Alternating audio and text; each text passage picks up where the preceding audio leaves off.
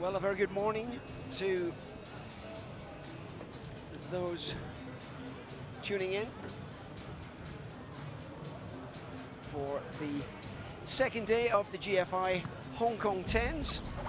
Might take the commentary team a few moments to get their bearings. But an interesting day of rugby in front of us here at Sports Road, Hong Kong Football Club.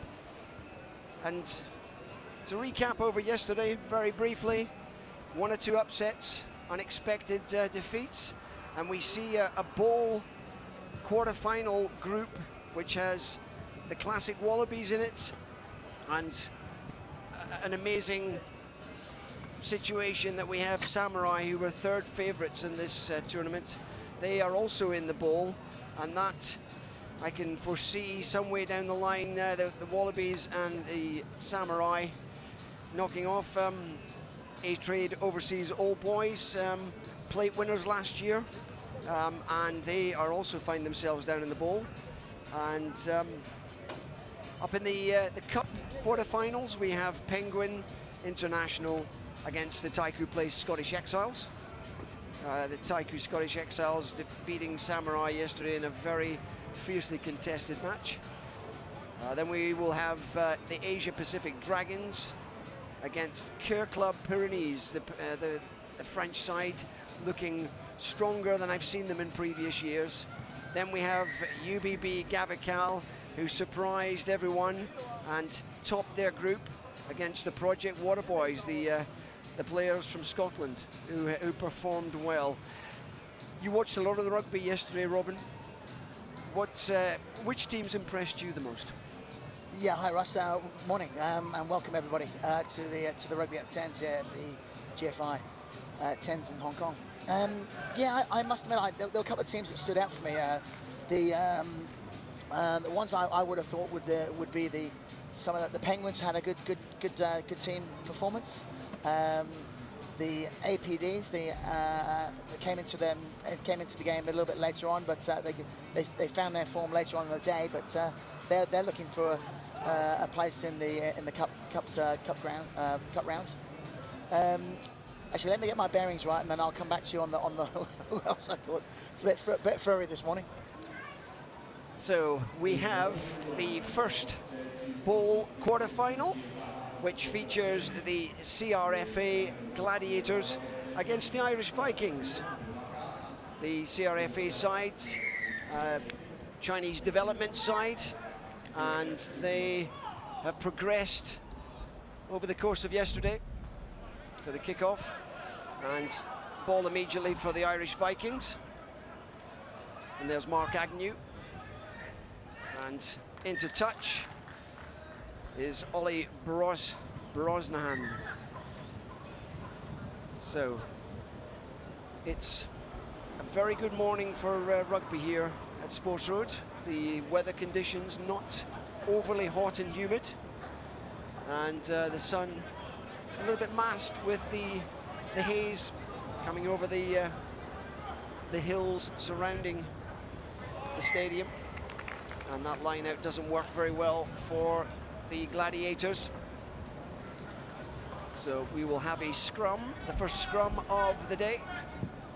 The Irish Vikings,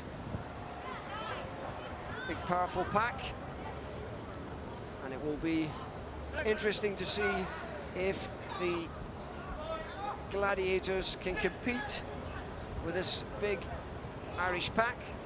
Good steady scrum, ball out the back, kick ahead, and the chase, and there's lots of space out wide, but the ball doesn't sit very nicely, and forced into touch.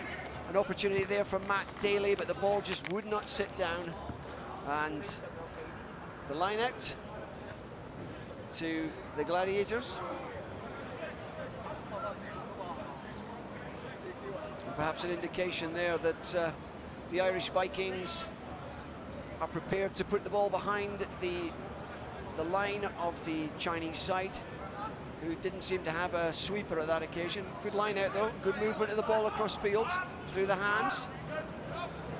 The Irish Vikings drifting, and a phenomenal burst of pace Absolutely flying run there by Gao Yan Hao. Pulled to ground. Chinese side keen to move this very quickly.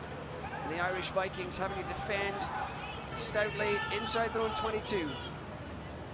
Quick ball, Zhang Jiao.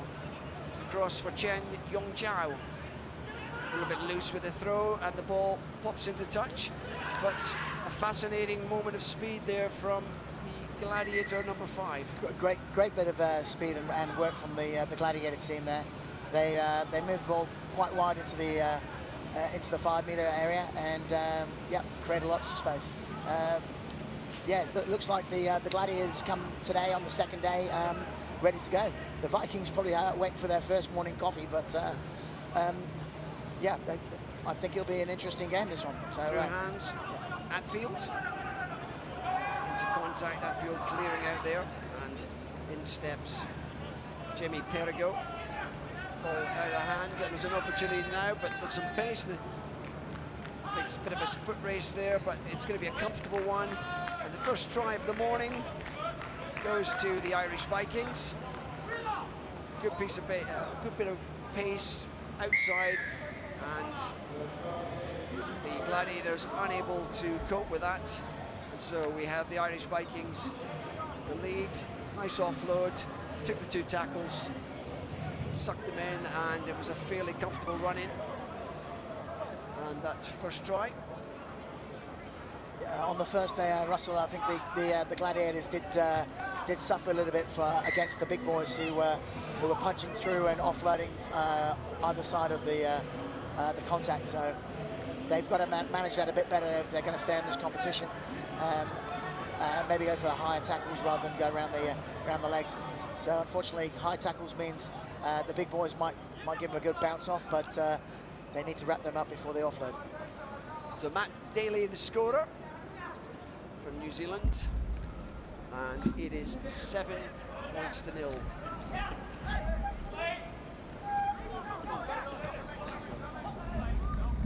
Liu putting that through the hands, but it's been lost rather carelessly. Pulled to ground is Mark Agnew.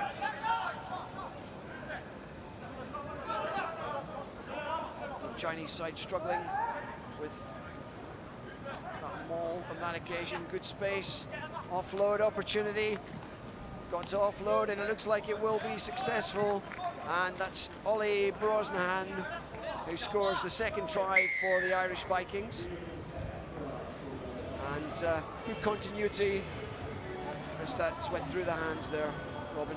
Yes, correct. Yeah, once again, reiterating what we just said earlier, was they're breaking the tackle and offloading either side, and the support players are in abundance at the moment for the Vikings. Yeah, I'd like to see the Chinese time, or the Gladiator side, to play a little bit of a different game. They moved the ball out wide earlier, and they got some ground, but why now they decided to go for the kicking game? Not sure why, but I'd have a quiet word with them at half-time. Maybe before half-time if I was the coach. So 14 points to 0. And the CRFA Gladiators already a bit of a mountain to climb. Up goes Lu Luda, loses that. Ball secured and off the feet, and the Gladiators penalised. It's going to be a big charge up the centre again. Big powerful figure of Liam Wardley, former England Sevens player. Another punch through the defensive line of the Gladiators. And that's Will Atfield spreading it wide. Again, the power, and a nice finish.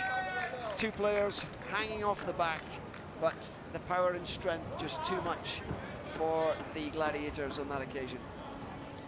Yeah, I think the Gladiators needed to look to try and keep some. The quality has gone up in most of the sides, and the Irish Vikings suffered from that. And a good steal by number 3, Zhang Jiao.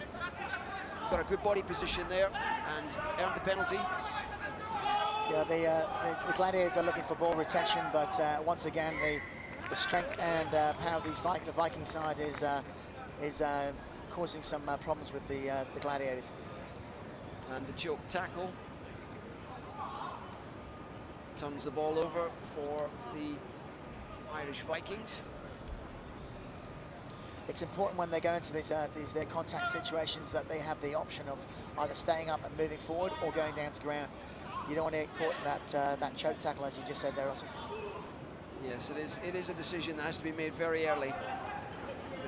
Good tackling there. The 11 on the 11. Feng Wenru. And the Irish creating a block for the ruck on that occasion. Chinese unable to get it went. Don't think there was the tap actually, but on goes Li Lulu Da. Turned over again though. And the Irish Vikings having plenty of territory. Mark Agnew, the Scotsman, presents that. Nowhere to go for Tom Fitch. And stepping, and there's Will Glover. And Will Glover scores the 4th try for the Irish Vikings. Eventually. He hasn't put the ball down yet, but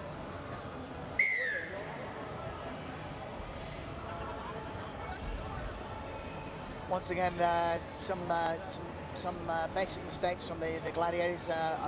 Obviously, quick tap, off they go, but obviously you don't run and isolate yourself. It needs to keep some form of support.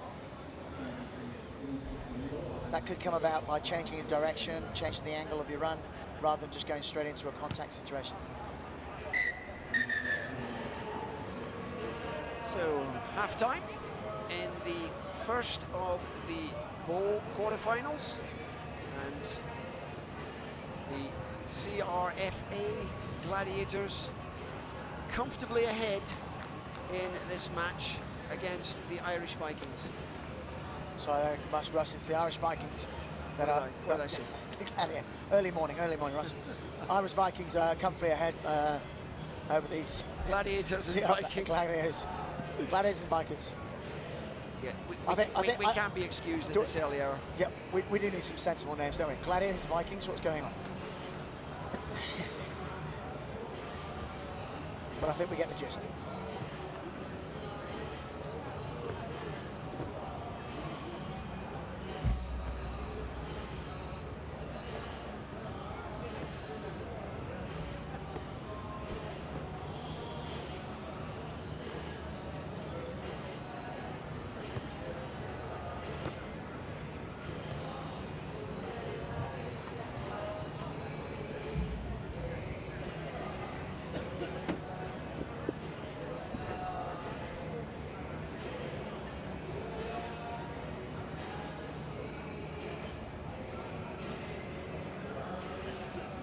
So the teams have gotten themselves into the huddles, and I'm sure the coaches are...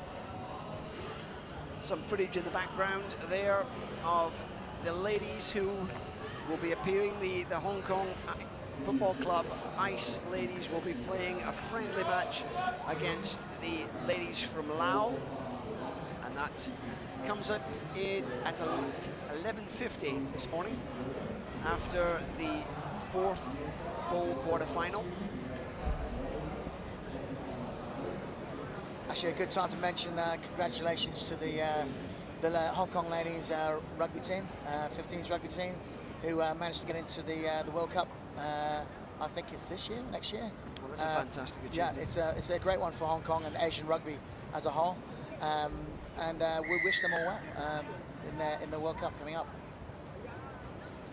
So we return back to the start of the second half of this first bowl quarter-final, and normal service resuming with the Irish Vikings picking the ball off the young Chinese side.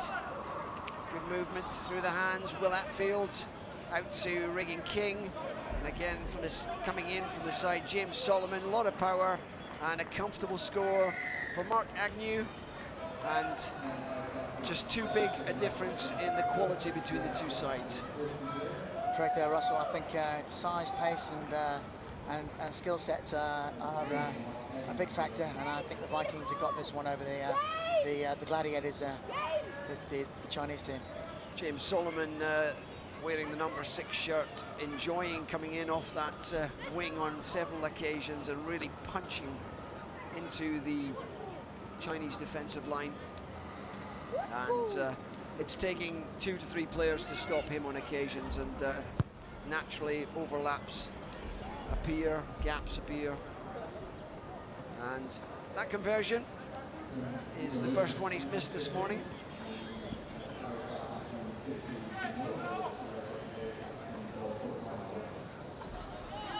So 33 points to the Vikings and 0 to the Gladiators. But the defeated side in this match will go into the Shield final, Shield semi-final. So we will see the Gladiators again later in the day. Bit of an aimless run there by Gao Yin Hao, but he found a little gap eventually, and the carry back into the main traffic, and a neck tackle there. Again, bringing it back into where the big, powerful pack of the Irish Vikings. Again, an effort for a choke tackle, but the Chinese hit the ruck effectively on that occasion. But again, bringing it back to the big tacklers, punching their way through. But this time, a bit of a gap, and now the opportunity, and looks like we are going to see the first score for the GFI Gladiators, and there was persistence there. They kept the ball, they kept punching in a certain area and found a gap eventually, and the pace from Liu Jiankui is good enough for a score. As you say there, Russ, there was no speculation on their passing. It was just pretty straightforward. The last little phase there was a pick up and go, and obviously it created that opportunity for that breakaway run for their first Gladiator try. So the conversion is waved away, somewhat shanked, and didn't really threaten the posts, that one. So that will perhaps raise the spirits of the Gladiators, and perhaps we might see another try here. We need to put pressure on the Irish Vikings early, but again, there's a couple of missed tackles, popped up by Bryn Templeman, and away goes the Ollie Brosman. Good tackle on that occasion. Gave away some size there, but managed to get the tackle down, and it's been turned over, and they're looking for an overlap on the near side here. And that's a good advantage. And it looks as if it's going to be no chance of catching this player. Number 10 is Jiang Liwei, and after a very barren first half, we now have 2 tries for the GFI Gladiators. Again, an overlap, but he didn't need any help, and that is the speedster in the side, and good finish. It was a good finish, and well done. Well done the referee for the advantage there, and allowed the Gladiators to play the opportunity to carry on playing, even though there was a knock-on. So, 33-12. It's probably beyond the Gladiators to get all the way back into this, but 2 tries in the last 2 minutes. Although, again, caught in a choke tackle and moving backwards at some speed. The referee penalising for not rolling away. Oh, actually not releasing the ball, it seems. Well, it looks like the maul was called fairly early there, because that can only say that must have been a maul then called, and that's why it's gone to ground. And did start as a maul, but maul became a bit ugly on that occasion. Yeah, I think also with the Gladiator team, I think they need to change the point of attack. Try not to be too obvious and go into the faces of the opposition, otherwise they will get held up. They're looking for the branches of the tree rather than the tree trunk, personally. Wise words. So in the contact there, Liu Da. Again, an infringement by the Gladiators, and that will give a bit of breathing space to the Irish Vikings and an opportunity to take some territory. Solid thump, and there's a sizable advantage looking at the Irish Vikings. They've got a number of players who are well over 6 foot, and I think there's a lot of power in amongst that Irish Viking side, and I suspect we might see them going somewhere in this bowl tournament. Yep, and they're looking at the spreadsheet. They have a considerable amount of experience on the pitch here with the Vikings. England Sevens, Newcastle University, Manawatu Academy, to name many other different areas or different countries of high quality rugby. So Tom Fitch got snagged, and James Solomon's having to do some work in close areas. But again, the ball's been turned over. There's an overlap and an opportunity here.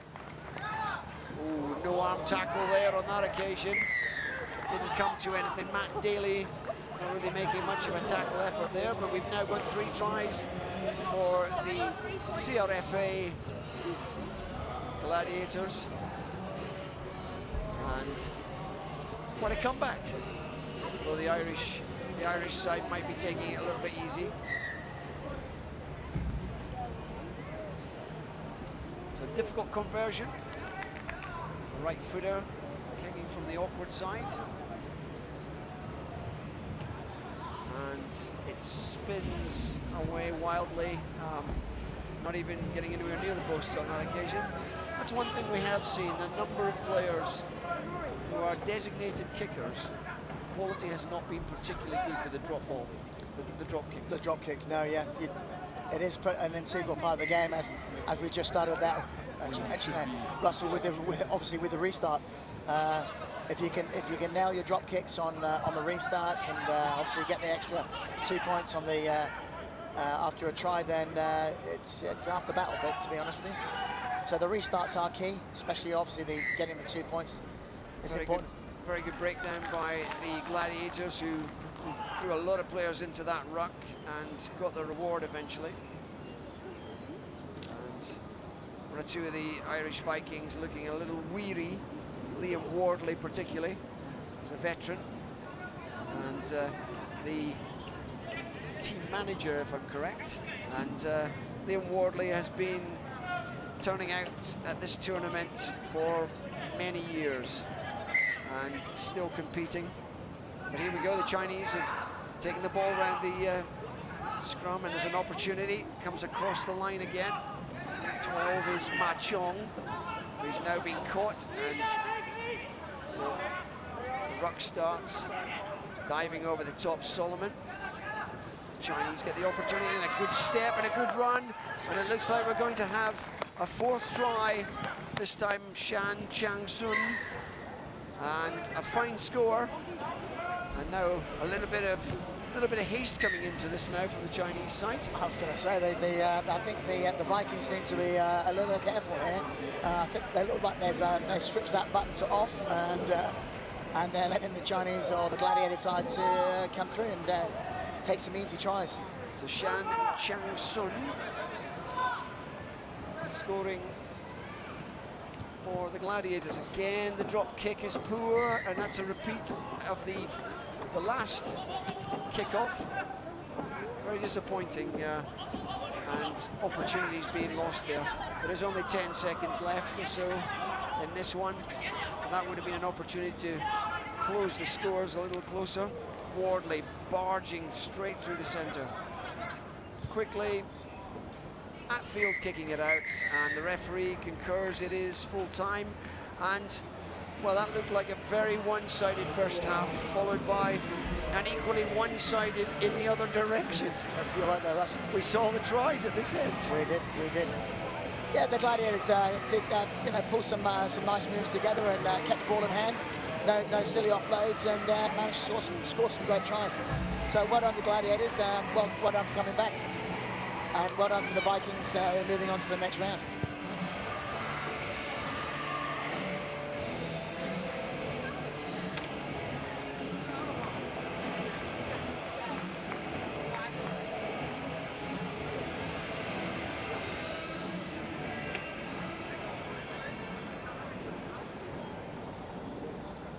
So those people who think about becoming commentators, don't do black and black and try and nod your head while you've got mic in your hand or on your ear, so they do come off. So the next match, the second bowl quarter-final, features the Classic Wallabies and the Texas Hong Kong Football Club. View of the backdrop of some expensive real estate in Happy Valley, and it is a striking picture as you look out across the Happy Valley area. So the next up is the Hong Kong Football Club, who are taking on the Classic Wallabies, who performed well yesterday against YCAC, but ran out of gas eventually. And playing some of the classic Aussie rock songs earlier this morning. To get the ball, certainly one of my favourites. To get the ball started, yeah. So, head coach for the Classic Wallabies is Justin Harrison, and several former internationals in the Classic Wallabies. Luke Burgess stands out, Stephen Hoyles, a very good flanker in his day. Morgan Turanui, Wendell Saylor, we didn't see him appear yesterday in the late match against YCAC. Ben O'Donnell stood out in that match, showed a lot of pace, and the 19-year-old wearing the number 19 jersey, Josh Coward, is one of the youngest players in the tournament and part of the Australian Sevens. It would be a dream for him to get a call-up for the Sevens at the weekend. It has happened. Players pulled off the Tens tournament due to injuries during training and the like. And there's been a number of players gone from the Tens and then played in the Sevens as well. I remember reading a player, I think it might have been Joe Webber, who was pulled off to the Sevens. Right. And I think in an interview, he said it was quite attritional because he'd done 5 days with training, 2 days in the Tens, and then I mean he was very, very tired at the end of it all. You can imagine. Trying to pick up to that sort of quality of rugby going out the Hong Kong Sevens. As I say, yeah, this is a pooling station, I guess, the Tens here in Hong Kong, and it's actually worked really. It's worked well for the Tens because it's bringing out some quality players, but it's also worked well for the international teams that come out for the Sevens. So yeah, any injuries leading up to all those niggling injuries that the Sevens boys had over the series, and obviously it's a long series, they can obviously rely on the Tens players to back them up. So we're looking at the Natixis Hong Kong Football Club wearing their change strip. Although interestingly, I'm suspecting, and here we now see the Classic Wallabies also coming on with yellow shirts. And bit of an interesting, perhaps the person washing the shirts hasn't managed to get the job finished yet for the football club. Well, and we can throw in the linesman as well to add the yellow shirts. Oh, just to me. Well done the referee for having his purple one on though. That's well done. But that purple with the orange shorts. No, you wouldn't catch me in that. A fashion disaster, that one. But the home team, the Texas Hong Kong Football Club, up against the Classic Wallabies, who will be disappointed to find themselves in the bowl quarter-final. Very popular group of players. They appeared at the Sydney Sevens, playing a bounce-off match against the Fijian Legends, and a number of the players looking as if they've still got some mileage there. Classic Wallabies running YCAC close, in last evening's match, and up against the Hong Kong Football Club. Football Club took quite a couple of heavy scores yesterday, and it will be a surprise if they're able to win this one. A lot of quality in the Australian side. In touch, first line out. Gavin Hadley making that tackle, and the referee marking out the pitch, and prevented a quick throw-in to James Sawyer. It's a good line out, good execution through the hands there.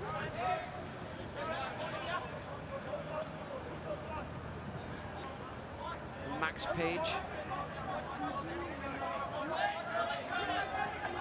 And Liam White at the bottom of that. There's Gavin Hadley stepping his way through. Good little burst. Again, the forwards doing the hard work at the rucks. Not held, rolling on. The tackle being made by Steve Menzies. The Wallabies, but it's a good start by the football club. They've kept possession, they've been sensible with it. Gavin Hadley punching it up. Again, a lot of work from the forwards who are protecting that ball. Again, there's Liam Wyatt on top of that one again. Through the hands. 17, Jack Scanlon comes back inside. Keelan Chapman trying to burst in there, but Stephen Menzies trying to steal that one, and I think no, the ruck was formed, and there was a penalty there. So nice face from Hong Kong Football Club there, retain that ball, which is key. But turnover now, though. As soon as I say that, then I'll put the mockers on it. So sorry that Football Club, but I say this game is all about keeping that ball under control. The team with the ball does score tries. So through the hands, and Daly Pitesh showing a lot of pace and beating that last tackle. And Dylan Pitesh for the Classic Wallabies opens the scoring in this second bowl quarter-final. And again, the overlap. Lot to be done there, though. A lot of speed and the step. And no chance for the last man for Hong Kong Football Club. Good try, though. Good try. As I say, you can't underestimate out-and-out speed. And when you've got a man with that size and can move like that, then well, you're on to a winner. So Dylan Pitesh scoring there, and just looking at some of his background. He's Australian Barbarians, New South Wales Schools, Australian Sevens, and from Randwick. Liam White knocking that back, but it's picked up by Trent Anderson, and he's on the charge. It's a powerful burst, brought down by Jack Scanlon. Ball's out wide. And Pitesh again stepping. He's being held up by Antoine Duplan. Again through the hands by the Classic Wallabies. Again taking through the centre. Big powerful burst there by Sam Harris. And over the line and dotted down by Luke Burgess. Nice finish on that occasion. That was a good try. It was no messing about. Just go straight down channel 1 and keep going until you score. Sam Harris sucking in the tackles, and Burgess had work to do, but did it very well. Knew where the line was. So we have the Classic Wallabies now, 2 tries ahead, and the conversion is still to come. Sam Harris nudges that over the posts, and 14 points to 0. And a bit of a breather for Luke Burgess. So the football club started well, but they've been penalised when they've coughed up the pill. Well taken there by the football club. That was a good take there from the kick-off restart. It's all about retaining that ball. Through the hands. And as we say, we might need to put the football club might need to put more than one person into that ruck area. I said they're losing ball in that area, so there we go. We've put 5 forward now. They could obviously hear you. Yeah. Jamie Lauder there trying to punch his way through that. 15. It's Keelan Chapman. And a bit of work by Gavin Hadley there. He's been prominent as a ball carrier. Again, Football Club taking into contact. And this big contact in the midfield there. Coming into the ruck from the side, I'm afraid. And well, yeah, I think that was Keelan Chapman or Jamie Lauder. So, and there is Josh Coward, the 19-year-old. It's gone out wide to Connor Mitchell. And our referee not particularly happy with something there. We have Ole Tui, who this is his second Hong Kong Tens tournament. A well-known referee in Hong Kong, getting some assistance from his touch judge, who is Leon Pretorius. I think we may have had a tip tackle on that occasion, and a warning's enough, and a penalty.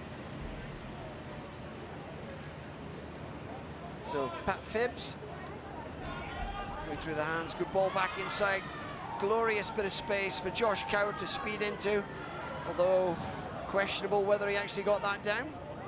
Looked as if he lost it forward. Showed good pace, but the defence was equal.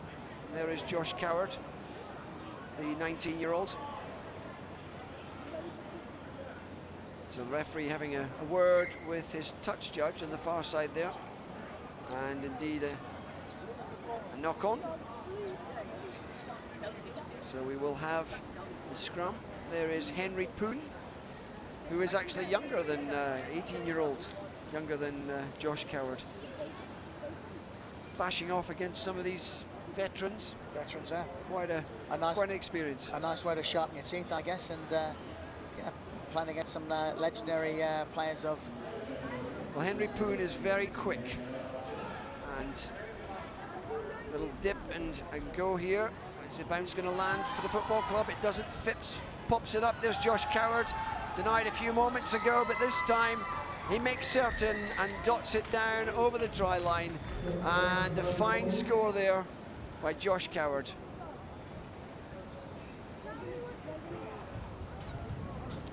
Again, Phibbs giving him the perfect pass. And there was a big gap there, but he exploited it very well on that occasion. Well, once you do a little chip kick like that, which is always a very risky move in your own 22, and you're all thinking you're going forward, and then next thing you know, the gaps will open, and obviously they've paid the price in that one. So Sam Harris to drop this deeper, keeping the pressure on the Football Club. Look to go wide. The Wallabies drifting across. And again, the line speed is solid. Managed to get in there for a steal. And it's Henry Poon kicking ahead this time. It's Josh Coward catching that one. And through the hands, 16 is Will Monroe. And I think a forward pass on that occasion. I was just about to spot out that they have got a sweeper in the Wallaby side, or the Wallabies team, and it's difficult for the Hong Kong Football Club to exit from their half, apart from kicking. But when you've got that sweeper there, it's not going to help, especially if you kick it down the straight. And that has been costly so far. So big scrum for Football Club, held steady through the hands. Max Page has it, but loses it in contact. Sam Harris picks it up quickly, jumps on the opportunity. Ben O'Donnell, pull to ground. The Wallabies flooding that ruck, and Sam Harris hitting very hard on that occasion. And again, the Australians working hard at the breakdown, securing possession, keeping momentum, and looking like a head-high tackle, I think it was there. So we have a penalty. Sam Harris likely to look for touch and exploit the height and experience of the classic Wallabies. Yeah, so like when you're at school, the only thing you learn in French is I should choose my. So probably the last play of this half. It's gone backwards still, and popped up by Burgess. Pitesh moving it, and through the hands out wide, and Noel Coward. And hard to say if he was in there. I think Looked pretty safe there. Yep. look as if it is a score. So good hands from the Wallabies there. Nice and easy. Draw pass. A nice straight line in. So the classic Wallabies, not surprising, showing some skill and experience. And the Hong Kong Football Club struggled badly yesterday, took a couple of heavy defeats, and this is a tough start to them on day 2 of the GFI Hong Kong 10s. The conversion waved away, and a disappointing first half from the Hong Kong Football Club.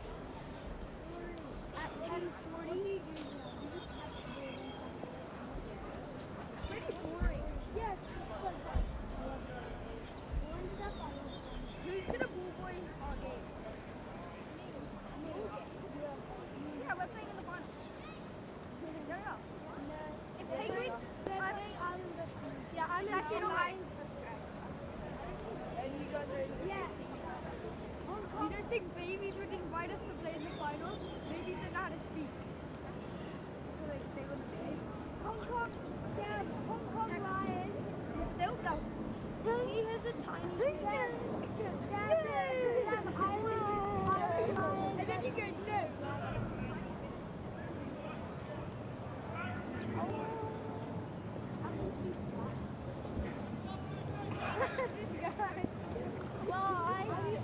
So if you're just joining us at the GFI Hong Kong 10s, Sports Road, Hong Kong Football Club, and the home side wearing the yellow and green striped shirts. And there's a figure on your screen, Christian Cullen, a man who etched his way into legendary status with a couple of fantastic tries at the Hong Kong Sevens, thinking back to probably 96. 96, yeah, correct. From under his own post. Under his post, and was it against the Fijian side, I think it was? Was against the Fijian side. I don't think he scored it, but he did most of the work, and he took Sarevi out for the offload. For the offload.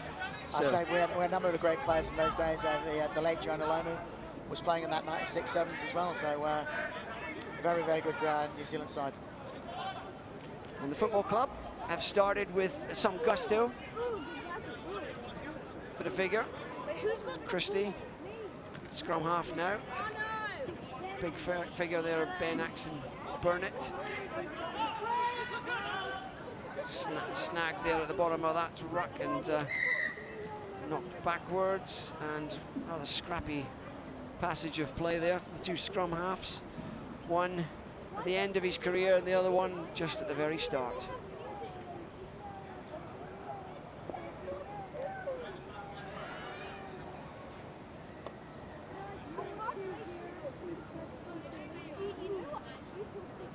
So Luke Burgess will put in for this scrum.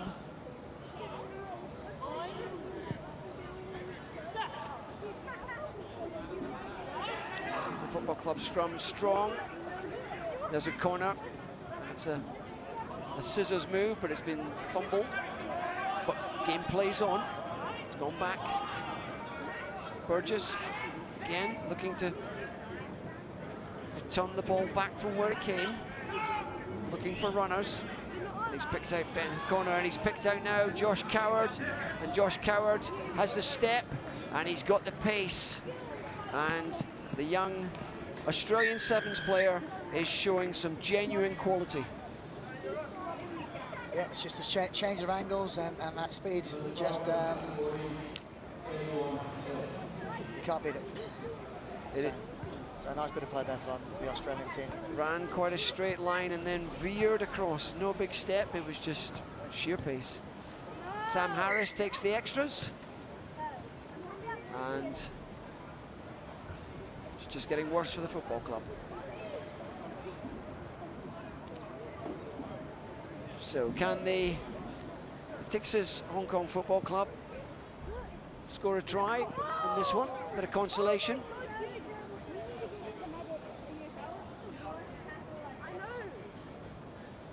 The classic Wallabies taking their time about it, getting a breather.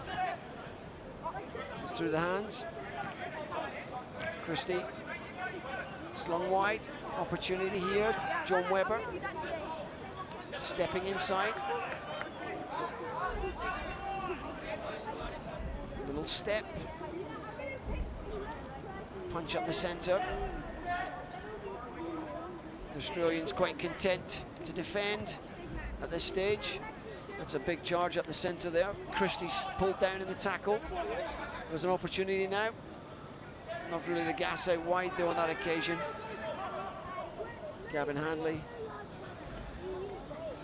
taking into contact and through the hands again. Little burst down the centre there. It's John Webber again. And holding on. That was a nice phase from Football Club. They put a couple of phases together, which was good, but unfortunately, once again. Through the hands, and it's the gas again, Stephen Pidesh. And that's a nice kick, and beautifully gathered by the on-rushing figure of Josh Coward, and that's a hat-trick for the young 19-year-old. And he's delighted with that. Lovely kick ahead, though, by Dylan Pidesh. He probably fancied it himself. He probably did, actually. But as I say, it's tries to try and some good covering or good support play by the young Wallaby. And the extras are added, and the classic Wallabies have reached 40 points. And it has been a hard start to this second bowl quarter-final for the Hong Kong Football Club. Two players challenging for that, both of them missing, and then Pitesh is roaming again down that left flank. And in for another try is Steven van der Walt. A comfortable run in. Again, the football club. A couple of players taken out, trying to win the kickoff. A standing training session move there, inside, outside, inside, outside. Remember doing that when we were practicing when we were young, running down the park, back in, left, right, left, right. Yeah. And the kick by Luke Burgess was some way off the mark. And the football club have another 4 minutes to go on this. Well, once again, we did mention before about the importance of the restart, and the Wallabies seem to be. They seem to be executing well and virtually tries every time the ball's turned over. Exactly, and I say if the Hong Kong Football Club would like to want to compete, they need to be securing that ball on the kickoffs. So Ollie Choi again consulting with his linesman, Lihan Pretorius, I believe. And I think one of the football club players is being called over. And a yellow card coming out of that orange pair of shorts. And Gavin Hadley will take a rest after getting that yellow card. Difficult to say exactly what the infringement was, but Burgess has kicked off again. Ball inside and bursting through. Will Munro. Pulled down is Stephen Hoyles. That was a very good tackle at the end there to cover that, to save that. Again, whipped out rather casually by Luke Burgess, and it's been turned over, and there's an opportunity now for a counter-attack. It doesn't go far, though. Big hit there by Brendan Williams. They're going to go back across field. Good little ball inside. And the football club moving it well. That was Dylan Pish putting a fairly heavy tackle on the young scrum half. A burst up the centre.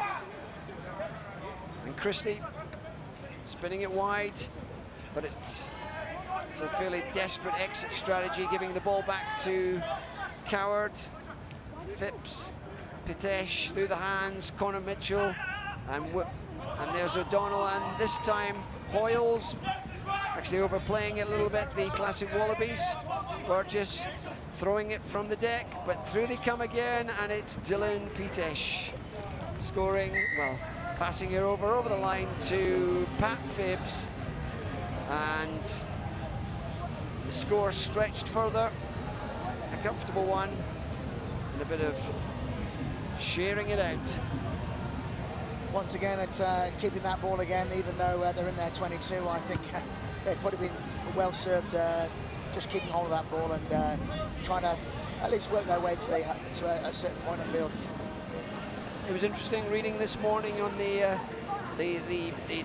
bulletin for the GFI Hong Kong 10s, the Classic Wallabies. One of the driving forces behind the getting a side up for the 10s was the sad loss of Dan Vickerman, and creating friendships amongst fellow Aussies, former Aussies, and obviously the Classic Wallabies are doing Dan Vickerman proud.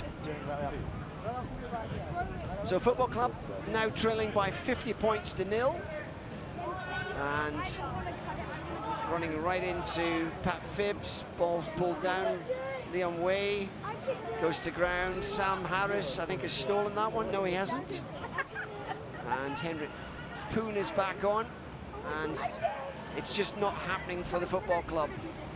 A couple of phases, and then an error before Stephen van der Vault looking to get into this, but Christie's managed to recover that. Comes back to Max Page. Gives it to Henry Poon, but he's run into traffic, and he's been pickpocketed rather cheaply by Stephen van der Vault. Great tackle back there by Christie. And a stout defence going on here, but the overlap's on, and Dylan Pitesh, who's he going to give it to this time? He takes it himself. And the Hong Kong Football Club taking a walloping here against a very good quality side. Whilst it's retirees and veterans, it's a very good quality side. And the Classic Wallabies almost completed the job. And a tough run, 36 seconds left.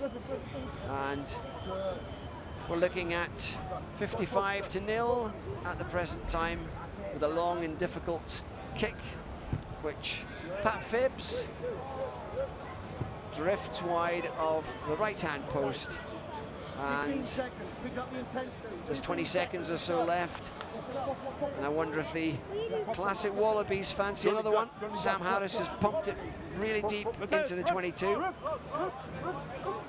Henry Poon through the hands, nice step, pulled to ground there. Sam Page over the top, again picked up, gone again. Poon inside, opportunity to burst through a gap, and good defensive tackling by the Classic Wallabies. And there's Trent Anderson. Can he make it without his boot? He does. One boot only, and Trent Anderson still able to sprint the 22 yards for another try, piled on top of the misery for the Hong Kong Football Club. And there's just been too big a gap between these two sides, Robin. Correct, yeah. Obviously the Wallabies have come here today on the second day with a goal, and they obviously are wanting to step up and play the rugby we know they can play. So I think they'll be a form side to go through one of the finals, I think.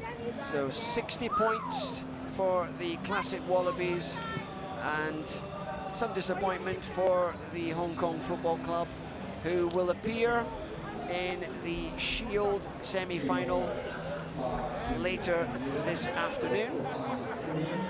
And we look forward to the next match, which sees the overseas schoolboys take on the East Africans in the third bowl quarter-final. So that is coming up in the next couple of minutes.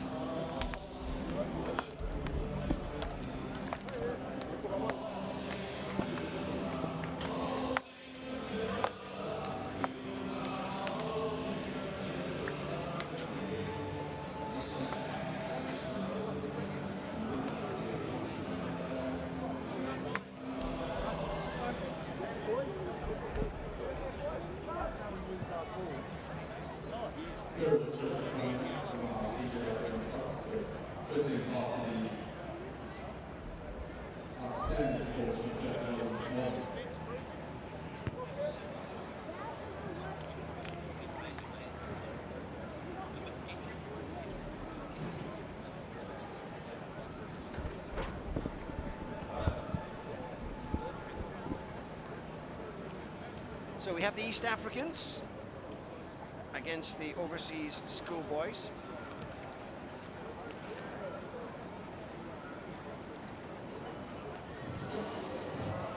Still no sign of the overseas schoolboys. Well, actually looking across to the far corner, they have probably the most outrageous rugby shirt that I've seen in many a rugby match. But they will stand out. And this will be an interesting matchup. The overseas schoolboys filled with a number of New Zealanders. There's several Irishmen in there as well. And up against a multinational side in the East Africans, who are represented by Rwandans, Ugandans, Kenyans, Fijians. They're not in Africa, are they? And there's one Kiwi in there as well, Trent Hape. But it will be interesting to see whether the East Africans have learned from their lesson yesterday. It's picked up by Stephen Whitford, and immediately into contact goes Tom Cox. Infringement. And the referee in this one is Rowan Turner, who's an ex-player and is being fast-tracked by the Hong Kong Rugby Union Referee Society. And some hard work going on there. Number 2 is Cyrus Watham, and he put a lot of pressure there on Hamish Patterson. Quick line out, Hape, and the referee has not given too much latitude for quick line outs. And decision of Rowan Turner stands. Good line out. Moved out quickly. Hape on the dummy run. Punching through is Tony Oyango, but it's been turned over. And Oko Sarivi involved there. Hamish Patterson, bit of a step, bit of a go, and there's a bit of pace on that. Pulled down though by Asman Mugarewa.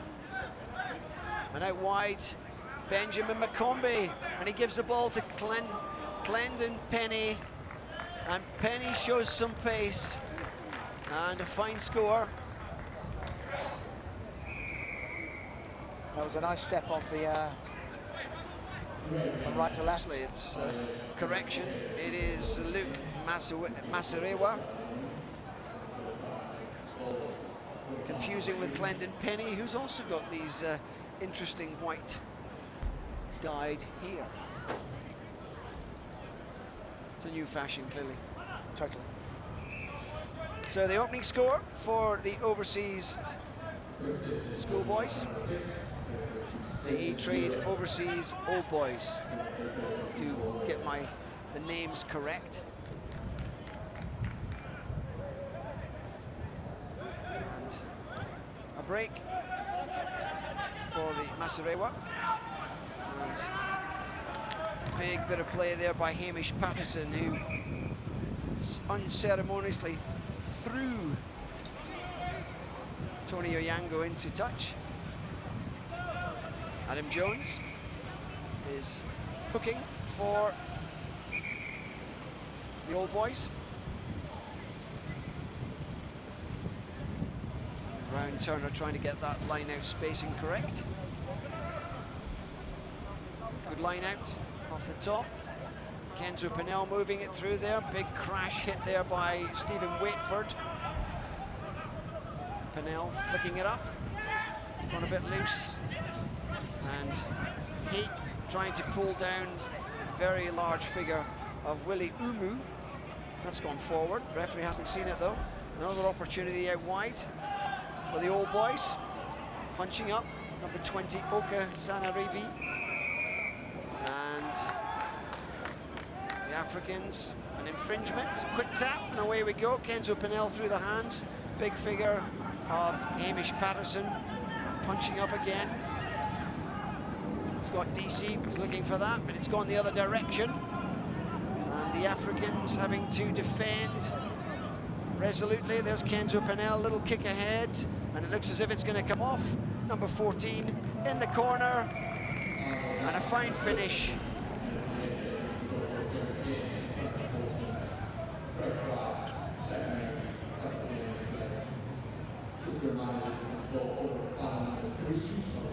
And a good finish by Seb O'Brien.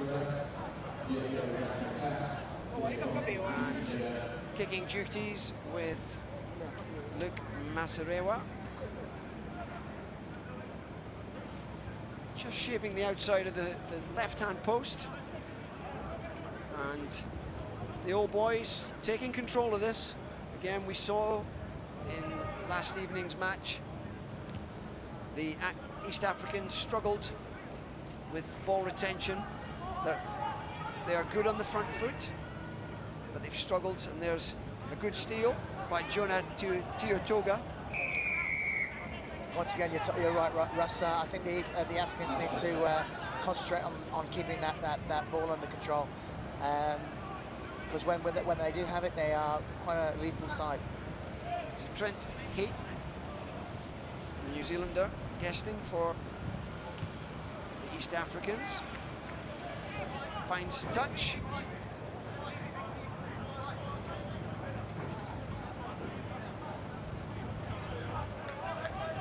And it will be thrown in by Cyrus Watham. And the old boys looking to choke. And an offside eventually. So the East Africans have some possession. Trailing by 2 scores, 2 converted scores. Trent Hape looking to put them right down in the corner. It's a decent touch finder. It's one of the first times the East Africans have been in the half. They've only done it once or twice in this game, so hopefully they can have a striking strategy to get in and score their first try. So Uwar taking that off the line out, but no scrum half appearing in order to distribute the ball. A little bit of disorganisation, and you can see the Jeffrey Ominde, the scrum half, trying to coordinate the various players on the side. Probably a number of language difficulties, perhaps, amongst the different nationalities. Well, the East Africans are slowing the game down and slowly working their way up with a after each penalty, choosing to kick for touch and create some ground. We'll see what happens now in the 22. As we say, they've got to hit some. They've got some strike moves under their belt, and we'll see what happens here. The line out doesn't work very well for the East Africans. Through came Kenzo Pinnell through the hands from DC. And out wide we've got Luke Masarewa. Number 9 is Adam Jones. Mason Walker. Kenzo Pinnell, quick hands there. It's opened up the opportunity for an overlap. And is there the pace? The East Africans trying to close them down in that last phase there, but the old boys exited their try line quite successfully. That was a good run there by Lewis Hazelhurst, but he didn't back himself to go all the way. Big barge down the centre by Steve Whitford. The Africans diving over. Pinnell looking to move it quickly. DC managed to find a hole. Ball popped up to Steve Whitford. And Mason Walker doing a lot of good work on the left-hand side.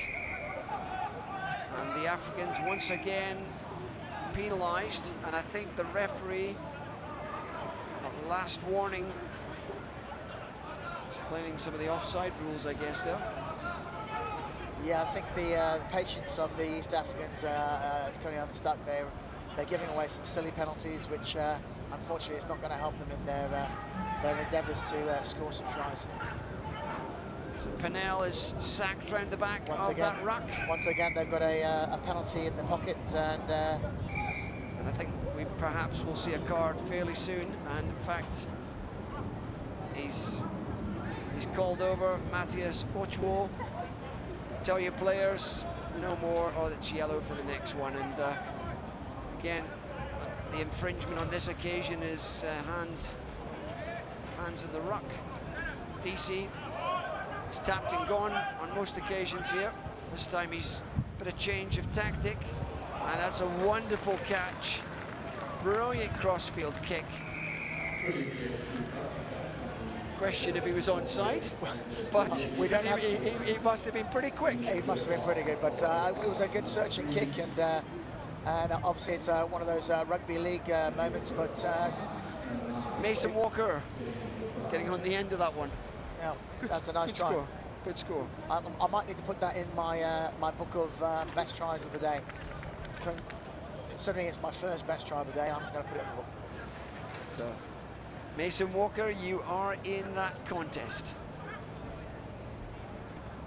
So the overseas All Boys reasonably comfortable in this first half. The East Africans yet to really threaten. Philip Owar, Kenyan. There's Trent Hape, caught in possession, Cyrus Watham, but there's a good barging run here by Asmun Mugerewa.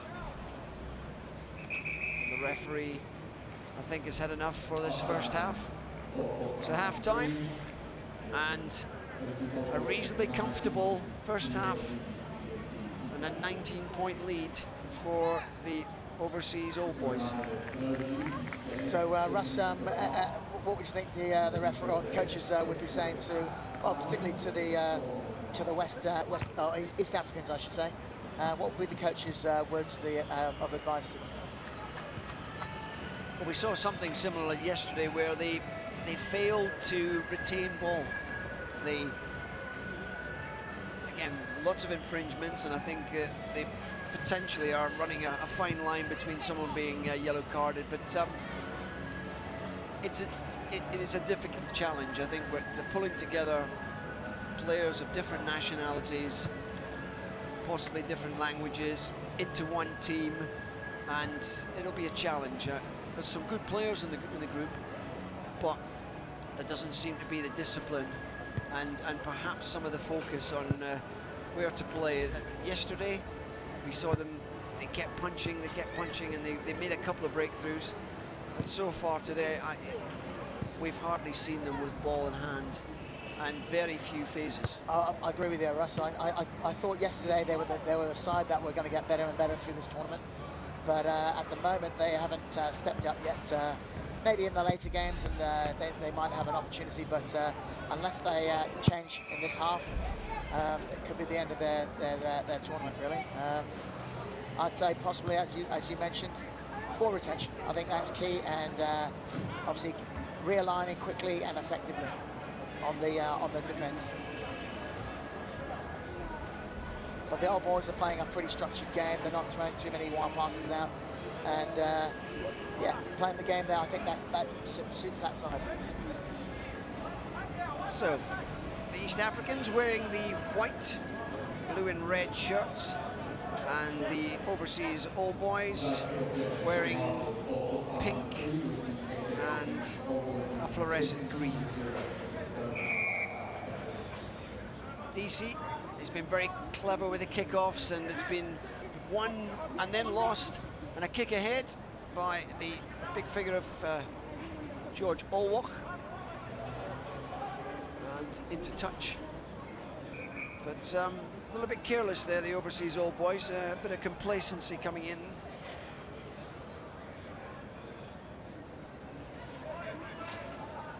I'd say it'd be key for the East Africans to get the first try in this half, and hopefully that will spur them on to pick up their game. Unable to steal that one, and it's Pennell through the hands. DC, some clever kicks, and that one bounces nicely, and that's Masarewa, and rolling over the top of a tackler. In fact, There's tackles going on off the ball even here. I think the referee will have to come back for the penalty for, well, there was a tackle of a man off the ball, and then there was a no release. A lot of infringements through the hands. Penel, 7 is Willie Umu, and Willie Umu shows a bit of pace for a big man, and that's another score. Willie Umu, New Zealander, powers his way, and that extends the overseas All Boys lead against the East Africans. Again, he showed, and good. Very good. Yeah, the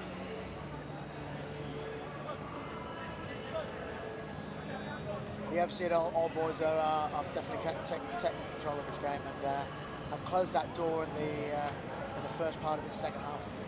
And the Irishman kicking the ball, Scott DC, has been an integral figure for the All Boys, and a neat conversion, just slipping it inside the post. And there is the try scorer, Willie Umu. DC kicks off. Again, very effective with his kicks, which is a differentiating factor from the Africans, and we saw the Chinese side. Correct. Wasteful there. And Masarewa looking to take a quick line out there. Well, they have been playing the kicking game quite effectively, the Old Boys, and on the restarts, on exit plans, kicking the ball over their heads across the park. Paul Durnham, the Irishman, goes up there, takes it off. DC, good little wrap round pass opportunity. The scissors was on, and oof, it was a hefty collision between the barrier. I think probably need to sort out the barrier that took a sizable impact on that occasion. And Rowan Turner having a word with his touch judge, and not entirely clear. I think there's going to be a yellow card here. Pushing a man into the barrier, Matthias Okchwo. Number 16, actually it's Alan Otum, the Rwandan, who has been judged to have pushed the player into the barrier. And another beautiful cross kick. Masarewa's up, and oh, the ball runs into touch.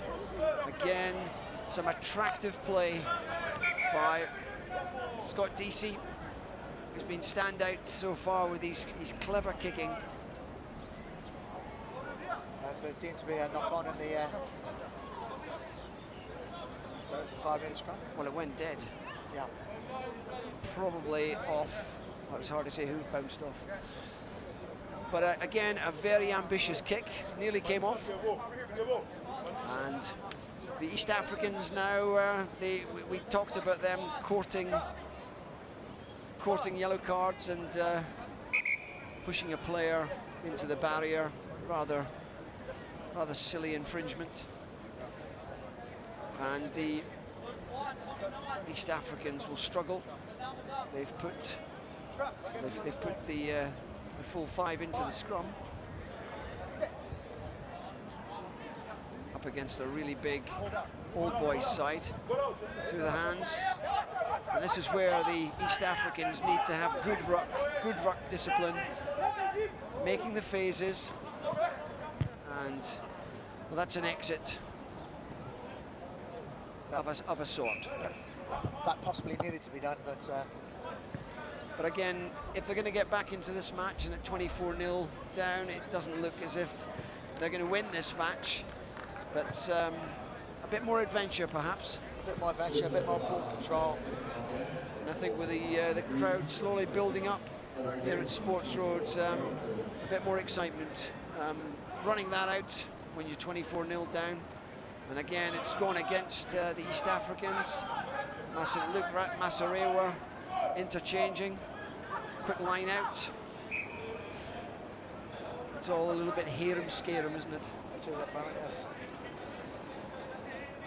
So a line out, and we will have Cyrus Watham, Ugandan, throwing that in. And Again, the line out disrupted by a very effective jump by Lewis Hazelhurst. Almost a static phase there for accelerating through the gears. Good wrap round by Kenzo Pennell. Spun out wide. There is the figure of Mason Walker. Again, punch up the middle, Hamish Patterson, and an infringement. An infringement by the overseas All Boys on this occasion. And I'm going to have to work that one out. I'm not sure what that was for, but seemed to be perhaps pulling someone over the ruck. So Trent Hape, who has not been particularly prominent in this match, with a side on the back foot, and the East Africans with 3.5 minutes remaining on the clock will be very keen to get a score in this. Loser in this match. It's an overthrow on that occasion, and it's becoming a bit of a football match with ball being kicked around. The East Africans will go into the Shield semi-final, assuming that they lose this match. And another scrum to face. Packing down with the five-man scrum. You've probably got the still with 9 men. I know. No, they're actually back to the full complement of 10.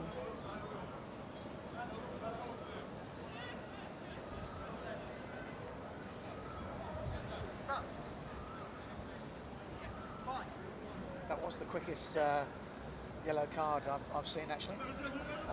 I'll have to have a look at that one. So Pennell pulling the strings in the midfield there. Big barge down the centre by Tom Cox. Good clear out there. Oko Sanarivi doing that clear out. Hamish Patterson stepping in power. And Oka Saravea seems to be charged down slightly and it's been turned over. And the Africans penalised for holding on. Masarewa. It's almost like a walk in the park here.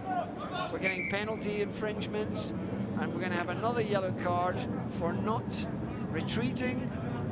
Basic things, and they're just not doing it right. This time the recipient of the yellow card is Captain Matthias Ochwo, and that surely seals the fate of the East Africans. Out through the hands, lots of space out wide. The big figure of Adam Jones comes in with a heavy contact, barging his way through. It's been turned over now. Is there a bit of pace here? Tony Oyango looks as if he's got the gas. And Tony Oyango, the full length of the pitch. Does that one get into your best try of the day book? It'll get up there, but it's a nice to see the East Africans having a try, even though it was not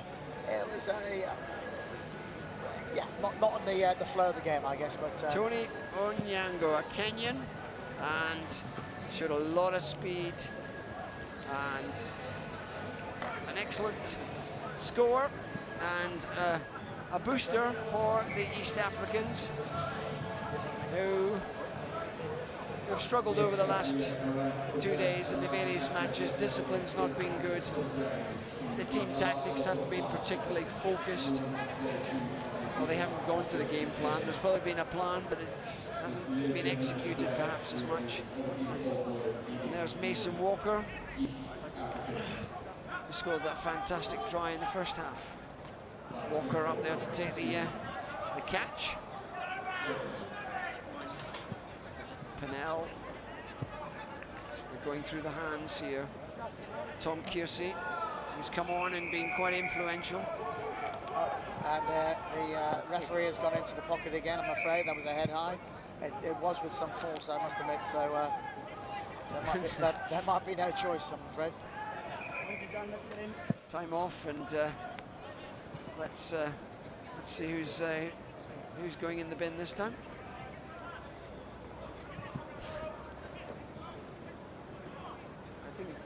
I think there's a lack of identity of who was the culprit on this occasion. We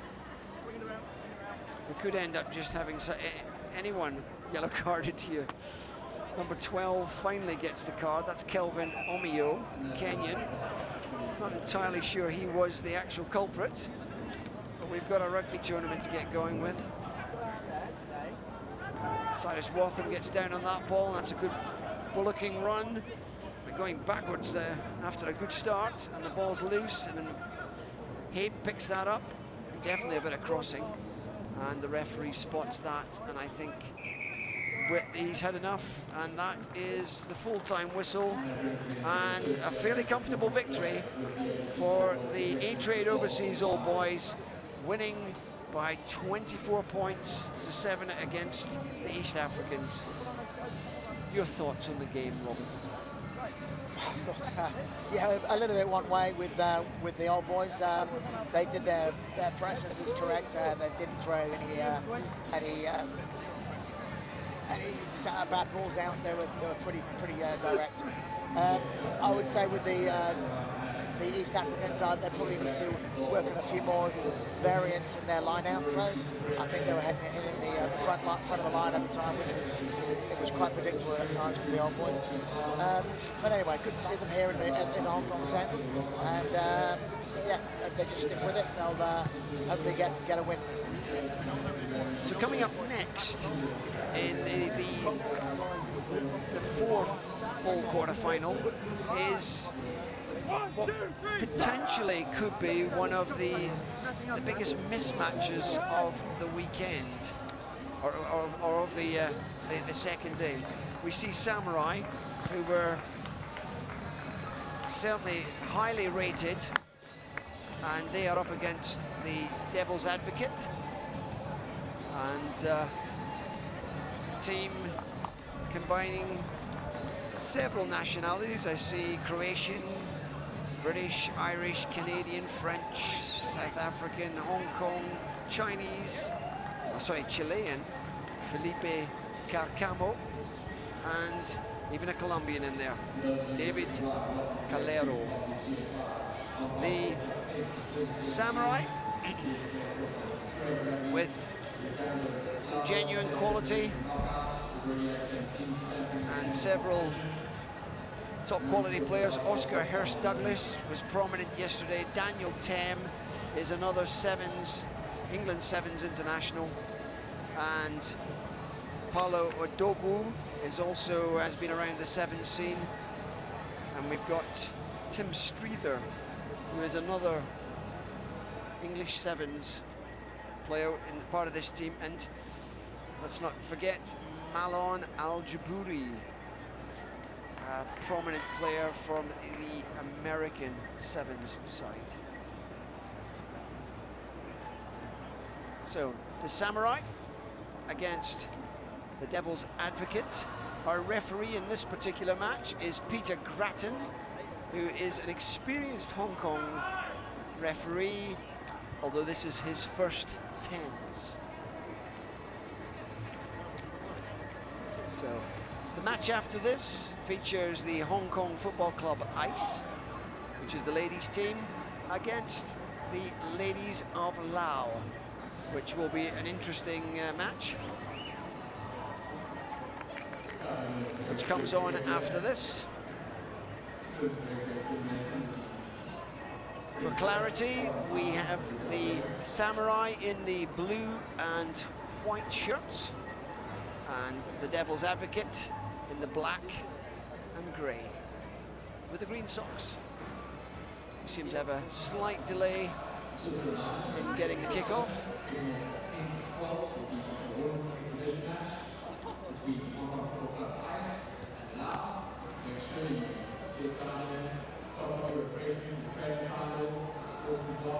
Or maybe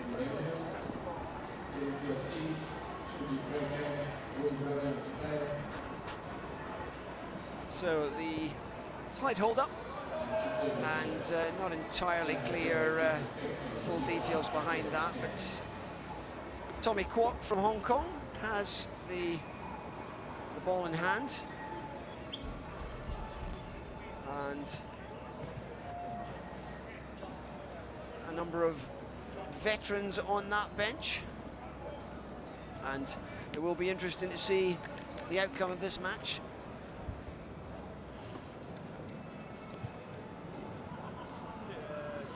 Samurai, third favourites at the start of the tournament. Rather disappointing day for them yesterday, with their losing a couple of matches. They were defeated by the Taiku Place Scottish Exiles by 7-0, and then they lost to the UBB Gabakal with a number of Fijians in that side, and Samurai turned over on that occasion by 14-5, and then a comfortable win at the start of the morning for the Samurai with their 43-0 win over the CRFA Gladiators. Devil's Advocate themselves losing to the Irish Vikings, and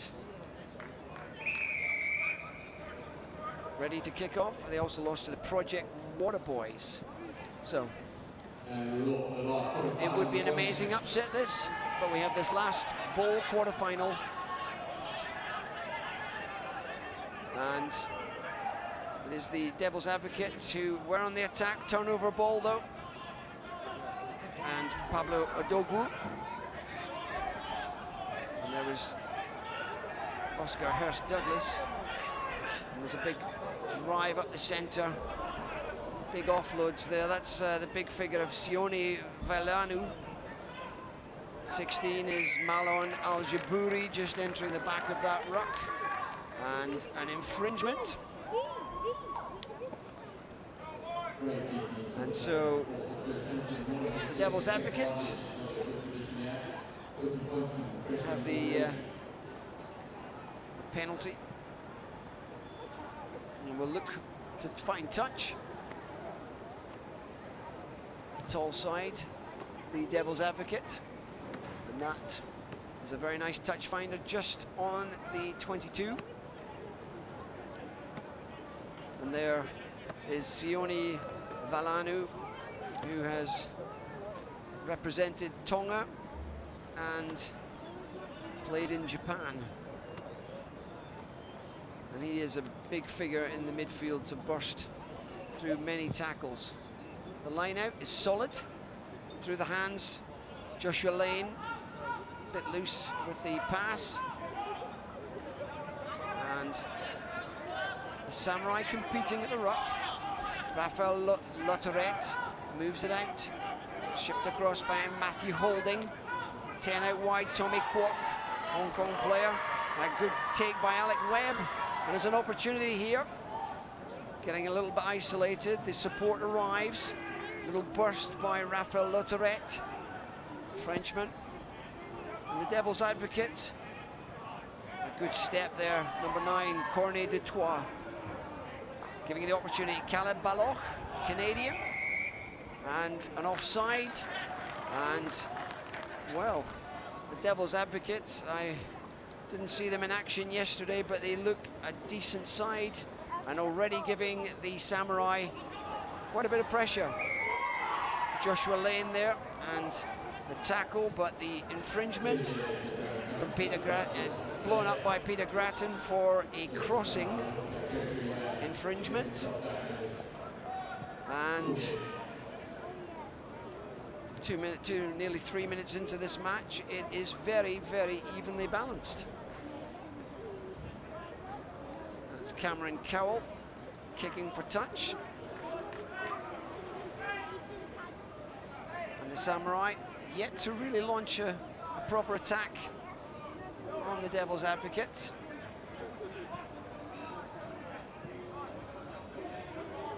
It's probably going to be Marlon Al-Jabouri will be the line-out catcher. Good handling and a good burst through the centre. A lot of pace here. Sione Vailanu, good offload, and Luke Crocker going for the corner, and a score, and a very important score for Samurai, and a wonderful burst by Sione Vailanu, and the big man showed a lot of pace and awareness, and a lovely pass gives Luke Crocker the opportunity to burst into the corner, and the Samurai lead the Devil's Advocate by 5-0. Conversion is a good boot, but it drifts wide of the right-hand post.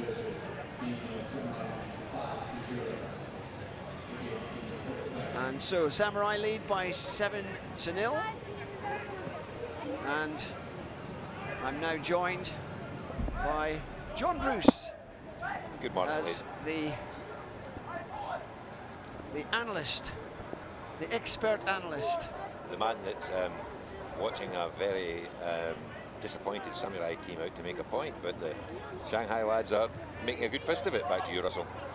Indeed, there's been a good, it's a good squad. It's a better squad than I've seen the Devil's Advocate come to the tens with in the past, and thus far, say 5 points to 0. Conversion missed. 5 minutes gone in this first half of the fourth bowl quarter-final. And that finds touch. And aside from Shanghai, have started well. Undone by a fabulous run by Sione Valanu. But so good line out here will give a good opportunity, but it's been stolen and well read, and it's through the hands for the Samurai. Out wide, Cameron Cowell, a lot of pace, kick ahead and go. It's Corny Detroit who recovered that one, South African. And Caleb Baloch looking to play scrum half, take it up himself. Been pulled to the ground unceremoniously. Wynand Pinar, tackler. Moving it across, Alex Webb running into some heavy traffic there. Number 1 is Joso Zunic, a Croatian. And Peter Grattan has seen a knock-on, and still a bit of a struggle for the Shanghai side to break through the Samurai defence. It's been a very strong defensive line, and as you said when you first joined me, the Samurai very disappointed yesterday. 2 defeats that would have surprised them. I think the Gav Cal maybe caught them cold, but at the end of the day, I think the Scottish Exiles result was excellent, given what was actually to play for both teams. A great result for Scottish Exiles, and the worst tournament Samurai have had. But I mean, that's what touring team rugby's about. They may be a virtually professional team, but there's some very good players at this tournament now.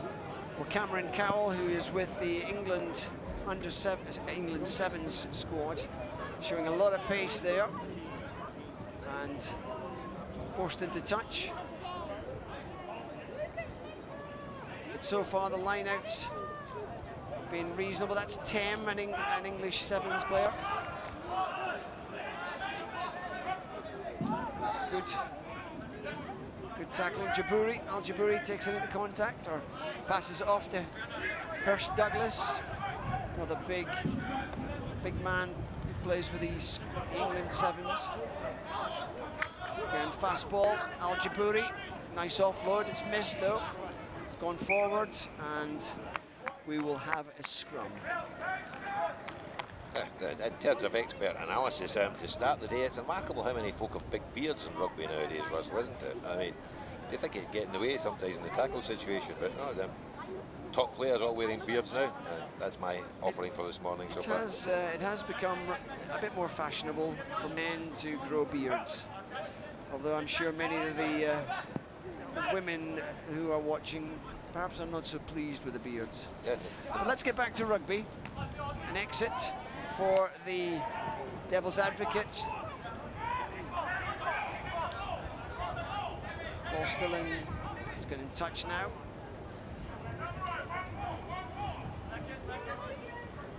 And line out. The Samurai have been effective with their line outs. Devil's Advocate, Silver Dragons, less so with their line out. And that's missed everyone, and it's taken out there by Rafael Lautrette. Carcamo, the Chilean, pulled to ground. Rafael Lautrette coming around, moving across the field, and ball turned over at the breakdown. But I think the referee has seen a hand moving that, and Samurai penalised. And the touch judges on the pitch as well, I believe. He has an issue. So, Peter Grattan, and he's supported by Tyrone Lagerwal. And looks as if it's an infringement. A tip tackle, perhaps.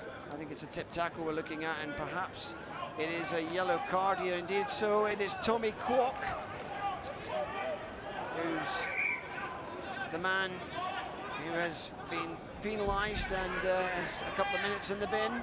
That's unlucky, actually. It's 3 minutes, by the way, Russell, in this tournament, but honestly, that was unlucky. He was just enthusiastic clearing out, and he just lifted the players. Like, there's Al-Jabouri. He's got support outside him by inside pass. Good driving run there. That's Cornelius Jacobs. Popped out, and there's the figure of Paolo Odogwu. An offload to Cowell, and surely a score here. No, the Samurai overworking it. Cameron Cowell spreads it inside.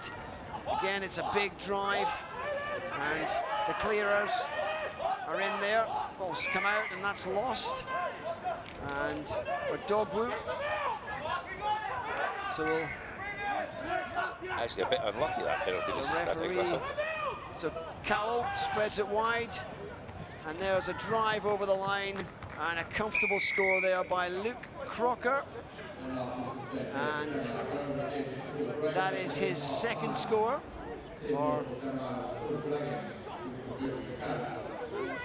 Across the line, and it hasn't gone up on the scoreboard yet. I think But I believe that was a try, and we have a conversion to come.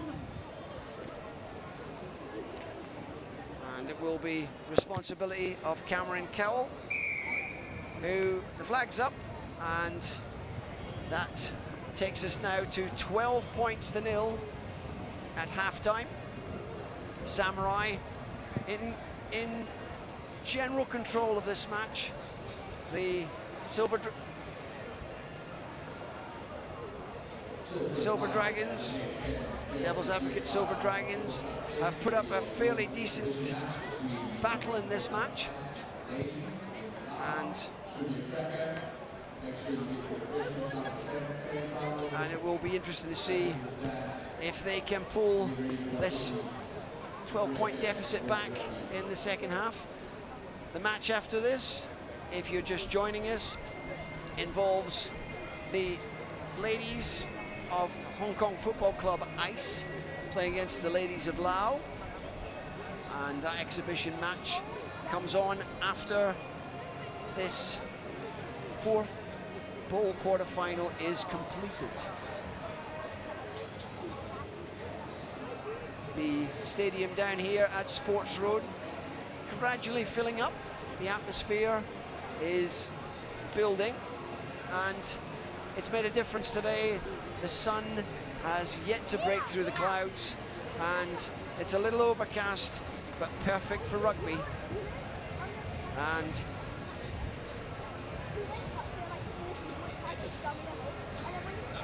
so that's Nick Wakely. Nick Wakely trying to lift the Samurai side. Very disappointing yesterday, taken by surprise, the Gavacal side, and then defeated by the Scottish Exiles, which was a very fiercely fought contest. So we about to have the second half of the fourth bowl quarter-final. Score at the present time, Samurai 12, Devils Advocate Silver Dragons from Shanghai 0.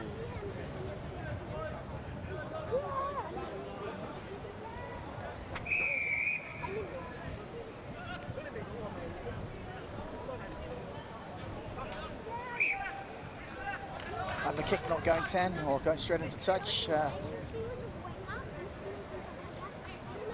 Automatic tap penalty from the halfway. We've spoken about that already this morning, Robin. It's frustrating to see these opportunities being wasted, kicking them dead. Exactly. It's important that the restart is successful. It's just one less arm. Pinar making that tackle. That was a little high, that tackle, but the referee... Well spotted, Ross. A good line speed from the Samurai defence. And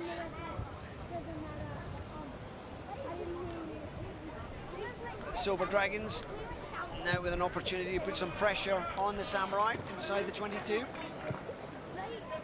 The line-out has not really functioned as well as they would hope. And some credit to the Samurai jumpers who have read a lot of the plays. The line-out so far. Tall figures there of Oscar Hurst-Douglas and Marlon Al-Jabouri are always going to challenge a line-out. But good handling. Little step through the gap there by Alex Webb, who's been prominent. Philip Daly-Simpson pulled down. Samurai defending well. Again, Daly-Simpson popping it up there, and there's a little burst here now, an opportunity. Matthew Holding out wide to Mark McCoy. Lane again from the bottom of the ruck. Through the hands, big hit there, coming in from Adam Curry, Samurai. And there's a rip by Hurst-Douglas, and then Cameron Cowell, a lot of pace, showed that dummy, and a wonderful score. And disappointment for the Silver Dragons, but some real quality from the Samurai there. Samurai have stepped up today on day 2. They were looking a little sheepish in the first day, but as I say, they've come good in this game, and maybe moving on from here, they'll be getting into some finals. And Cameron Cowell, who is with the England Sevens squad, and he very much looks like a Sevens player. A lot of gas. A lot of speed and know-how. Nick Crocker, who has 2 tries already in this match. It looks as if he's struggling. And that's a shot of Joshua Lane.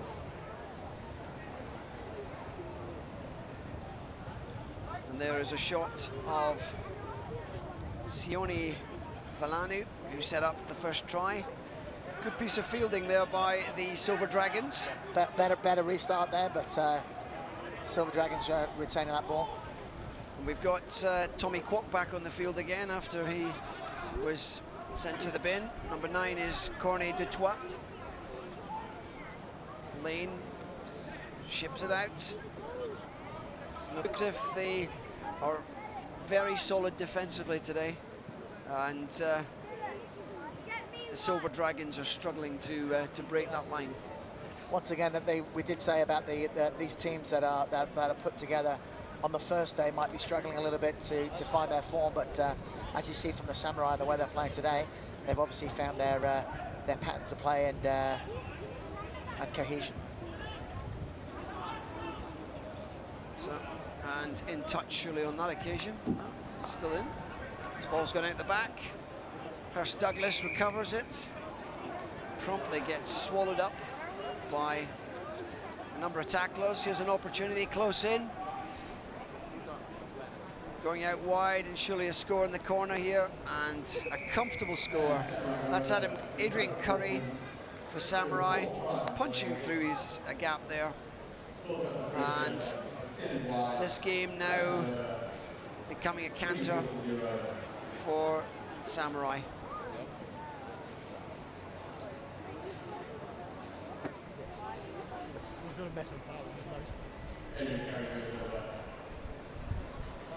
Yeah, the Samurai team are using the whole width of the pitch, and obviously that stretching that defensive chain there, which is easily broken if they knocked out. Winand Pinar with the conversion, and it's drifting, and it is a very good conversion from the touchline. 26 points now to Samurai, and a bit of a covert signalling going on.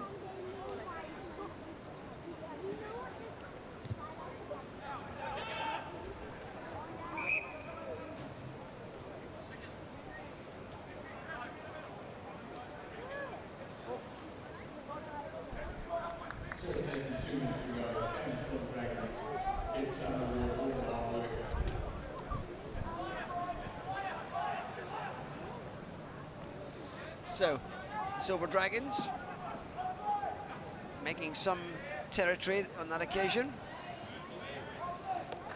Tommy Kwok, there was a late tackle there, picked up by David Calero, and I think we might go back. That's some big penalty there. There's some big tackles going in now from the Samurai boys. David Calero, a Colombian. And there's Tommy Kwok, who's already been in the bin, and he's got happy 50th birthday on the back of his shorts. I'm guessing not all of them are 50. I'm guessing not, if any.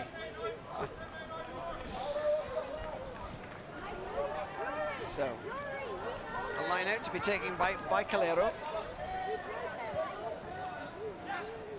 They need this one to be effective, and it is. It's good off the top.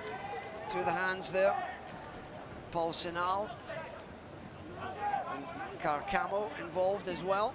Again, Webb and Lane interlinking, but the ball's been spilled, and it's with the Samurai again. And Tim Streether is another real speedster, and pushing players out of the way to get there. And the ball's gone straight in the touch. It's been a really difficult match for Joshua Lane. He's had to do an awful lot of extra work chasing back. And with only well, I think we're virtually at the full-time whistle now. This perhaps will be the last play.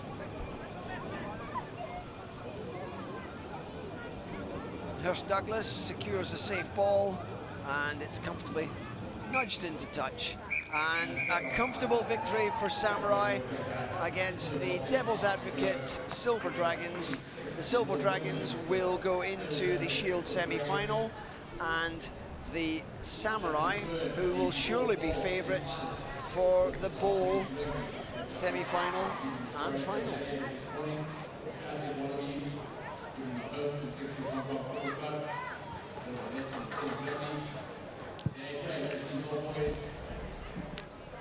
Going through against the last time Africans in the rounds of the international, giving out a win against the Devil's Advocate Silver Dragons. So on to the next step, we have a women's exhibition match where the hosts of the football club Ice will move to the sportsman pride as they take on the games now in what should be a cracking game.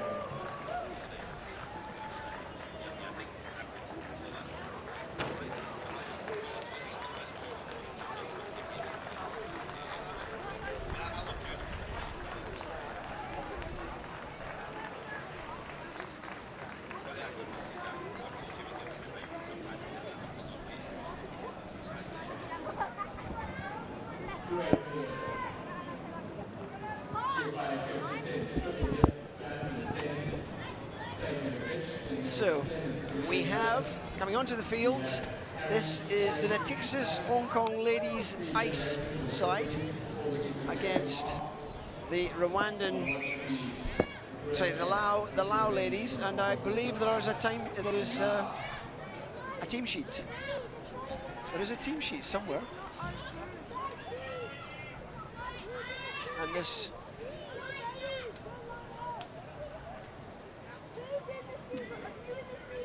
Sadly not. So, Lao in the, sorry, my mistake, so Lao in the red shirt against Hong Kong Football Club Ice in the blue and white hoops. And fantastic opportunity for these young ladies from Lao coming to Hong Kong and participating in this tournament. There's a decent crowd starting to grow here, and that's a really nice line out, tap down, ball's loose though, a little bit of a wild knee leading tackle there, and I think one of the Lao ladies has taken quite a heavy knock there. And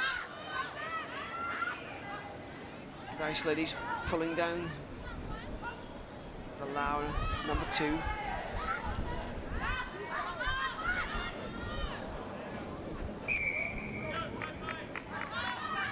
And Lao looking very competitive.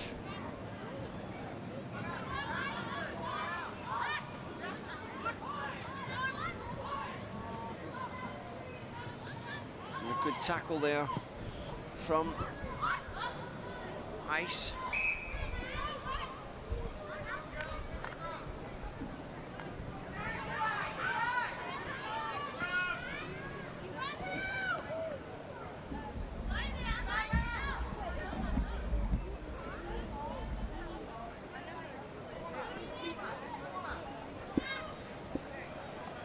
So the first scrum of the match, and it will be interesting to see which team will dominate the scrums. Certainly on this occasion, Ice, but the ball's been pulled out quickly, and there's an overlap here, an opportunity. And the defence there, covered across, blocked the offload. And Lao continuing to press in the red shirts.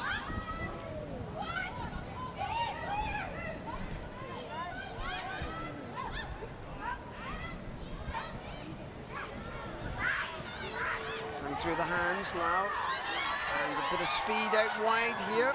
Again, they're pulled in a touch, and some very effective defence there by the Ice ladies.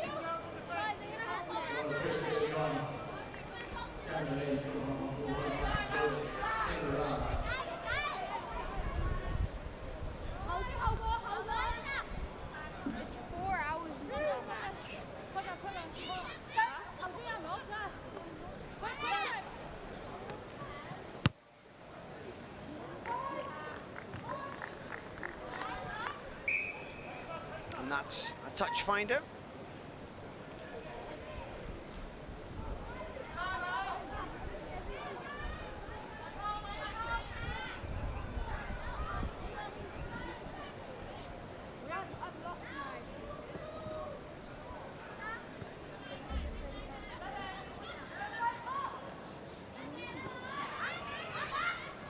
Again, Lao keeping the pressure up on the Hong Kong Football Club Ice.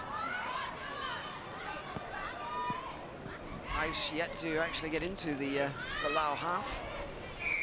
Infringement there, diving over the ball. And Lao, quick tap and away they go. Gone out wide, that's lost forward. So far, a little scrappy.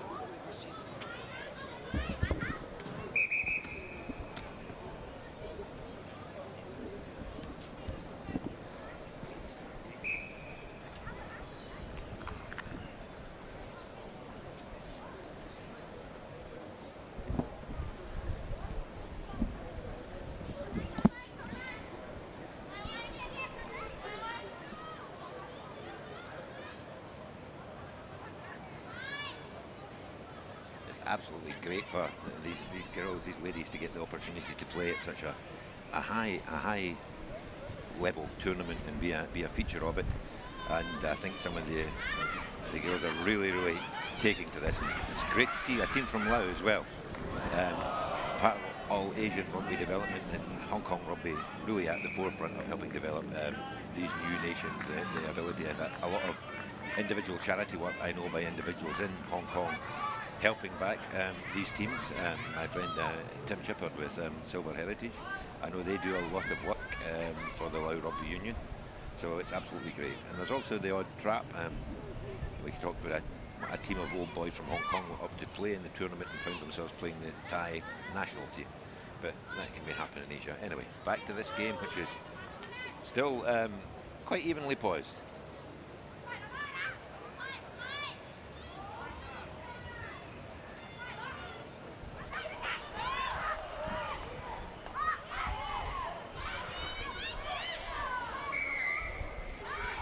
Penalty to Football Club Ice here.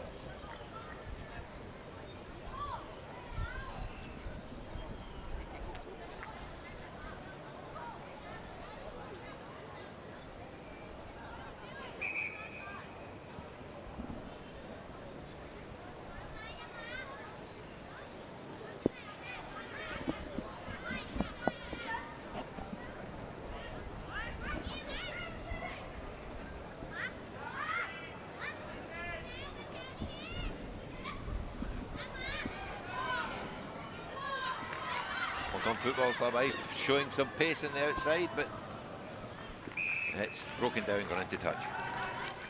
Next to me, I have the former chairman of Hong Kong Scottish Rugby, Stuart Saunders, joined us yesterday. I don't want that. We'll talk at half time about where the Scottish Exiles are. Stuart, let's just see how this game going. What I was saying, it's just great to see a team from Laos. Yeah, very much. They're kids that have just started to play, but you can see that they've got the pattern of the game already. They know the basics of it, and a wee bit outweighed by the Hong Kong girls, but no, they've got spirit there. And they're competing well, and actually they won the line out well there.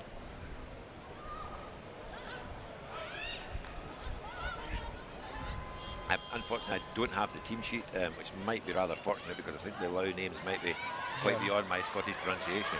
But that's a good breakout. Oh, nice step inside. And unfortunately, just turnover.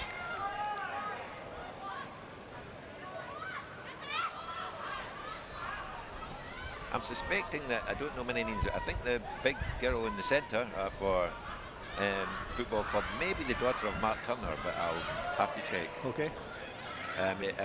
Ex-policeman here, a supporter of female rugby, and also the fact that they can kick better than men, according to him. Is that somebody that's kicking him, do you think? No, that's it. Might be Dave Williams doesn't agree, apparently, but that's a different discussion. But I'm fairly sure that's her. But I mean, I don't, as we say, we don't have a team sheet. Russell was the more professional on that. If you have a look at the Lao team, there's a wee girl there, I think she's got number 2 in her back. She's at the centre of everything. Yeah. And she certainly seems to be able to spread play and all the rest of it, which is pretty good. Well, that's a fairly solid scrum for the side, as well. And that's... Nice wee kick. Well, that's maybe not... chase up now, chase up. Well done, girls.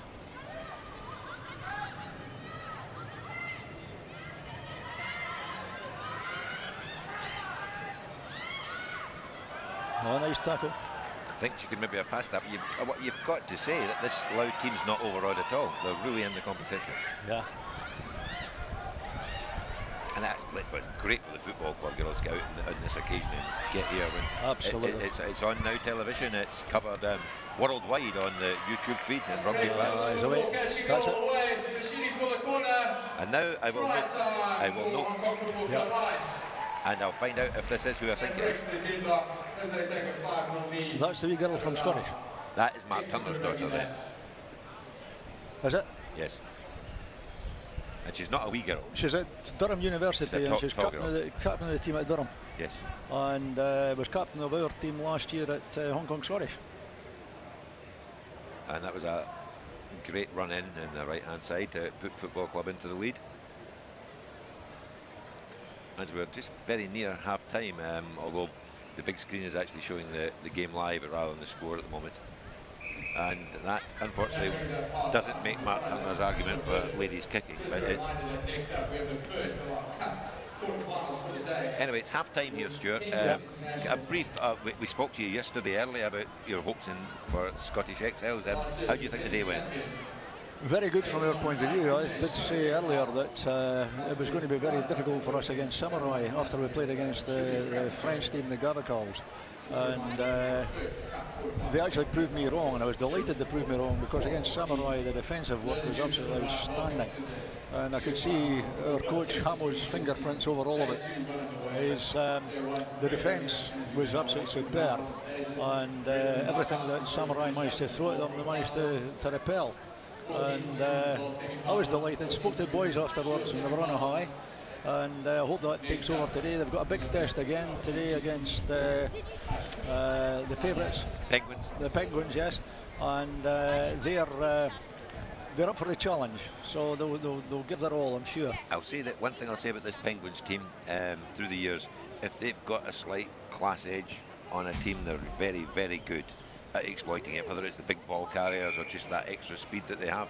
I mean, they're very, very... Craig Brown has put them together. As I say, I admire them. They do so much charity work and everything, but your team's so good, and Craig, you reckon Craig Hammond's got a lot to do with that, because I do know that his father, Des Hammond's listening in from Mata. You know, good. I mean, you know, frankly, you know, his son's behaving quite well, I suppose, over here in Hong Kong. He's a great guy. I remember when I met Des and Craig right at the beginning. I was doing the White Stag, and Des said to me, it takes a long time to get from New Zealand to Nottingham to see my grandkids. It'd be great if he was staying here and I could only get half the distance. So Craig's doing very well here, and I think he'll be here for a long time to come. Yeah. So you don't have to travel as far as you used to. He said Mata. I thought it was Disney Mata. It's the same thing actually, yeah. Anyway, but here we are. I'm sorry, I came in halfway through the half year. I believe it's 5-0 to Hong Kong Football Club, but it's a very tight game. 5-0, that's it. And you know, without being partisan, I'd really love to see the Lao ladies get on the scoreboard here. I think Clive Hammond has had a lot to do with helping this team as well. He used to be a Kowloon guy. There are a lot of folk from Hong Kong helping develop Lao rugby. Yeah. And that's unfortunately missed the kick-off, but that's okay. It's broken their way. And it's maybe just gone forward. It's unlucky. Just maybe not having their exit plan as they should there, but you know, not fearful of the collision, the contact, showing good ball skills. Obviously, the Hong Kong Football Club ladies have played far more rugby throughout their life, but I think they're right in the competition, and I hope they don't tire, and I hope they keep it tight. Yeah. Right, I would quite like to see them win, obviously. I mean, but to be here and play in this, it's just such a step, and it'll do so much for anyone that's doing any sponsorship with them, be it charitable sponsorship or otherwise. I mean, the experience of playing in front of people like this and playing in a competition that's now worldwide and renowned for being a good tens competition. I think probably the best tens. That'll be one of the memories that they'll take with them for a long time. Oh, and Lau went to take a quick throw in there, but probably right, they didn't do it. So yeah, I think we don't want to talk about the Scotty. I think they've got to go off to a good start against Penguins, Stuart. Oh yes, yeah. If they're chasing the game, it's totally different from whether they're in it for the first half or not. Let's see if Lau can win their own line, and it's been stolen. Taken away. Stolen by the rather tall Lassie Turner again. I should know her first name, but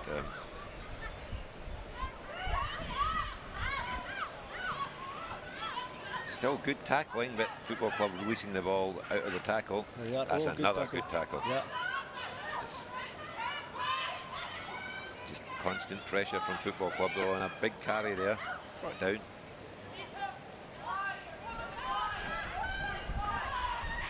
It's the ball skills from that. Oh, and that's a chip and chase. Offside. Offside. That's a difficult decision to understand, given that it was somebody must have been in front of the kicker. Yes, in front of the kicker. Yeah. Oh, no, and that's a break. Still good continuity. Number 2.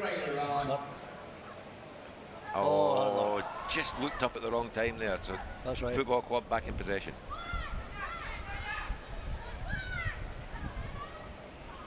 This lad, he's fancied outside a couple of times, but the Loud girls are quick enough.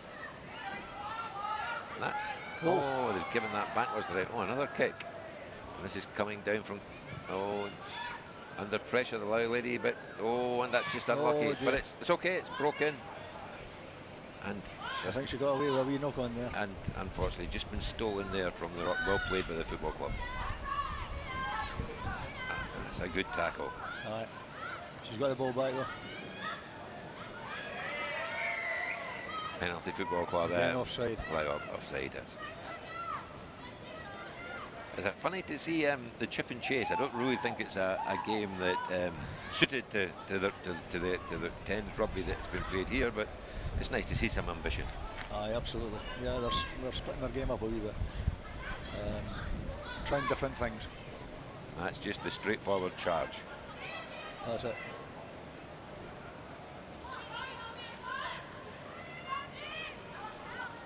The football club have just struggled. They've had the ladies over, but they've struggled to get it wide through the hands. The passing's just let them down slightly a couple of times.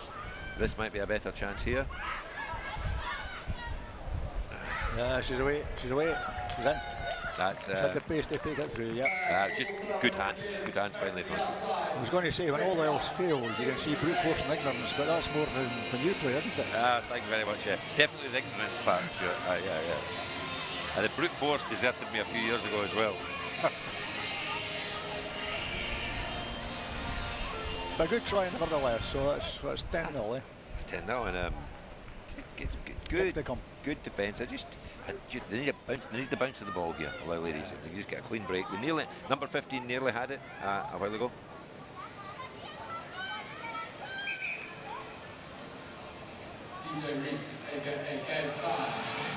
I've seen on the old Alex, the old Southland, the long-term Hong Kong referee. Oh yeah. He was here for many years. Refereed many of the lower division games. But he's been down. He's actually quite senior, I think, in Southland rugby in New Zealand now. Okay. Yeah. He hasn't got many Lions tickets, though. I have asked. Oh dear. Yeah. Well, that was a conversion that was missed. In fact, it didn't get very much above the grass. No. But never mind. You told me that they were better at kicking than what the men were. But Dave Williams has said no. It's Mark Turner that reckons they're quite good at kicking. Right. Okay. But given his daughter's playing, he might say that. Oh, that's a great take for number 2. Number 2. That's a goal. Pass has just gone behind, putting them under pressure. Oh, that's a great recovery. So it is. They're open and out. Well done. That's it. Taking them on, committing it. Lovely skill set. Wonderful. Now she's got wheels. Now you watch this. Oh, that's she's away. Could she step inside? She has. She got away. Hooray. Absolutely magnificent try. You can hear how the crowd are accepting that. That's brilliant. Brilliant. Absolutely. Great hand. Fantastic, yeah. The loop round there to create the extra person, putting the girl away. That's a great try. Yeah, and absolutely wonderful. This may be football club's ground, but I think the whole crowd really revelled in that. Absolutely. That's really good. Absolutely. Great try. And I think that's maybe the smallest girl in the park. And let's see about the kick. And it's over. Right over. So 10-7, I think. Oh, just on the wheel to... Absolutely great. So good to see that try. And, you know, that try, it wasn't kicking, chase or bad bounce rugby. That was good skills through the hands and then some great stepping and pace. Absolutely great. That'll live with that lassie for a long while. Well, it certainly will, yes. She'll remember that. Tell her grandkids about that someday, yeah? Yes, absolutely. A long time to come this year. You could tell your grandkids now. Now, yeah, that's true. I have the programme in front of me here, obviously, and next up, I think you know what's up next, actually, Stuart. Yeah, it's Penguins against Hong Kong Scottish Exiles. Taikoo Place, Scottish Exiles, that's Penguin right. International. First cup quarter final.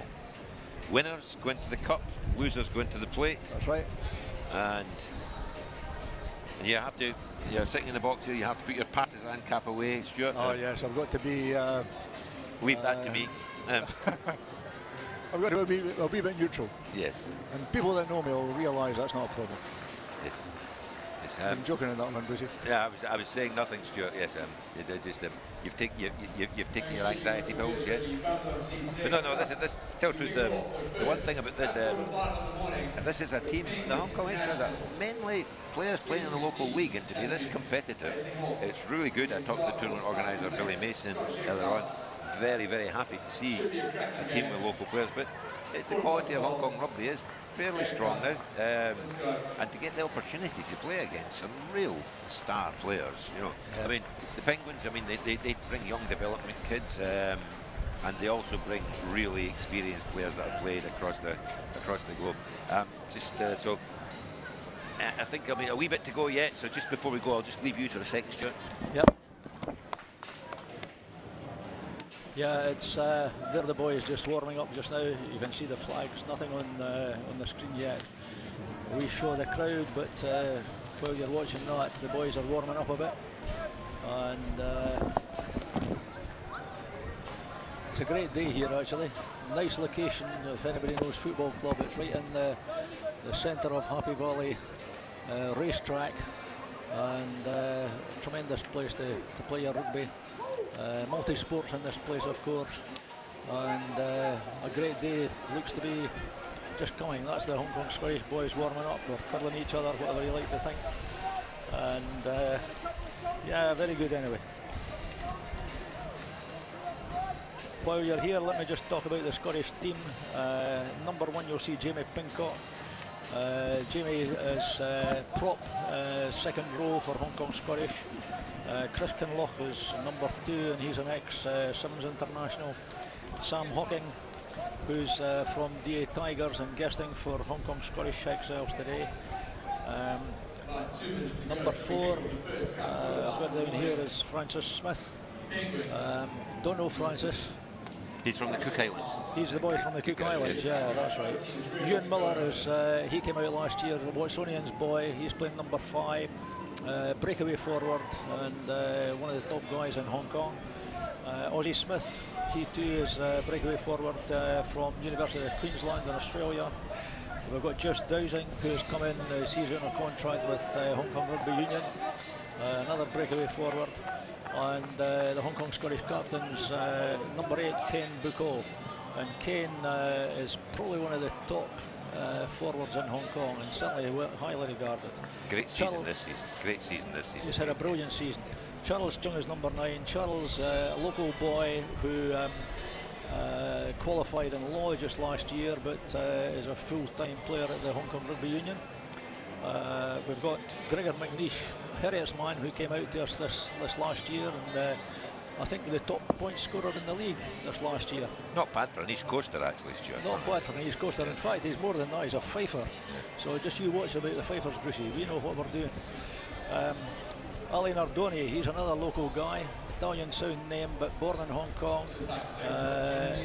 Captain of the under-18s at one time, and pretty good. Stephen Willis. Has he got a future career as a hairdresser, that lad, Ali Nardoni? Because he has got a bit of a special hairdo there. He's got a special hairdo, but I'll tell you this much, there's one or two of our supporters didn't know who he was because he used to have his head shaved. We recognised him with his head shaved, but he's got this curly hair, mop of curly hair and a big beard, and folk don't recognise him. Right, Ben Cullen, number 13, he's initially from Australia, but he speaks with a very, very Welsh accent, and good guy. He came 2 years ago and he's been good. Bryn Phillips, he's one of the guys from Kowloon, standoff, and good guy. We've got James King, who's actually retired, but he played with Edinburgh Rugby and has come out just a guest with the Exiles. I'll leave you to talk about the Penguins. Well, now that you've given me the Bill McLaren autobiography, and every one of these are the biographies, you say. Penguins, absolute fixture in this tournament. Number 1, Gapa Sua from New Zealand, played Auckland, Chiefs development. Hopaku Moalieva, flanker, number 2. Johan Bardu, New Zealand. Number 3, played in Japan, Waikato. Will Warden from England. Tony Shu from New Zealand. Eric Howard from Canada. Teddy Stanaway from New Zealand, who scored a few tries yesterday. Joe Webber, New Zealand, just come back after a long-term injury after the Olympics. Good. Shalom Sunua, USA, is co-captain. Russell Weir from Scotland, played with the Scottish Excels a few years ago and played Scottish Sevens. Callum Sucker, a wing. Tau Matangi, prop.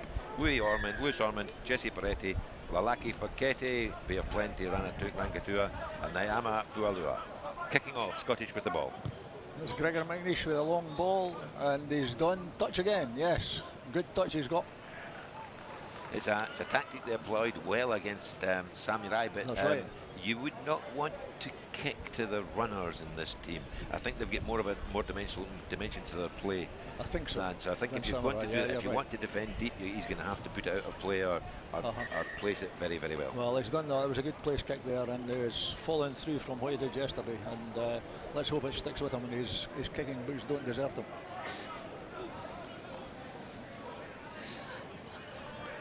Good tackle out wide because strong direct running from the Penguins. Yeah.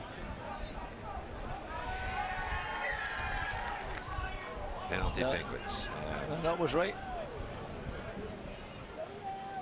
You and I know, Stuart, the referee's always right, apart from when he's wrong. No, the referee's always right, even when he is wrong. That's what we tell the players anyway. That's the players, but when you're in the commentary box, you can. Well, can we be honest? You can change your tune slightly. Anyway, it's the first piece of pressure. Penguins have put the kick down onto the 22. Look very, very secure in their line out. You'd think they'll have a move to run off of this. I don't think they'll be. I would think so. And I don't think they'll be mauling it. I think they'll come off the top this early in the game. Let's see. Yeah.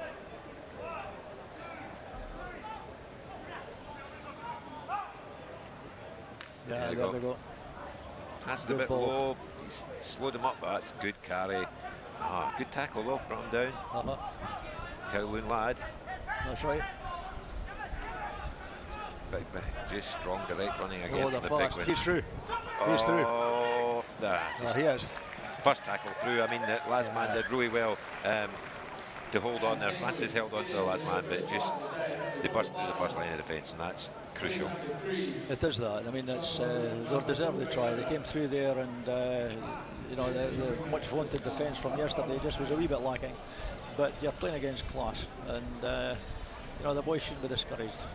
Just get a wee bit of rally and then start competing again. I see Brian Rennie out there telling people some instructions on from Brian.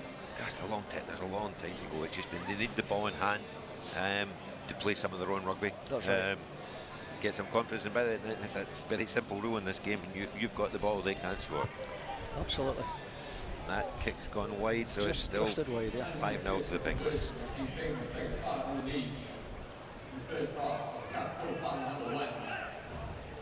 I wonder where my co-commentator Leighton Dooley is today. I think he seems to have. Did he have a long night last night? I don't know, because I jumped out of bed this morning in a panic because I was late for the Hong Kong Scottish breakfast, and then realised it was a day early. Well, it's the first time you've been early for a lot of things, Johnny. Oh, and that was very nearly a good take from Penguins. But no, this is good. This is line out ball to Scottish. Has to function.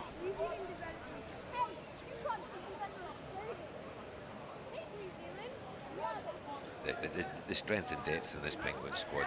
The folk they can bring off the bench as well. And that's came in a wee bit too quickly. Take it again. Retake. That's always a bit frustrating when you actually want to go quickly against a strong defensive team. But that's good. Good ball again. Rosie Smith taking the ball. He's coming out. Gregor McNeish taking through all he's got. No, that's good though. That's good. He's still kept the ball and he's come back. That's good. There's Kane on the goal. Ali Nardoni outside him. Ball to Ali. Well done. Well recovered from Ali. Just need to go over it. That's well done. The big props. He's offside here in the middle of the field. The Penguins' defence was all offside. Yes. That's the referee wasn't looking behind him because the whole line came up way offside. That's right. I mean, not many people do look behind themselves, do they? That's true. But that's rather unfortunate, but we'll see where we go. And you have to be so strong in the physical contact here, Stuart. That's right. I mean, if you have a look at some of the Penguins players, there's a lot of power there, and yeah, that's going to be a difficult one. He's taking the ball cleanly in the line out. That's a good tackle made. Man looked to the outside but brought down well in defence, but recycled. Oh, no. He's got pace as well as power. Well, relatively, but he's got a lot of power, I'll give you that. All day yesterday they struggled to bring him down. There they are, it's the other wing now. Oh, that's all right. It's out of play. Winger didn't keep up with him. That's all right. I'm glad to see we're just keeping this totally independent. Sure, absolutely. But that was just, it just broke absolutely down. Absolutely no bias. No bias. That just broke down for Penguins there, but they are showing that they've got so much skill. That's a great early line out. Good. And the Penguins were offside again after that line out, but no one. Oh, he's managed it. Just down on the halfway line now for the line out. Clearing kick. Well done. At some stage in the game, Stuart, they're going to have to chance their arm there because they're not going to get much possession because they're not managing to challenge the line out. Yeah. That was a good kick from Bryn Phillips that time, number 14 for Scottish. I mean, there's some tall timber in this Penguins team. And it's very hard actually to challenge the line out. And just Kane might go up in front of the man here. No, just didn't get the lift. No. The line out was well planned, well executed. Well, that's great hitting in the midfield from Scottish. That's the other thing you have to do in this. You have to tackle really aggressively if you're going to turn these boys. That's another great tackle. Good one from Kane. He held on to it as he's down. Great defence from Scottish, absolutely great. So penalty to Scottish for holding on. I think number 3 turned that over for Scottish. I'm not sure who he is, Stuart. Got over the ball. That's Sam Hocking was now in today. Well, here's the chance. Deep in territory. And you can see it. So this is a chance. They want clean line out ball. There might be a case actually for, although they're outside, there might be a case for going tight first here and just rumbling it up. Let's see how they go. Yeah, they tried a couple of times the Mo yesterday, so. And here we go. Here you go. Yeah. Here you go. They're going for it. But they've got. That's Kane with the ball now. That's fine. They've gone to ground. They've kept the free cycle. That's it. Cross kick. A cross kick. And Alan Ardoni's taking him out. Yep. But it's he took it in the side, so a 22. Yeah. Still okay, get ball back, but it's maybe it was a big ask for the lad in Ardoni to get there from the defence. It wasn't the defence wasn't narrow. Mr. Leighton Dooley arriving just before half time. But it's better late than never for a New Zealander, I suppose. That's true, yes. Hi Leighton, how you doing, son? Good to see you.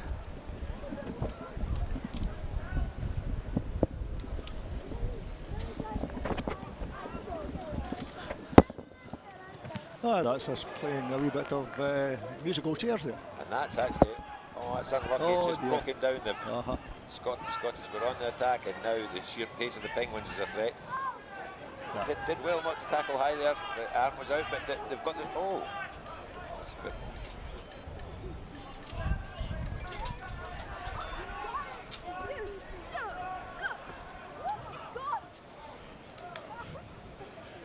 Nil-nil here at the moment, Leighton. 5-0. 5-0 to Penguins. 5-0 to Penguins, sorry, very early. You missed that one. Yeah. Brucey's always been very good at counting. We had this trouble during when we were playing a lot of rugby. He didn't quite know what the score was. Yeah. Anyway, Penguins looking pretty threatening here. They are. Glad to see you're picking it up quickly, Leighton. Long breakfast, was it? It was a very long breakfast, Brucey. It was very nice too. We've not had a lot. Anyway, Scottish are pretty competitive here, but the Penguins are playing hard and fast. Straight running, but well, they're still in the game, 5-0. Absolutely still in the game. It's coming up to half time. They just need a break of the ball. And we were just saying, Leighton, I missed the game last night. Sensational result for Scottish against Samurai. Indeed, brilliant. And it's one of these tournaments you just don't quite know. You see these names and they've played quite a bit of tournament. They turn up here, but you never know what's going to happen on the day. And it was a great pressure from Scottish in the line out, but just still well recovered by Penguins. That's a great driving play. Unlucky, aggressive defence, but they must make that tackle. True, yeah. 2-on-1 break coming here. Oh dear. Needed to put that tackle away, inside. you know, that sometimes you have to just put your hand up and say that was a great try. Obviously, there's 3 missed tackles there. Probably the first tackle is the one. They miss it on the game line. Yeah. Then he's into open space, but still great strong running from number 5 Well, for the in Penguins. 10s, unfortunately, you don't have a lot of cover with a whole 15, another 5 players hanging down the back there, Bruce. If you don't get that dead right, don't get that first tackle, and you're going to be scrambling to pick it up because you've got to really fill in those gaps. Everyone takes and tends a position on the paddock. You're expected to do your job. If you don't do that, they make the line break. You are going to absolutely pay for it. That was a Tonham Shoe from Tasman 15s and 7s, New Zealand 7s. Big lad, quick lad. You know, and then some of these guys are here. You know, they know that there's folk looking at them around the world now. This is a tournament. There's folk looking to see players.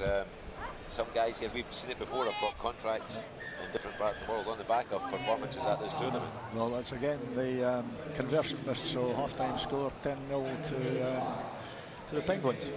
What's good about this stage of the tournament? This is the level setter. You know, both these teams have done really well in the first day. Obviously, Penguins are favourite. Scottish get their chance to see if they can get into the cup. If they don't, you then have your knockout game in the semi-final of the plate, and the tournament sets up really well. Everyone's at their level, even the lower. When you missed earlier on, Leighton, some competitive games, and now, you know, I think in the Shield and in the Bowl, the semi-finals and the final will be good games now. Oh, Bruce, and you did right. I remember playing this. DA Tigers were playing Fiji Magicians. I mean, it was a 16-0 game. That was just in the lead-up to the next round. Did you put 60 points in the Fijians, didn't you? Oh, well, we had a go. We had Paul White-Ping. White-Ping was all of 3'2", running around through the Fijians' legs. It was quite interesting. But you're not seeing this here now. The tournament's pretty tight. You've got some very good teams here. All of them are doing very, very well. And Scottish out against a pretty solid and impressive Penguin side. It's 10-0 at half-time. You're going to be saying that's not a bad out. There's a Kiwi that we've seen for many years in Hong Kong walking past in front of you, Leighton. Now Samoa. Yeah, he's Gordon Titchings. There he is. He's now picked up a great exponent of the shortened game, or the smaller game of players. He's very, very good. It's going to be interesting how the Samoan side go here, Mano Salamara. That's right. Sir Gordon, by the way. Sir Gordon. Sir Gordon, my apologies, sorry. You'll be wanting me to mention your MBE next or something, won't you? That's it. Oh, I go on, Saunders. We know what's happening here. Mine or his? Yeah. What? His. Yes. You know what it stands for, by the way? You get an OBE and it's other something's efforts. Wait, that's all I've got to say. It's my B effort. Okay, look, we're back to the game, folks. Scottish, let's be honest, have to score next to the end of the game. Yeah, absolutely, yeah. If they don't get back into this pretty quickly, there's going to be a very long haul here. Yeah. Done pretty well. It's 10-0 down. Great hanging kick-off. They've got to get under that, but that's how to take a kick-off. Yeah. That's it. Doing pretty wobbly kicking the last yesterday there, Brucey, but that one was spot on. Gave the Scottish all the chance and opportunity to get up on the taker of the ball. Long kick down the paddock. Right. I think he's hoping this goes over the dead ball line. It did, I think. Did. Oh, yeah. Scrum back. Oh, well played. Great confidence. Courage, I would say, with the players bearing down on him. Absolutely. Because if he got it wrong, he was getting a fine this evening, I think. Well, that's Bryn Phillips there. He played very well yesterday. Been good this season for Cowlin, Brucey. Yep. I was saying there's a few fearsome-looking Samoans down in front of us here, actually. Maybe we could recruit a couple for our game later in the month, late. We need a few more. That testimonial game's going to be pretty good. The Highlands and Islands testimonial, thanks, Brucey. You're dead right. They wouldn't go missing our side out at all. Well, they're islands. They're the islands part of it. Yeah, absolutely. indeed they are. Anyway, here we go. Scrum. Now, this doesn't promise to be the bed. They've got to get this in and out, Scottish.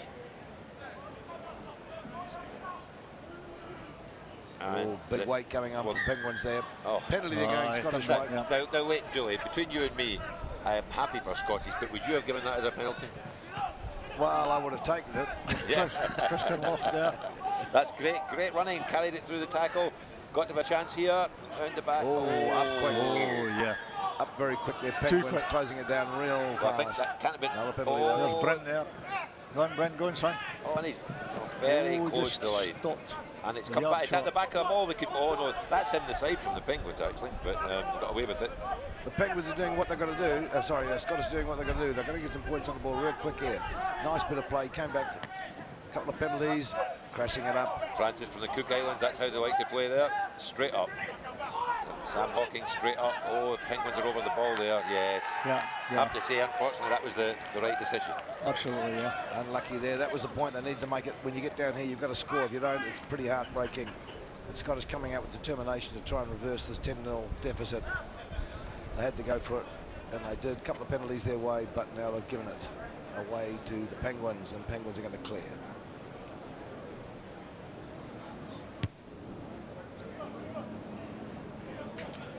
That's it, just outside the 22 there. But the line-out's been good. I don't think they've lost the line-out all weekend, Penguins.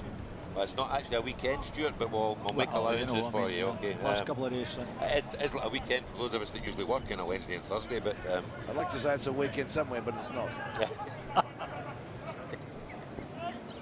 There's so much goes into this week that it feels like the weekend already. Nice ball coming wide for the Penguins. Nice little chip through. Big chase and all. I know Ben Collins let him go past him. Go on, Ben. Oh, well recovered. Well, Yes, he was he's been done well. for initial gas, but he's done really well to get back. That's a good hit in the midfield. Oh, Penalty. and that was harsh. Penguins taking it very quickly here. A lot of pressure coming on. Missed a tackle, missed another tackle again. As we were saying before, the tackles count. You've really got to do your bit of business. That seemed all right. I think you're probably in the side, Stuart. You think so? It was marginal. In fact, I think it was because he was so successful in clearing him out, the referee sort of felt it was in the side. Well, we're saying that the other day. I mean, the top is now going down. I mean, if you come through and you clean out cleanly, there's no resistance to you, and you and the big boys through. Look at that. That's what we like to see, Brucey, for one of the large popos on the paddock, and he went through and did the style. That's why this game is not long 7s, it's short 15s, because you can still score tries by saying, okay, stop me from 5 yards out, son. Yeah, well, maybe 10 yards out. That was a fairly comprehensive bang off. They gave it to number 16, the popo out there for the Penguins, and through he went, did his damage.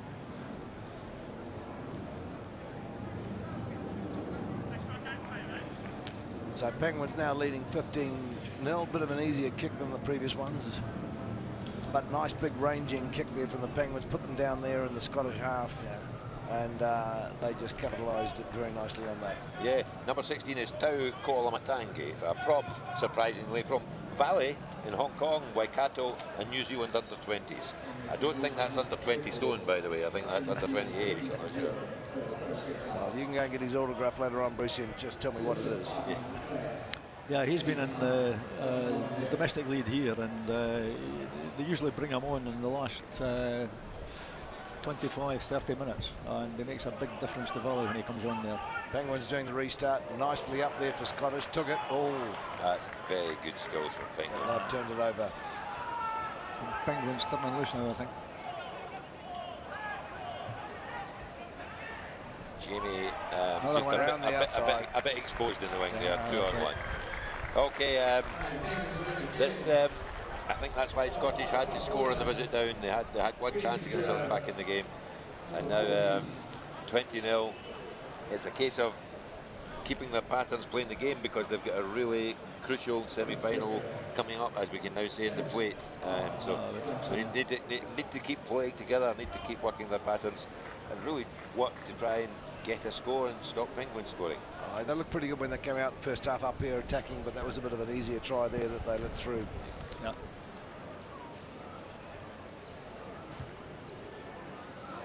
And that's the first time the conversion has been successful, and a good one at that. It was a bit of a challenge, he got it through. 22-0 to the Penguins. Scottish really needing to, I don't know, just close down these Penguins players coming through. Got to get those first tackles in. Yeah.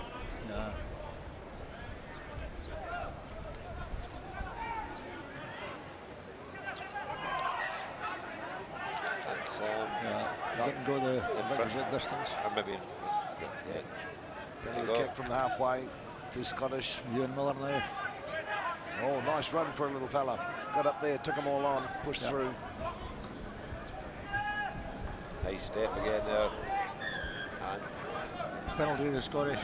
Here we come again. Not quite sure he wanted to tap it that much. Tapped it straight into the opposition's hands. Unfortunate there. We got it back. Lost it again. knock on. They got out of jail there. Should have been a fairly straightforward Well, tap. I think they're just on parole. I don't think they're out of jail because it's a scrum late, and the Penguin scrum's looking It's very good. fairly strong, shall we say. But you know, in this game nowadays, the ball can go in under the second row's feet if you're quick. Well, and you're blind as a referee too. Well, I think there's not many referees that were props. Exactly, I must say. It's always been a bit of a Well, challenge, Brucey.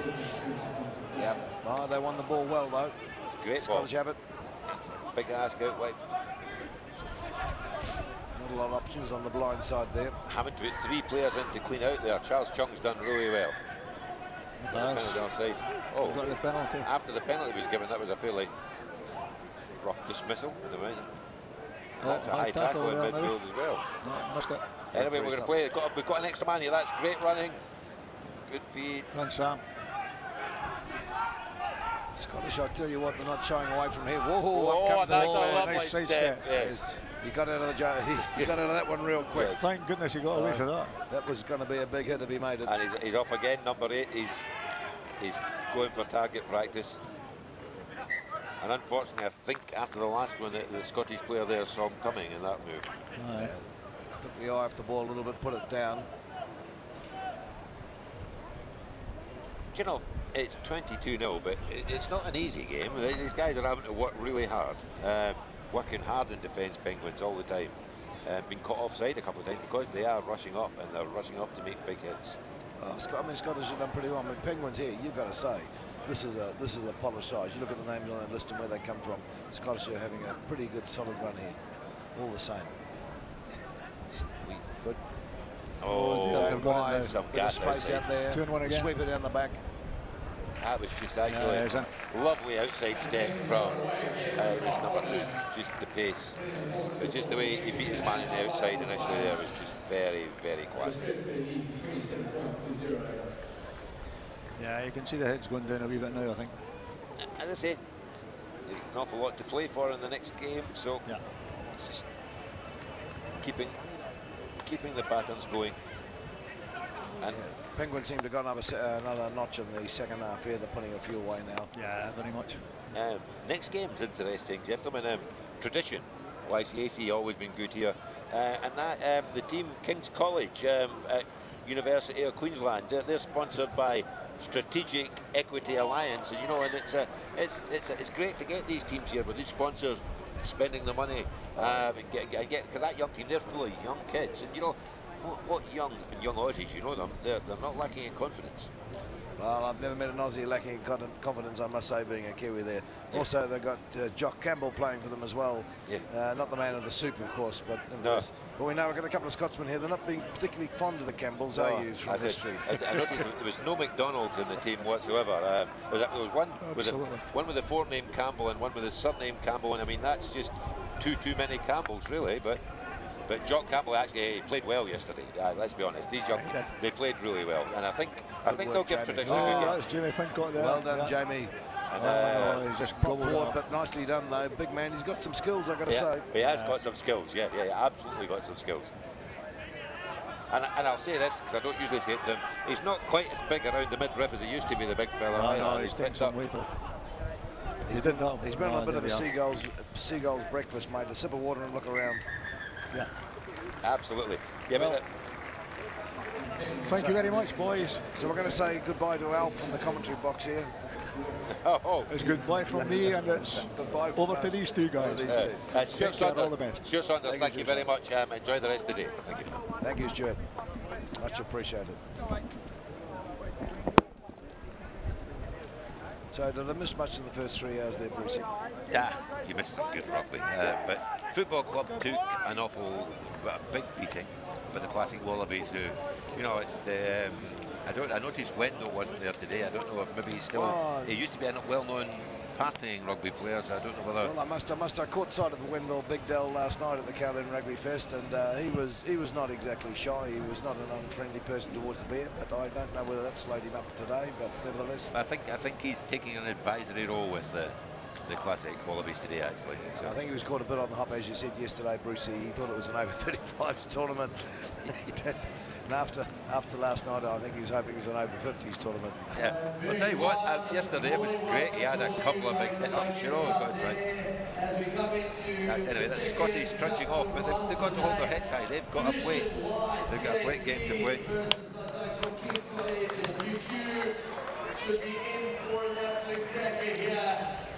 YCAC, very interesting history. People don't think realise how much rugby is a part of Japan culture, but this club's been going since 1866. I mean, crikey, Brucey. We were young then, Len. Well, we were young, but also you've got to remember, I mean, New Zealand is a powerhouse in rugby, and I've got to say there's a Kiwi. I mean, that was about 23 years after we're founded. So this club goes a long, long way back. Very colourful, great players on the pitch. I mean, this is. I'd really like to see these boys from the college do well. And let's just.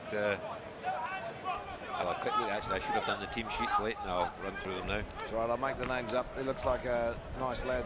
Very nice ponytail too. I've got to say, a bit envious on that one. Well, fair chance we could just call him Campbell because we've got 2 chances of getting it right. Put the field long. Nice kick there. Goes down, relieving the pressure there was King's College.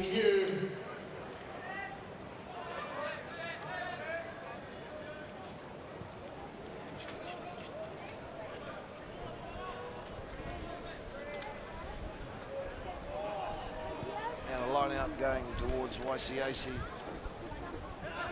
to throw.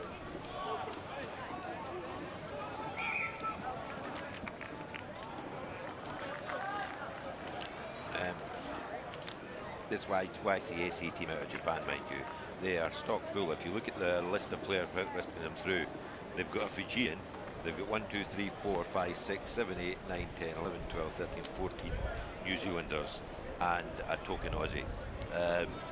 Roy, you got to say that's probably a fairly good rugby team just at anyone's glance, isn't it? And they also, as I said yesterday, the big sign of a good team in international touring rugby now, they have a ginger playing scrum half. Well, it's an equal opportunity sport these days. Brucey will take Kingers. Yeah. I think that. And blokes with ponytails. Well, Leighton, fortunately, we're not on camera because otherwise people would realise you were making a case for yourself. The fact that you work for the bank in the drug running capital of the world, I know you had to have a ponytail to protect yourself, so you could fit into the community. A lot of pressure on from YCAC at the breakdown there. Oh, penalty coming King's College way. That's actually it's a good result for college because that was actually good defence from YCAC. Yeah, we're going for the line out. King's College for a red restart. Pulling away. Pretty good going here, like you say. It's a very solid side there for YCAC, but King's College certainly giving nothing away. Actually playing most of the game so far down in the YCAC. It's just, there's a thing about having young players that are used to winning games of rugby, you know, and they come here on tour and they say they're not really overawed by what they're facing. Indeed. Nice set in the line. Unfortunately, a bit of a wild pass there. Found no one, but King's College come away with it. In over the top. They're controlling the ball well. Oh, big hit there by YCAC, but King's College held the ball still. Now they've lost it a bit. Scraggly ball coming out. Nice pick and throw from the touch, keeping it in play. YCAC now in control. I think there's some wheels out wide. Oh, but that's a great chase, great tackle. Dragged him down. This might be the Fijian. Yes. Nice hit. King's College there, keeping the confined. Tell the truth, did you notice there actually that was the YCAC ginger stepping there? Yeah. One in each team. King's College doing very well. They've got to bring him down. Oh, they've caught him. Good scrag tackle. And they might be over the ball. No, unlucky. There's a good clear out there. YCAC though looking pretty confident. Still got the ball in hand. Big Fijian, lovely little quick pass behind him. Yeah, what a tackle. And that's a knock on. That's maybe unlucky because I think it went forward from the hand because it actually hit the other guy's chest, but didn't be a knock on. But that's great defence, isn't it? Indeed, very nice. A couple of decent, very solid tackles. And I was saying before, Bruce, in tens, I mean, every person's got to step up and take the tackle. There's not a lot of room for mistake. You can't hide here. You don't do your job. in the tackle, then it makes it very, very hard to recover in this small, shortened version of the game in terms of numbers. Yeah, you look at actually, that's a big tradition team. There's some big lads there. Top knot going down in the second row. Let's see how the scrum goes. Yeah, pretty solid. Good clean ball coming there. Big kick down. No one really at home, but covers coming in for YCAC. Ball back in hand. Make the first up tackle here, and they've actually won the territory game, so that's well done. Nice set. King's College not committing any more than they have to those breakdowns, just making sure the ball goes to ground and then panning very quickly. You have to have men on your feet to play a team chock full of New Zealanders and in fact, Maoris and Fijians. They don't even seem to be contesting a lot unless there's a very easy, obvious answer. They're just getting back on their feet and making the defensive line. Making sure they got the numbers, but through goes YCAC. Nice little chip over the top. And I think that's got to be an accidental collision. Oh my, did he score that? I don't know. He was trying his hardest to get over. That was a great chase, absolutely great chase. That was a pure case of the defence relying on the inside man, and if the inside man's beaten, it's just really hard sometimes to get back across. And unlucky there for the Ginger there, Bruce, he didn't get through, mate. That's well, you know, it's, sometimes, you know, your life deals you the short straw. But especially when you're a redhead. No, they're part of the kingly people of the world, actually. Indeed. All get some Celt in them. It's the South Island of your place, you know, all these good rugby players that we lent you 150 years ago. Well, it's interesting. You go to the East Coast of New Zealand, mate, there's a whole crop of them, which is rather bizarre. We're not too sure how come, but on the East Coast of New Zealand, a lot of redheads long before the Brits seem to turn up. So we think maybe the Vikings arrived down there a bit earlier than James Cook. I thought maybe some Scotsmen get lost in a pub crawl. Yeah. Well, that wouldn't be hard. Oh, and that's a lovely inside ball. He's good chip. Oh, he nearly didn't get that down, but YCAC open the scoring. That was just lovely skill. Inside ball and put the man away.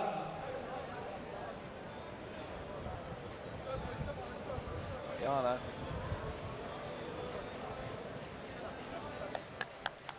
They need some ball in hand, actually. They've been doing a lot of defending. No, they've defended well. You did right, Brooksy, at the moment. It's pretty hard to score if you don't have the pill. They've closed down pretty much YCA very well, YCAC up until now, but let's see whether they're going to come back from that. So, no, I mean,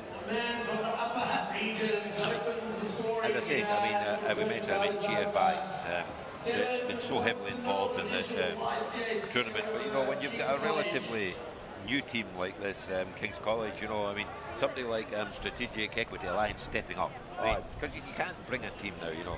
As I say, many years ago I asked the New Zealand team, and they were spending $50,000 to bring a team here for the stay for the seventh. Oh, nice take in there from YC kick-off, and they regained the ball off the kick-off. Well done. No, you did right, Brissy. If it wasn't for the sponsors, this event wouldn't happen, even from the title of the GFI and all the this man, I need to see his number, because he steps and he powers in the midfield for YCAC, and he looks an absolute pivotal man for them. Little chip through there, YCAC. They've played dividends for them before. I think that'll be a scrum 5. Oh no, was he? He's going back for a penalty. Well, I thought the advantage was a scrum 5, actually. Penalty through to YCAC on the 22. Yeah, the 22. It was 25 when you were younger, but it was a different metric. It's got shorter now. Yeah, it's only 22. It used to be 25. It seems shorter. Yeah. These extra 3 inches. What's 3 inches to anyone? Wow. I don't know, Bruce. I don't really want to go there. Going for the line out. YCAC in the touch. Well, there's some tall timber in here in the Queensland boys. They've got a chance to go up and challenge here if they could just read the line out. Oh, and he nearly did the number 4. Through a couple of sets of hands before it was finally claimed. I think that was knocked on, but they've got away with it. Oh. Henry McNulty was up quickly on the line trying to take the man, but in the end... Great clean out from ICAC. Oh, that's just... Good scrag, but goes across, carried the ball through. That was number. I hate to say, I hope it doesn't say 69 in the back. Because he went down well with the ball. Does that say number? Brucey, indeed it does. It was number 69. You're not wrong. And he dove well. He did well. He did, yeah. Number 69 is the scorer, Mark Jackman. The fly half, apparently. Hawkesbury in New Zealand. I don't see many fly halves that drag 2 players over the line.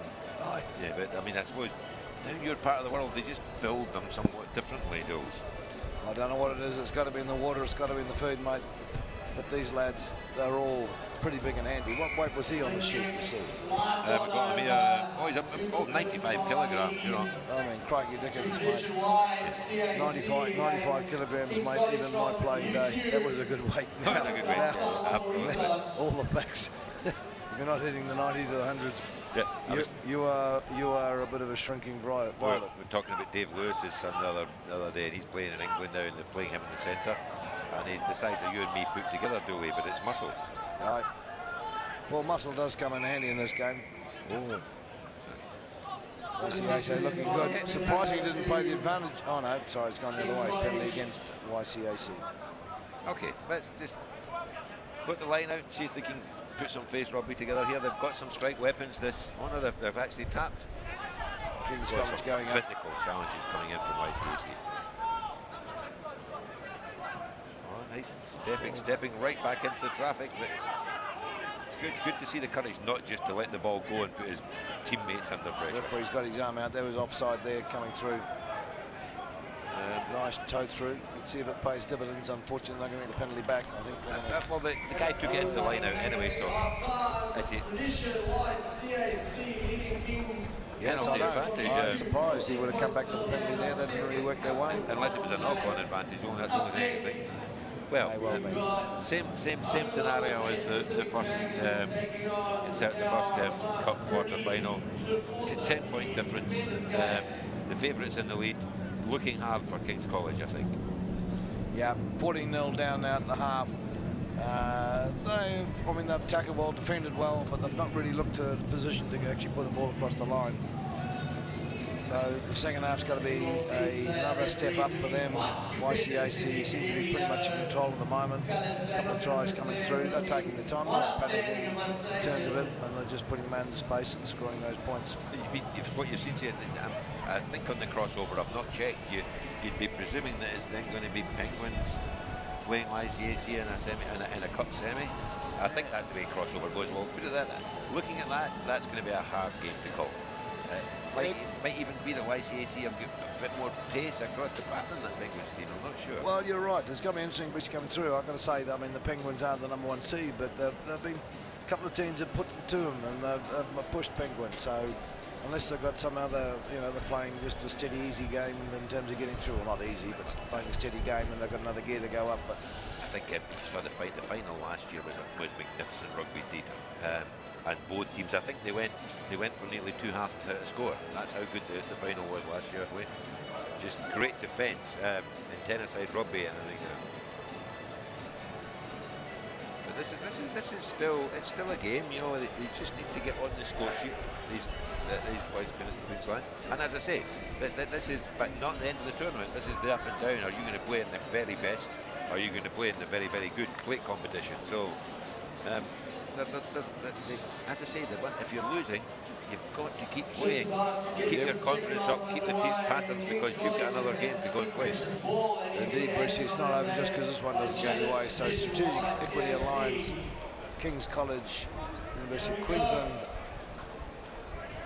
Here we have taking the kick down to YCAC. It's Dave Whiteford wearing a suit and having a beer. He used to be a rugby player. And he's retired at the age of 29 or something. Certainly sporting a very nice beard there, though, as well, I've got to say. We had a conversation before you got here today with Russell. An awful lot of beards in rugby now, Not really sure. I mean, it suited Carol Heyman because, he wasn't a big pretty boy, and it was cover half his face. But a bit of hair does cover up some blemishes on the old noggin. Yeah. But some of these skinny backs, I'm not so sure. Well, doubles their weight, Brucey. That could be that. Yeah, that could be that, absolutely. Penalty there going to King's College Old Boys. And they're going to tap quickly. At the top, yep. Not mucking around. Take it straight into contact. Oh no, it's a lovely ball actually. with Tua. So good, Number good, 7, good. nice run by Sean Goodman, Shanann Goodman there. Coming through, the other bloke with a bit of a red on top of his head.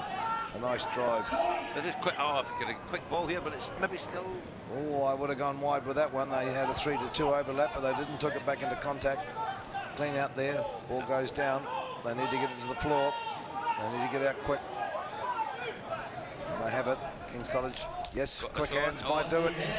Oh, And that's great power. the referee's given a great try. Well done. Absolutely, basically straight over the top of 2.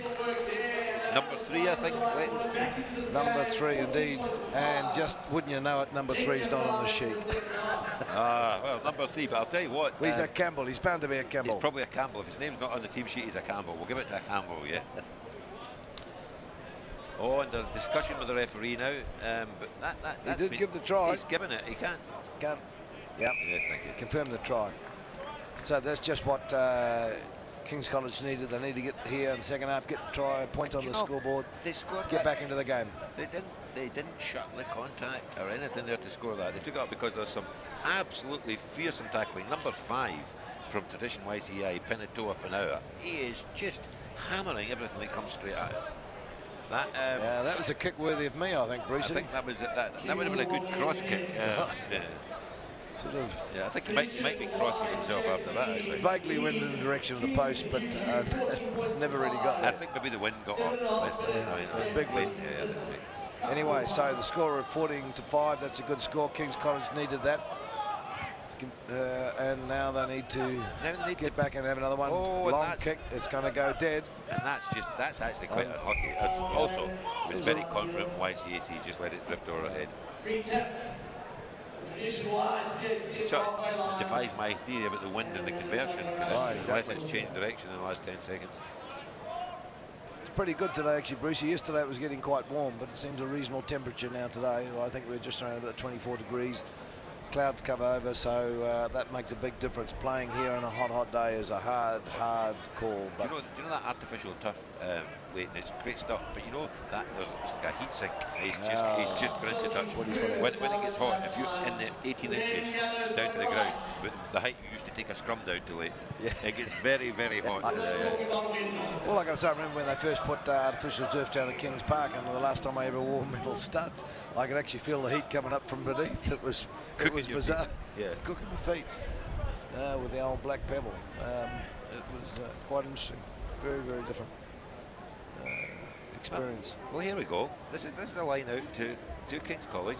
They do need to score twice, but now that they've done it with ball in hand, that's and they're lined up well deep. They're going to go across the back line here. Good ball. Well done. Oh, interesting. Kick through. No one home for YCAC. No one home. So they put it over the back. The chasers just didn't. But they're going to capitalise on this to put the ball through. They've really got to make sure they time down here. Don't let him get out of it, otherwise it's all for naught. So King's College get up. They make the tackle. Bit of a low ball there. Here we go. Kick from YCAC, but YCAC just a wee King's bit College do casual have there. a couple back. Yep. And that's let that. Nevertheless, YCAC, King's College, a couple of people back. There's a big hit in it. He's having another go, coming out this way. I think that Big rangy kick. I think this guy. Watch this guy go. Number 3 though. He's passed it inside. I thought he might have to go. Number 69's got it again, Breesy. Yeah, and he's gone down again. Yep. Yeah. Number 5. No, I've not seen him with the ball. Nice big I fend bet there. he's just as Look at effective that. with the ball as when he's hammering holding the tackle. That was That was a nice big fend there. Penatoa Get a Whanau. face full of that. Yep. Any message back in New Zealand, if you ever see this guy in the park, just dodge. And he's got the ball again. He's coming right into this game. He's not Charging showing it up. away. Bentley there going YCAC. I'm almost certain that he just doesn't actually know what shying away means. And Yeah. maybe he's shying the bar with the ladies, I don't know. Not shying the rugby park. And, well, I haven't said that. Well, a haircut like that, the ladies will love it. Oh, yep. So, I had one of them back in 1979, late. Did you, Brucey? Mine was permed. I had it for a Perm? few years, yeah. God, I was good looking back then, I'm telling you. Well, there must have been a lot of lights out in Scotland then. Yeah. Do you not have any mirrors then when you're a boy, Brucey? No, the mirrors, they used to make good mirrors late. Quality manufacturers by now. Mirrors are pretty poor now, but This actually could be really hard for the University of Queensland boys here. YCA's got the throw, and they've really got to get out of here. They've got to close them down. This, I think they're going to drive it tight and... Yep, just keep it in the guts. Oh, there. there's no maul. They actually stood off that. Quite clever defence from University of Queensland. Yep. Didn't commit many more than they had to, just well, they to slow committed it down. none, so they had to stop, actually. They couldn't mull it. The man at the front had the ball back. That's wide man out there. Yeah, they got space out wide. Nice try, went through. Just took their time. They didn't panic. I mean, YCAC just calmly went up the paddock. I think this team they've combined absolutely aggressive defence with the ability to convert the chances when they get them. Yep, that there, they just dragged a few folk in. And basically, there was 2 against 2, and the man just had the pace to take him on the outside. And you know, I don't know. I'm not calling. Cause I want to see if this GFI team can progress from where they were yesterday. Yeah, they were a good pickup the other day. Yeah, they did well. One of the surprises, they came through and they turned out. I saw the press and the players are all admitting, the core players, that the Fijians are just giving them that X factor. The players that know that if they make their tackles, make their defence, and they give the ball to these Fijians, that anything can happen. So I mean, this is just a great tournament. I do think the Hong Kong Football Club Tens. This week is where I come to watch rugby. It's just really great to watch. I mean, these top quality players, the physicality, and you can actually hear it on the side of the pitch when some of these big hits go in. Oh, indeed. So 19-5, 2 3/4 minutes. I'll take something awful special. Well, I got to say, Brucey, I mean, I don't know. I mean, obviously sevens is a big game now globally, quite well. Tens is a bit in the middle there. It's something for everybody. So the popos like you and I can get out and have a bit of a run around and play in this. It's a nice inclusive format. It's great for the social game, which is Asia, ruined, particularly in Asia. But I think, you know, that there's room in the calendar somewhere for a few more competitive, maybe club tens in the Northern Hemisphere, like pre-season, like the Super Rugby did. Put that down, gave it away, unfortunately. I'll tell you what, he was a bit... Normally a Fijian picks that ball up in that situation would have been through, but anyway, he had defense. A stroll there. All right. Good defence by King's College. They recovered from what was a... Oh, that's put great. Down pass. Is that forward? No. Yeah, just absolutely. Get out of jail there for Queen's College, Strategic Equity Alliance, Queen's College. They got out of jail there. Well, I was going to say this YC. That's the one thing about this YCAC team. On top and a bit casual a couple of times. If in the next round in the comp, which they can't get away with that. We can safely say that there'll be no being casual. But also, you know the competitors that these guys are. You come from that part of the world, young. I mean, what the team sheet here I'm looking at.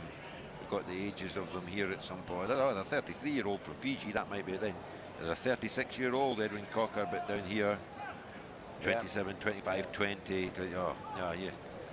Basically, hard people to let on a rugby pitch when you're on the other side, because they're just fast, quick, and aggressive. But if you line the ages up, actually, Strategic Equity Alliance, Queen's College, King's College, sorry, Queen's College.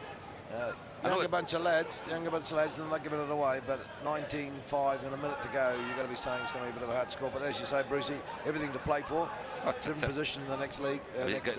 You win a plate in this tournament, it's a great achievement, and they're in competing, and that's under pressure. They're trying to play rugby out of here still, not giving up. Playing a bit sevens there, but just. I think they'll go wide here, go wide left, and give somebody a run at it. Good solid tackles coming in from YCAC. They're not taking casual. They know the game properly in hand, but they're not shying away from it. They keep going. Another big tackle from Noah, turns the ball over. Yeah, nice gather there in though by YCAC. They pull that back in again. Referee playing advantage. This is actually game over late, and it's either a try now or a deduced advantage, penalty advantage. So it's basically game over. Good if King's College could keep them out, but there's some numbers going out. Oh, my big tackler might actually get a run at the line. Oh, SpongeBob didn't quite get through that time. Yeah. Look at the strength of that guy. Right, good running. Oh, he's going to have one more, but no, standing off it. Oh, look at that. He did well. He saw the tackler coming, stepped inside, held the ball, didn't put the pass through. Oh, instead he took the hit. And that may be... Oh, look at that. Oh, I thought he was through there. I thought he was through as well. I mean, these gingers have always been unselfish. He tried to give the pass, you know. Community players, Brucey, through and through. King's College didn't get away at all. Strategic Equity Alliance. They got to be. You can't. If you come here and your team performs like that, I mean, I think we saw yesterday. I mean, you get a team like Samurai, chock full of great players. They can fall at the first day and be in the second side of the tournament. And you know, it's no slight on them. It's the quality of the tournament. You know, so you commit your money to sponsor a team here. There's no guarantee of success. Look, it'd be impossible, Brucey. The teams come from all over the place. When it was a bit of a local derby, you used to plug the gaps with local teams and pick up players. You get a couple $100 from a local pub would buy the kit, you know, but now it's a bit different. I mean, you look at the list of sponsors, but I mean, you're putting a lot of money in to bring them here. But you know what you're doing? Is you're developing the game of rugby. I mean, just before you came, Football Club Ice played Louth. Yeah. And Louth, right at the end, the Louth girls scored us great hands, half the length of the pitch, 2 steps under the posts, you know. And that's, see, tournaments like this, the sponsors, they're helping develop the game. They're putting money in so that other people are developing the game in these other nations where they didn't play. Really good to see. Yeah, you're dead right, Brucey. So great for GFI to get in here and get in behind it, but all these other sponsors, BT, Riverbed, Allied World, Naxos, Taiku, well, all great sponsors, greatly appreciated. They make it possible. And I got to say, Brucey, this tournament is getting to the point where I think actually it's the same way Seven started. I mean, that's what happened. It used to be a football club local derby and took off. I'm thinking, you know, in the longer term, the next 10, 15 years, there's got to be a 10s tournament that equals maybe well do the 7s. Oh, I think 10s to go 10s. Maybe not, but maybe I think they'll be competitive, and I think they have to be in other places. I mean, you can imagine in the south of France, pre-season having a tournament like this. You can see it but it's just such a great game. But here, I mean, this Hong Kong week of rugby, this is just, I mean, the Kowloon Rugby Fest, the dinner was a huge success last night. But I mean, that's great, and it's getting competitive. But you know, you can come here from anywhere around the world if you're still of a playing age, and you can find some rugby this week before you go and socialise and enjoy the rest of the game. No, well, you did right. So last night at the Fest, it was the Kowloon Valley final, Bruce. I remember playing in the Fest in 2012, and a bunch of old farts from Kowloon got through. We played the final 2 years ago. We couldn't get out of the bowl. I mean, the standard even there has gone very, very high. So you're just seeing this whole game, this whole format, this whole week is a real serious game of footy. And here we go, food famous again. I think the Club Pyrenees boy yesterday, they maybe one game let themselves down, but they're playing the Hogan Lovells Asia Pacific Dragons. Maybe one of the favourites. I'll just get the team sheet for you, but I think Pyrenees will come out firing really hard here. Yeah, they got turned over the other day, a bit of a surprise, but nevertheless made it into the cup quarter. So yeah, they're here. Made hard work of it. Kick up from the Pyrenees down to APD, Asia Pacific Dragons. I think what I've just called Pacific Dragons, I think, Brucey. Yeah, okay, yeah. Not a bad kick. Is that ball going to roll dead, though? He's letting it run. No, nicely set up. Just running through looking for a team sheet for the French, but I'm fairly sure I can make up some names if necessary. Francois, I think. Damien Try, we know it's him, so I mean, if anyone kicks the ball, it's almost certainly him. He was a great player in his time. That was a lovely little kick there, I've got to say. Pretty low, but all the way down back into the Hogan Lavelle Asia Pacific Dragons half. Picked up by number 10, Tumi Fasita.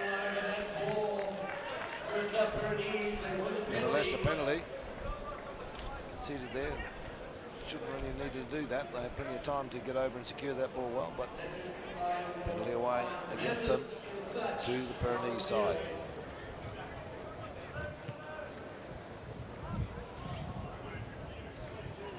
And the kick pays dividends. Bounced inside a touch and then out. So doing the tricky way, nevertheless line out the Pyrenees. Well, can I say they're mounting a attack on the line here, Bruce? Mounting a challenge, yes. I think you could say that, yes.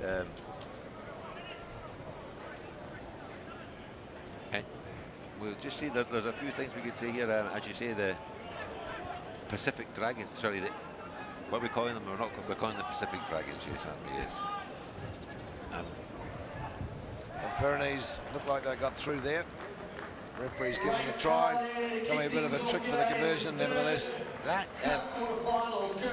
all comes from just one mistake in the end. I mean, Bougainville, Asia Pacific Dragons, they had the ball, they gave away the penalty, and in the end, it's turned into a try. You've got to be very careful when you're turning over the possession here, whether it's a kick or a penalty or whatever else. Now there's not a lot of room. This not a stage room to work with. An awful lot of talent in both sides. I'll tell you what, I think in terms of what this game needed, you take the other two teams, the other first two quarter-finals, the favoured teams have scored first. Now that solves it, because I had...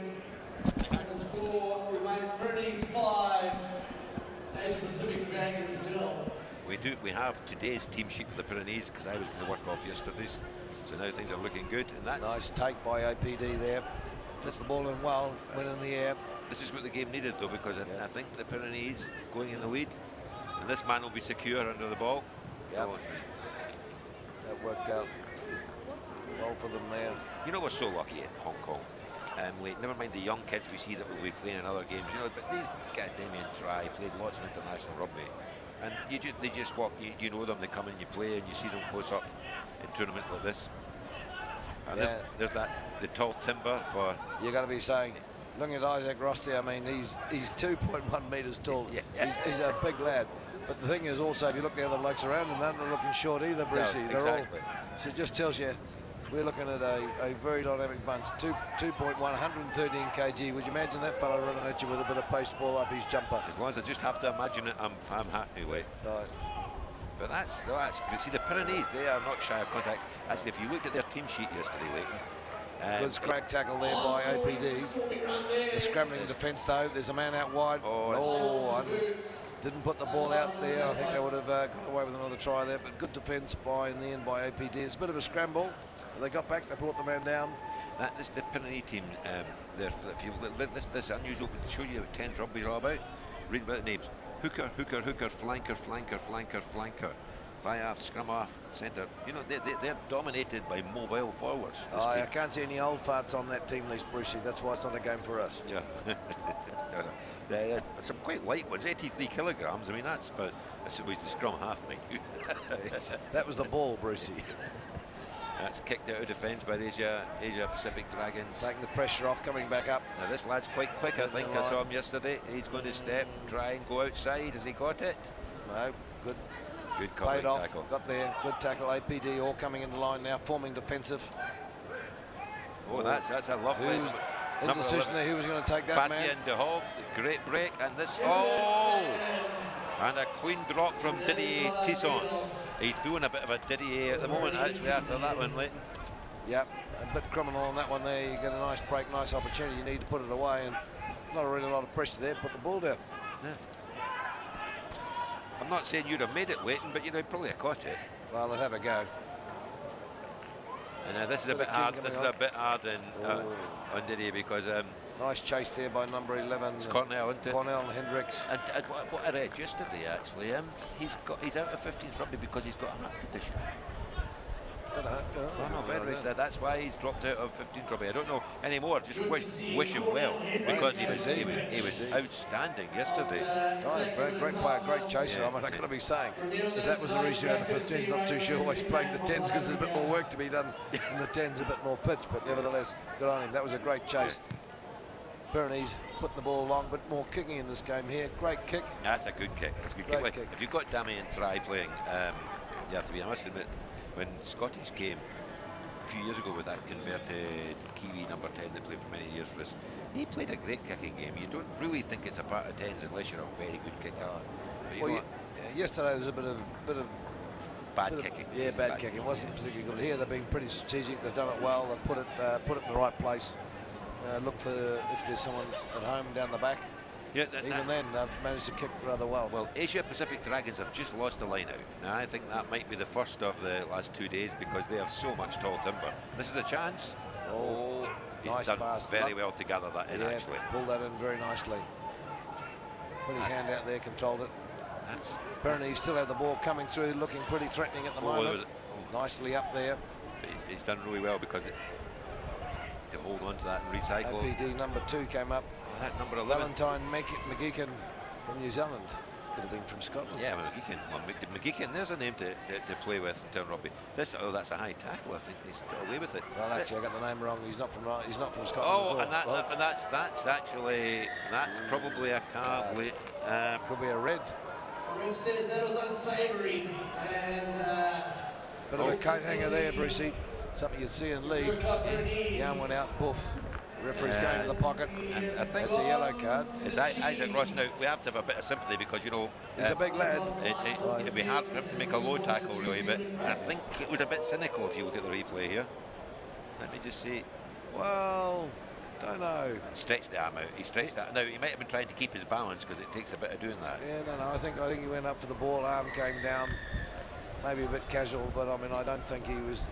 There's no malice. No malice. No. He was trying to he was trying to obscure the kick there, and didn't quite work out the right way. just over 2 minutes. Tell you what, though, in this first half. 2 minutes to go. Pyrenees totally on top of this game. Yep. The Hogan Levels, Asia Pacific Dragons, down to 9 men, fighting hard here, not to go down further. Not where you want to be. Down on your own try line, one person down. Nevertheless, sometimes that's the making of a team. No, Pyrenees. Referee here, a fairly. Taking back to the end zone, distraction there. I've got to say, you see that, Brucey, just on the screen there, though. The camaraderie, I mean, it goes the wrong way. There's a lot of, you know, sportsmanship and how I mean, this is what's great about this game. Mate, you know, you're fierce competitors on the paddock, but you get up here and if something goes in wrong, most people are understanding that you're just playing the game. There's no intent, you know, as physical as you can be. This will be a scrum, but both of these teams can scrum well, I think. So let's see how we go. But the Pyrenees have got an extra man, so it's going to be hard for the Asia Pacific Dragons to get out of here. Yeah. Scrum. Won the ball well. And he's gone for Towed it. Interesting. I would have thought with 9 men you'd want to keep that ball in hand. Referee's got them out of jail, actually. Done the foof up, and he's given a penalty away to APD. That's what they want. Take your time. Yeah. 54 seconds, man off the paddock, no rush to go anywhere. Go for the line here. Got the line and they'll mount one attack. If they keep the ball, having a man shot, it's not going to matter. I know, dead right. Just wander up to that line out. You know what that's like, Brucey, when you're one man down, taking 5 days to get the next set piece when you've got control. I don't know what you're talking about, Lane. I sprinted every line out of my life. It wasn't a very fast sprint. I'll tell you that was sprinting, Brucey. I'd call it walking backwards. Anyway. They haven't got their tall timber here, actually. Nice they've done well. Well, they've got some, but they don't have Isaac Ross, obviously. So nevertheless, took the ball in well. Nice run there from Asia Pacific Dragons. And this boy's making a bit of a break with a step, and nice support too coming through. That's a great Number 7, Greg Poe from Samoa. He stepped in nicely. He filled that gap. The and another great run. Look at this. That's a chicken. Nice little chip. The referee's looking for it to touchy, but I don't think there was anything wrong with that. No. He's given. I don't. Incoming, penalty back by BTs. I think that's harsh because everyone was committed. Oh, indeed, they were going for the tackle. Bit harsh. He's given a yellow card for a tip. He signalled a tip there somewhere. Maybe he's feeling bad about the fact he said big Isaac Rossoff. He's trying to balance it out. Nevertheless, this is good work by Asia Pacific Dragons. One person down, and they've just absolutely doubled the effort to come back here. Well, that's it. It's now 9 aside, so they'll have the advantage to start the second half. This big fella wants the ball. See the ball? Too wide? He's going to hit this up. Yep. There you go. There he goes. Yeah. Got a man straight behind him. Poof. There he goes. Down he goes. Sets it. Pyrenees. And another penalty. And they're going quick. They got quick. Oh. No, they didn't tackle him. Referee still got his arm out. Playing advantage. APD, I got to tell you what, Brucey. Nice hit. Look at that. Nice take. Number 8, I think it is. He's just powering up all the time there. Fotu Lokatui. Nicely done. These boys, I tell you what, actually, they play better with 9 than they do with 10. They get the gander up. Here he goes. There's a man begging wide. That was great defence. Great defence for the Pyrenees. Oh, and look at that driving through. They might actually turn it over. No, they comes haven't. back. That was very unlucky for Pyrenees. It looked like their man out wide. Number 12. Cardiff, you've got to love that name. Cardiff, there you go. Oh, and it's gone a bit bumpy. Little stoush, handbags here, come on lads. Handbags afterwards. You have to say, That was nicely done. Pyrenees took a huge gamble and they attacked that rock, and it nearly paid off. Yeah, they nearly turned They it were over, unlucky, no, but they once said- it wasn't turned over, the man was free. So having said it was all fairly convivial out there, a little bit of an argument over the colour of the eyeshadow, I think, Brucey. I think he thought he had shinier boots than the other fellow, and he was upset. Yeah, indeed. Nevertheless, there we go. So Asia Pacific Dragons, well done there. Tell you what, 1 point, 9 men down on their own line, come back and they score a try. That's rugby. That's determination, Brucey. and I'll tell you what, they'll have maybe 2 minutes with an extra man. Aye. Start of the second half. This Pyrenees team's going to be really tested. He's still not happy with the referee, the Pyrenees captain talking to the referee. There's something they're not happy about. Kick looks good. So now, having gone from a 5-0 deficit, Asia Pacific Dragons 7-5 at the half. Pyrenees captain still pursuing the referee, and he's not And interested in the talking referee to continuing to play. It's a penalty. Another penalty. APD's giving it to them. Not lucky with it. for the incident after the Yes, touchdown. the altercation down the end there. I must admit that I could have seen the penalty, but I saw some retaliation, which would normally reverse the penalty. I think Bit of an unusual scenario, so it's also, it's a very important stage in the game to be making a decision like that. Oh, look at that! A lovely little tap. That was beautifully done. Showed him the ball, and then he just away he went. And here we go. What a! You've got to say, Brucey, look at that. Another try, APD, having been defending 9 men down the other end of the pitch, come through, score a try. Pyrenees arguing with the referee, penalty right on half time, and they turn it into another try. Number 12. 12 points to 5. Number 13, actually, my apologies. Eldon Schoenberg from the Republic of South Africa. Look at that. I felt harsh. I felt it was a harsh decision, the penalty. But if you're given a decision, that stepper that went through there, that's how you take advantage, isn't it? Absolutely. Play to the referee. I feel for the Pyrenees, the captain's still talking to the referee, and the referee's actually not really answering him. I think he probably owes the captain an explanation. I got to tell you, that was a pretty potent 2 minutes there, or a minute, not even that. It was about, what was it, a minute 30 seconds. Minute 30 and seconds. suddenly you go from 5-0 down to 12 up. That was a very important and impressive play. And let's be honest, Leighton, Version's not good, but nevertheless. first 8 minutes of that half was all the Pyrenees. All the Pyrenees. They've got, I think, their coach and their captain, they've got some real talking to do here. They've got to go back and convince their players, yes, you've been unlucky, forget about it, come back and play. Pyrenees skipper still having a chat with the referee, but as you and I know, Brucey, logic doesn't come into the fore. When the referee's made the decision, that's what it is. It could be right, it could be wrong. The referee has made the call. Throughout my career, I tried not to talk, and I like to go and have a chat with them after the game, and never really makes the worst thing they can actually say is when yes, it was a mistake. That never really makes you feel very good, does it? I think half the problem though, Brucey, when you have a chat with the referee after the game, they don't know what you're saying. That could be the problem.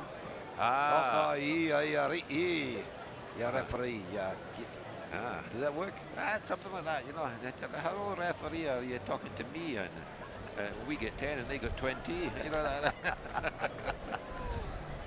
Anyway, so all to play for. I'm going to I love the way these Asia Pacific Dragons to play, but I'm going to root for the Pyrenees in the second half, because I think they've been a little hard done by there, and they've been playing good, direct, hard rugby.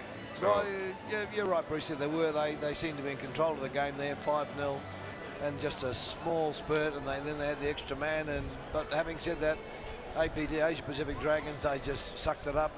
They defended well. They turned over the ball, and they went all the way from their try line down to here. And in a minute, they went from 5 points down to 12-5 up. You're going to say that's guts, that's rugby, and that's what we love. when you said they went all from their try line down here in a minute, you don't mean it took them that long to run it, Wayne.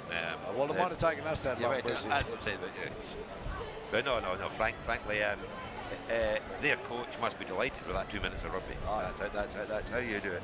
And the referee's actually, funny enough, having a laugh and a joke with Asia Pacific Dragons, and it wasn't quite the same conversation he was having with the Pyrenees. No. Now, I've got to say it, Leighton, I'm going to say it before you. Pyrenees have got a mountain to climb now. Aye, indeed. Just one scored out, 7 points.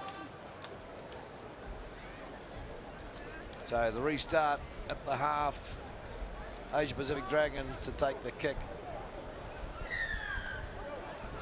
think my money is whoever catches this ball is going to come back straight and hard. Right, well, I need to. Was giving it to the winger, who's quick rather than the big player. He took the ball well, but he was certainly wrapped up pretty quickly. They've got to get him to ground. Right. Working hard to hold that bloke up. They're looking to see whether they can push it. Yes, in the end, well done by Asia Pacific Dragons. Kept that ball off the ground. So the scrum goes against Pyrenees. They took the ball in, couldn't go around the ball, couldn't feed it back again. So the scrum. What you got to say there is they picked out the right man to kick it. Great skillful wing, back, but not a big strong boy.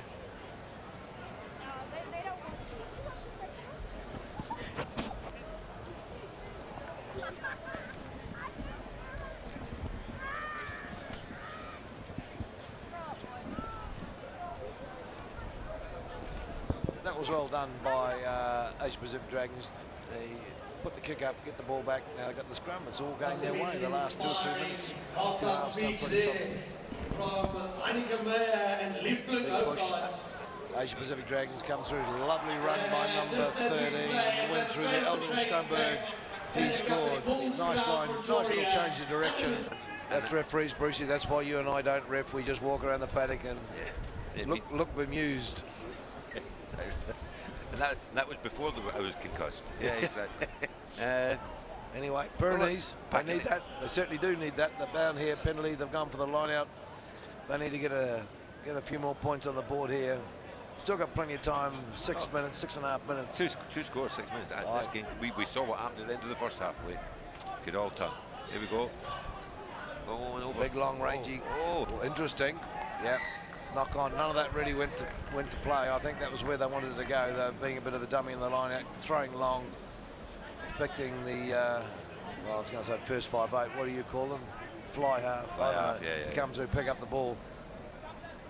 I can't figure out, Brucey, coming back to rugby, first 5-8, second 5-8, I don't know where they came from. Well, I don't get it either, because actually if you get 2 5-8s, you're past one, aren't you? It's 1 1/4 then, isn't it? Exactly. Yeah. And if it was the first, I don't know, first 4 8s, but that would sound a bit silly, wouldn't it? And then you put in the half back as well. I mean, the whole number doesn't add up at all. No, it's not. And I was quite good at maths. Oh, exactly. It's a bit like who's on first. Exactly, yeah. Anyway, here we go. APD got the ball, throwing it wide to number 14. Oh, and look at that step. Look at that. Lovely little step there by number 14. Atuzia Mirisawira from Fiji.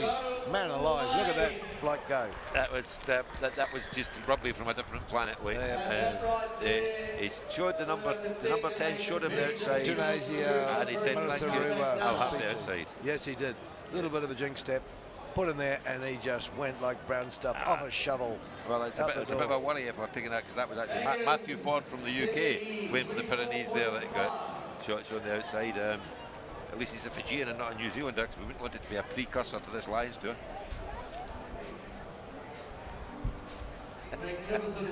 You're going to read the numbers on my sheet, Bruce, not your sheet. No, that's who get beaten. Matthew Ford. Beaten on the outside, right, yes. Okay. My apologies, Brucey. Well, there's the score. That's going to be a bit hard now for the Pyrenees. Dragons 24-5. As I say, now they've got to keep playing, because they've got, in a couple of hours they'll have a hard semi-final for the plate.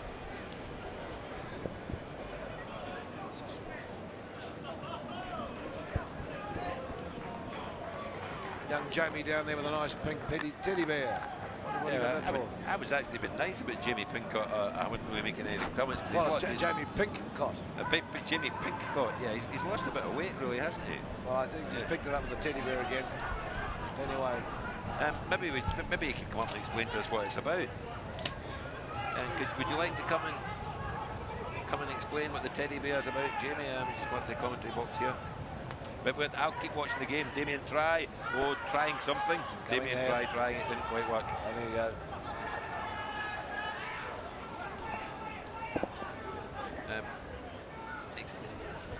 We've got just. And there we go.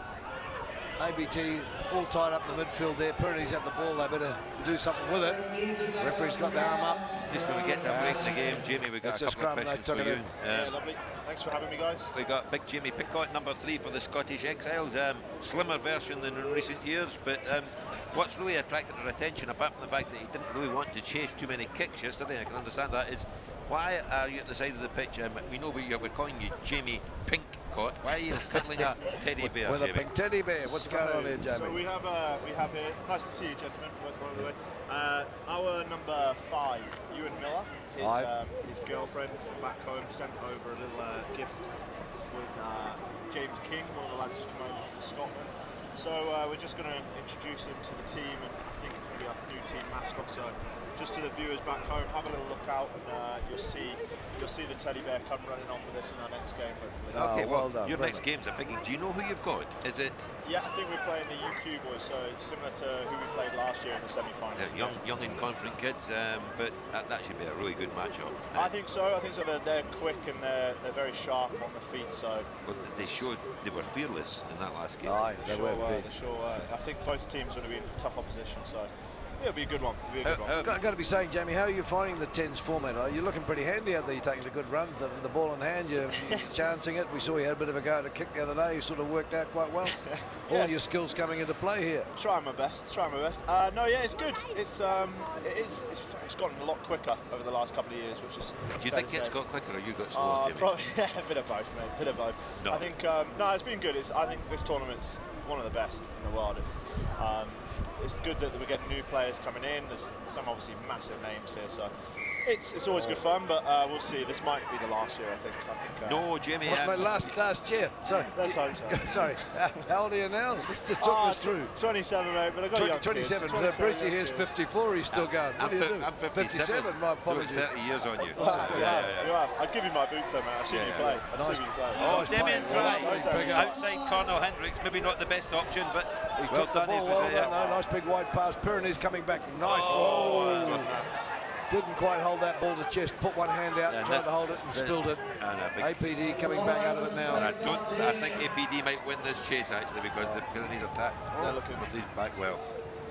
That was the one. Pyrenees needed to put that one away. Might have given them a bit of a chance, but now it's back down the middle of the paddock. They're looking strong, both these teams. Actually, the Pyrenees team are going to be a good team in the play. I agree. They're very, very hard and direct. And there's a knock-on coming away here. APD Dragons going to get the line out. The scrum. 39 seconds to go. Just Jimmy, we'll come back. Just I think this game's done, Leighton. Jimmy, I'm just talking about that Ewan Miller. Yes. I went to the Scottish Sevens reception.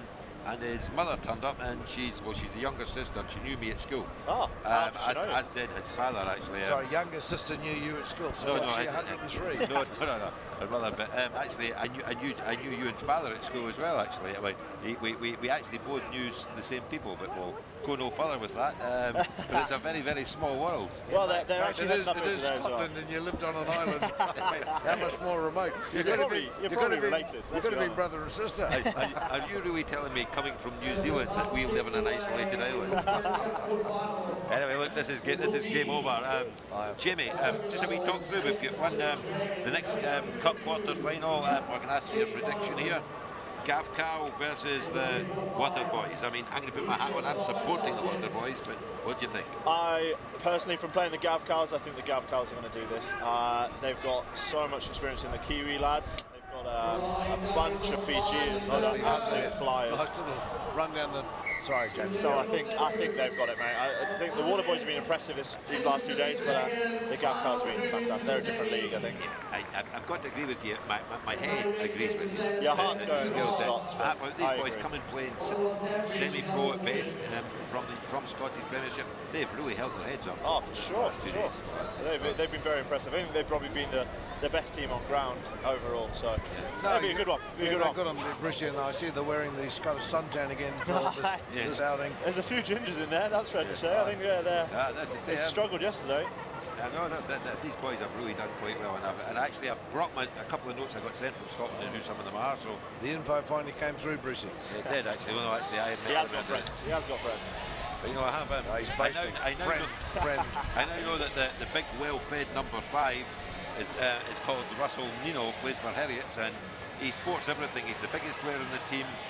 Got a bit of a sense of humour. Maybe a tiny bit in the midriff, and he's a ginger. He's a ginger. So, what more could you want in a Scottish rugby player? That is pinnacle. Here's another legend on the side of the pitch here, Jack Parfitt for Hong Kong. Really good win today. But that's good. Good luck to both teams. And I tell you what, the Waterboys kit is fantastic. Well, they've a rich sponsor of it because they actually wore 2 separate kits yesterday. That way you're saving the good one for the second day. Oh, I'll tell you what. No, you never heard a rich Scotsman before. Never. Right. That way because how often he puts his hands in his pockets. True. Very true. Oh dear, don't encourage the Kiwi, Jamie, for goodness sake. Well, that's how copper wire was invented. 2 Scotsmen fighting over a penny. Anyway. Oh, the old ones are the best. Back at the rugby. Back at the rugby. Back to the rugby. Here we go. This will be a great game of rugby, ladies and gentlemen. Waterboys versus probably the tournament sensation, you being GFI.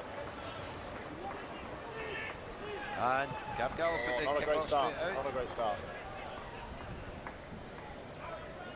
Don't the referees look great? They look fantastic, don't they? Oh yeah, I'm going to get one of those outfits. Just what I need to go out at night. One of those yellowy, orangey things. I need one of those. They'll stay safe. They're figuring out, they've got the things that emphasise the stomach muscles on them. Have you noticed that, yeah? Is that what they are? Yeah. Waterboys with the restart, taking the penalty. He's Shifting the ball very nicely. They certainly put it around good hands, but haven't moved much off the halfway. So keep it, as we said, Leighton, it's all about keeping the ball in this game. Oh, They that's good haven't got pressure. it, they can't score. That man was up Great real rush up quick. tackle.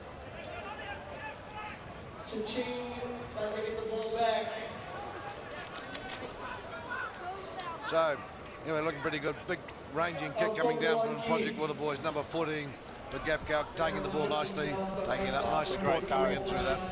Good carry. GFI in control of the ball here. Not really doing anything too extravagant, but they're just playing the game pretty nicely here.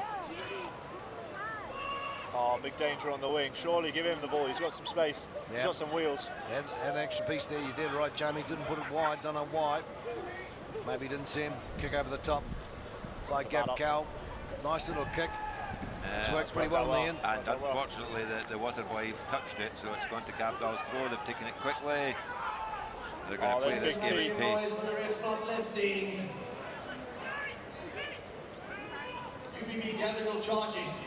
Oh, great feet. Fantastic feet. Stood And on on his feet offload as well. Yeah, lovely done. I'll tell you what, these Waterboys, all last 2 days, they cover, they make their tackles. Oh, and that one tried to flick round the back, sent it forward. Threw that one away. They had a man This is out where wide. they're dangerous. They've got some With quick advantage, boys. they're going to try and open it up here, which is courageous. Oh, guys, look nice. at that. Very good thing. And he's got to go. Has he got the pace? He's got a big man running up on him. Look at him. And that was Closed down.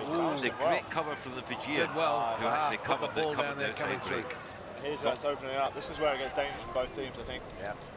Now it's all open. When you get some spaces, when that play goes against you, suddenly the paddock opens up and you don't have the people back.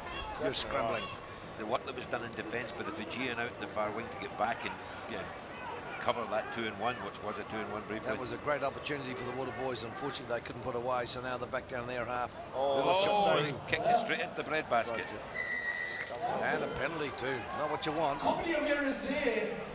Oh, well, I don't think the Waterboys are laughing, Mr. Compere. Yes, the stadium announcer calling that comedy errors. I think that was some phenomenal rugby and some very tired players there. It was in play for a long time.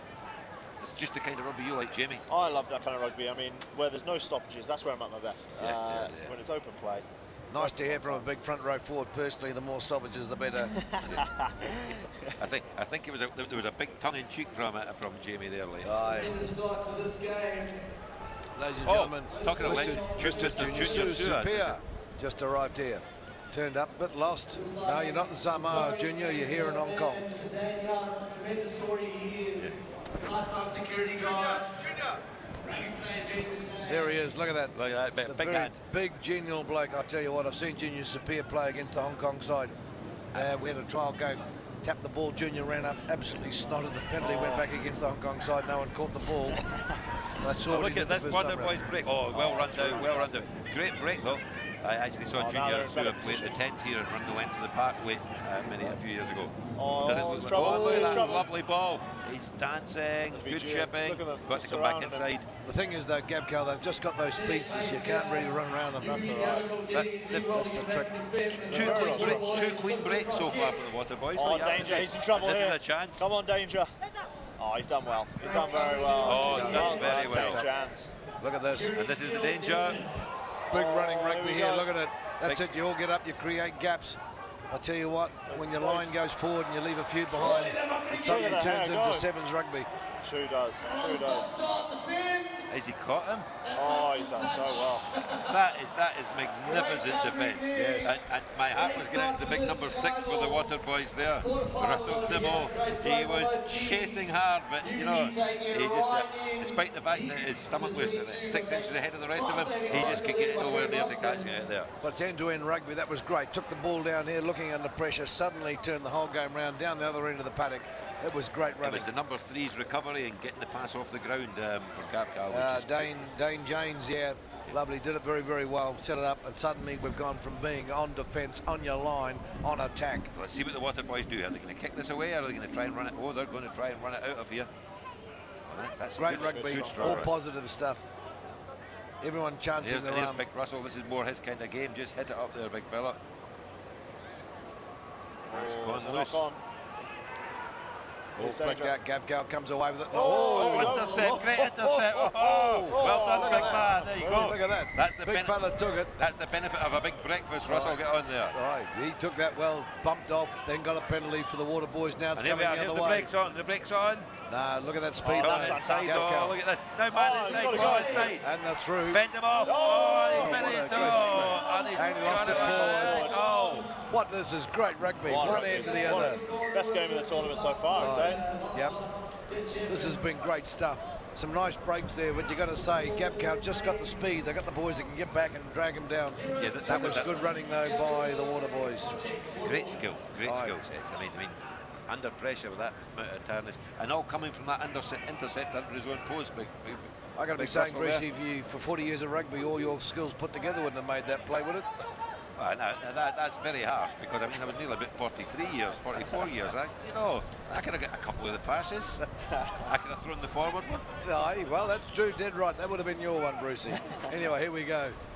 So, Big scrum coming up here for Gavkal. Big Kempy in the front row.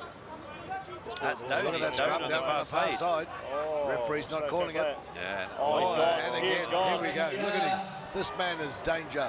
Oh, he didn't Number fancy it. 11 for Gavkal.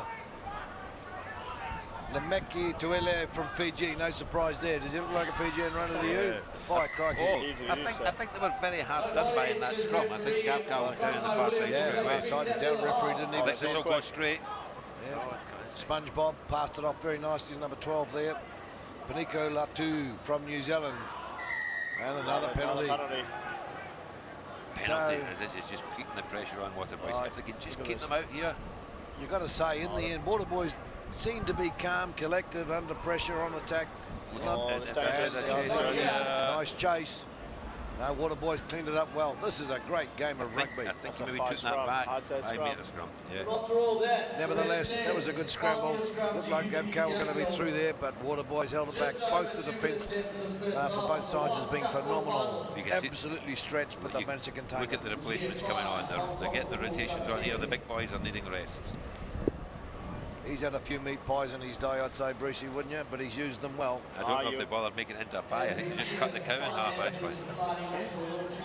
Black belt in jiu-jitsu as well. Is he? Yeah, he sure is. Yeah. You don't want to come up down his channel. No, I've got a black belt in origami. I don't know whether that would hold up as well. I take it you weren't picking any give him a fights good with him paper cut. yesterday, Jamie. Not at all. I'm staying well clear of Kempy, as I do on most Saturdays in the league. Oh, that's great. Oh, and a knock on at the back of the scrum by Gavkal. Now, waiting, as we said yesterday, now this is a Water boys put in. This is a real pressure put in, because they have to lift the foot and hook, don't they? Aye, exactly. This is where it makes it very hard. And then 5 men in the scrum, basically one bloke's got to put his foot out, so you're down by around about 20% in terms of your push. He's got to get the strike, get his foot back real quick and hold it. You were good in the 20% there, Leighton. I'm pretty impressed. Like, I work in banking, mate. I spend all my day charging you to look after your money. He's a number man. But He's I'm a number man. I don't give you much to look after. Exactly. Well, you're a Scotsman, mate. Yeah, Be he's under the never mattress. That's an early push. They'll have the free kick here, and he's Done well, taking it very quickly. Oh, yep. And Coming for- away. Look at this, oh, watch, God. boys. Closed down pretty quick, though. Look at Nice that little big break. hit, though. Little mistakes creeping in. Last minute of play, first half. What a half, though. What a half. Yeah, I think it deserves to go in at 0-0, doesn't it? Aye. Really? I got to say, Gavcal, I would have put my money on them, but Water Boys, they are giving absolutely nothing up here. And you know, just the both teams have had their chances. I think Gavcal might just hit right up through the centre here. They've been going maybe, well, I think just if they can win their scrum ball, of course. I mean, neither side seem to be panicking particularly anyway. I mean, they're getting it, they're not losing it. They're just trying to, you know, take the chances when they are. Both of them have done very well on that. I think the closest was when the Gavcal broke up the right wing, and that spectacular save down near the corner flag by Water Boys. Still shooting for the whole of the moon. No score coming, 30 seconds in the half. It'll be a good time now for Gavcal to get 5 points on the board, or 7 even, obviously. I think Water Boys will be very happy to take this in a 0-0 with 20 seconds left of that first half. Has he given a free kick to... What? No, he's not. Reset. He's reset the scrum. Reset. It's a bit far away late now, just was trying to... Well, you can look at the screen here, Bridge. I found this quite an interesting invention. Rather than looking over the rail, I spent all day looking over the rail. They put a TV here now. Don't try and reverse that. I had to point that out to you yesterday halfway through the day.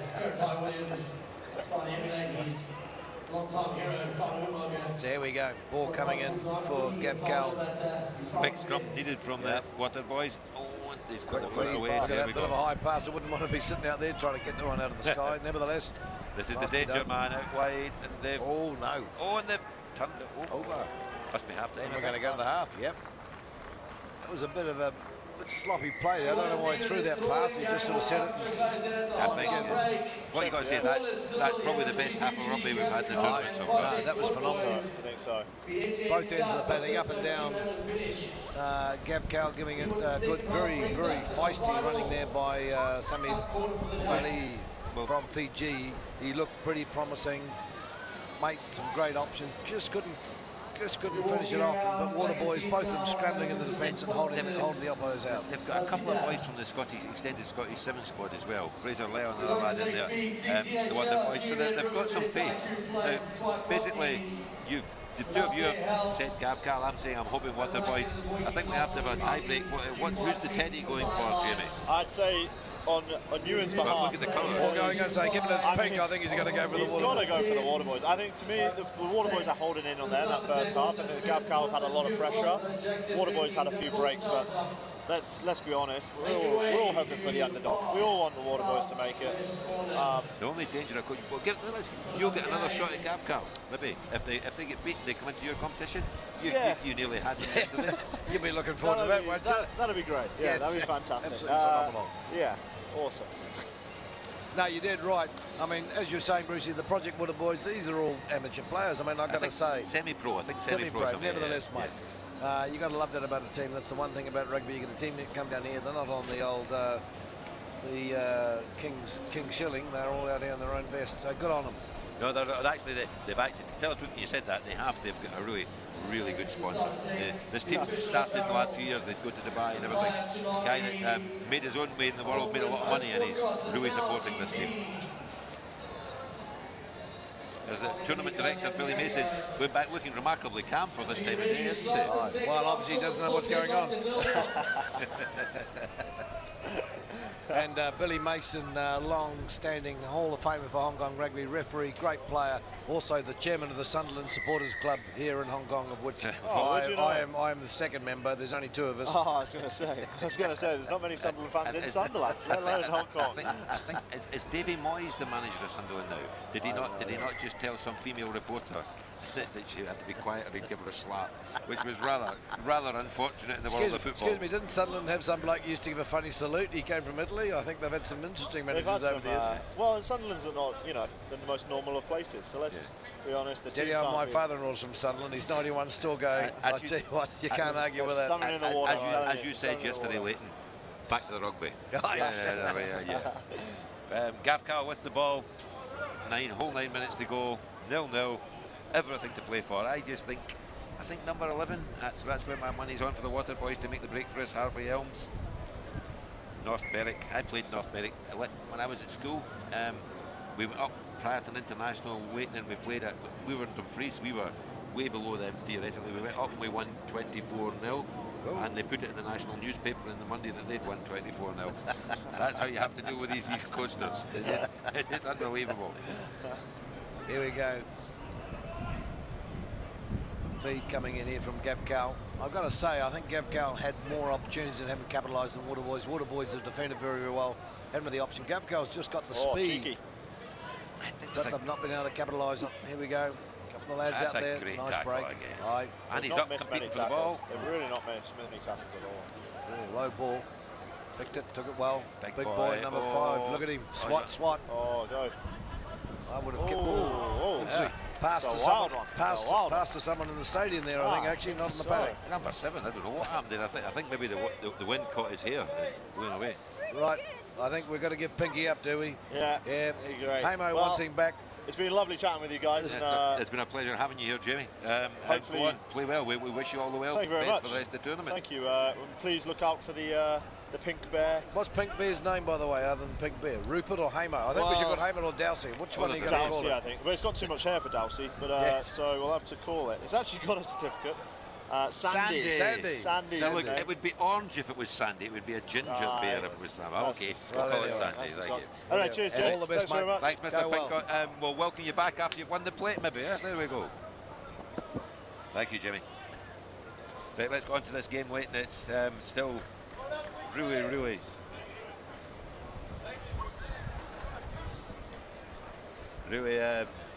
He's Really done good. well. I've got to say, I'm very pleased because he's obviously out position. Bruce, he's done pretty well. The he's 10 done- years done old. very Jamie. well, didn't he? No, he's actually got a great skill set for a Aye, big boy. aye. I don't think actually propping's his biggest skill set. He's all the rest of the game. He's a good prop though. Well, it's very unfair now. We play all these people with skills, Bruce. In my day, it just was, you know, who could be. Oh, there's the break, There's the and break. that's the Danger one. man. Look at it. There it goes. The break. Game's finally breaking open, I think. And I think he may be Fijian. I don't know about that, Bruce. You'll have a look. He could be from Norway. Number 13 again. He's been the danger man for them. Samu Bayal from PG indeed he is. And he's threatened a couple of times with some great breaks. And finally, in the end, they've gone through. It's taken Gav Cal a while. Project Waterboys have fought this game pretty solidly. They've had defended well. They've had their breaks. But that might be telling. And I the think version is good. I'm fairly sure Waterboys have got a score in them here, the way this game's been going. So, Oh, yeah, a certainly couple not of out of it. replacements on. So, let's see how they take this kick off and where they go.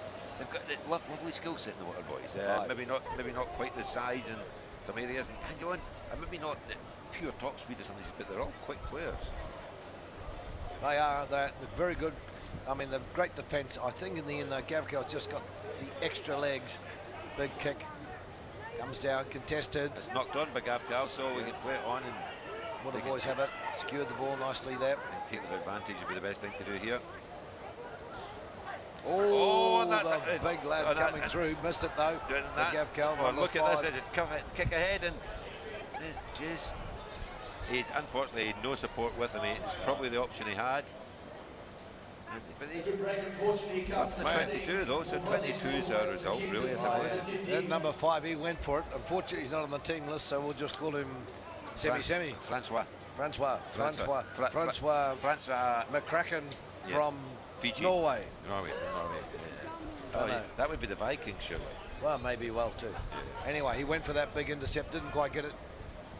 And what a boy! Oh, that's a had great chance. take. Nice Good take. pick up. Yep. And this boy's been a danger player all the last 2 days. He's going a Great bit run. sideways though. But that's okay, but he set it up right in Yep. front of his big boys. Water boys come through, got the ball. Gav Cal up quick though, closing it down. I think they want to come back left here. Yep. I think they have the numbers. Unfortunately, unable to be connected. Scrum will go to Project's Waterboys. Just over 4.5 minutes to go to our final cup quarter. Next up, we have the Texas Hong Kong Football Club against the CRFA Gladiators. Kenzo Parnell, here he is. Down here, had a great game.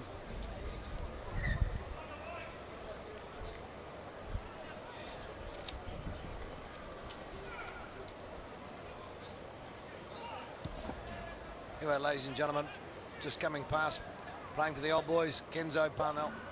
Well done. Come in, just going to join us for a couple of commentaries here. Couple of minutes. I know you've got to go and warm up. You young boys, train Kenzo. Long time Hong Kong player. Been in Japan for a number of years now, Kenzo. Yeah. Yes, I have. Yep, it's about 7 years now. So, thanks very much for having me.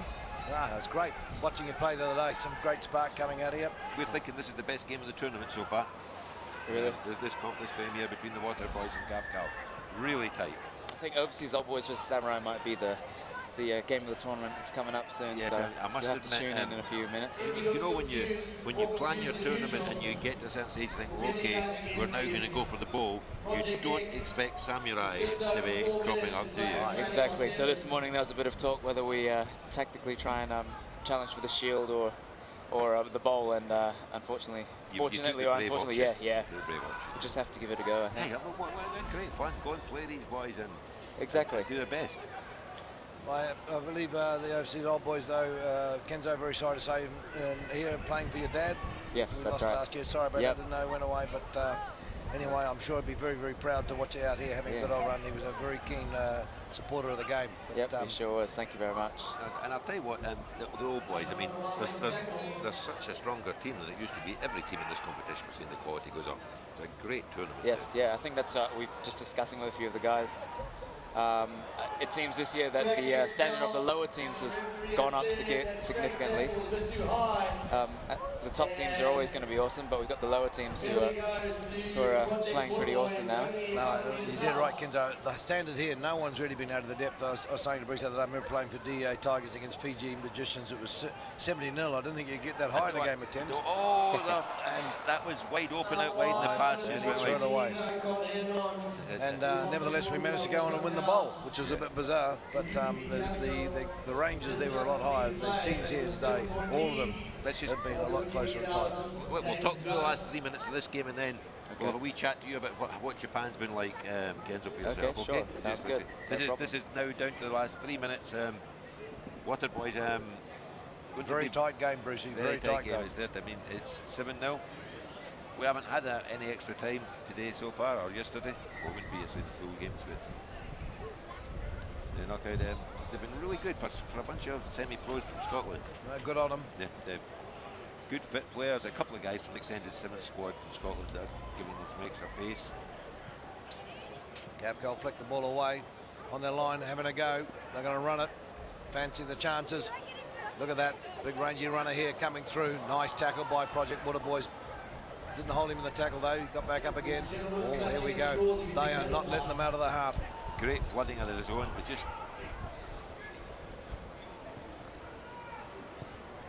Gavkal taking it, controlling it though, not panicking, just taking their time, working the ball up the paddock. And they've got danger men all over the park. That's the thing. Water Boys are doing exactly what they have to do at this stage of the game. They're rushing up. They just got to try and turn this ball over. Nice strength there, great strength there. Just carried on, and that tackle took the ball forward another couple of metres. Oh, look at that step. Look at that man sitting out wide. In, out, look at him, and lovely follow-up support play by number 11. Oh, great tackle. This could be turned over by the Water Boys to tackle. Yeah, I think they've turned it over. Yeah. No, oh, referee the other way. I have to say that they had 2 men over the ball there, Water Boys. I think that was quite harsh. Of course, I might be slightly partisan. Unlike you, Bruce, you're told I wouldn't be going. Being a good keen Scotsman, I think you'd find that a bit of a hard call, really. Anyway, you're right. I think it was a bit tough. Okay. Going for the line out here. Minute to go. Gavkal line out. As they roll the subs, both teams, on comes Big T, Diddy Stevens, and the number 4 jumper. Looking to make a big mark here in the last. It's a big meat coming on for Gavkal. Yep, he's not a small boy. T. Diddy Stevens, did he say? Aye. I don't think they'll be lifting him. No, he's all muscle. Nice take by Gavkal. That's what they want, settling it in. They're going to hold it tight and run this clock down. 27 seconds to go, 7-0. I got to say, I would have thought Gavkal would have taken it away, but they haven't. Project Water Boys have done very, very well. Just maybe unlucky, just not to get a score away. Nevertheless, Gavkal have it, grinding it up the paddock, playing a bit of English rugby there, just keeping it tight. Nevertheless, gone wide now. And here comes the pace. Look at that. Oh, beautifully done. You see that bit of rugby? He just stepped out. Bad luck. That wasn't English rugby. That was pure Fijian rugby you saw there. But look, Joshua. Water Boys have got one chance here. Joshua Vichy from PG. Look at that, came right across the paddock, danced up the sideline, couldn't quite keep the tinkle toes in. Had he had, that would have been a try. It was a nice run. Referee just being a bit Picky. picky there, yes, actually. Because if there's one thing you want, is quick ball to get away here, Project White. Well, they've shown they've got the capacity to break the line. So they'll have one chance here. Got to be pretty much the last chance indeed for the Water Boys. Nice little throw to the front, nicely done. Great skill under pressure, so let's see where we go. I don't think they're going to be kicking the ball here, Brucey. They're going to keep pushing this as long as they can. The number 11, their danger player all day, and now big contact. Got to make something happen out of here. I think they need to come back this way real quick. They need to form a line. Penalty. Okay. I think that, It's gone backwards. They're lucky there. Got away with that one. Ball didn't quite go to hand, but the ball went back. Some physical challenges coming in now from Gafgal at this cruise gauge. Oh, there's big Russell Nimmo hitting it up. He's got a hint of the ginger in him too there, Bruce. Oh, he is the team ginger. Oh, and that's a no-arm shoulder actually after the ball went there. The referee's got his hand out. Playing the advantage. Big fella's up though. Oh, and there's another one with no arms actually. 2 in a row. Water Boys aren't giving it up. Should have been a card there, I thought there, but anyway. Oh, man, you could not. What's he doing there? And there it was. You didn't want that, did you? That was free ball. Threw it away. Okay, I'll make a call now. Yes. Gafgal are looking very, very strong here. It's a good game. I think favourites for the weight might be these Water Boys. Looking some good teams in there. Anyway, Kenzo, well, we've got a second or two. What have you been doing in Japan the last few years? So I've been in Japan for the last 7 years. Left. I was at Toyota Shoki with Rowan Vati and Mark Wright for 3 years at first, and then moved on to another team called Kamaishi Sea Waves, where we had a guy called Josh Afu, who's about to play for football club. And the last 3 years I've spent at Hino Red Dolphins in Tokyo. So it's been 7 years now, which has been quite enjoyable. Fluent in the language? I should be. I am half Japanese, so it should be better than it is. I mean, 22 years here, my Cantonese is relatively non-existent. Yeah. Well, you haven't even mastered English yet, Bruce. How the hell are you going to get Cantonese sorted out? Yeah, Kenzo, there's one thing, just a couple of comments in the tournament, because I think I saw your coach waving for you. Oh, down really? there. He just went the gap there and waved at you. Oh, okay. So right. I don't know. Maybe he was just making sure you were still on the ground. I don't know. Yeah, I think so. And going home. So, tournament as a whole, I mean, obviously playing in it is, I mean, it's such a challenge with some of these great players, but it sure is. I mean, question we've been having all weekend, I mean, we think this is shortened 15s, not long 7s. And as a development game, what do you think to 10s rugby? 10s rugby, I think it's probably the perfect game. 7s, you need to be a speedster, and like if you're not one of the fastest people in the world, you probably won't survive. At least 10s has space for Why props. were you looking at Bruce when you said that, Kenzo? You pointed towards him, sorry, as I mentioned. I have to say, in my time I've won a 5-a-side football team and a 5-a-side tournament and a 7-a-side rugby team. I picked this team for the 7-a-side rugby. The other 6 players were quite good. Okay. Yeah, that's how you do it. Well, yeah. So I think 10s is probably the perfect in between. And a good way to spread the game. Like 7s is almost a different sport these days to 15s. At least 10s is a bit inclusive, more inclusive. So yeah, I guess so. Yeah. You've been about for years here. We better go on to this game soon. But what are you doing when you give up your rugby? When I give my rugby, he's not giving up his rugby. He's got years to go on. Well, Leighton played for quite a while, so I'm trying to stick around. We're having our testimonial in a couple of weeks, actually. Oh right, okay.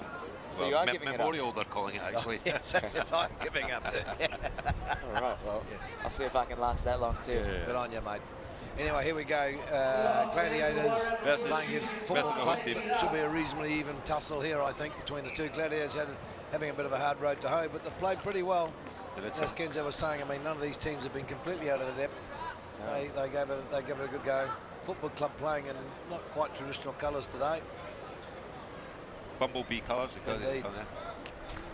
Gold and green. Yeah. Gladiators are a pretty sharp team. I believe they're like China's development 7s team from Shandong. Some great pace. Province, great pace, some great guys. Not scared of the contact, but just against the prime teams here, just out-muscled. Yes, which is the case for a few of us. I would suspect they'll give Football Club a really hard game here. Well, yeah, Gladiators certainly had the pace. We saw that when they had the ball in hand. I think what they kept trying to do is keep the ball playing rather than maybe going, taking the contact and setting the next phase, but nevertheless they've got speed on them. They love to run and they run well. Unfortunately, you just put the ball down there. It's good. I mean, you've got to admire Football Club because obviously they're the home team, and I mean, I think everyone else is held to the squad, but basically it's who's not at work sometimes for these games. And that's just great. You know, you get the opportunity to go and play against really good players, but as I said, decent Football Club team, a lot stronger than others. Yeah, you did right, Bruce. You got on them. I mean, not surprising. There's been 32 tens tournaments, and football clubs had a team in for the last 32 years. Yeah, so no, they're always invited, apparently. They're always invited to play, and they give it a go. You did right. I mean, the game's moved on. The teams have got stronger and stronger. Football club as well. But it's a big ask, actually, I think, to throw a team out. I remember years ago when the tens was, you'd get a couple of pickup teams from Hong Kong to fill the gaps. The football club have always been pretty, and they've done well. And good on them. There you go. There's some guys. Let's see who that. This is where it is. It's the speed. This is their Arsenal. This is Gladiators. They've just got the pace. Their Arsenal. I think that was a bit more like Spurs. It was a bit more flair than Arsenal actually. Yeah. Well, I know it wasn't Sunderland. So score there to GFI Gladiators. Open the board 5-0. That's where they're dangerous. That's what their game is. They're very fast lads. Like a lot of teams out here in Asia, maybe not able to do the physical bit, but they can certainly get around the paddock. And they get an opportunity, they go, and they go well. But I think as we're saying, now that the Sevens are a big game, there's a development game in China, and there's money being thrown at it, and there's a lot of time spent in coaching. And I mean, their skill set, their handling skills, really good.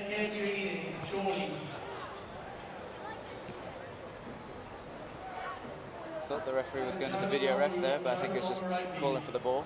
Yeah, oh, wait, it's not the video ref. We're worried actually, maybe missed that. I've done a lot of refereeing during my time playing.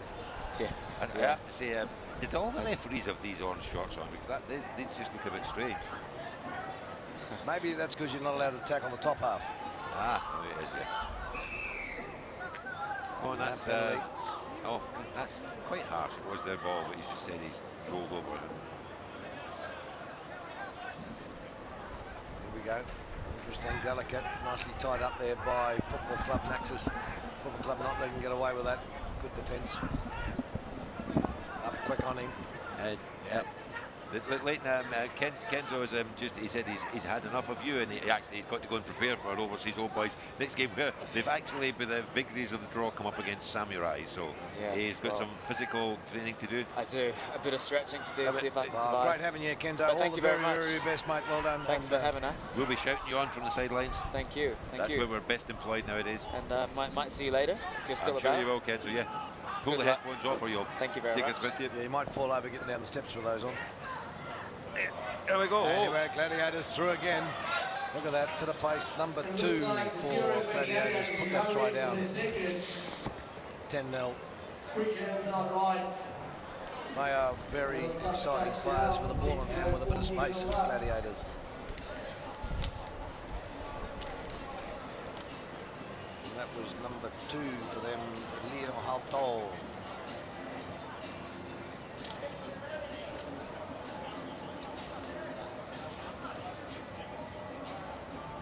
We've got pretty good in the midfield game, but it's just out wide.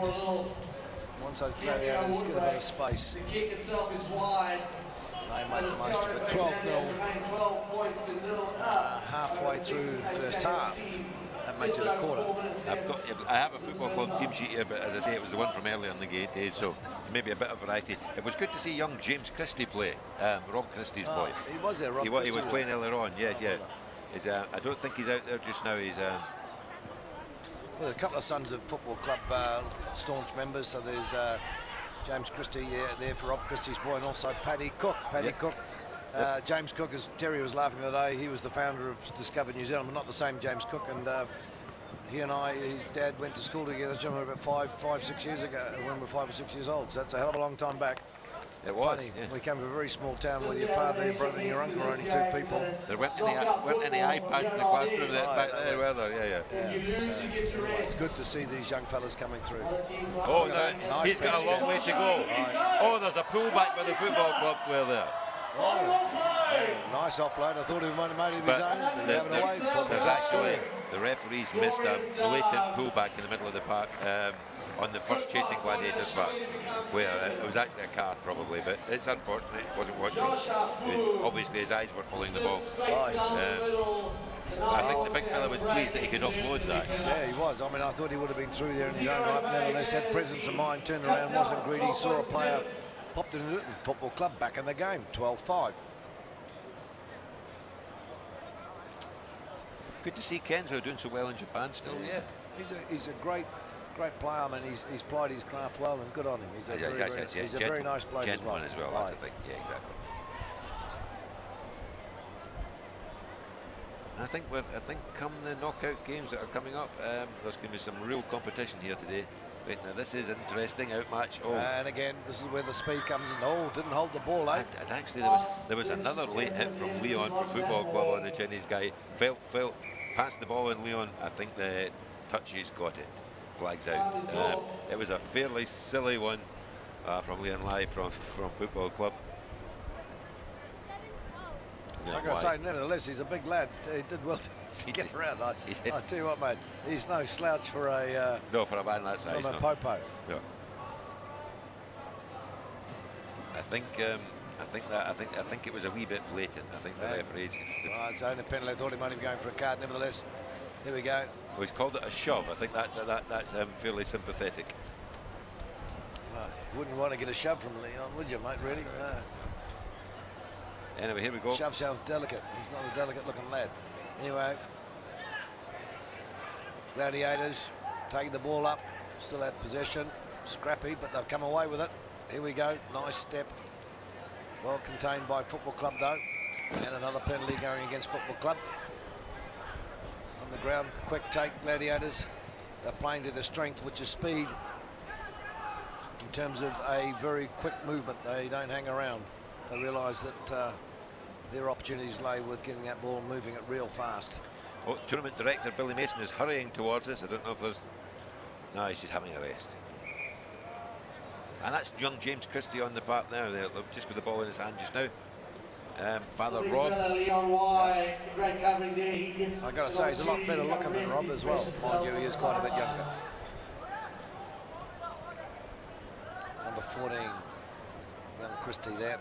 Nice take by Football Club. Oh, well gathered. Had 2 goes at it. Nevertheless, knock on there by Gladiators. Scrum for Football Club. Axis. Last step of the line out there, we'll scrum down to the Texas Club. Running down into the last couple of minutes. Last couple of seconds, shall I say, of the first half.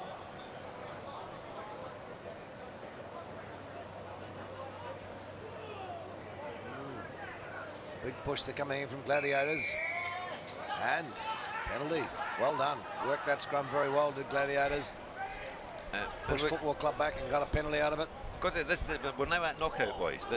Leighton. This is actually you're in the tournament and you're out the tournament now. So do or die. Do or die now, exactly. So you know, there'll be some lads just want to go further. I mean, this Shield, do you think is a wee knock over the top coming in, Leighton? Nobody at home. No. Look at that. That's a good drive. I was. Look at this Football Club. Boom. They're offside again. Unlucky there. Number 6 Football Club. I thought he was in with a fairly decent position, but he's given the offside for early on. I think they were well over the ball there actually. Oh, was a big hit, but he recycled the ball. Held the ball. Oh, look at that runner coming through, but didn't go with him. Here we go. Options. Another good carry. Good scrag by Football Club. On the line over here. Oh, the other way. Well done, Football Club. Over the top on his feet, contesting the ball. Now, I'm not sure the kick was the option. Even I don't think the chasers were as quick. Nevertheless, they get away with it. Referee's calling him offside. Football Club not hanging around there. Jamie Wadder, he's a flair player. Oh, and he's just passed it, unfortunately, to the opposition. But he once away again gets away with it. There was a knock on. Half time 12-7. I think that's done. They go to the sidelines now. So Football Club certainly still in this one. They're going to have to 2 different kinds of games to be played here. Right. Football Club they've got to be fairly direct. you know, until they hit the opposition 22, and then they can see where they go. Because the legs are definitely with the Gladiators. Indeed, that's it, Brucey. Two teams, the two very different options or opportunities here. Football club slightly bigger and more physical. They want to play the game up tight, getting it a bit wide and trying to run it. They're not going to get around the Gladiators. Gladiators not wanting too much physical contact. Albeit, having said that, they did a very good job in the scrum here, but they've got speed. That's what they've got speed. I'm telling you, I think if you do a comparison for a number of years here, Leighton, it was the Chinese Agricultural College that came here. And you know, we knew the guys on the good team, but this Shandong development China team, this is a step up. They've got better rugby. And I think that China's a right place, and you know they're not all small fellows. They go up north. There's some big lads. Remember the Colonel from the PLA? Yes, PLA Colonel. I mean, they were big old lads, you've got to say, Brucey. They certainly can grow their own tall timber, and it wasn't just all sticks. No. I tell you, mate, there was a better meat there. I think that's, I mean, obviously they're really working on their sevens programme, so therefore what you've got here, you would imagine, are all guys that can play sevens. But if they were maybe to bring a couple of the bigger players and start putting the money into 15s as well, you can see they've got the skill set, they've got the base, so it's all great to see. Well, rugby's an ideal game for China. You've got all sorts, all sizes from all over the place, mate. And you get a fairly big pool of players to pick from. Oh, yep. Tell you what, I think if they really wanted to get into it, they would clean up left, right and centre. Sevens at the moment, it's got to be the game, I think, Brucey, because that's where they... Well, it's easy. You can develop, and it's easier. But, you know, as I say, they're set up, and there's government commitment to sport. That's a great kick-off from Football Club. Well taken. Have a loose pass. Good take, yeah, bit of a wild pass. Nevertheless, Gladiators have the ball now. Come back. Well, there's a lovely inside pass again. That lad over the balls, the joint football club from the Chiefs in that programme. Hong Kong Scottish moose it down there. One arm banded. Oh, nice tackle there. Bumped the ball out of the hands of the Gladiators. Now they're scrambling to come back. And Young, unlucky there. James Christie got through, could have had the try, but in the end. To the Gladiators, deep in the 22. Reinforcing the Scottish commentary here, we've got... At front row, the front row commentary. Yes, the front row club. Here we go. Come on, Moose, pull up a couch. Daniel Musa. Were you with Watsonians in? You Watsonians in. Come and sit in the middle if you're all right here, Danny. All right? Sit in the middle. Sit in the whole 4 seats. Yeah, that is that. Yeah. Danny's had an off-season operation to remove the chip from his shoulder. You can see a sling on here. Very common in Scotland. I had it in both shoulders actually, but they've grown back. That's why you had a level-headed argument, mate. You had a chip on both shoulders. Exactly. That's good cover back from, and he's put that emphatically out of play. So, Daniel, how do you think the tournament's been so far as a spectator? Oh, it's been fantastic. Having been down here for 2 days. 3 days has only been going for 2. Yeah, well, yeah, I was going to say, the beer's been flowing. A couple of good upsets. Samurai struggled, and it's opened the tournament right up, I think. Yeah, I mean, it's great. I mean, it shows the level of the tournament that a team like Samurai can end up in the ball. Yeah. Obviously, not very happy for the teams like overseas old boys who now have Samurai in the bowl, but you know, it's just spectacular. And I think GFI, they're playing really good rugby. I thought the Project Water boys, I think they'll be a handful for anyone in the play. Yeah, I agree. I was interested actually speaking to the GFI coach this morning, just saying he didn't feel he'd really been tested yesterday. So I think they still feel very due a sort of tough game. So see how they react to that. No, I think they're very good. I think I mean, it's hard to call. I mean, we've been looking for a favourite for the tournament. Gladiators through there.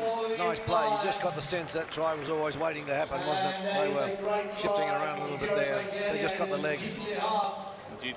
I mean, we were talking just before you come up, Danny. This is the Chinese development team out of Shandong now. So, you know, the games come on. It used to be that Chinese Agricultural College down here. Skill sets are in, they've got the pace, they've got the strength. They just maybe, obviously they're developing sevens, they need to bring some of the big boys from other parts of China and get they had a couple of big boys in this team as well, because they've got all the skill and the pace.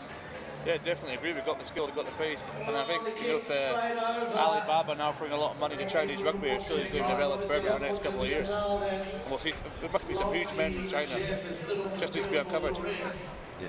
Okay, by the way, there's the boys from, you know better than anyone, you've not long left Scotland and playing in the Premiership. How much of a step up is it from being a Premiership player to come and play in this tournament? I think the difference to the boys at home is probably the skill level and the speed of it. I mean, the guys at home, as you know, Brucey in Scotland, they're really good players, but you spend sort of 4 months in the middle of winter roughing out in the mud and the rain and the snow. And you come out here. Only 4 months in Scotland. Sometimes 5. Oh, it's a great football club, but he's going to need a fit. Oh, that's well done. He's done really well to get there. But I think coming out here and playing in a harder on the harder surface and some bigger guys from the Southern Hemisphere will definitely be a test. But we seem to equip themselves quite well. I think they've almost been the surprise of the tournament. I mean, they could have beaten GFI. Yeah, we almost did. Yeah, almost did. I thought some great breaks. Maybe just that extra pace out wide that GFI had. But I mean, particularly in the first half, some great clean breaks. They held the Penguins well for sort of 15, 16 minutes and slipped away at the end there. So they've done really well. So I'm sort of hoping that it doesn't happen, but you know, I suppose we could have the Scottish XL against Project Waterboys.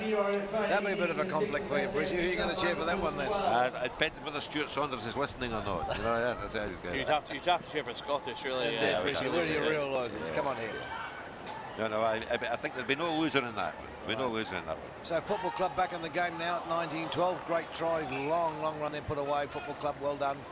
Here we are, 5 minutes to go. Still anyone's game, 19-12. Obviously, they're going to need to score twice to overcome the lead, but it's still on the table. Well, they've shown they can burst through the middle. If they can use the big fellow, then feed off him again. And they've got some pace of their own. Josh After, you looking like a spring chicken earlier on when he was romping down the paddock. So, what's the point? What about your rugby next year, Danny? Are you back playing next year? I'm 50-50. What do you mean 50-50? 50-50, having had a knee done 2 years ago, remember shoulder. I think it might be time to... well, Bruce is retiring, he doesn't need his shoulder, you can have his and we'll put on for another 50. Well, I've heard you're leaving Hong Kong late, so that's why I'm retiring, you see. Yeah. No opposition in the front row left, exactly. With Brucey retiring and you leaving, there's no one for me to play against, really, so... Oh, mate. I think, as I said, you know, there's probably, if you don't want to play top-level rugby, and if the Scottish still don't have a sort of social team, there's room in the Kowloon specials for you, I can tell you that right now. There's a couple of props leaving the ranks there. There's an advert going out, they'll be doing interviews. Yeah. They'll be doing interviews pretty soon. I think Brimmy will have the advert out. This is going out worldwide. We can actually put an advert out now. Are you past your best? You love it, and you love a game of rugby. You can talk a lot of nonsense, and you can still win a scrum. Aye. Come to Hong Kong. You'll be there. Yeah. We'll be there. So Gladiators have the ball coming away from that. There's a man down. Oh, look at the skill set. That was a lovely fend through the gap, actually. Great skill set. I think that's going to be it at the moment. So there you go. It's going to go to 26, pretty likely to 12. Too big now, I think, for Football Club to come back. They've contested well. Good on Football Club. I tell you what, local derby. They're in here against some of the very best players in the tournament, and they've held their own. We just missed under the post there a very strange warm-up routine from these Africans, actually. It was basically a 15-man scrum. There's some big boys in that team, isn't there? Oh, there are, and I think a couple of very good players. He usually wears number 8 with the beard, but it's just the level of tournament. You know, they have to come and find out. Oh, somebody a bit hurt here, actually. Yeah, he's been down for a while. He might have been. Yeah. He might have been knocked out, I think, mate. The way they're looking at him, he's not moved much. Well, the one thing about it, we got all the proper care here and everything. Let's just hope we look after it. So, Danny, 50-50 to rugby, 25% back to Scottish, another season the first team, and 25% your lifetime ambition, Kowloon specials. Well, that's pretty much, yeah. But it's interesting, Brucey, talking about playing next year. I've been out here for 3 years now, and the level of the competition has just got better and better and more physical, because I'd say that Premiership now is probably about 67% full time. So, and what do you think to the initiative to bring these lads from the Chiefs up? What do you think it's done for the local game?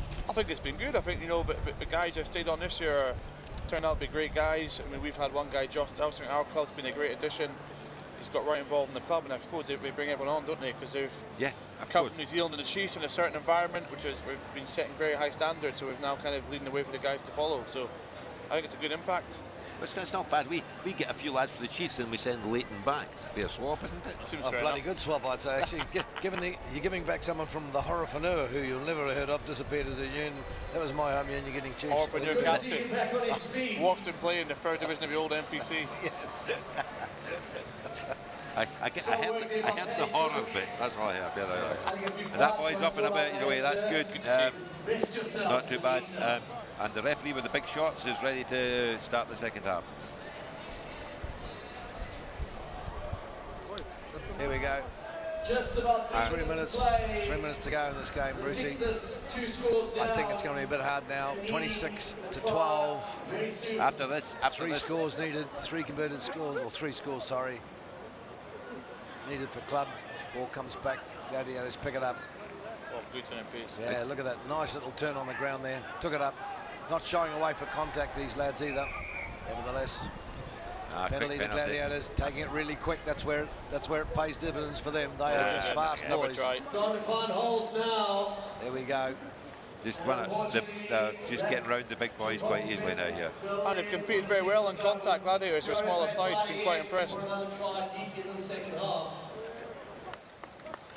Next up, by the way, because we have to fill it in ourselves now, there's a bit more thought. Glad you're paying attention. You'll be struggling here with commentary. Loser against 3 versus Blue Game 4. We'll just make it up like we usually do. That's all right, don't you worry. We've got the East African Dragons versus the Devil's Advocate East African. Silver Dragons. Devil's Advocate Silver Dragons. My money here, I don't know, because the Shanghai boys have actually excelled themselves. Oh, they've done very Done well. really well in some games. I'm going to have to back the East Africans to my own mate Breezy's coaching them, so I'll back the East Africans on this one.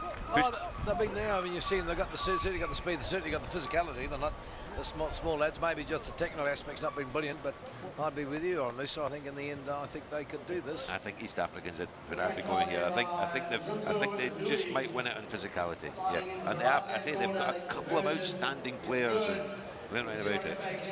And actually, to tell the truth, when they come such a long way, you really want them to advance, don't you? Yeah.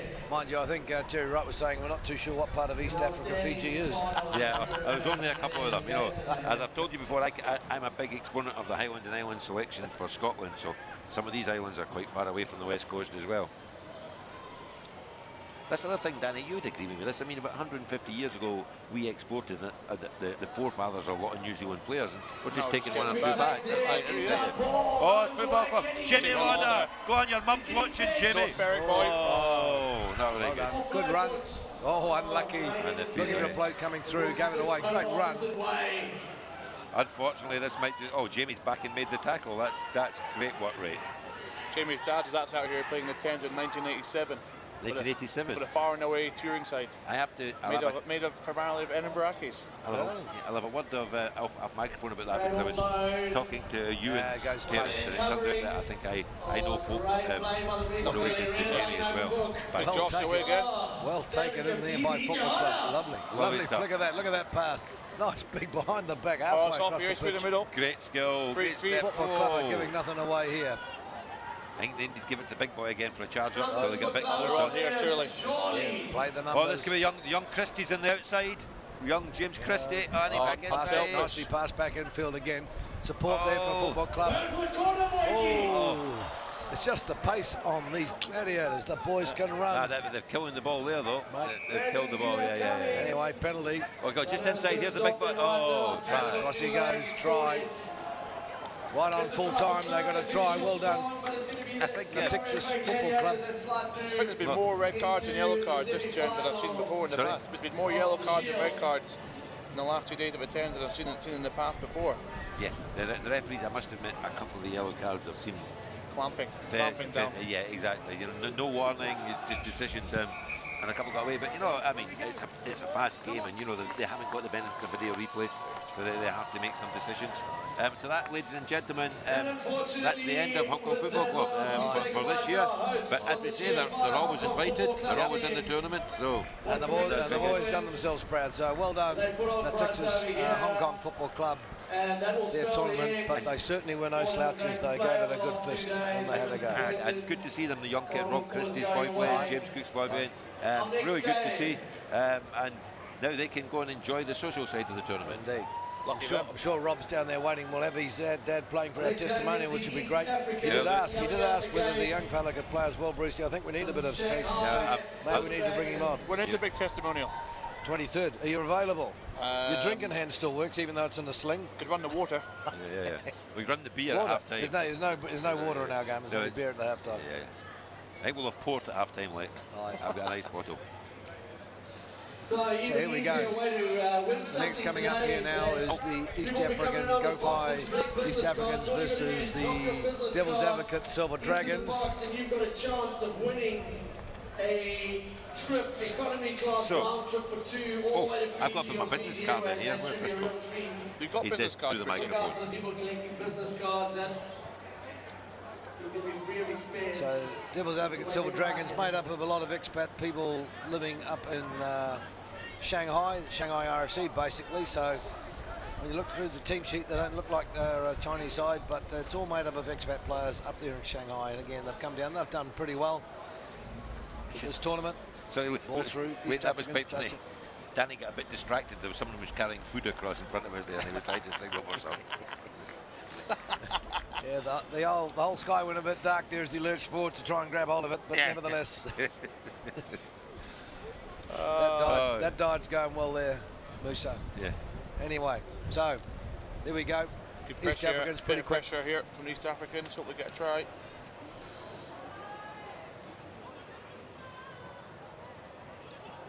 Nice flick back, not too sure he gave it to that bloke, so I don't know what to do with it. It's yours, but nevertheless, number 15. Made good yards. Yeah, made good yards as usual. Oh, there he is. Out of order. Ronald Louis Chabanese.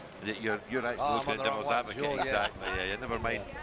That bloke is on the paddock. But Tony Onyango. There we go. Yeah, in that Devil's Advocate team, number 9, the South African's been a bit outstanding. And what's his name? Do you got him in there? Conde du Tour. Yeah. There we go. Yeah, he's been playing well. He was getting quite upset when they were losing in the last game. He wasn't giving in easily. So, Brucey, who's your pick for the tournament? I would actually, the reason we've got you up here is to put you in your place, but actually I'm going to make a call. And? Penguins. Well, I'm going to go the other way. I quite like Gavcal. I thought Gavcal, they've been a bit of a turn up. Right here, pretty held in, East Africans. Right, going down. Held up. I think I would actually like Gavcal, but I'm just thinking, Penguins, we'll see. We have a game. Well, Penguins, it's been interesting. They haven't looked completely dominating it. I mean, they've struggled a little bit. I saw a couple of times yesterday, so we'll see. Anyway. And YCAC are always they're always about. And who's our fourth? Is Gavcal, YCAC, Penguins, and of course the Dragons. ATB, Ivy Dragons. Well, maybe we're making a mistake because they were spectacular in the way they turned that round against the Water Boys. Right. You'd have to think, the Penguins with 3 or 4 New Zealand All Black Sevens players have got to have enough class to get across the line in the finish. They've come here with great teams before. Yeah, it'll be a great tournament. And for the plate, Danny? For the plate, I'll have to back Scottish. Remember the Scottish boys in the plate? I think they've got a great chance. I think they've got a good chance. There's a great team. Pyrenees in it, Water Boys, Scottish, and who's the other team? Kings. The Elder Boys are Kings. Kings College. Scrum beat for East Africa. They need to get some points on the board. They're down here now. They really need to make sure. Oh, Kings College, of course. Yeah, very good team. Yeah. Running it quick, big fella, and he's over. Try to and the referee says that's East Africans. Go Cloud Wi-Fi East Africans. Look like number 4, is it? Philip Awur. Take a 5-point lead. Pretty fluent there. You spent some time in Congo, have you? I'm half Egyptian actually, so North East African rather than East African. You're half Egyptian. I mean, like you're a Jippo. No, I'm not a Jippo. You're a gypsy. You have to be very careful in rugby. We can't use he looks gypsy. like in the land of the pyramids. He looks like half a pyramid myself. Yeah, exactly. A large sphinx. Better of being a sphincter. I've been compared to a pyramid when it comes to work because I've got slopey shoulders. Anyway, so runs on the board now for East Africa. I think they're going to be a pretty solid team here. I think that's was coming. They look pretty good with the ball in hand. The running, the big, the physical, and they're going to make that pay off. Silver Dragons didn't quite gather the ball in there. Bad mistake at the kick-off. That's the thing. Silver Dragons haven't had the ball yet, and you can't play this game without the ball. Well, you can, but you can't play it well. Good to see the old men in rugby using the old rugby cliches there. Yeah. Are there any new cliches? Working on them anyway. Ball at the back coming away for East Africans. There's a wee Here we sat go. for a live wire. Nice Oh, little wee chip over the top chip. there. Yes, regathered. Gathered in well. Penalty against East Africans, not releasing the ball. Now this is a. They've now got the ball, the Devil's Advocate team. So let's see how they go. Going to go for the line out option.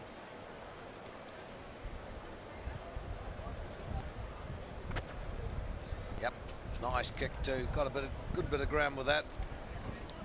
Let the ball do the work.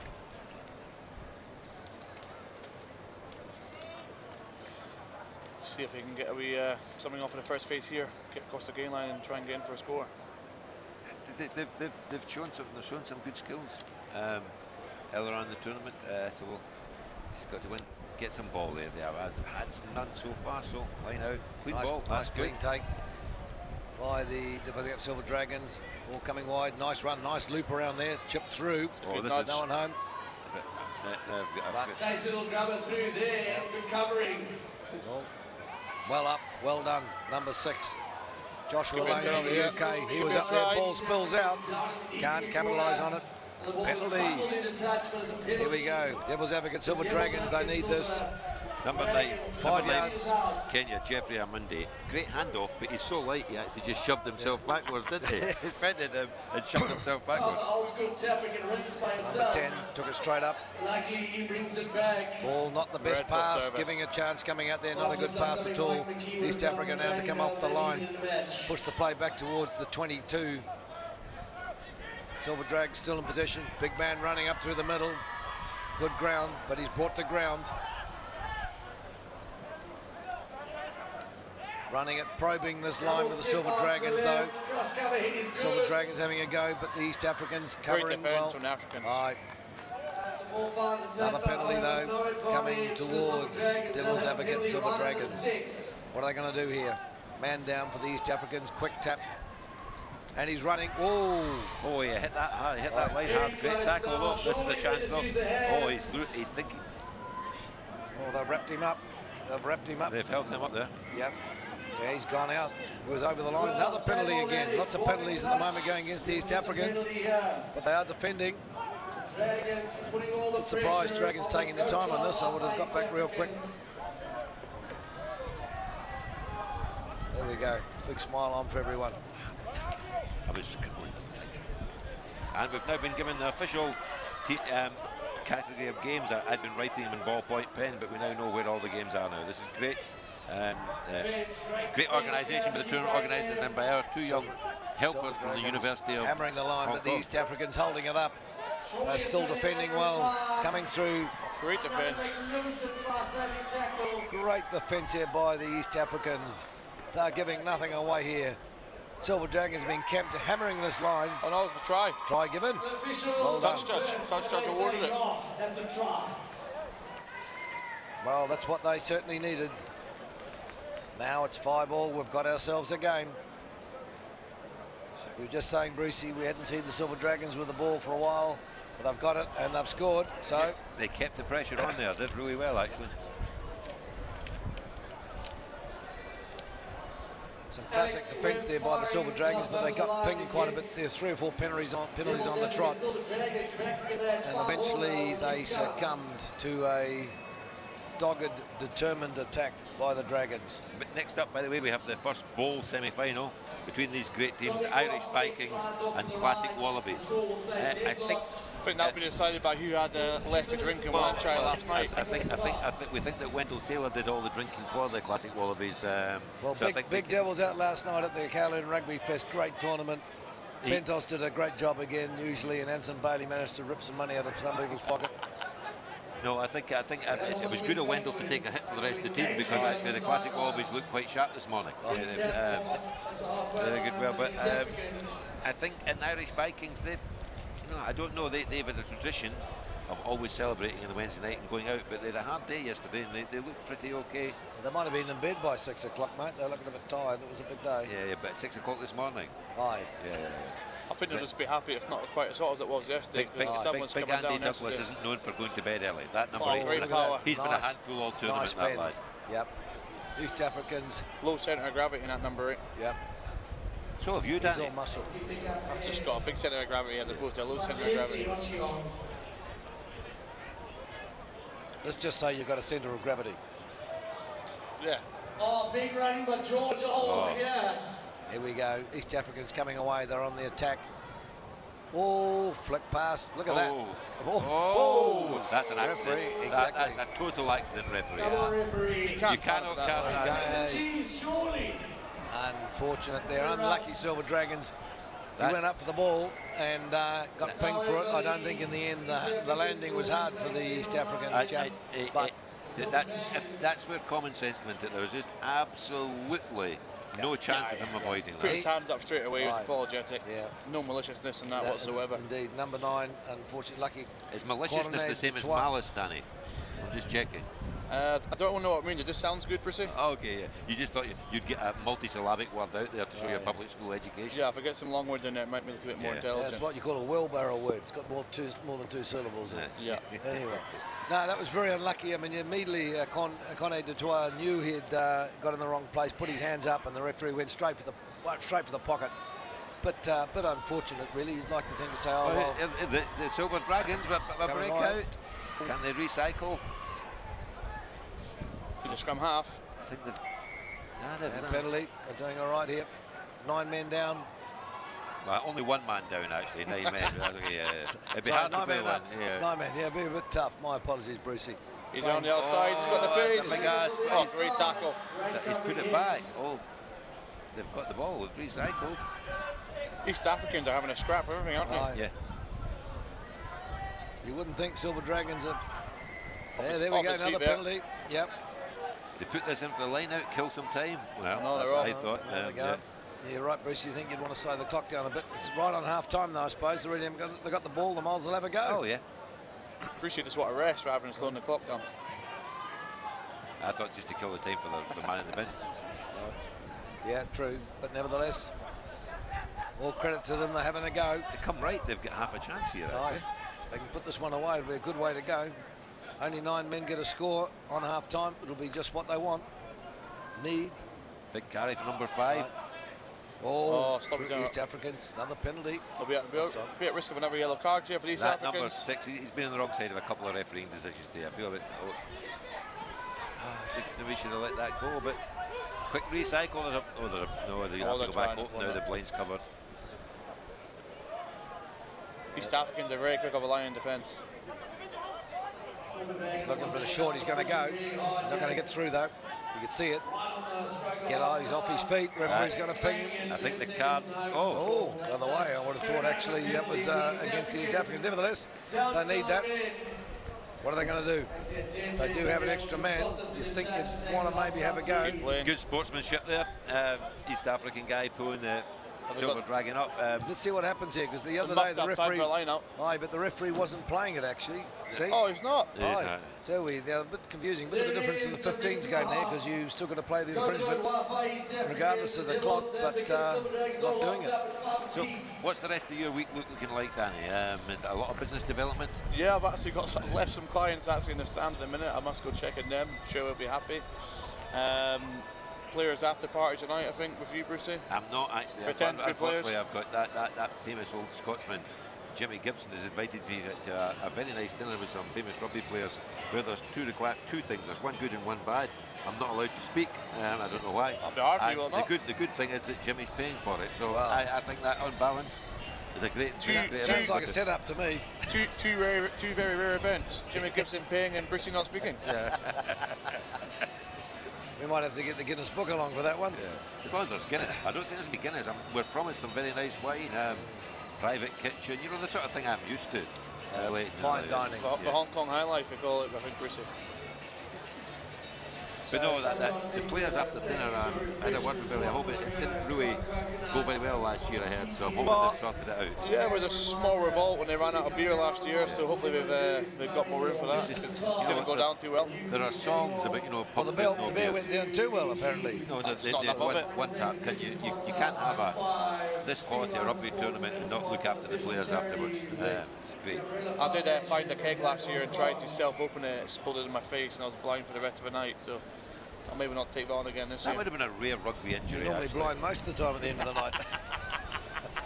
Yeah, be a different way. Both eyes, not one. Aye. Different way to get blind drunk. Yes. Anyway, here we go. Half time. Pretty even tussle here. You know, they probably, if the Silver Dragons boys maybe going to hold their discipline slightly better. I mean, I think they have been, despite that unlucky card. I think that they're still in this game.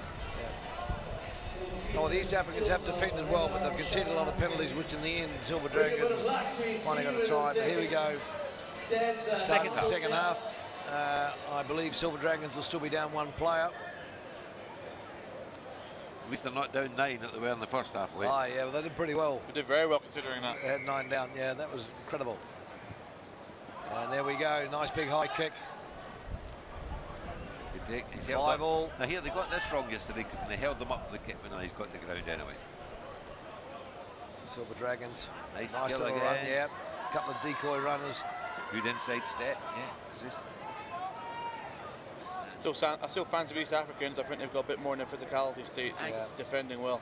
Yeah. And I think this big number 5's been carrying really well. Who is number 5, Leighton? Have you got that team sheet on you for the Silver Dragons? Unroll it. Yep. Number 5, Raphael Loriet from France. Big Frenchman. Ah. No, you did right. He's done some good work, good hard yards on that. It's like a young Abdel Benazi. Yeah, well, Yeah, exactly. But that was a player. That was a player. It was, aye. Yeah. But he's a big lump. I mean, his mother probably thinks he's an angel. She called him Raphael, but you know, he's a player. Not the kind of player I'd like running at me. Well, you're certainly no angel. We know that, Brucey.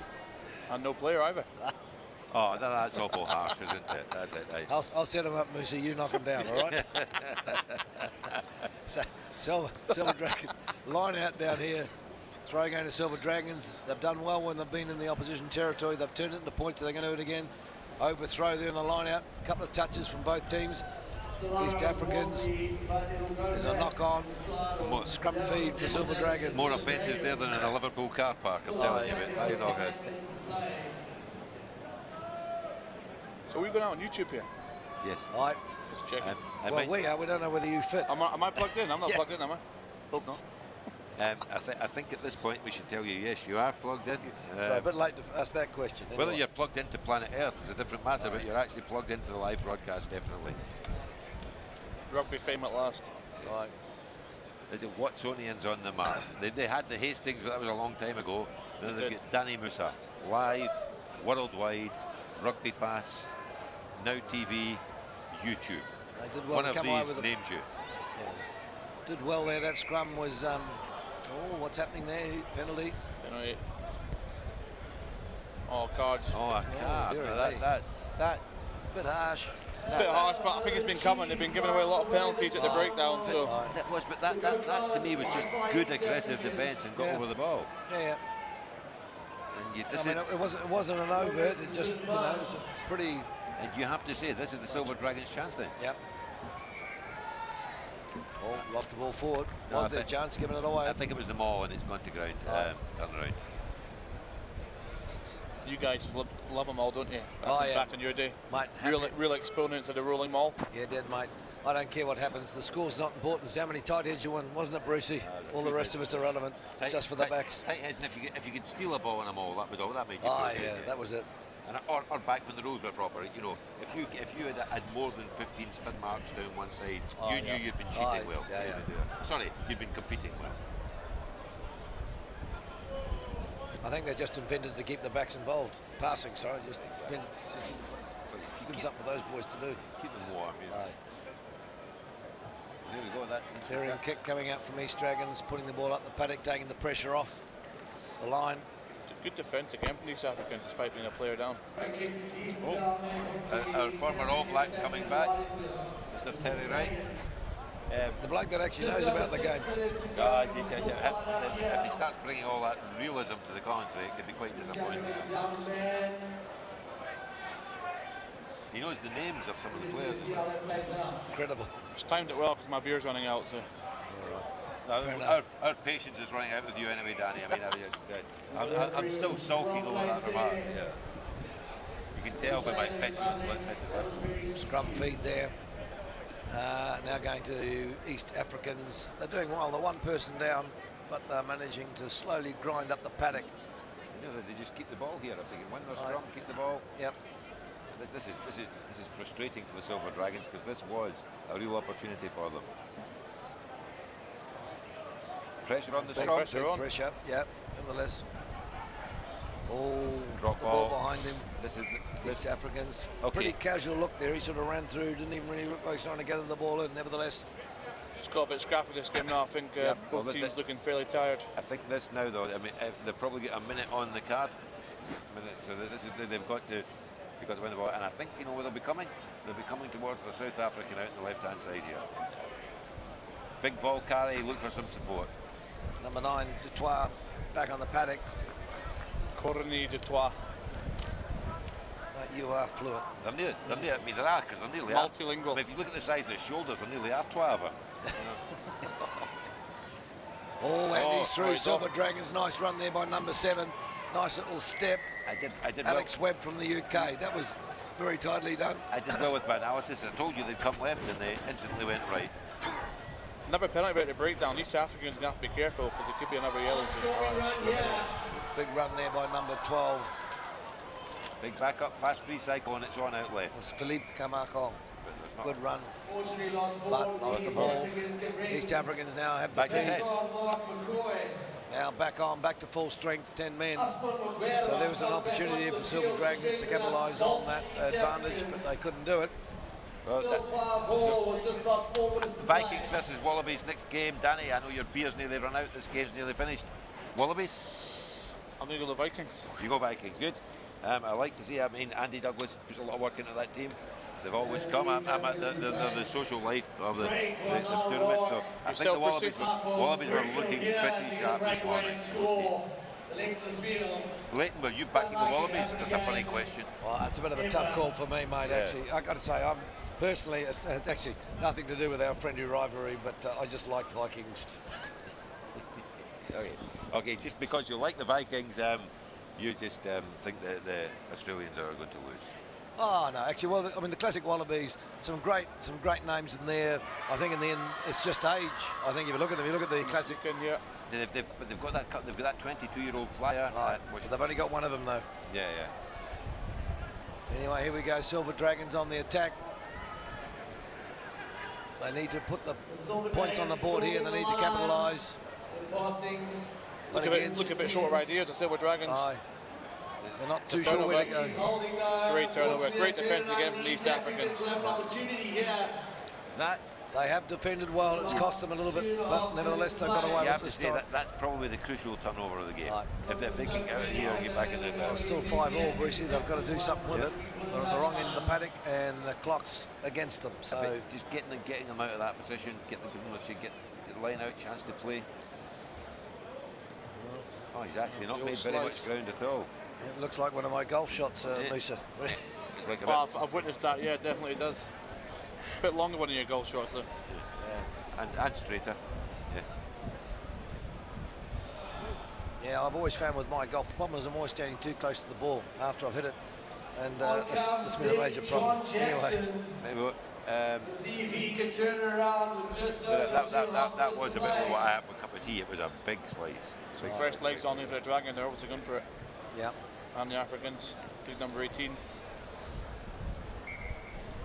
He's got a similar head size to John Bruce. Oh, didn't take the ball. Oh, they got the ball in the end. Well. A bit scrappy. Still very physical in here now.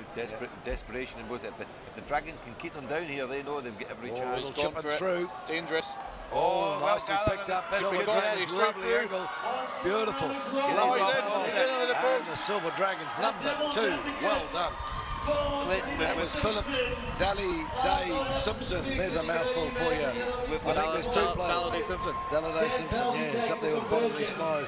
Anyway. You're a good mate, Len Ashcroft Lee. We have actually said all tournament, Leighton, there's some poor kicking in this gate tournament. That wasn't a very smart kick. Yeah, it wasn't. No. Kick through, lovely gather, came right in at the angle, cut through, caught them completely on the wrong foot, and a lovely offload. And That Devil's was Advocates, Silver Dragons. number 12 did all that for the Devil's Advocate. Skillful play. Can the Africans do it? We've got a minute and a half, 2 minutes on the clock. I think a bit less. I think probably about a minute, I think. Yeah. In the end, it's good on them. Silver Dragons done well here. Shanghai, no rush to get the goal play underway again. 1 minute 25, 12-1 full score ahead. So it's a great restart. Nice take. They've got to get this to. They've got a couple of really key players here. I think 6 and 8, and obviously they've got the Fijian East African. Well over there. Flicking it wide. Oh, look at that great tackle coming across there. Kicked it away again. Yeah. You've got to be saying, why would you do that? Ball in hand has got to be worth a 50-50. East African ball, we've got lucky with it. Yeah. In the end, they got away with that, but you've got to wonder. 43 seconds kicking the ball, would have hoped.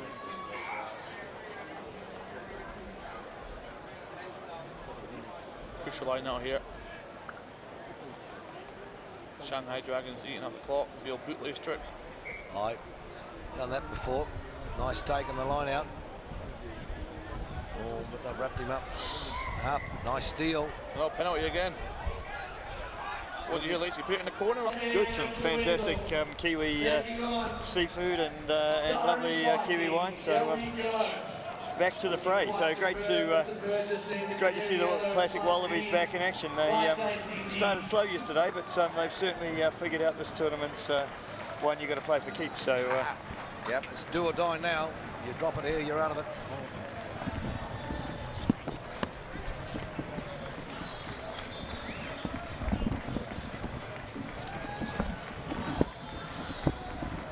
Meanwhile, in the commentary box, we're all down on their knees trying to find the bits of paper.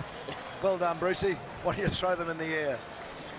But you're right, Terry. Classic Wallabies. The first game was a little bit 50-50. Kicked a bit of ball, but they've been going from strength to strength, and they're looking a lot more organised in the latter games. So the Irish Vikings, ball in hand, surging out of their 22. Good, strong run. They control. Vikings done well. There's a real bloke, looks like a Viking for sure. Big blondie going up in the guts there. Number 12, Ollie Brosnahan.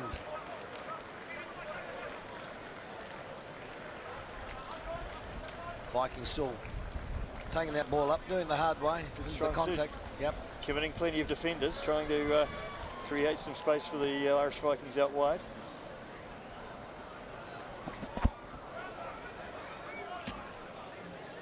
This Irish Viking side, when you look at it, they're all pretty new to the 10s, so good on them. He had a lot of debutants. He's back in the action again. They're controlling the ball. I think a bit yesterday also, the Wallabies not committing too many people to those breakdowns, just enough to make sure they don't go up the guts again. Yeah, I think, as you say, they're starting to understand the game better, playing it a lot more cleverly and using their resources well. But the Irish Vikings breaking through the centre, seemingly spurning a chance. But look at that flick. And he's through. That was pretty quick hands there. A pass, a flick. Went through to James Solomon, goes over relatively handy to the post. So chance of a 7-pointer. But a big solid hit there. I think Sam Harris coming up and taking the ball carrier by surprise. And at that stage, it seemed like a relatively simple pass might have led to a very easy try by the post and a lot less hurt. He may did it the hard way. We may have been regretting not releasing that ball a little earlier. Seemed like a good idea at the time. Took the wrong option. Nevertheless, they got away with it. The Vikings now 5-0, should be a 7-pointer. And Matt Daly shaping up with a conversion, and no, that one's gone straight to the sportsman's bar and nowhere near the goalpost. So lead sits at 5-0. I think you were a bit optimistic saying it was looking like a 7-pointer actually. Well, mate, I live my life trying to be optimistic. When you get to my age, mate, there's no point looking backwards. So if the Classic Wallabies needed a wake-up call in this match, they just got it. Yep. I think definitely you'd call that taking one for the team, that Irish Viking there. Right. Restart going here, so it's 5-0 to the Irish Vikings. Nice big kick going high. Great kick. Right spot. Classic Wallabies taking it in, but they're hemmed in a bit down there. Vikings up quick, keeping the ball just in the 25-yard, 22-metre mark. Clearing kick coming down the paddock. Very good touch. Well done. A solid boot of Sam Harris there, clearing the pressure. Quick throw by Vikings. Coming through, good ground up there. Made it through, played it up. Nice set. Not too sure that he was well and truly covered before he even had the ball, but nevertheless Vikings still have it. Flicking it wide, coming back in again. Number 8, Will Glover from England, took the ball up well, got some good yards. Playing it fairly tight, just keeping it in the sort of first 2 or 3 passes, phases, keeping it close. Little chip over the back. No sweeper there, so it's... And another go. But this is the young kid, the young quick kid for the Australians who's picked it up. They'll have to watch. Yeah, Dylan Pesh, he's got a good step on him too.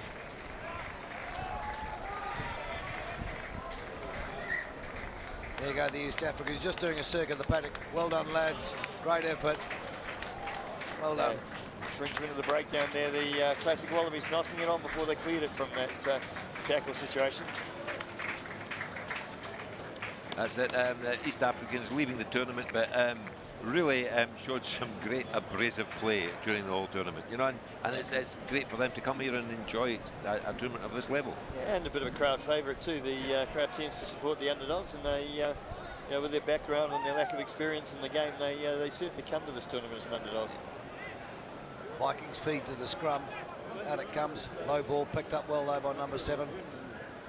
Did pretty well there, I think. Offside there. Classic Wallabies going back. This is classic 10s. The Wallabies can't get the ball, and if they don't have the ball, they can't go through that flare rugby they were showing first thing this morning. Gone for the line out, the Vikings, so they're roughly sitting just around about 15 yards off, 15 metres off the try line. No rush to get to this line out, composing themselves and catching their breath.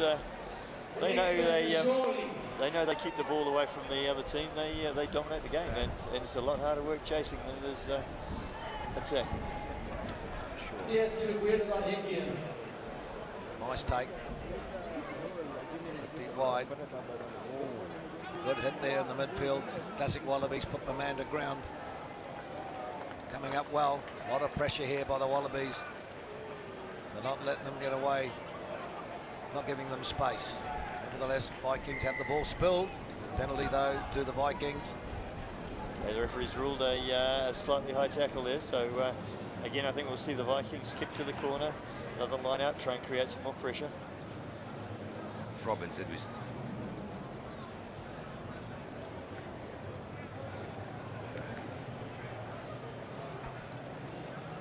Similar position to where they were a couple of minutes ago. They Vikings putting on the pressure against the Classic Wallabies here in the 22, leading 5 minutes to 0. So yeah, very animated ground announcer today, Moses Bailey, a South African rugby identity here in Hong Kong. He's a great lad, one of the characters in Hong Kong rugby. He's a bit loud for our purposes today, though, don't you think? Have you been drinking with the New Zealand Consul General? I'm just pointing out that you were name dropping earlier on, Terry.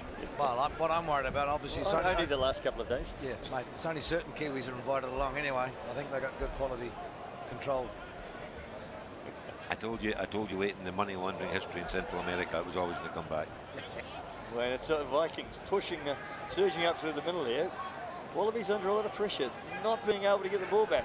Oh, Vikings very close. Nice tackle though. Classic Wallabies just dragging him down. Oh, they have to score. And through they go. Goldilocks over the line. 12, Ollie Brosnan from New Zealand. And again, the Vikings there actually achieving what they've been trying to do all along. Commit Classic Wallaby players up the middle, shorten the defensive width, and then quick ball, release it out wide and take advantage of that space they've created. Just going back very lightly in Moses Bailey, you know, the old country of origin tournament we had here. Great, even when he was still playing on the fringes of the national squad, he would turn up with the South Africans, and their first drink of the day would be about 9:15 a.m. You got to admire that premature, Robbie. And not a bad player. Conversion from out wide is successful. So we've got the Irish Vikings 12 points up on the Classic Wallabies 0. And I think this you would call is maybe a bit of an upset. I think on earlier form. Look, I'm sure the Australians would have rated themselves to be in front at this stage. So yeah, they'll. But they've had no ball. They've had no ball to play with. They've had it once and they kicked it back. So they might be learning that lesson very slowly. Nice take, good tackle away by Vikings up there. Lovely kicks right on the 10-yard, giving themselves a chance to get up and contest that ball. Steve Menzies' first touch of the ball is a good one. So the Wallabies have the ball. What can they do with it?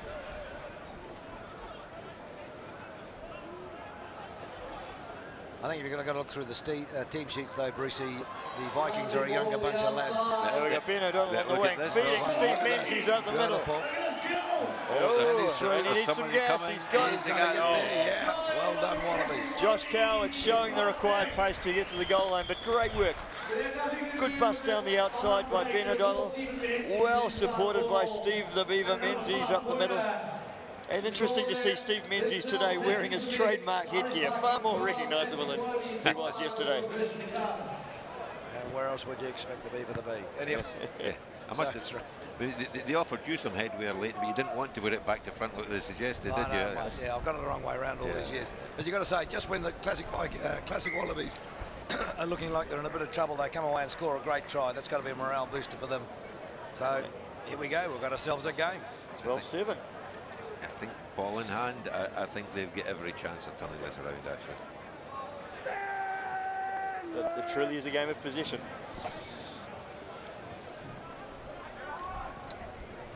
Nice take by the Vikings. Pretty solid there. Half time's up, gone for putting the ball out so they can regather and get a bit of breath back now. Half time. The Classic Wallabies trailing the Irish Vikings 7 points to 12. Looking set for a tremendous second half. The Irish Vikings a bit stunned by that try just before half-time, so they'll be regrouping, gathering their thoughts. But to be honest, they just need to stick to the game plan. Keep the ball away from the other team, and it worked for them for 8 minutes. They just need to hold it together for the whole half. No, Terry, absolutely. There's been some great competitive games, and this would look like that kind of matchup. I don't know if you weren't here earlier. The Wallabies, when they suddenly got a lot of ball earlier on, they looked like a really good rugby team. Obviously, they've got all the skill set. I mean, our players are, but even without Big Wendell, I don't know if Morgan Turney's been on today either. He might be injured, but they've got some great young lost in Wanchai. Lost in Wanchai. That is an injury. Yes, that is a tournament injury. I don't think you're allowed to bring a substitute into the squad for it though. But the Vikings, I see Big Andy Douglas. I can't believe that they didn't do their normal and have a training session in Wanchai last night. But no, they're getting a lot more serious. I think it may be due to the fact that Andy Douglas isn't actually taking the field this year, and well, he was taking up more and more of the field. But actually, he's lost some weight in the last year again. He's back down to almost the size of a normal human being. Well, he snuck back to the UK from his base in Singapore, I believe. So maybe it's hard to get good tucker up there. Well, it's just a bit more miserable all round, you know. That usually forces people to eat more. Well, it has with me. Yeah. But there's some games coming up later. Now that it's breaking, everyone's coming out. Terry. Next up after this, we're at the moment.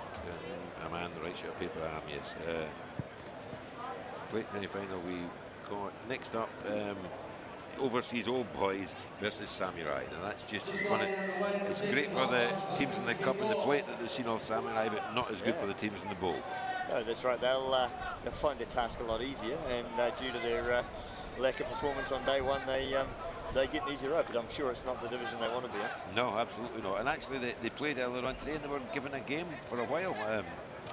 Actually, the Silver Dragons played them, and actually went all right for a while. Yeah, quick tap. The playmaker by who's just thrown it away, but Josh Coward. Yeah, they under pressure though. They've still got to retain the ball here. Oh, okay. that's what happens when you throw a loose pass. You can't commit players to the deck to seal off and prevent the opposition from getting it. Well, that's lovely hands from the Vikings. Oh, yes. The flag is up on the sideline. Oh, I'm hoping to see a replay. The Vikings are busy celebrating, but the flag is up 5 metres from the corner. By the way, the Wallabies had taken a quick line out, and because the referee was, he sort of stopped and he pulled them back. The referee was busy officiating a try, and the Wallabies had actually moved a little ahead of him.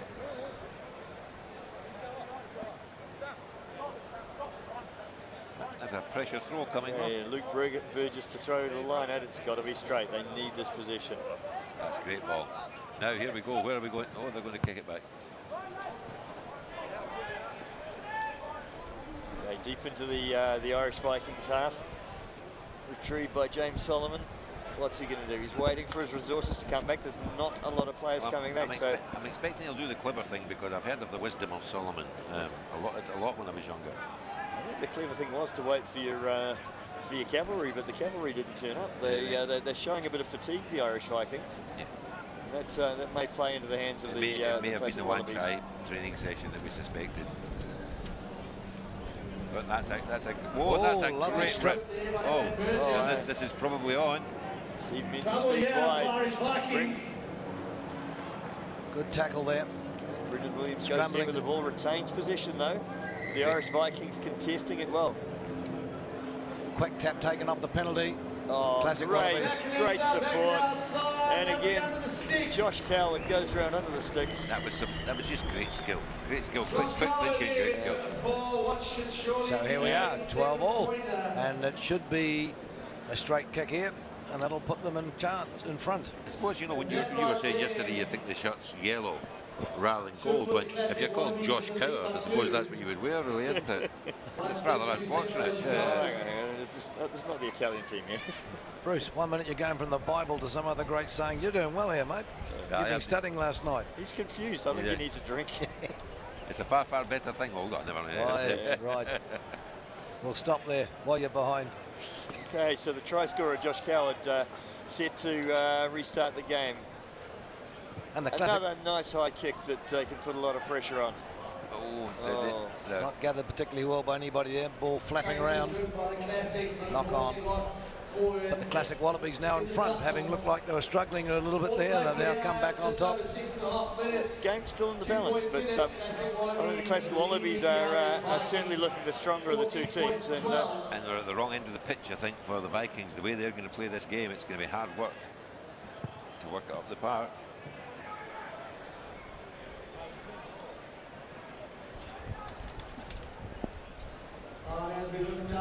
Scrum feed though for the White Vikings.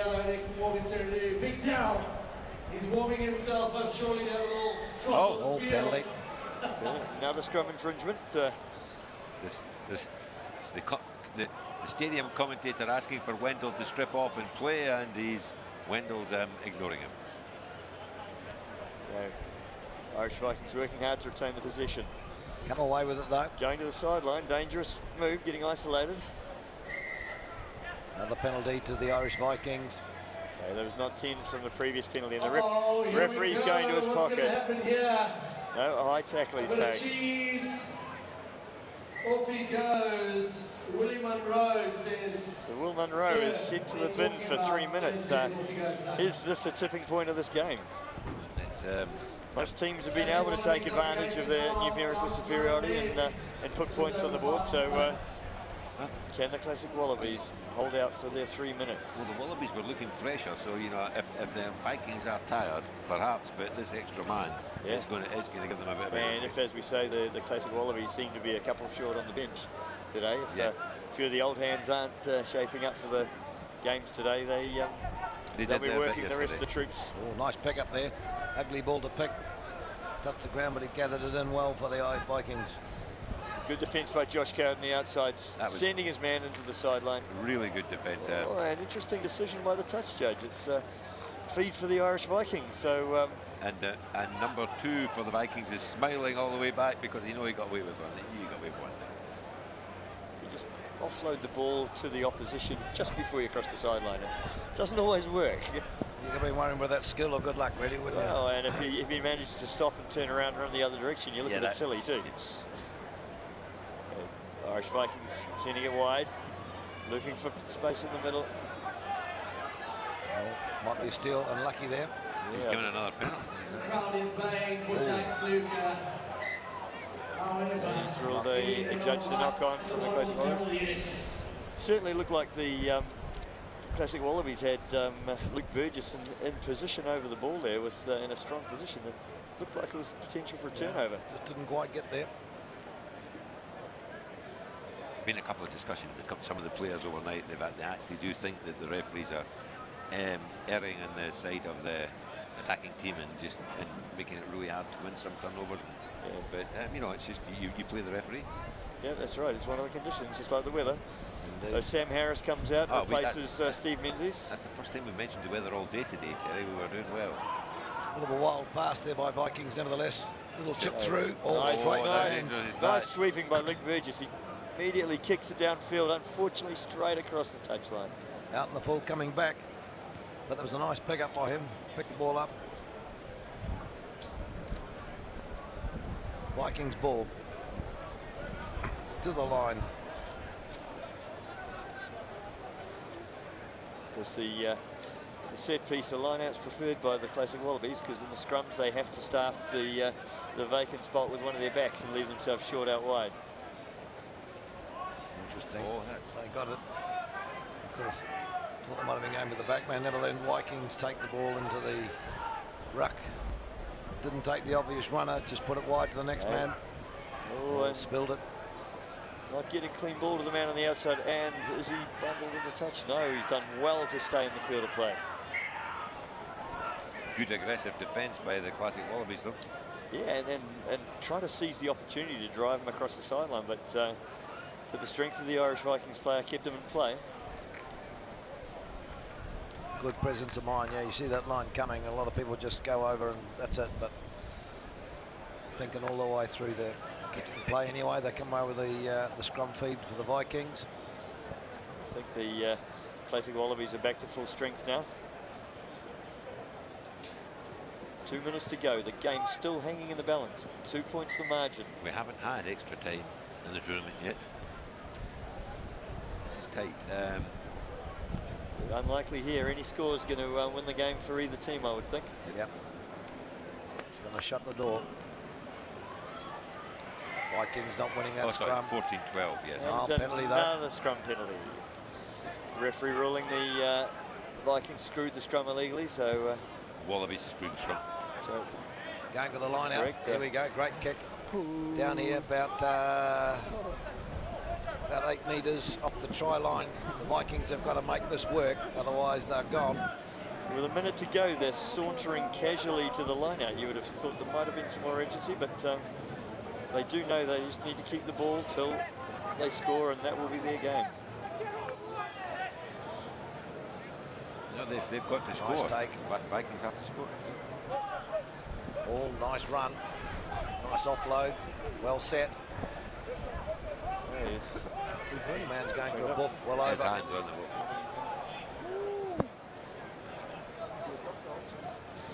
Defence rushing up, but I think the referee's got the arm out for advantage offside, so this could be very critical. Now, would you go for 3 points here? With 33 seconds on the board, they've chosen not to, but in front of the post, I think I would have. I think that was a tactical error, lads. Still with a final opportunity. They. Oh no! That's not. There we go. That'll be it's a knock on. Just a knock on. 17 seconds left. The scrum will take place. So Terry, as a former back, do you think he tried to catch that when he threw that arm out there? I think the critical difference is the arm was out, the hand was up. He popped the ball in the air.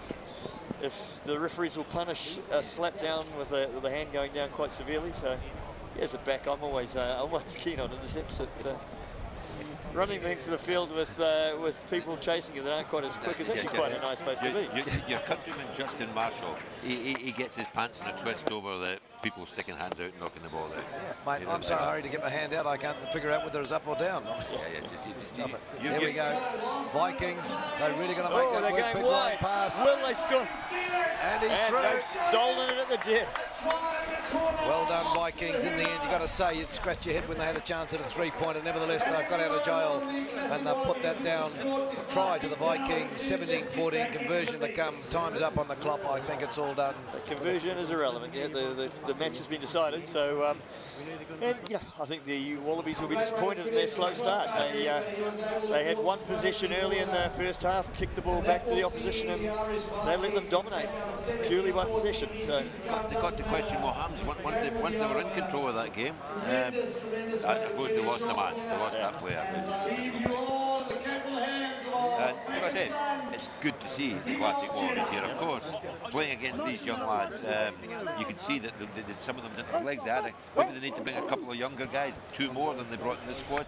Yeah, although, you know, once they actually got their minds around the way to play the game, you know, I think they had the right ammunition in the right places. I think, you know, their tactical awareness of the game was probably the weakness.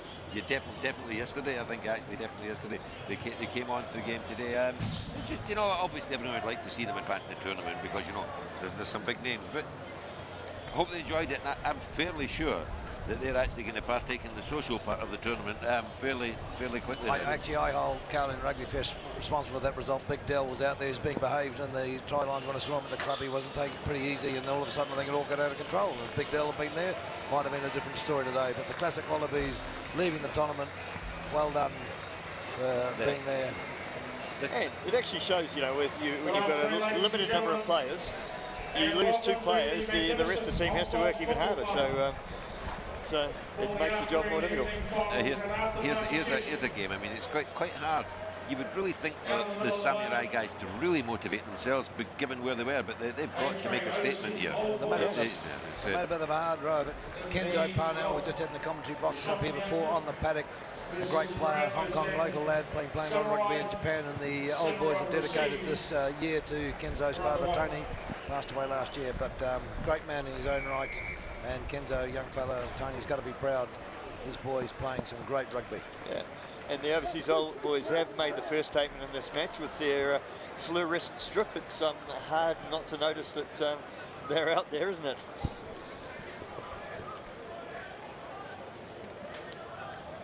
Yeah, Samurai, it could be, today could be all about redeeming themselves, I think. Penalty.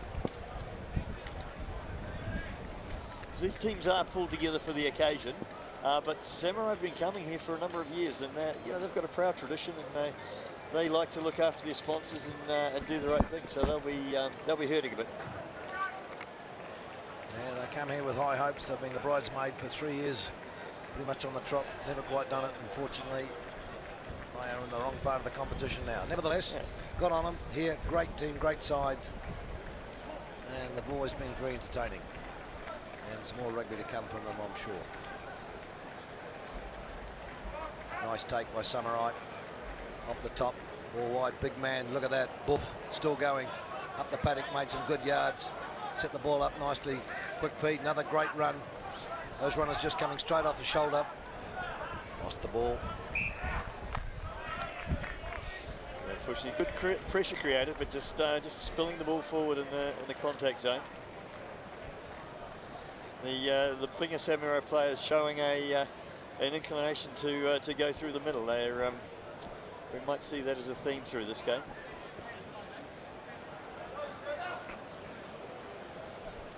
Obviously, his old boys to feed the scrum. Kenzo Parnell, ball in hand.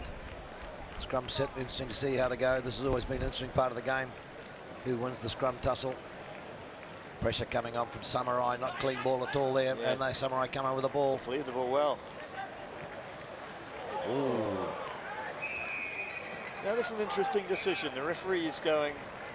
Ooh, very quick. Now that was a chest-on-chest tackle in my mind. It wasn't a head-high tackle. It was 2 guys colliding with each other. Both very upright in the tackle. Very upright. There was nothing illegal in my mind at all about that. It was a very solid hit, which drew the referee's attention. But you know, when rugby starts penalising players for tackling too hard, We'll be playing ping pong. It will change the game a lot, and to be honest, that'll encourage behaviour you have in soccer, where people are diving all over the place and trying to influence the referees, and that's not welcome in our sport. That's for sure. Bit harsh on that call anyway. Overseas Old Boys now down to 9. It's going to be a struggle against a side like Samurai. Samurai getting the ball nicely to the back though, albeit Overseas Old Boys holding that. The ball's shuffling slightly across the field, but space on the outside. Yeah, and he's through in the corner. Yeah, again, that's the issue. One man down, you can't cover the wide reaches as easily. You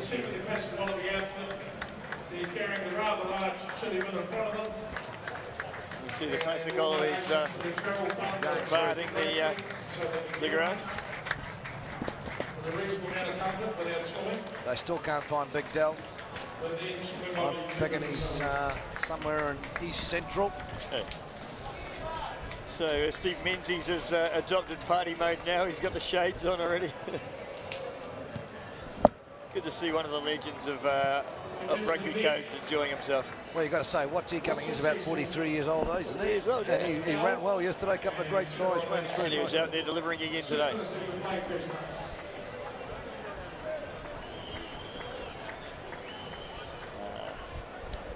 Conversion successful. Samurai up 7-0. Old Boys still down a player.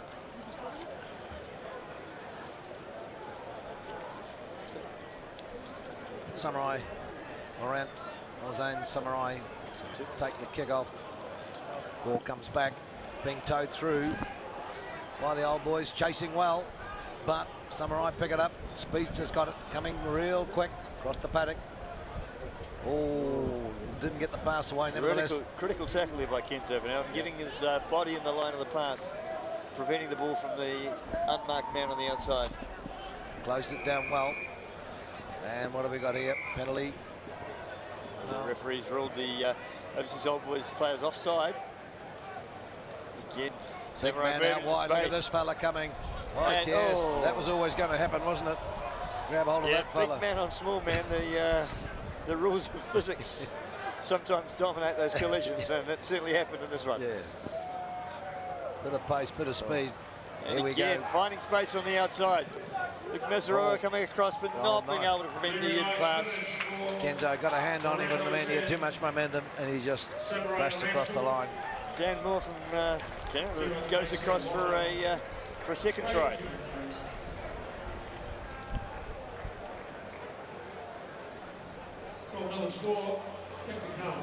Got to say those tight-fitting tops, Bruce, never did us any favours, did they? Look at them.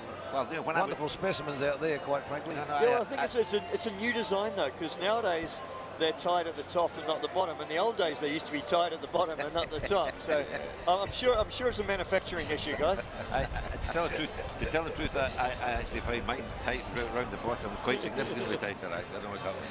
But you know, when we were speeding up the wing, it was hard to get a hold of us late. In the meantime, the kick is unsuccessful, sliding off to the right, and Cameron Cowell heads back to halfway to restart the match. Samurai, a comfortable 12-point margin at this stage, 3 minutes to go in the first half. Old Boys back to full strength, and they're going to need it. Nice high kick off. Nice pick well up worked by the Old Boys. Oh, through, look at that. And good guess down the outside. Wheels down the outside. Bit of a fend. Boys got to get there in time for him. Didn't quite have the support there in time. Ball towed on 5 metres from the corner flag. It crosses the side line with not a Samurai inside. So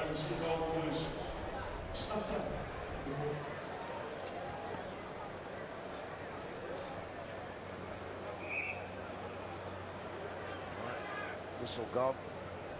Throw taken a little early for the referee's liking. I think his earpiece wasn't in the right position, so. Gets him another go. Yeah, he got the whistle before he even threw it that time, so he was determined to be involved in that set piece. And referee's having a good game. I think he's enjoying himself. He looks like it. So free kick. So Samurai probably won't be wanting to kick to touch here because they'll hand position back to the overseas All Boys. So tap and go. Big wide pass. Look at that one. But taken nicely. Pass. Nice flick back inside. Oh, but hard good to tell. hands. Yep. Pushing wide again. Pace out here.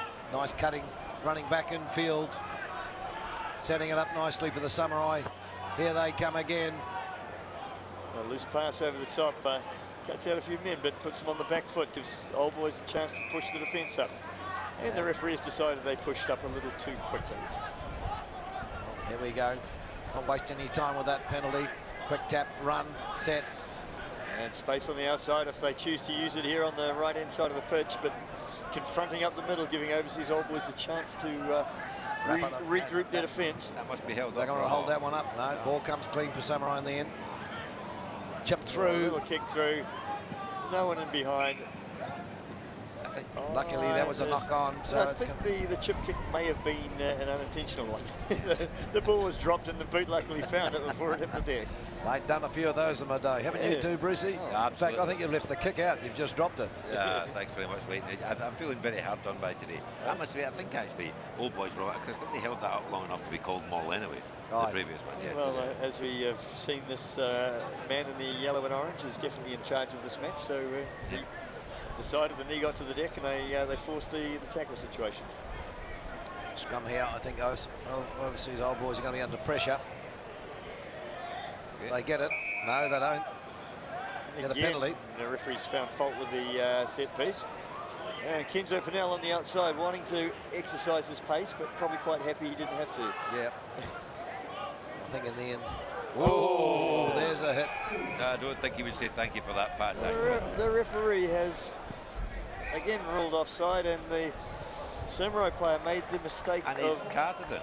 Yeah, he prevented the man from taking the flick tap, so the referee's decided that's yellow cardable. So number 3, Gerardus Engelbeck from South Africa getting sent to the sideline. He might sing a song for us later. But as this game goes on, we see the influence of the referee becoming stronger and stronger. Yeah, very apparent. He's playing an active role in this game, that's for sure.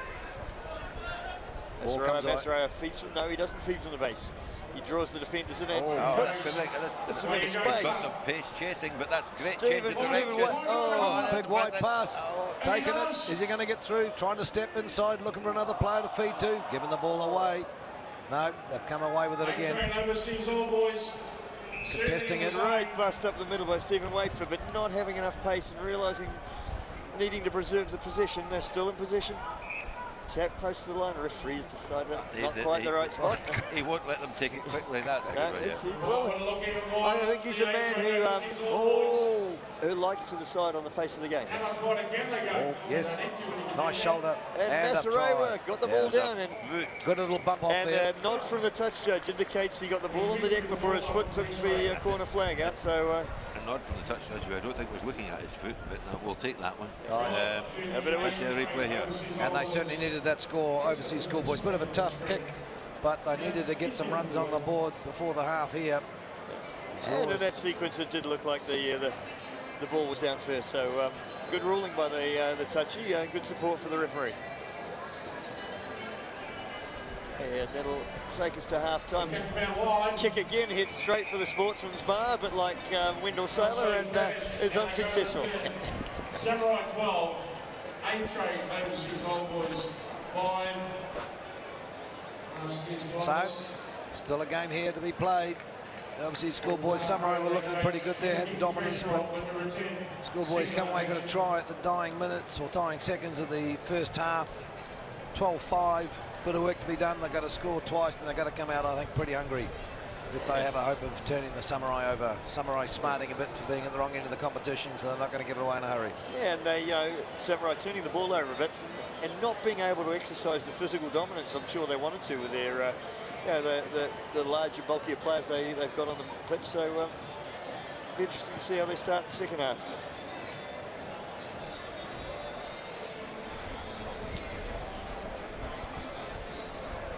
I presume they had some pretty nice New Zealand wines last night, Terry, at the consulate. Oh, it's great. Good food, good wine, great company. So it was, and that's what the whole Sevens week's all about. So Sevens, Tens, it's good rugby. It's great company. Everyone in a very relaxed mode and enjoying life like we all should be. And then suffering next week for enjoying it too too much. The smart people book Monday off in advance. We've booked Monday. We've booked a week's holiday to recover. So unfortunately, the plane leaves a little early on Monday morning to make it relax. Where you be heading to, Terry? We're off with the family to Phuket, so it should be a nice, quiet week. Maybe a bit of golf, maybe a bit of diving. I hear you're pretty handy with those golf sticks, according to Peter Hearn, mate. He says you belt the ball a fair way down the pitch. Some days it goes a fair way in the wrong direction too. So it's that's the challenge of the game, though. Right. Keeps us coming back. Yeah, play a bit of army golf yourself, left, right, left, right, left, right. Nevertheless. After this, we've got the under-12 exhibition game, Island versus Peninsula. Are you playing, Brucey? No. I'm not quite under 12 stone now. Wait, it's one of these things. You know, that would be good to see. It was a great game earlier on between Football Club Ice and the Loud ladies. That was really good to see. Loud girls went well. Just lost by one score. Samurai attacking very early on here. Restart going.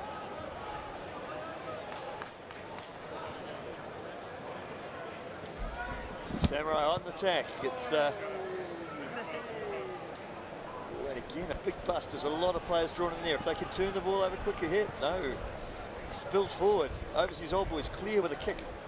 Well past halfway. This is going to be an interesting foot race. Good chase from the Overseas Old Boys, but plenty of defenders coming back. Need the guys there to release the pressure. Now, counter-attack opportunity.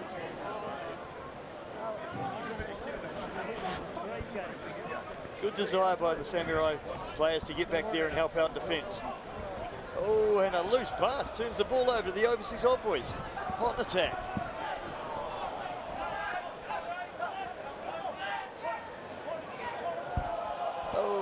And John the Bruce having to go and again the referee ruling offside at the previous breakdown. Yeah. Thank you, John the Bruce. Just going to get his Grecian 2000 put in. Brucey, he'll be back later on. Old Boys, a great attacking opportunity. Taking the ball into contact. Drawn in a crowd of the Samurai there.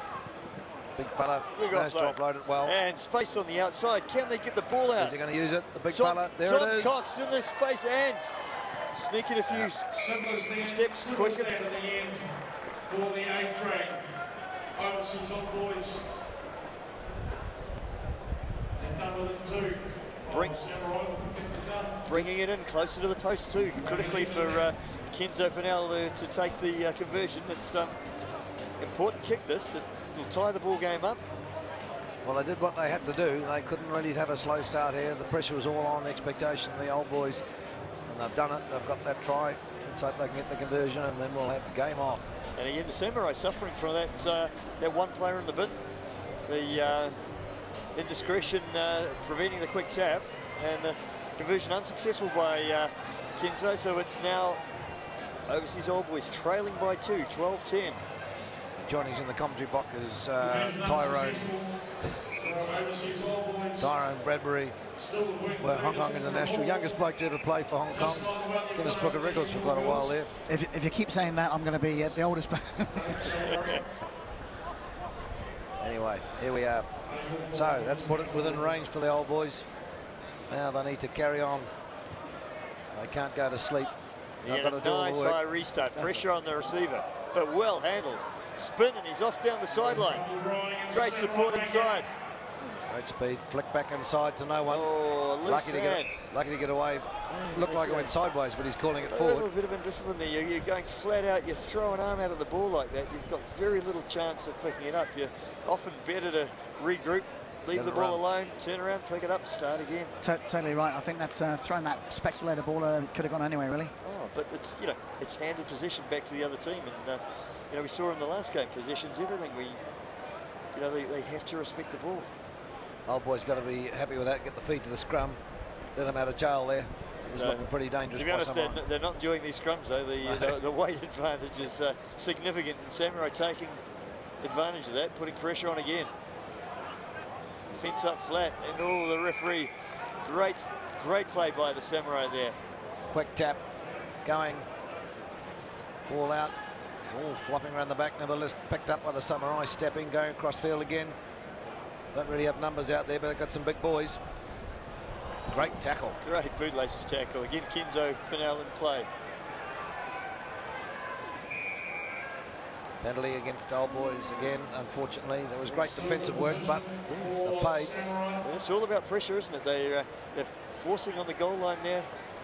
Overseas Old Boys forced to commit the foul and not release the player just to stem the tide.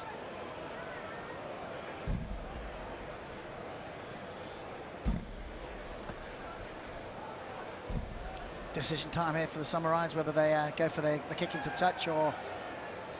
And we've got a yellow card for Masaroa. Now, very difficult to understand what that was for from this distance, but the referee appeared to take quite a long time to explain it to him, whether he was catching his breath and needed a brief moment. But for all that went on out there, it could have been for the blonde highlights. I didn't see anything wrong. But you know, we've seen how critical the missing player is in this match today.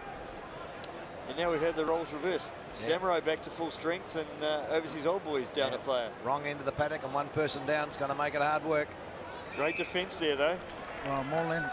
And Maul collapsed. Ball appeared to be getting to the deck, but... yeah, another favourite part of the play, for, as you said, for Old Boys. They're not looking forward to a scrum, but they're going to have to dig in here to get this one.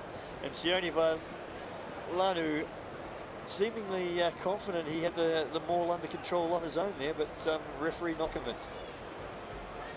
Having to throw an extra man in to make it the numbers in the scrum. Old Boys. And they'll all be attached. They'll need to push. Oh, got away with that. Lucky. Clear to touch. So a very heavy sigh of relief there from the Overseas Old Boys, but you could feel the suck of the wind here coming in. That was pretty good. They were up against it. Oh, thankfully that's what it was. The pressure is still on though. Samurai with 10 men. Oh, and a loose feed from the line out. They're still in possession. But Old Boys rushing up to create pressure. Committing a lot of men to that tackle though. They've got to get up, get back and play. Can't afford to take your time getting off the pitch. You're one person down. On the ground, you're out of the game. Scrag tackle, pass wide though. The ball's wide. And going over in the corner for the Samurai is Paolo Odogwu. And with that, you've got to close the door on A-Train Overseas Old Boys. 17 points to 10. As we go back to the big screen, nice hands into the gap. When you float up, that's on some damn, that's on a rugby pitch. Well, one man down. And improving the angle by placing it under behind the post. Yeah, it's still doable, depending on this kick, actually. Yeah, that's true. 7 points in it. He did well to bring it back in under the post, though. Oh, and yeah, made it. Did it the hard way. It's in off, so it's... He took a wicky in off the post. It all counts. Not to conventional conversion, but it worked. And again, you know, we saw Samurai keeping clear heads, a loose feedback from the line out there, but they kept the composure and realised the space was always going to be on the outside with the extra man. So putting Odogwu in the corner and taking a shaky 2 extra points for the conversion. Old Boys back to full strength now. 2 minutes to go. They've got a lot of work to do. They need to score twice to bring this game back from the dead. Quick line out throw by the Old Boys. They realise the clock's against them as well, so they've got to get on with it. Very scrappy. Samurai up real quick and hard. Driving over that ruck. Old Boys scrambling around the back, not sure what to do with it. And again, bringing it back into confrontation to try and soak up some of the defenders. Penalty coming here, referee's arms out. What's going to happen? The Samurai making the Old Boys work hard for that ball. Yep. Yeah. The Samurai player thinking the ball was out, advancing around the back of the ruck, but the referee disagreeing with his interpretation. So you'd think you'd go for the penalty and the line out of that one, but anyway, they're going to do it the hard way. I think they need to find a way to bust and get to the other end quickly and score points, otherwise it's all over. Yep. Big fella takes it up. A couple need to take him down. contesting the ball all the way as Samurai. No balls coming free and easy for the old boys. Dogged defence, contesting the breakdown. But again, that... Oh. I don't know who that pass was to, but... It's time to keep that ball for the Samurai. That's right, sensible play. They take it away from the confrontation. They, the more time they have the ball in hand, the easier their job gets. Coming away, Samurai. Whoa, clear play. That was a nice pass. Space again on the outside, but he found space, but unfortunately it was between the hands of his teammate. And Masaroa trying to bring it back out from the goal line to atone for his sin binning. Last chance. This is at 30 seconds, ticking down. Old boys just can't get out of here. There's got to be hands in this place. Go. Yeah, big wide pass. Relentless pressure from the Samurai. Bit of a chance close to the outside. Nice take. Oh, he's kept the ball in play. Unfortunately, the Samurai first to pounce on it. No one wants the ball. Now it's free, and Samurai look like they're going to just roll this one over the line. Bit of soccer going on out there. Yeah, and the referee obviously saw the ball was getting away from the player, but he'd been obstructed by the overseas old boy player coming back. So Adogwu fancies himself to bust the line here and score a final try to increase the margin. Possibly best option for the last player of the game was probably to kick the ball out, but but I think Adogwu... Well, I like it. I like his attitude. Yeah, Adogwu was tackled short of the line, and he used a double movement, which we used to refer to as rabbiting, to try and get the ball across, which again the referee disagreed with. Another penalty. Not back 10 metres. He has been vigilant on that in this game.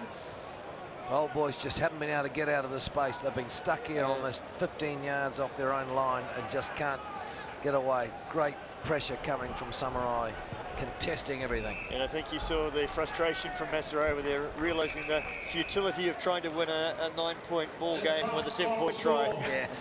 with no seconds to spare. Yeah. So is he a forward by chance? There was a look of despair on his face, and then it quickly morphed into lack of interest.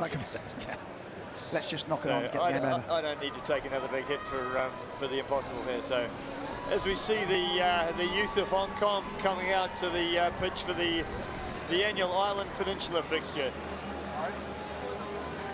A very big feature of the junior rugby calendar, and usually a match that's taken to with a lot of relish by kids from teams right through Hong Kong and the New Territories who cobbled together for combined teams to play with players they play against every year and against players they play with all year. So these kids have been playing, if they've been in Hong Kong rugby since the age of 5, they'll have been playing each other for 7 years now. So there's plenty of knowledge of each other and no love lost between a few of them, I believe. Exactly. Sorry, excuse me, John, the Bruce said he was very busy, had to go. There he's up there stuffing his face with chips, getting out of the commentary box. Well done, Bruce. Thank you. You told us. He did say he had to go see a mate. So. Roy Kinnear's not his mate. Yeah. Who coincidentally was sitting next to me at lunch, so I think all that talk about being at lunch and eating got to him. Yes. And he's done the buffet earlier as well. It's just great to see kids rugby here in Hong Kong. It's phenomenal in the last, my time, certainly 20, 30 years. Robin, I mean, you've been involved with kids rugby for a long while. Yeah, we did once in a while. We did the David Campese Rugby Academy. Yeah. And unfortunately, David Campese wasn't there. But no, I'm joking. We had a great. But you should run the Andrew Mertens Rugby Academy next, because he's making a habit of not being there. Okay. No, I tell a lie. We had a good camp together, and it got to be a bit of a feature every year when David came out of Hong Kong. But a lot of other people jumped on the bandwagon, I'm afraid. So. Yeah, Bruce, you'd like that pass from that nice red-headed kid there. Lovely pick. Here we go. These kids in there, they're contesting it. Good on them. I don't know what the team makeup is here between the two. Oh, you've got the bits here. So, Terry, can you tell us about some of the highlights of your moments of you playing sevens back in the day and in the old Hong Kong Football Stadium? Well, I mean, to be honest, I enjoyed the old stadium. It was very, very close to the action. It generated great atmosphere. Yeah, you did have occasions where you felt like you were playing in a swimming pool. A very dirty brown one with massive players running at you and trying to drown you. But oh, here's an opportunity for the... Well, we're presuming the whites, I don't know, we'll take them as this side. They haven't exactly told us what the colours are. We've got the Lions versus the Dragons. No, I think it's England versus New Zealand, actually, for that. Right, you're hoping it is. Well, we'll take the 3 points, actually, so... No, I do remember one memorable occasion that you were playing the Penguin side, which was because in the old days at the Hong Kong Sevens, it was the Rothmans Invitational Sevens. And a fag in those days. And I believe it was Martin O'Fire and yourself used to have a sprint competition up and down the field, and it was quite a great great spectacle. It was always challenging being on the field with someone of comparative pace. It was nice being the quick guy on the field, but you found that we both gave each other a lot of respect and not a lot of space. So not exactly, yeah. The contest you try to null each other out each time, was shut down quite quickly on most occasions. Yep. So there's a try to England against the All Blacks, and a very good little kick there as well. Put it through, so it's 7 now. England All Blacks. Great kick. Dragons, away they go, 7-0 lead. Okay, so we've established the Dragons are playing in the white shirts. Right. The Lions in black. So we may be able to feature some mum's son on TV now that we have a few names and we can identify which team to put them to. I think we're going to head start over Big Jed. He missed this sheet of paper. So we'll have Kieran Lacey to feed the scrum for the Lions against the Dragons. Under-12 drama unfolding as we speak here at Hong Kong Football Club. I wonder if that's Mike Lacey's boy, would you know at all? I believe it is, yes. Yeah. Mike Lacey, great Hong Kong player. On the wing here in the headgear, we've got Aiden Rice. So ball through the hands of Jono Adams. Out wide, and we've got early on the piece, number 19 on the pitch. Luke. Some great hands here with these kids. Well done. Some good pace shown there by Cam McPherson on the wing for the Lions. Ball sweeping across the field. And they're taking the ball from 5 to 5. Wide on it. And oh, he cleverly uses his feet there. Great commitment on the ground there by his opponent, James Key. Stifles a move there. There was a great pass play there, which they moved the ball one way and quick whip back, change direction to work on the space outside. Yeah, and if my experience coaching through these age groups is anything to go by, these kids will have been here watching the rugby play and picking up some really helpful pointers. So yeah, but some good schools. Very impressed. I mean, the passing that makes some older blokes rather envious there. Yeah, good running, good passing. Certainly no short of enthusiasm. Yep. Well, big guy storming up the middle, but bravely hung on to by Tom Fabiani there. Chipped through. Leighton, don't bring the rest of us into your lack of skill sets. Okay, and a one-handed carry back up the field. Quite dramatic. Beating 2-3 men. And he's working hard to get that ball back. No, it was actually number 15, I think, Kate Southall. Oh. Ball out wide to number 11. And Aiden Rice cops a high one there. The referee's quick to react. And, you know, good to see a young referee on the pitch too. A little older than the under-12s we got here. But good young blood coming through the refereeing circles. Touch. And number 6 cuts it out quickly. In the hands of 16, Ronald Tang. And the Lions going through a long period of possession here. Nice pick up for number 4, Max Cornelius. Took the ball, took it wide, out to the wing. Not much room out there. The twinkle toes of Cam McPherson can't get around the opponent. The defence from the Dragons is a bit tight. Swarming. Lacey gets the ball, flicks it out wide, didn't pick it up too cleanly there. Ball still in play. The big frame of Mitch Crawford went down to try and tidy it up, but still pressure on from the defence of the Dragons. Dragons finally got the ball back. Let's see what they can do with it. Taking it up the guts. Yeah, a good spread of players out there here, though, if they choose to use it wide. And the penalty. Okay, tackler not releasing. Referee quick to spot that. The arms of Kieran Lacey at halfback going up, frustration showing. A bit like his old man, really. Got a lot more hair than his old man, that's for sure. He definitely passes better than his old man, that's for sure. And ball bouncing, it's not in touch. Oh, Kieran Lacey didn't quite gather that in. Yeah, in his haste to gather the ball, he was a pace off the mark and just falling short of where he needed to be. So knock on, coming Lions feed. Dragons back in the Lions half for the first time since they scored early in the match.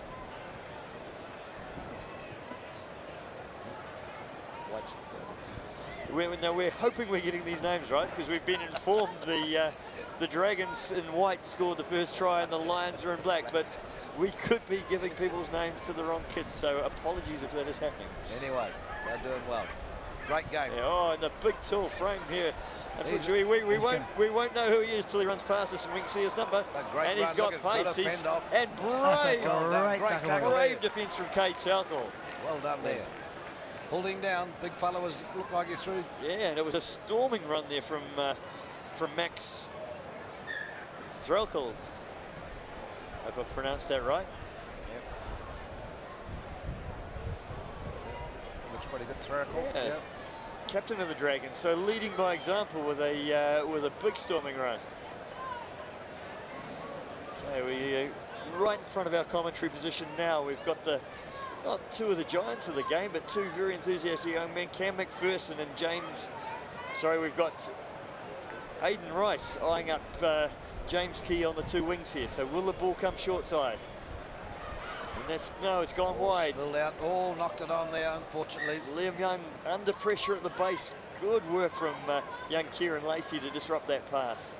A bit of pressure on that. Yeah, not the best pass, it was short anyway, he had to stretch to get it. And very difficult ball for Hunter Jones to cope with at fly half there. Hunter Jones marshalling his troops there, keeping them back on the, 5 metres back from the scrum, learning from the lessons of some of the... Lacey, nice feed, nice scrum, ball back well. Fed out by Jono Adams, and we've gone wide, and it's a one-handed carry again from Cade Southall. Very distinctive in his running style. Spilling the ball there, though, unfortunately. Arm's gone out, playing advantage, but the Dragons taking big advantage of that. The big frame of Niall Cotton in the outside centre position. He's look at that big pen. He looks like a threat. And number 1, Isaac Manu coming up there. He's a solid sneaking suspicion he may have some relationship to Deacon Manu, a famous front row forward who's done a lot of good coaching work here in Hong Kong. Oh, Kieran Lacey clears from the base, but straight into the hands of one of the Dragons players. The space out here, you thought brings it up wide. Brings it up quite casually, Dom Headley. And it's young Manu surging forward again. 3 guys to take him down. Here comes the ball. They don't seem to. They keep trying to play it short. Yeah, there's space out wide here, and they've got numbers. They're not using it. And here, let's go to space. We've got number 12. Niall Cotton. But no, it's number 12. It's actually Patrick Dubrazel, son of, and now I can confirm we have the colours right. Patrick Dubrazel, son of a very big rugby identity here in Hong Kong, Alex Dubrazel. And Alex, yes, that is his boy. Yes, it's Alex's boy, and yes.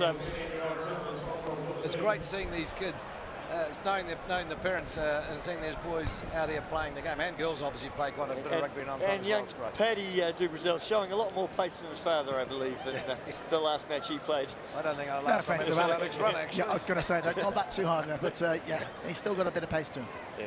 But he's... I think standing still he'd be faster than his old man, wouldn't he? Yeah. But he's actually gathered all of his enthusiasm for the game, so that's a very important thing. Here we go, penalty.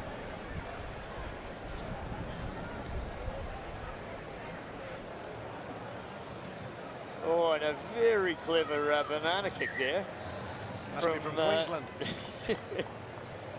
But Kate Southall showing a full range of skills there, getting the ball in touch on the Lions, sorry, on the Dragon, on the Lions 2-metre mark.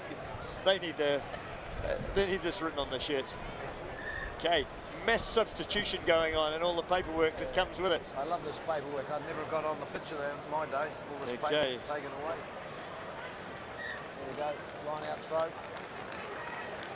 Going White's way. While playing your Anybody's ball. boys, Ungathered, comes back to the hookup. Vice Chair's Stands clap up for the nicely. crowd now. Dragons with the ball. And ball back in the hands of Paddy Dubrazel. Good step. Retains the ball well in the tackle. Ball's back nicely. Nicely presented.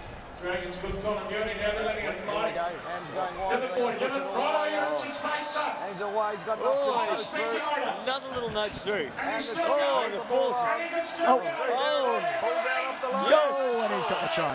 What a magnificent try! And a, IME and a pretty solid post-try celebration too. Now I'm looking at the try there. I'm wondering if he's awarding the a penalty try for the holdback. Holdback, yes, he couldn't Just quite try get and through. confirm the try scorer was And had to go to the zone. indeed, it was, Fullback always wants to kick it. I think it was number 10 in fact. Well, it might have been John Adams that got through and scored that try.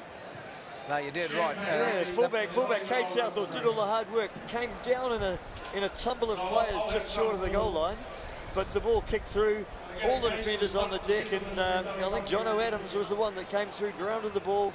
Good Always good rule board, following up play, follow the play. Exactly, Leighton. He's a good bit of support there. Well done. The Lions, well, they're going to have to reply. And I think for his trouble, he's just been subbed. Oh, well.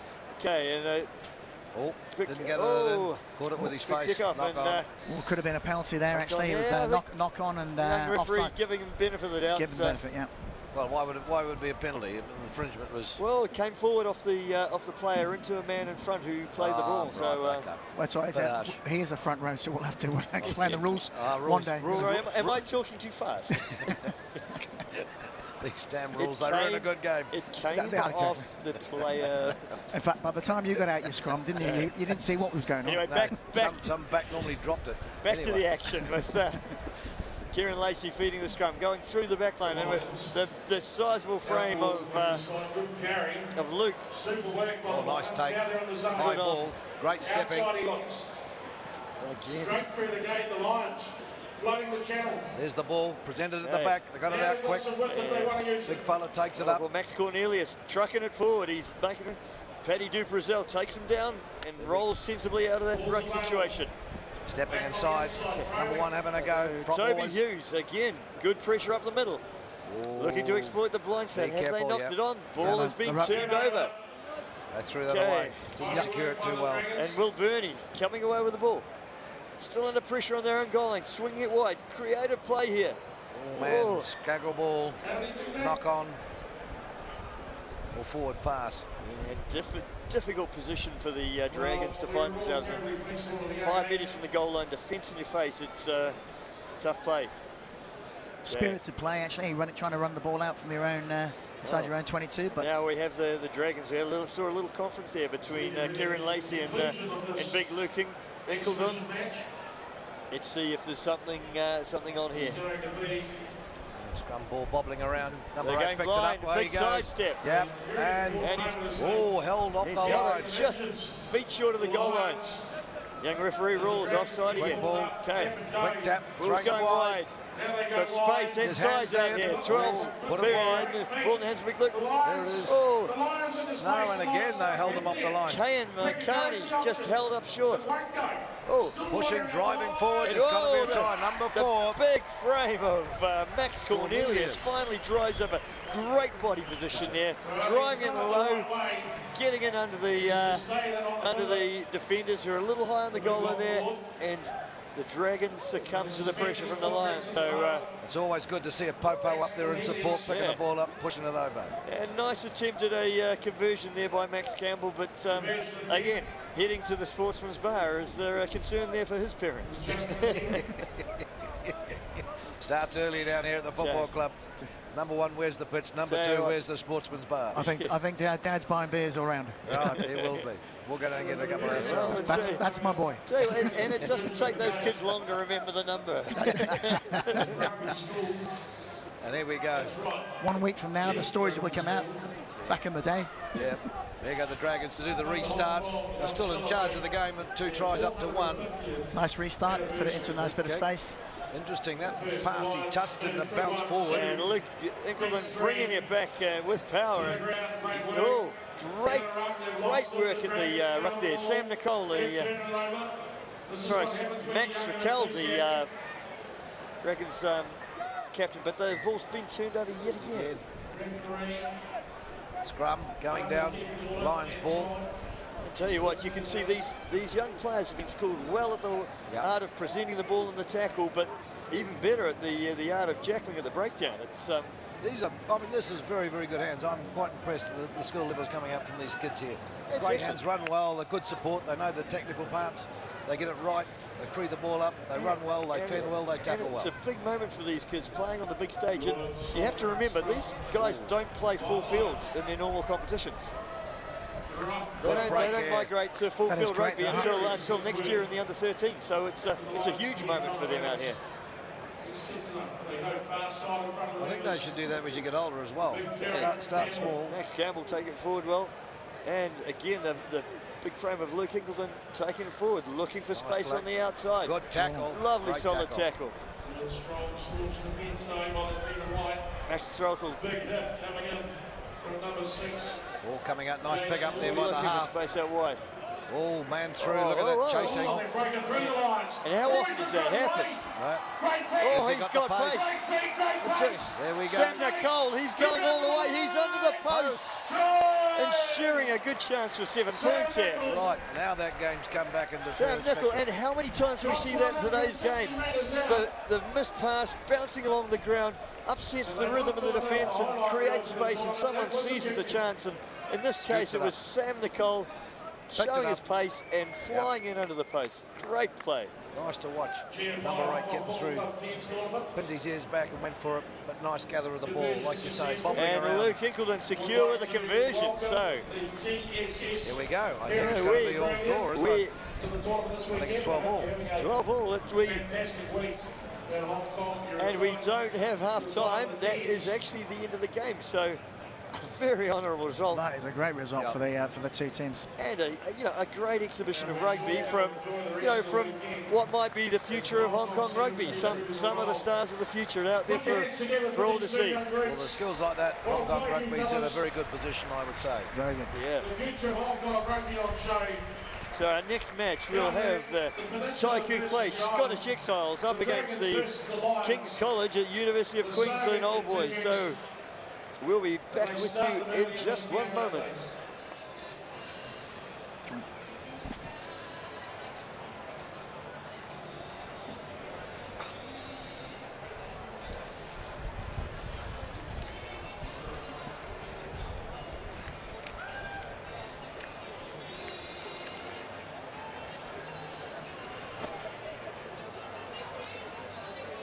Scottish? I don't Scottish.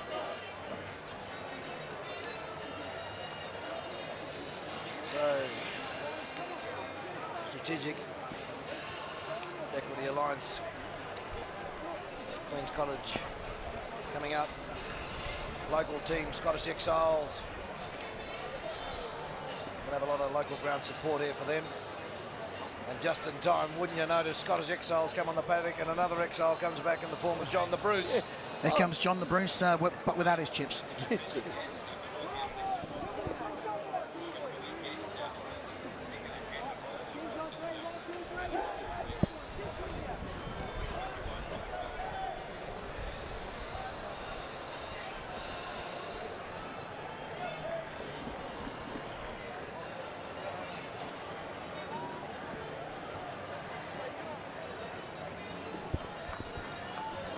Here we are, getting back to the GFI Thames program starting again. We're into the do-or-die rounds now for Scottish Exiles. Had a pretty good day yesterday. Been unlucky in one game. Lost it with a man down. But it's good.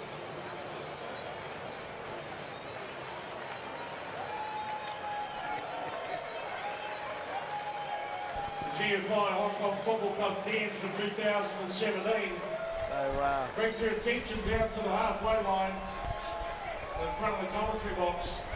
It's great to see predominantly local sides in the here performing in the latter part of the competition. Yeah, it's good on. It's been pretty hard over the years as the standard's gone up. It's good to see them at Naxos Football Club putting a very credible performance. Unfortunately, dipped out early on, but we've got another local derby here with certainly with Scottish Exiles in place. And to talk us through all the difficult Scottish names, John the Bruce is going to rejoin us in the commentary. And he hasn't brought his interpreter with him, so we'll have to stumble our way through that. Yeah, we'll make it up. You can do the first half interpreting, I'll do the second. I'll tell you what, get around along the VIP section, guys. Sorry, slowly. There's more rugby players off the pitch than on the pitch. Martin Johnson, Simon Shaw, George Gregan, Jason Robinson, Charlie Hodgson, Neil DeCock. We could put a good team out there. Maybe we should have in the interval. We'll get them back on the paddock. Exactly. John de Villiers was at the lunch I was at. Sean Fitzpatrick. And the greats Steve Redgrave. So we've got. I think there's not enough water here for him to be good. we've got the heavy hitters from a number of codes. Now here we go. This is a team. Aye, so Brucey, you're going to be going with the Exiles here, mate. You'll be rooting for them. Very hard with the Exiles, yes. So obviously, without any further ado, we welcome Peter Green. But Headmaster of Rugby this School. is a great University of Queensland team as well. Young kids. Lots of Campbells in there, Brucey, your favourite clan. Exactly. And their sponsor must be happy with how far they've got. Strategic Equity. They must be really happy with King's College, how far they've gone in this tournament, how well they've played in the tournament. They came out of last year's as one of the new surprise packages, and they've come back and lived up to the quality they showed last year. Yeah. It's, as I say, it's just the confidence of youth. Maybe in the really big games, maybe it's not enough, but when they play, they really step up. And this should be an interesting competition. In terms of the physicality of the two teams, they're probably relatively evenly matched. We're dealing with like-sized players, but as you say, will the youth be the telling factor? Will they have a little more gas in the tank than the local boys? So, I'd hope the Scottish boys, being local, not as much travel. I'll tell you what, with Jamie Pincott, apparently his mother was listening to him earlier on. I don't know if he knows that, but I just got the message. So, Jamie Pincott's new career in broadcasting. And what, his mother was concerned because she thought he was somewhere else. Exactly. Yeah. She thought he was at home in bed. She didn't know he came to Hong Kong 3 years ago. It's very surprising, yeah. Anyway, we've got Jamie Pincott, number 1, Ben Madgwick, Sam Hawking, Francis Smith, Cook Island boy. Ewan Miller, his mum and dad are here. Turned out his mum went to school with me. Austin Smith. She graduated. Josh Dowsing. You went there often enough to notice. You don't graduate from school in the UK, you subliterate Kiwi, for goodness sake. They kicked them out when they've been there too long, I believe. Charles Dutton, Greg McNeish, Ali Nardoni, the man with the haircut, Stephen Willis, Ben Cullen, Bryn Phillips and Chris Kinlock, who's come from Kowloon, and James King. Meantime, games underway. King's College Old Boys are in possession and trucking it up the middle. They've committed the Scottish boys to the breakdown. Looks like this number's over out right if they can move it fast. With the gas going here, nice backup runner. Look at this, he's going to flick it inside. He's through on his own. He didn't need to. Jock Campbell takes it all the way through to the corner. Great pace shown by Jock Campbell.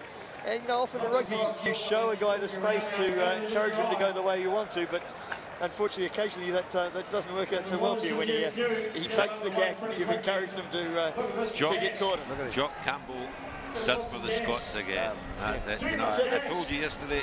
It's a stab in the heart, you feel? Yeah. If any McDonald around the world that's listening, I'm sorry for that. We'll try and remedy the situation. But he was quite clever. He did a little bit of show. He sort of indicated he's going to flick it in. Just took some of the Scottish players by surprise. Well, not really, I suppose. Just kept them thinking they'd cover the inside and then gave a bit more space out wide. Great try. Deception, the old Campbell way. Yeah, deception. Yeah. And just showing, how you use players wisely in this game. Yep.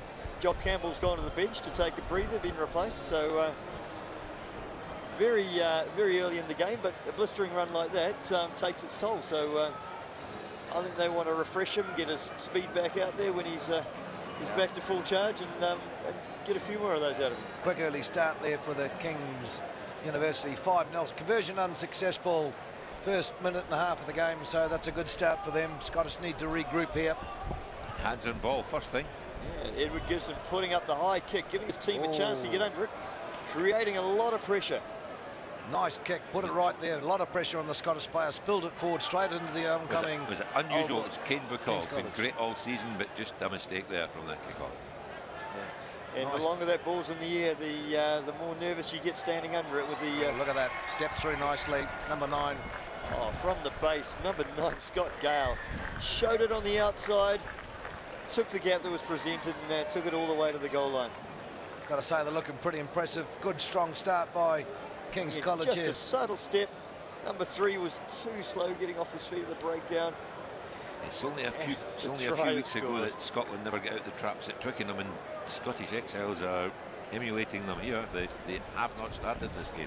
But I think what we're seeing is from King's College, you can't just guard one threat in this team. They all have the potential to burn you.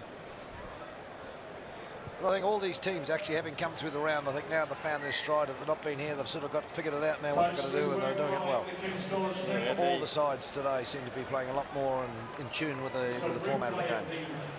Yeah, we see the conversion successful there from James Olmsson. 12-0, long time to go. Which may be a blessing and may not be. Another high restart, hoping for the same result. Done well there, took the ball under pressure nicely. Great take. Scottish get the ball, clean it out. Still deep, down in there, 22. Looking to bring it out, nice hands. Big fella running well, got it up. Just on the 10-yard mark. Ball coming again Scottish way. Nice loop around, didn't use the pass though. Ooh, big got hits held going there. into the field. Running into traffic, and I think one of those arms might have been a little high for the referee, so I think we're playing advantage Nice here. change of the direction there though, Scottish beautiful. taking advantage of that situation and striving up the middle of the field. Quick recycle needed here. Actually, bit of stepping, is he going to get through? Nice, man. King's College Old Boys being cleverly slowing the breakdown there, giving themselves a chance to regather and regroup their defence. Only committing one man to that. Oh, Yeah, big tackle. Playing advantage again. I think the referee believed the tackler didn't roll away quickly enough, so Scottish can have a crack here. Safe in the knowledge on they'll his get. own, but Trying to get round the big fella here. Oh, well done. He's done it on the lucky, outside. eh? Just put a foot out of touch, eh? He was away there. Did well to step around him. Good. That's Chris Kinlock, ex-Glasgow Warriors boy, been playing at Kowloon this year. Been very, very good for them. The referee had signal advantage there. It must have been called over. It's just shortly before he stepped into touch. Yeah, I thought they were going back for the penalty. Francis Smith, front of the line out for Scottish Exiles. He's had a great season. Up goes the ball, not cleanly taken. Gathered though in the end. Tap off the top. Recovered well by King's College in the end. That's good aggressive defence for Scottish. Ball pops out, but they can't capitalise on it. And the referee's armed out again. He's maybe given a high tackle. Penalty there. Oh, he's got a little more to say here. We're going to see someone go to the pocket. Who's he going for? Ladies and gentlemen, boys and girls, Looks like a warning. Looks like a warning. No, his hand's not going for the pocket at the moment. Clearly the referee needs a breather here. Nice warning. Warning's over with, and we'll clear to touch. Edward Gibson looking for a long touch down the main grandstand side at the football club here. He's bitten off a lot here. He's great kick. Sensational. Nearly missed his touch, but got away with it. His bravery's been rewarded by a great field position for the next line-out for King's College Old Boys.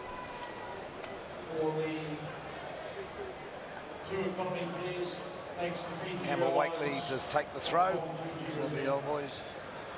King's College, sorry. Yeah, taken well there. Nicely set up. Bit of stepping. Right height on the line now. Oh, well Scottish presented. under possession. 22. Under possession. Well done, Lee. Under possession. Oh, and there they are, not coughed up by the King's College boys. So, and blew the whistle. I thought he might let it run. Good defensive pressure there from Scottish, but the referees ruled knock-ons both ways. Scrum feed to Scottish. So we've seen from the start of this game, Strategic Equity Alliance, King's College Old Boys dominating territory, and typically for Scottish, when they do get possession, they're deep in their own half. Yeah, they've been battling it out. Mind you, they've had some good breaks. They've just not been able to turn them into points, so they can do it, but they've just got to finish them off. You're right, Terry, they've been playing a lot of the game down this end, that end. Jock Campbell, the sweeper at the back here for the Old Boys. They expecting a kick from defence, nice but Scottish keeping the ball in hand. Yeah, I think if they watched Scottish last night, they've been expecting some tactical kicking. Jamie Peacock taking it up again. He's done well in this tournament. He's looked good with the ball in hand for a big fella. Exiles going, here it is. Man out wide, no space. Coming back in again though, good man. Start again. Oh, can't afford to do that. Unfortunately, just picking the ball up and losing it against the knee of his player on the deck. I don't know what he was saying there, Bruce. I could almost read his lips. What did he say? Something about bother. No, absolutely. It's keep your legs out of the way, old chap. Please. And you'll see him 2 days after the tournament, next Tuesday. Here we go, feed for King's College. One of the few times Scottish Exiles been out of their half. Unfortunate there. Good scrum. Nice clean ball, coming on hard. Nice dummy throw to the second line of runners. Held him up the tackle. He's got a knee on the ground now. The tackle does happen the moment that player's knee hits the deck. Right. Big Jamie scragging him to the ground. Runners coming through. Yeah, they're pretty well covered out there. No room. Well across the paddock to defend. Josh Rea taking the confrontation. They're coming again, big toe down the paddock by King's College. Unfortunately, the guy in the wing that's meant to be chasing wasn't aware that kick was coming, so he was giving away a few yards on that chase. Scottish got back, deep in their own 22 again, though. All right, ball in hand, though, looking good. Oh, this is good. Oh, unlucky, just can't get the ball to hand. They're getting the break, they're just not hanging on to that pill. Significantly, possession turned over. 55 seconds on the clock. The knock on from Kane again there. He's probably more mistakes in this game than he's made in the rest of the season, but the pressure's on. It's a big knockout game. King's College and UQ leading 12-0 over the Tycoon Place, Scottish Exiles. And they seem to have a decent bench, King's College as well. Bringing guys on, fitting into pattern well. Okay, we're searching through our team sheets here, and the only ones we can find have all got Sir Jock Campbell playing 11. Yeah, if he's a good winger too, he won't give that number 11 jersey away easily. So he probably stole it from that chap in Nolte, actually. Right, mate, get off the Campbells, will you? All right. Okay. It was a long time ago. Move on. They're still selling soup. Do you eat Campbell soup, Brucey? Tomato. I'll not take the Campbells, you know. I'll not take the Campbells. So here we come, coming on for the second half. Do or die here for Scottish. Funnily enough, though, as a vegetarian, I don't do McDonald's either. Ready for a start, second half action. Conor McNeish gets ready to unload the Scottish Exiles in the second half. Well, to receive in the white. Well, a big uphill climb for the Scottish Exiles here. 19-point deficit at half-time. It was a great kick. Started with a brilliant kick, and they've retrieved possession too, which is a great way to start the second We're looking half. for Mick Laders here, I think. Scottish That's a good pick and go, quick pick and go. Caught them by surprise there. And he made a few yards. Nice fend, wrapped up though. But they're starting with intensity as Scottish, they really need to. Nice run, cutting back in, wrapped up though very tightly. Flagging the ball, running around, big wide pass. Not a lot of room out here though. Nice little back flick. There was space Scottish for still in control of the ball. Moving forward. Closer to that line. You're trying desperately to exploit the short side, but the Old Boys have covered that break. Coming through here now, bit of space, bit of option. Is he going to get there? No. 5 yards off. You wonder whether the spilled the ball. In contact. And that's been the story of Scottish's day today. When they've looked like they've had the opportunity, just get to that point, and then they turn it over. Big chase on here. Big clearance. It's Oh, not going to find touch. Oh, bad luck. Old boys are up there chasing it. Quite That's clever right, King's from College. quite clever from Kane there. A wee knock away from Swarton. He did, and he couldn't get to the ball and take possession of it, but he made sure the chasing Knocked player it backwards. He's quite allowed. backwards. It's well within the rules of the game. Had he tried to knock that forwards, he'd have been shown a yellow card, but there is no penalty for progressing the ball backwards to your own teammates and your own goal line. In fact, it's actively encouraged. Yes, especially when you've got a lonely cold winger out on the wing, waiting for the ball. Well, in Scotland. And you've been there a few times, haven't you, Terry? In Scotland, we've got a lot of cold wingers, I'm telling you. I believe so. Ginger wingers too. Yes, I know.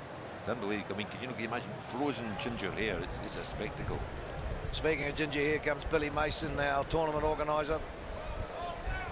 A King Sunderland man. The only person, really. Oh, and this is a great kick through from the old boys again, from the university, but just going into touch. Tiny touch. Yeah, looking for the quick throw. No. Scottish really going to be hurting. They had an opportunity there. They needed to put that try away. Didn't do it. Jamie Peacock to take the ball to the line for Scottish. Tallest man in the team throwing the ball in. It's interesting the way the game's evolved, isn't it? Yeah. When I started, it was the winger. I can remember seeing Batty doing this between his legs. And in the old days, the biggest guy in the team would be in the middle of the line out, stepping on everyone's toes and making a nuisance of himself, so he didn't have to jump for the ball.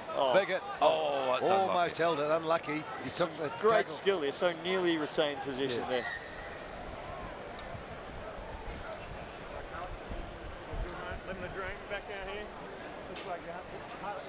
He did well, Jamie. He took the ball and there, looked like he was going to hang on to it, but he sort of took the ball and tackled at the same time. And good to see a little joke and a smile shared there between the referee and the players. It's, I think it always helps the game to flow smoothly if they're on the same wavelength and they understand each other. Absolutely, you played many a game. You know, the referee, you know, he appreciates when you get things wrong and he just plays along with you. And that way the players are a little more accepting if the referee makes the odd sort of mistake. So referees don't make mistakes, Terry. No. Just commentators. Yeah. That's a great scrum from Scottish. Oh, good pressure. Serious pressure there. That should be penalty Scottish. He's over the ball on his feet. Oh no, referee's gone the other way. Interesting to see what he's ruled here. Charles Chung was over going that to ball the pocket. What's going on away. here? Who's going? What's our penalty? Okay, King's College losing a player who's been sent so off. he had the arm out, and so number 3. Your initial is the one number missing off number the sheet. 3 is the one number we don't have on the sheet. So he's not. That could be Jock Campbell. No, it could be McNulty. It could be McNulty. Oh no, but we've got him at 12 here. Anyway, Strategic Alliance King's College down to 9 players. Scottish really need to capitalise on this. They are running out of time. Just under 6 minutes to go. And good to see the instincts of our commentary team were correct there. The referee got the wrong arm up, fooled everyone on the ground, but not us. We read the game well there. I must admit, you would have thought that almost, I mean, that good line out ball, you'd almost have tapped and gone there with the extra man. Yeah. Here we go. Putting it wide. Confusion there. Oh. And that's You're looking for the inside run up. Yes. And the direction caught him out anyway. Scottish get the ball back. That could have been very dangerous. Could have been. I think the pace that was shown there by Joe Bygrove would have been too much for the cover defence coming across from a long way back.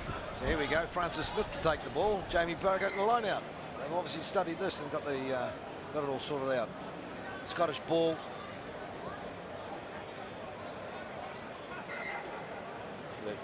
Referee. They may have cleared. They may have. No. What's he doing? What is going on here? Maybe just needs to spend a bit more time taking a breath or two, I think.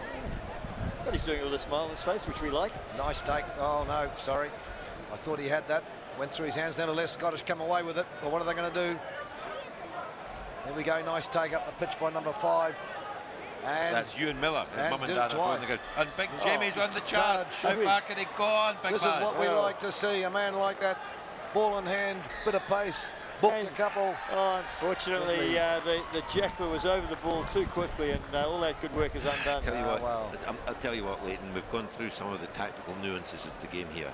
That's Scottish, turned over in front of the posts by a ginger Australian. Right. That must be hard. And he could be called Campbell too. Oh, no, could you imagine? Yeah. It's just so hard to bear. Back to the action though. Great storming run by Jamie Pinker. Yeah. And it's interesting, you get the big guys going up that track down the middle. It's not, 20 metres, 25 metres. They're looking for someone to monster. They're looking for a target. Oh, they need someone to press the flesh with. And he found his target. Unfortunately, the next guy there was quicker over the ball than the Scottish support. He's having a rest now, but he had a good 25-metre run up for this. Very good. No, good buff Mind by you, the run to the sidelines. It's a fair distance to you. We've got to say that the Australian team are actually looking really in control. Yeah, well, they've sort of been one short and they've controlled it well. Getting a bit of a tall order now for Scottish.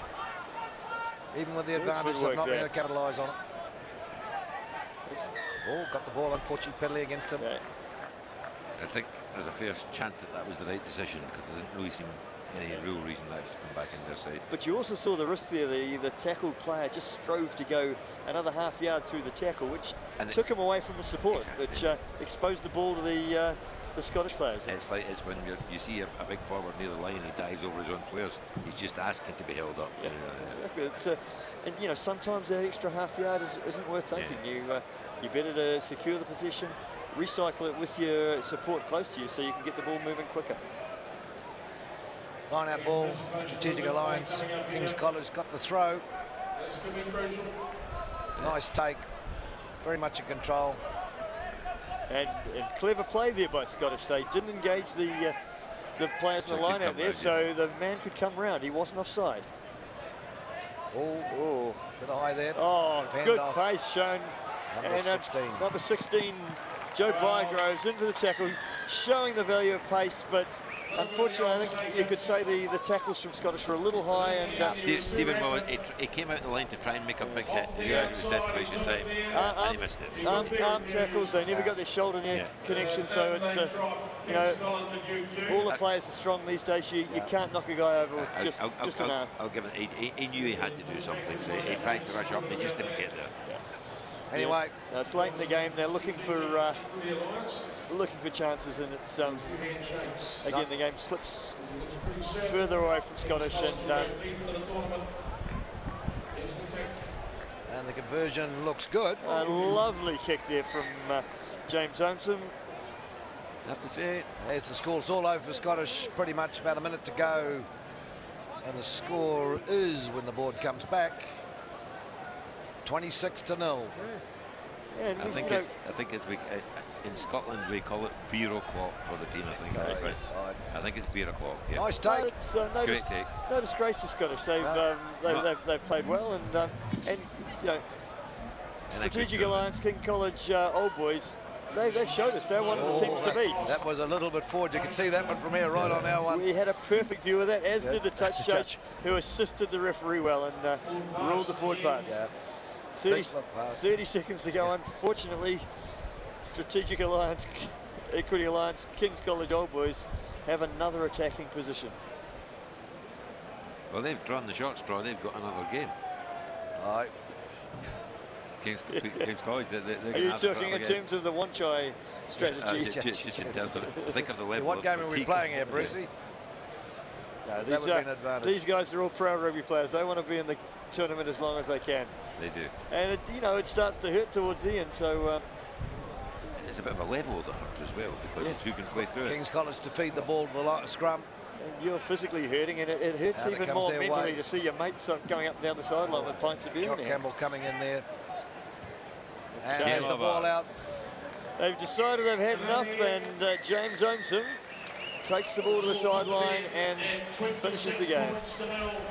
Well-deserved victory, I have to say that. They look like a quality team in this side. They've played with composure. They've got threats all over the park. They know each other's game. They know what they're doing. So if they're ever pressured in defence, there's a good scrambling defence. They've got the goods. They could go a long way. And there goes, unfortunately, the last local team pretty much out of the Hong Kong competition now. Away they're gone, but great effort by Scottish. They just didn't quite capitalise on those opportunities, just spilled it at the critical moment. And that made it a bit tricky. Next up, we've got, there's the second plate semi-final, and we have got Project Water Boys versus the Pyrenees. It's oh no! No, you're wrong. Project Water Boys for sure. Project Water Boys versus the Pyrenees. It is. Yeah. The sheet's like here.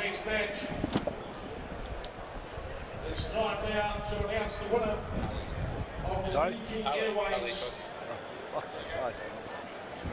two economy fares from Hong Kong to Fiji return. We're asked to put a business card in the So box. Project Water Boys actually had a pretty good turnout. They're looking pretty handy yesterday. So we'll see how they go now into the sharp end of the competition. Yeah, and they're a team that have some real threats. They've got guys who can break the line. They've got some pace there, and you know, in their fluorescent outfits, you can see them coming. Well, it seems to magnify the size a little bit. Where is he doing? And the irony is the fluoro's on the back, so you can actually see them going. Makes the numbers stand out. No, they've actually come on too. They've been stronger as they've played up against the Pyrenees indeed. Fiji Airways, thank you. I would say as this tournament's gone on, those Project Water Boys have actually got stronger in the game. Pyrenees struggled a bit yesterday towards the end of it, so this will be a very interesting competition. Some big names in the Pyrenees side. And they're a fairly big physical side as well. And welcoming to the field, Club Pyrenees. Getting ready to start now, and the kick's going to come from Project Water Boys to the Pyrenees.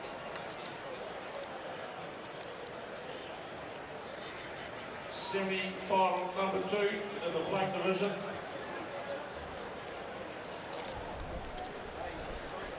There's Project's Water Boys. Get ready to start this match. The Water Boys in the picking line. There we go. Bit of a kick. Water Boys kick off. It's a great restart. Right on the 10-yard mark. 10 metres. And they retain possession of the kick. Very well done. Dropped nice and neatly into the hands of Jack Turley. And Jack Turley has the distinction of being the only Kiwi in this side. And a team dominated by UK members and no Fijians. Oh, unfortunately, we've seen a tackle here that has certainly raised the attention of the referee. Well, he wasn't hesitating, the referee. That was pretty quick to the pocket there. And we'll find Fabian Dupuy is dispatched to the naughty chair for 3 minutes. 30 seconds into the game, not a way you want to start. But in fairness, that did look like a nasty tackle. So he was tipped up and driven to the ground. So I think it's a bit early to say they've got a mountain to climb, though, Leighton, yeah? Oh, yeah. The Pyrenees, indeed. You would hear that one in the first 15, 20 seconds. Had to happen. It does some crazy stuff. Water Boys. So the Water Boys are looking a little bit plain and flat by comparison, are they? No, no. We come from a mountainous country, but these boys have done really well in this tournament. Played really well, and they're all, as I say, semi-pros, and a couple of boys extended sevens, and they've not lost any game by a big margin.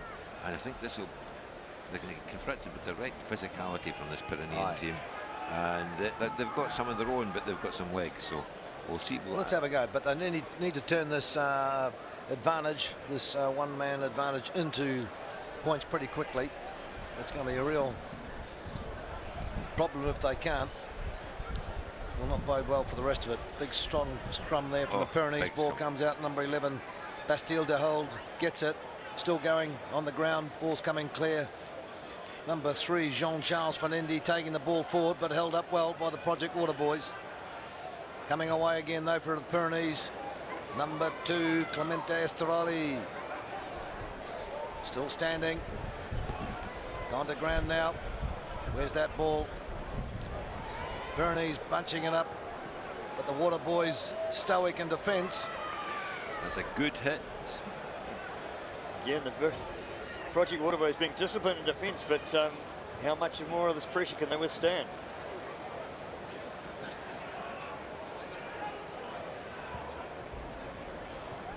There's the ball coming out again. They've retained possession well.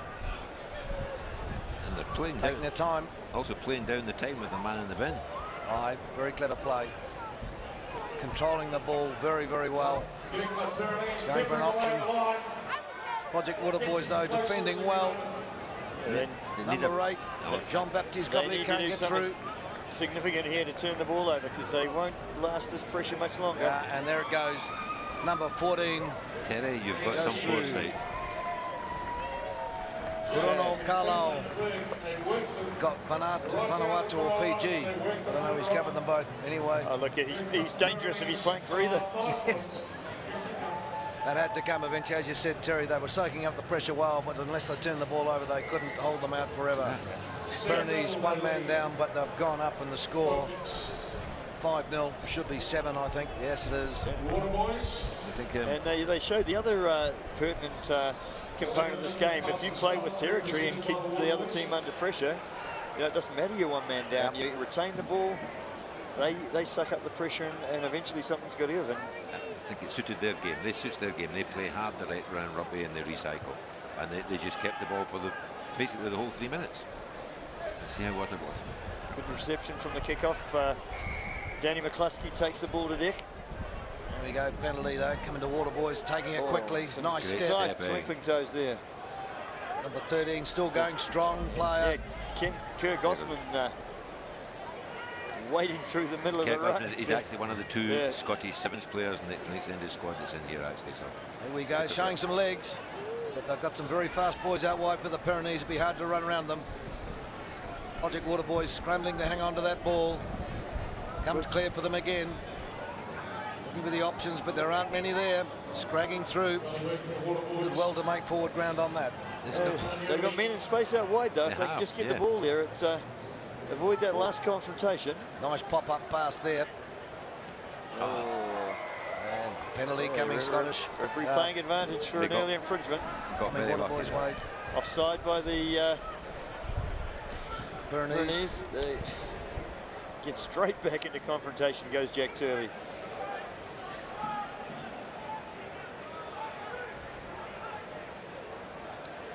Scottish desperately trying to break out from here.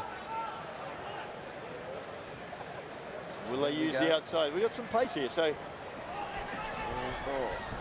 Nice pop pass. Well done, going towards the sideline, but he managed to get the ball in play. Back in the hands of the pace man. That stayed in. Little chip kick. Oh, it's there. No, they couldn't gather it. Shades of Twickenham in 1998. 2 of them roll around the ball. They'll certainly get the line out throw though. We've got a man on the ground here. Referee was clearly comfortable with the tackle, and it wasn't late, but it's left Kerr Gosman from the Water Boys. I think he's got a shoulder in there, so it may be a winding situation. There was the use of the arms there, so I think the timing of the tackle was the only thing you could question. And I think it was okay. It was okay. I think the contact was just unfortunate. Great work there by number 9, Jules LaBelle, there for the Pyrenees. That ball was bobbling around, so if he hadn't been there, it would have been a pick-up and through the Scottish. So maybe a little bit lucky, no one really wanted it, but they avoided it. Good chase by Scottish. Good work keeping the ball in, coming up on the outside. Couldn't capitalise. I think Kerr Gosman on the wing there could have kicked a little earlier. Yeah. He showed he had a lot of pace. He'd have been round there and in with a chance of a try. Scottish to feed the scrum. Held it. Bit of pressure, but they've done all right. Here we go. Looking to go wide. But there's no room out there. And over the top, Pyrenees. Look at that. Just power. Yeah, strong, aggressive defence. Yeah. Just busting out the middle there is Goblet. Penalty.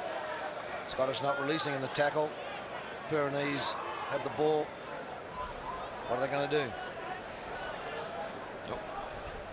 I think they're likely to go to the touch and restart from set piece. Yep, they seem to be pretty comfortable in that position. Yeah. Oh, and has this ball found touch? Very aggressive. Oh, great touch finder. Finding touch deep in the 22 of the Project Water Boys.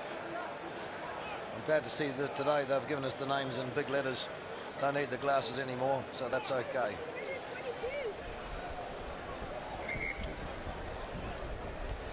Very good position now for Pyrenees.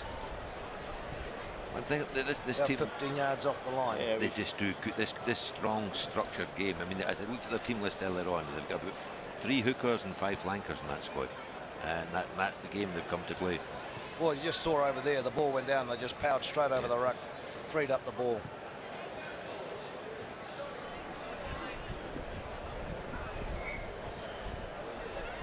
Line out throw, Pyrenees.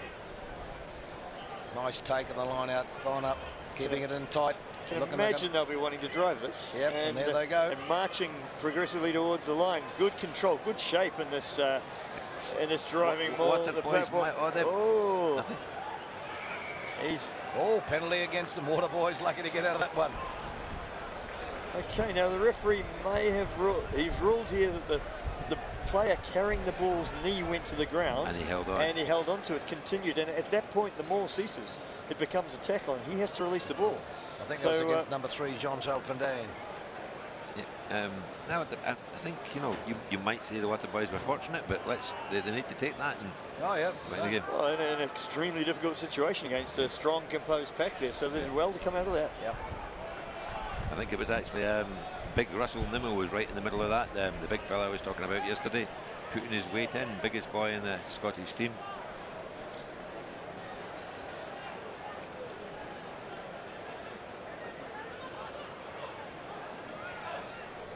Yes, somebody's handled a team list that lists all the Water Boys as being from the UK. I take it they're not SNP supporters, they are all from Scotland.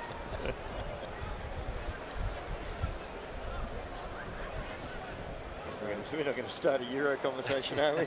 Not a Euro conversation, no. We're staying in. That's good. Yeah. By the way, just in this tiny break in play, I just wanted to say hello to Dave Callan down in Dunedin in New Zealand. Used to come here with the Legends many years, one of the supporters of a team that sadly doesn't come because, as we were saying, sponsorship. Sponsors.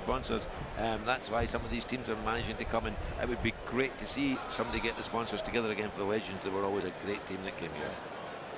But anyway, hello Dave Callan down in Dunedin. Yeah. We may see you for the Lions. Unfortunate thing about Hong Kong is it's a wonderful place, but it's not a cheap place to come to. Sure. And it's a long way from New Zealand. Very quick tap there, penalty going to Pyrenees. Nice quick tap by number 11, Bastal Del Hold. And through again, number 14. Gunro Carlo in for the try. Good try. Well worked in, you know. Again, that pressure they'll be able to mount at the scrum, turning it into points. Nice finish. Yeah. Looking strong here, Pyrenees. Seem to be in control. Half time. Relaxed. 12 now. Water Boys have to come out, have to score first, but they just haven't managed to hold on to the ball. Yeah. As you say, that one chance where he could have kicked through earlier, we might have got Cosman. We might have got a try there. Pyrenees. Leading.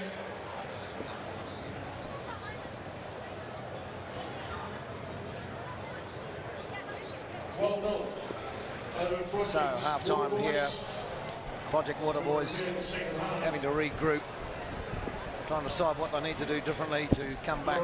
Pyrenees just looking very comfortable, in control of the game. Big physical side, just turning that ball over in the rucks, the mauls, the lineouts. Very solid. So Water Boys, they've got some pace, but so too the Pyrenees, and they just can't seem to get around them or outstrip them in the out wide. So.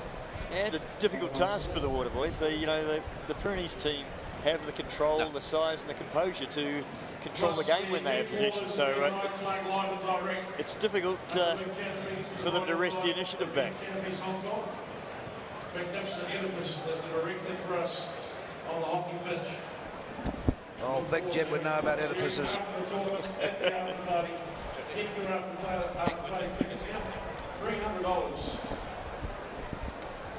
There's some serious words going in there from the Pyrenees coach. As they're ahead, they've got a 19-point advantage, but he doesn't want these boys to relax. Yep. He's got the big finger out, and he's making sure they know what the message is.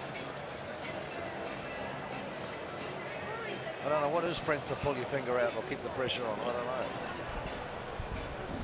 You can't really say extracte le digit. I think that might have been the message that would need to be given to the other team, actually. Yeah, you might be right. 19 points behind you. You might need to extract something else. I could tell you how that message would go over, but not on air. Okay, right. So here we go, getting ready for the restart second half.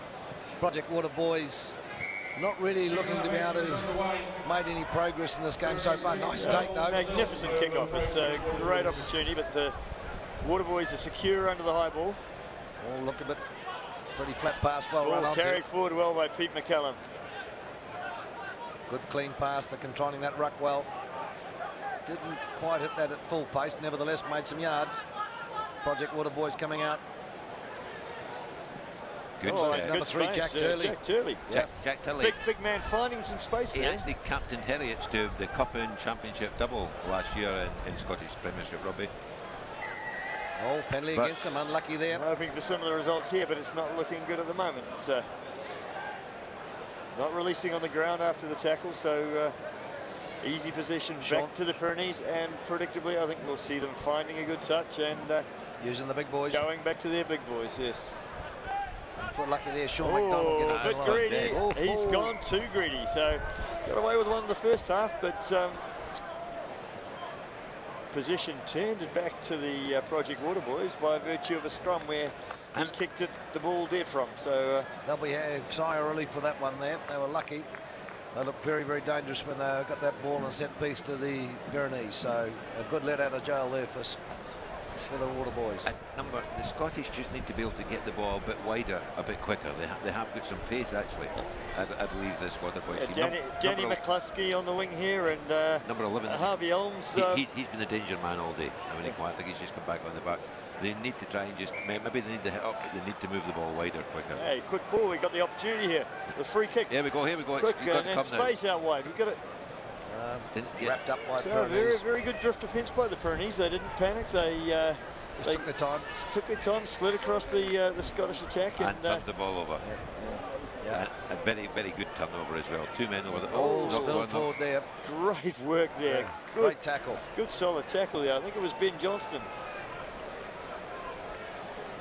They're blowing hard though. Not the 100-metre sprinter, but significantly bigger and more adept at rugby skills. Well, I just highlighted number 11 as a danger man, so they've substituted him off straight away. So the coach is obviously listening to our commentary. Number 11, Harvey Elms, left the pitch for the Water Boys. Harvey Elms from the UK. Yes, Leighton, you and I know there's a divide between the bottom end and the top end of the UK. Yeah, well, what I'm curious is when if the UK breaks up and Scotland go their own way, who's going to paint the big white line across the North Sea to tell who owns which bit of oil? No, that's the funny thing. The white line comes south of all the oil, actually. Anyway, let's get back to this. Number 17 took it up nicely. Sean McDonald took that ball. Fumble. Yeah, and showing frustration with himself there. Pete McCallum.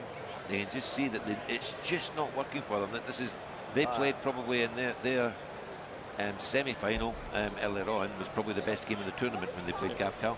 Great game, and they've just not come up to that standard in this game. But again, constant pressure from the Pyrenees team there results in the players looking up just before they get the ball. They hear footsteps. They know they've been under pressure every time they have the ball all day. So Did you hear a lot of footsteps when you were playing, Terry? You had a few of them coming? Yeah, fortunately, most of them were behind me, and they weren't falling quite as quickly as mine were. So. Oh, my goodness me, we've got the quiet, shy All Black again here. There we go. We'll have to say it was probably true.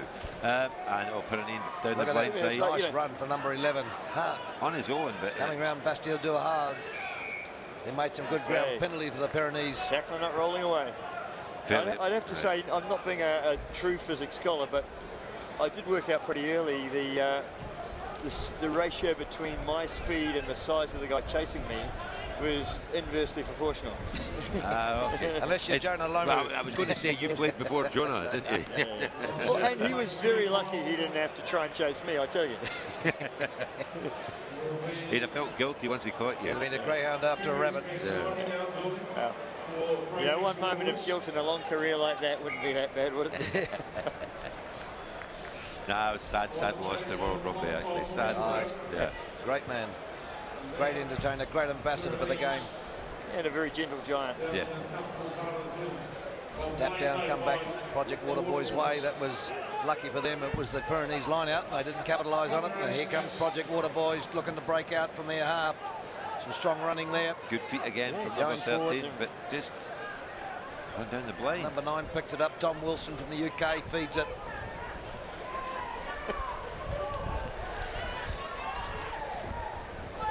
Pyrenees don't come away with the ball. Yeah, knock on. Oh, and good defence from the Waterboys there. They realised the ball had position be turned over. The defence rushed forward and created the same pressure they've been creating on themselves. They make the man watch the man. Just not the ball coming to hand. They're looking at the player coming in, and they take the eye off the ball.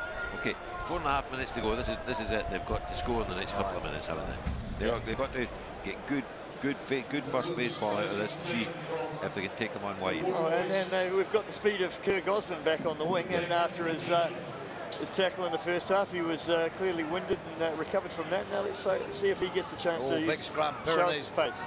Waterboys still managed to scramble back to get the ball, but are they going to retain it? Good work there by Tom Wilson. Didn't let him up, so they've got it out of it. Project Waterboys come away. A lot of pressure on that scrum. Here we go. Man out wide. We'll see the pace now. Kirk Osmond streaking down the wing, cutting back, staying away from the touchline carefully. Yep. Help arrives. Great play. Possession secured. Scrambled, but they got it. Coming back again, Project Waterboys. They know they've got to do something now. Big Nimmo hits it up. Here's the ball. Rushing in from out wide was John Wilson. This is on for Big Jack Tully out wide. Here he goes. Just set it. Come back the other way. The ball's coming back. We've got a bit more speed on this flank, so if they can create the same. It's got to be on here. It's got to be on. Cutting back inside again, Kirk Osmond. And just a foot in touch. But again, I think he's showing he's one with his pace. He's one of the true threats they've got. Okay, great. He's got quick feet. I thought he might have tried to dance in there, but no. At least they're playing in the right end of the park. Yeah. Well, they're down the right end, but they don't have the ball. Coming into Pyrenees line throw. They need to snaffle this. They're in the foothills. Wait. The hills are alive with it. God, don't start singing The Sound of Music, please. I heard it in Cantonese the other day in the taxi. It was hilarious. I've never been able to get a taxi driver to sing for me. Just try not paying him. This could be the chance. That's exactly what they needed. Ball being scragged. Got to get it to ground though. Ball's down. Unfortunately, the maul had developed. He must have called maul. That's really.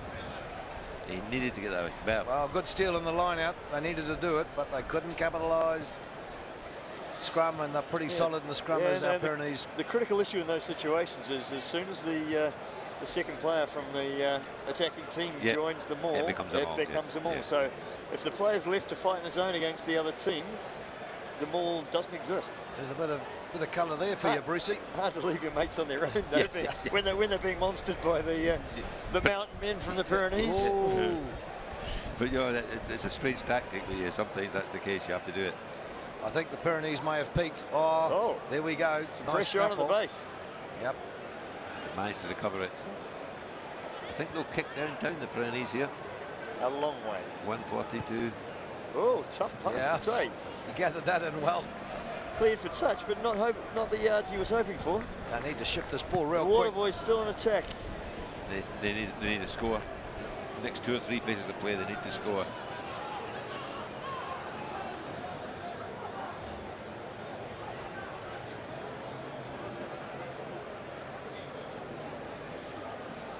Waterboys to throw to the line. They need good, clean ball here, and they need to really hit the ball runner. No, got it though. Yeah, tough take for Tom Wilson, the halfback, but he secured possession. Going wide again. Taking the ball at pace, and that's a decent ball out wide again to Gosman. Just the defence for the Pyrenees is just that strong. They just can't break through it. Oh, straggling up. Pushing the player forward, but he's on his own and isolated. Well done. The support got to him. Yep. Just in time too. Yeah. Penalty. Pyrenees player coming through from the side. Big Jack Turley. Jack Turley, he sees the goal line. He wants to get there, and we're playing advantage. The referee's got them for not 10, I believe. Yep. Oh. Yeah, penalty. Give him the ball. Give him the ball. Number 9, Jules Labelle, taking his time to hand the ball over the water boys. And we got a charge at the line. No, he's going to have to kick this Number and 4, get straight back. Fraser Lyle. 18 seconds on the clock. He needs to miss the conversion and get the ball back in play. So last try by Project's Waterboys. A little bit. Well, he's done the first part of that. He's missed the conversion. Give them a chance. They've got the kick off. They do get the kick off. So they wouldn't be needing a high restart. They can. This will be a remarkable Harry Houdini event. This one, if they get it. This is it. And little pause for composure here for the Pyrenees. They're sensibly calming the game, bringing a sub on, slowing the Waterboys down. That's maybe a bit deep. Right. No, they've got him though. All they need to do is get this ball into touch to the Pyrenees. Don't look to them to try and score from here. Yep. Yeah. Number 9. Ladies and gentlemen, they reached for the whole of the moon, but the Water Boys sadly leave the charts. Great tournament from them. Played a really exciting game. And a creditable loss. You know, they're within a try of their opponents. They shouldn't be embarrassed by that at all. Not at all. And ladies and gentlemen, it's been great fun doing this for the last 2 days. I'm off and you're back with Russell coming back to give us some commentary to join Terry and Leighton, and hopefully you'll really enjoy the rest of the games as they heat up for the semi-final and final. Just before you go, Bruce, I just want to check out this bit on Scotland that Terry's talking about, the white line. What I didn't realise that the Hadrian's Wall was built by the Romans to keep the Scots in. I thought it was built by the Scots to keep the Romans. Well, do you reckon Trump could employ the Hadrians to make the one for Mexico? Yeah. I think that's what's wrong with Brexit. The big problem with Brexit is when I realised Donald Trump was going to be elected, I hired 300 Irish navvies to build that wall. Now I can't take them because we're not in the European Union. Right. Good night. Thank you very much, Brucey. We'll catch you later in the commentary. Always great. Tourists, always wonderful to have them again. And always a team with some of the brightest kit you've ever seen in your life. Project's Waterboys, thank you for coming. Look forward to seeing you again.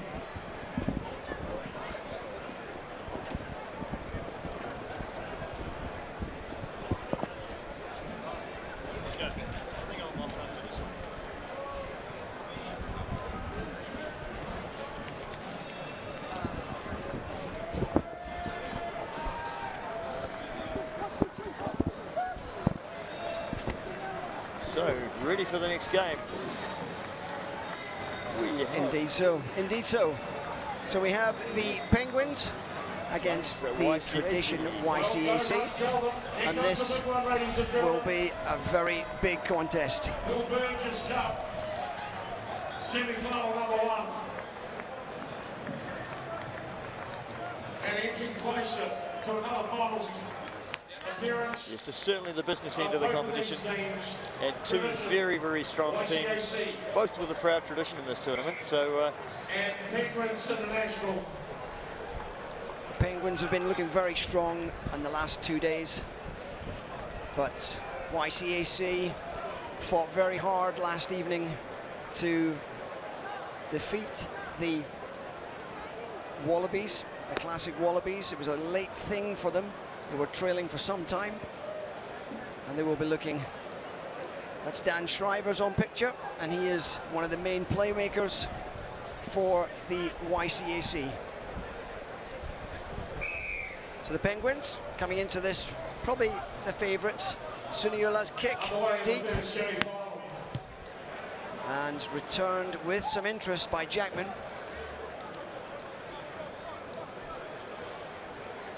And a good touch finder, and it'll be interesting to see how this first line out in this first cup semi-final. great ball off the top there by the Penguins. Fabulous take there. Suala through. And there's Webber. Goes to ground. Teddy Stanaway. There's a big drive up the centre there by Moala Liava.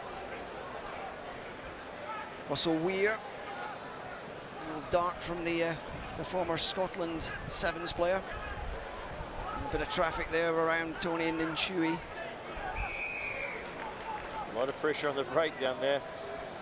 Referee ruling YCAC infringed by going off their feet. culprit may have been Mark Jackman. And it is going to be vital to win that breakdown. There's Russell Weir. And doing the kicking as well as the scrum half work. And he's appeared here on a number of occasions, including playing with the Scottish Exiles a couple of years back, and then moved on and has had 2 or 3 seasons with the Scottish Sevens. Moal Aliava looking to deliver, looking for Bardul. Clever play to the front of the line out. Moal Aliava, and that's a bit loose, and Joe Webber can't gather that, and an opportunity there missed. Difficult one to catch that one. And you see the intensity of this game. Both teams operating under pressure. There's no space. There's no easy yards gained in this encounter. Well, that's a team's old start of the game. And we'll see the first scrum of this Cup semi-final. Both sides with quite a bit of weight there, but Penguins look a little bit favourites here. Tali Komalatangi. It's the tight head. So Jamie Booth to feed the scrum for YCAC. A good escape, and Russell Weir gets back in the tackle. Terrace Williams spears down the sideline, cleverly staying in play. The Penguins have turned over the ball. And there's Tony Nshui. Ball through the hands. Webber again can't gather it. It's a pickup, and Hayden Shrevers. A bit of footwork in there. Jamie Booth, critical to the YCAC control of the game. Thrown out to Henry van der Glass. Big tall figure punching down the centre. Pulled to ground. And the Penguins prepared to stand off the rucks at this stage. Offside. A little shimmy there from Sam Vaka. Looked like he might be about to explode. It's been a very committed start, but yet to see any real moments of action. But a nice touch finder by Mark Jackman, and that has put YCAC into a very decent position inside the Penguins 22.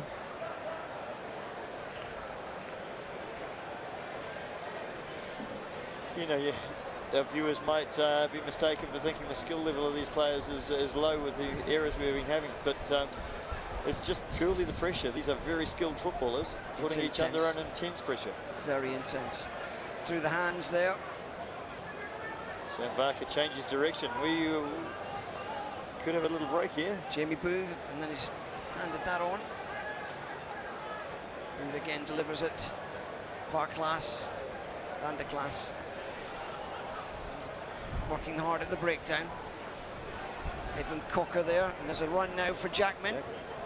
Tackle, turns it ball back lost in that contact. Teddy Stanaway making that big hit. Suniola keeping in play.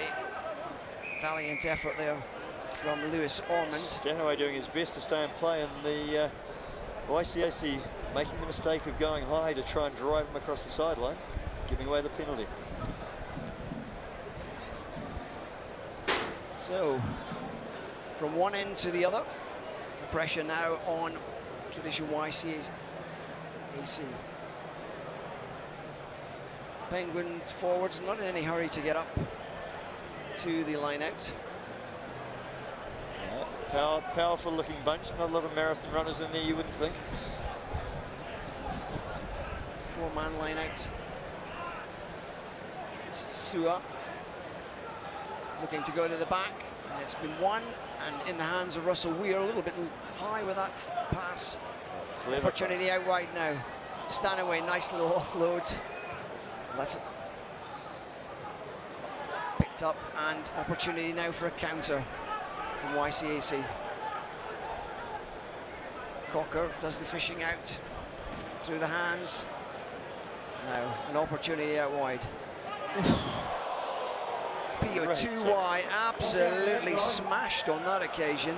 A little bit overconfident as he strolled into that contact. He's a big man, but he got hit by another big man. William Spears, good handling there. Under pressure now on Sam Vaca. And that will probably go down as one of the hits of the weekend.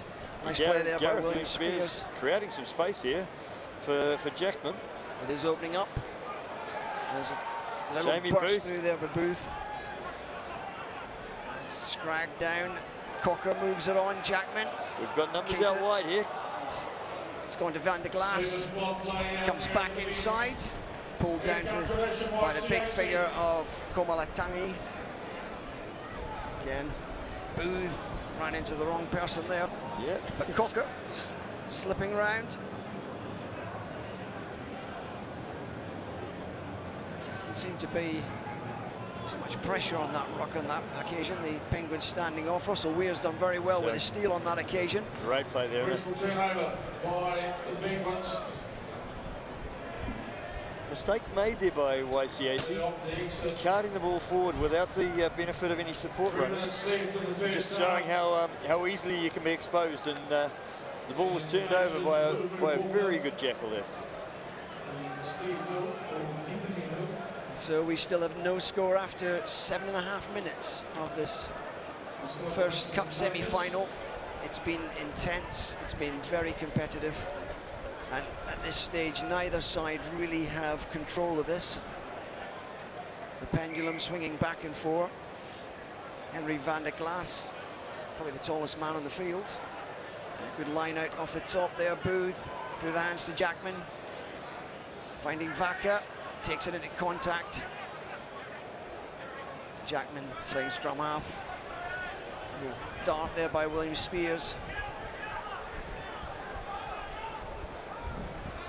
Making the Penguins work very hard to chase this one down.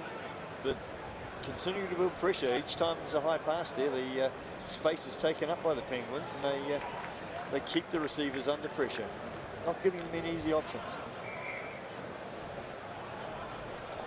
Edwin Cocker forced into touch there. Pier 2Y, I guess we'll be looking for a little bit of revenge. If you can work out who actually hit him. So Fletcher Matthews. I think, given the seismic shock, he could narrow it down to about 2 or 3 of them there, Russell. It was a surprisingly large hit, wasn't it? He was a little overconfident there. There's Lewis Orman gone into the line out there. Jackman looking to burst through, almost managed to make it. Booth again finds Van der Glaas on the charge. The tackle from Walker isn't conclusive. And there's Cocker, again elusive. A couple of great tries last night to knock out the classic Wallabies. And then the kick by Vaca, taken, and a score. And the opening score for YCAC. A fine score. Gareth William Spears. Lovely kick, very precise kick across, but I would have to question that decision by the referee, because he knocked the ball on. The ball was contacted by the defending player before he regathered it. I think you're right on that, so, Terry. So at that point, the knock-on in my mind was crystallised, and it should have been a scrum, but spectacular piece of play all the same. Great for the crowd. It was great vision. We'll probably see it in a moment. And the referee marginally closer than we are, but initially it was caught, then lost. Well, he threw it forward, and then it was a matter of did the other guy contact it first? Yeah, here we go. We'll get a chance to see that. Off his hands, and yes. So YCAC, definitely a fortuitous decision. Very fortunate to come away with 5 points there. So the Penguins have got to come back. Booth tracking this one, and it's a lovely touch finder. Bouncing a foot inside the line there from Russell Weir. Half-time comes no up. opportunity, but that has been a very, very tense and interesting game of chess between two top sides. That's a very good way to describe it. There's been very little open play, a lot of tension, a lot of strong tackling, and not many opportunities. And YCAC took advantage of an opportunity, a fortunate piece of luck, and they're ahead. But anybody's in this game. Anyone could win it. Well, it could be quite some controversy if Penguins go out on the basis of that decision. It was perhaps a little confusing because the player lost it forward initially, and perhaps the referee's line didn't see the Penguin getting his hands on the ball. But I guess we're going to call it as we see it, though. So it's anyway, you ride your luck in this game. Sometimes it goes against you, sometimes it goes for you. So when your luck's in, you accept it with a smile. So if you were running the Penguins at this point, what would you be saying to them? I think I'd say to them, we need to retain the ball a bit better. The pressure they're exerting on defence is good, but again, defending consumes an awful lot of energy. So they need to be in a position where they've got the ball and they're hanging on to it for long periods of time. And, you know, they have players with the size. If they want to play that confrontation game up the middle, and just be patient. Wait, commit the numbers, and then explode when you've got opportunities out wide. I think they're possibly going wide a little bit early at the moment. So Willie Walker's words of wisdom in the ears of the Penguins, who have performed well in this first half, but not been able to seize the dominance. Number 20 has come on, Lalakai Foketti. I think what we're seeing in these games in the upper echelons, the skills have to be so precise because the pressure's so great, but we're seeing fantastic kickoffs. We're seeing magnificent pressure being exerted because the kicks are high, they're reachable. Well, Robin and I were bemoaning the fact that there was a lot of poor kicks in the early part of the day. Speaking of that, we have a kick with very little pressure. Russell Weir takes a lot of territory there. The exit strategy now it needs to be well chased down here. Penguins coming up with a good solid line and sweeper at the back, and they've gained 50 yards and the throw to the line out. It was a good kick by Jesse Pittman, who was playing on the wing last evening, but seems in a more central position behind his forwards. So, line out for the Penguins. Big figure of Johan Bardul's in there, and it's Bardul who goes up, and it's off the top there, through the hands. We're out as far as it's Lewis. It's Callum Cirker actually, with a 14 on his shirt, and there is big drive by Tony Unsui.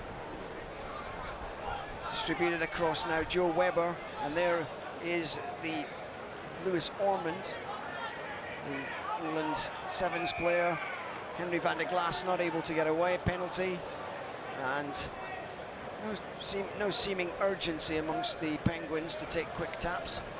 And I think they've been consistent with that. I think they trust their set piece. They want to go to the line-out. Another fine kick by Russell Weir. Takes the Penguins up to the 22. Just outside it. Penetoa Finau is the main jumper, along with Henry van der Glaas. But it will probably be Bardul who is the man for it. Up he goes, good line out, clean. Russell Weir distributes it. Big hit in the midfield on Webber. So Webber, powerful in the tackle, a good leg drive. Gets himself to the ground. Two men to take him to the deck though, so there's got to be space somewhere else. Stepping past for now, pulled to ground. 20, Foketti, just come on. Beginning to find some holes. Suniula still on there. Scrum half replaced. In from the side.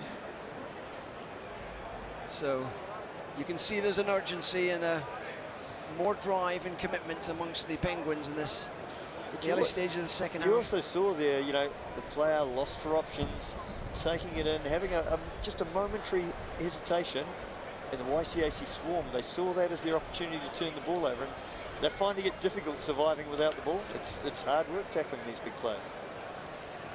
So there is the picture of Penetoa Finau. It will be a line out for the Penguins. And we've got Lewis Ormond as a jumper at this point. Up he goes, it's overthrown, and an opportunity now for YCAC to take this away. Taken up by Finau, pulled to ground.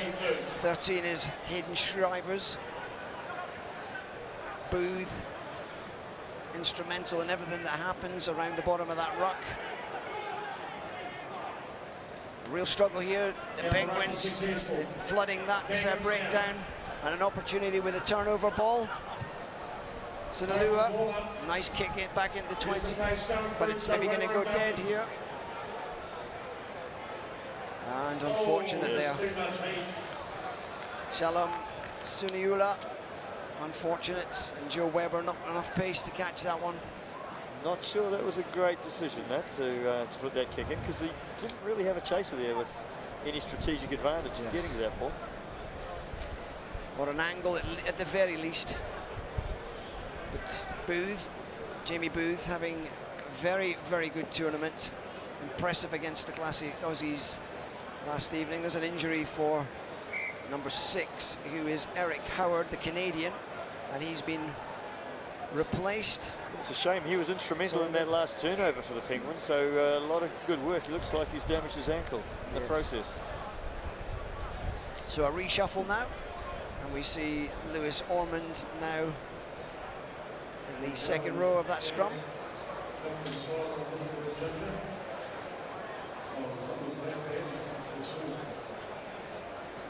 So, an air of anticipation around the stadium.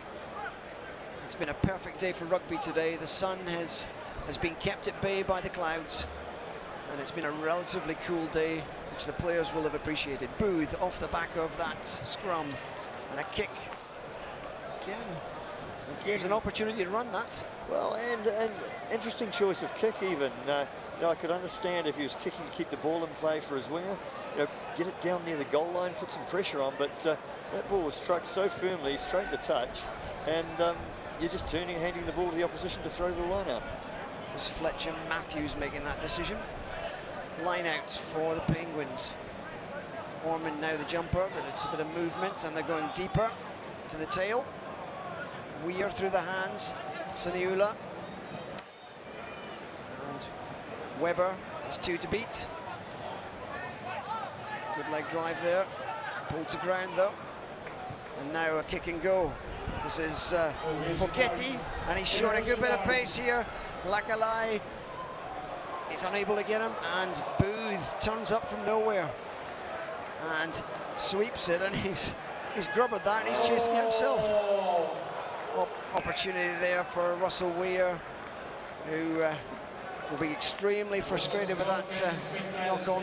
Oh, but interesting how quickly this game can swing. I mean, under extreme pressure, but turning hard defence into attack, and I think that's one thing the Penguins probably want to avoid. You know, if the game breaks up and loses the structure, I think YCAC have got a lot more potential in this game than the Penguins. You know, they're using their strength and their dominance to go from set piece to control this game. They lose control of the game in those loose breakdowns. I think they're vulnerable. So, scrum down just inside the Penguins' half. And we have Jamie Booth. Big gap down the blind side here. Goes back to Jackman. Across to William Spears, and a lovely burst by Pittman. Pulled to ground by Suyula. Not held. Ball's been knocked out of in contact. And it's Teddy Stanaway now driving forward. Good step there by Tony Sui. Picked up by Moala Liava. There's Weber, lovely offload, and now we've got the pace of Callum Cirker, and this time Callum Broome cannot stop that, and a fabulous score by Callum Cirker. Lovely try.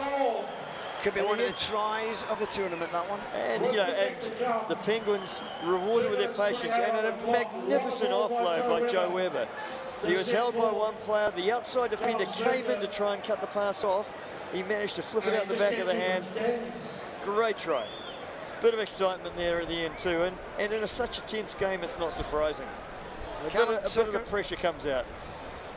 And Weir converts. So it has swung in favour of the Penguins. Callum Cirker looking very similar to Cristiano Ronaldo when he came round that corner. Russell Weir having a break, but Joe Webber very, very instrumental, carrying that up, and a wonderful little offload out the side. And they know he's a threat. He draws that extra man in and created space. Sonny Lewis kick into the 22. Jackman leathers it all the way back, and we will have a line out just on halfway.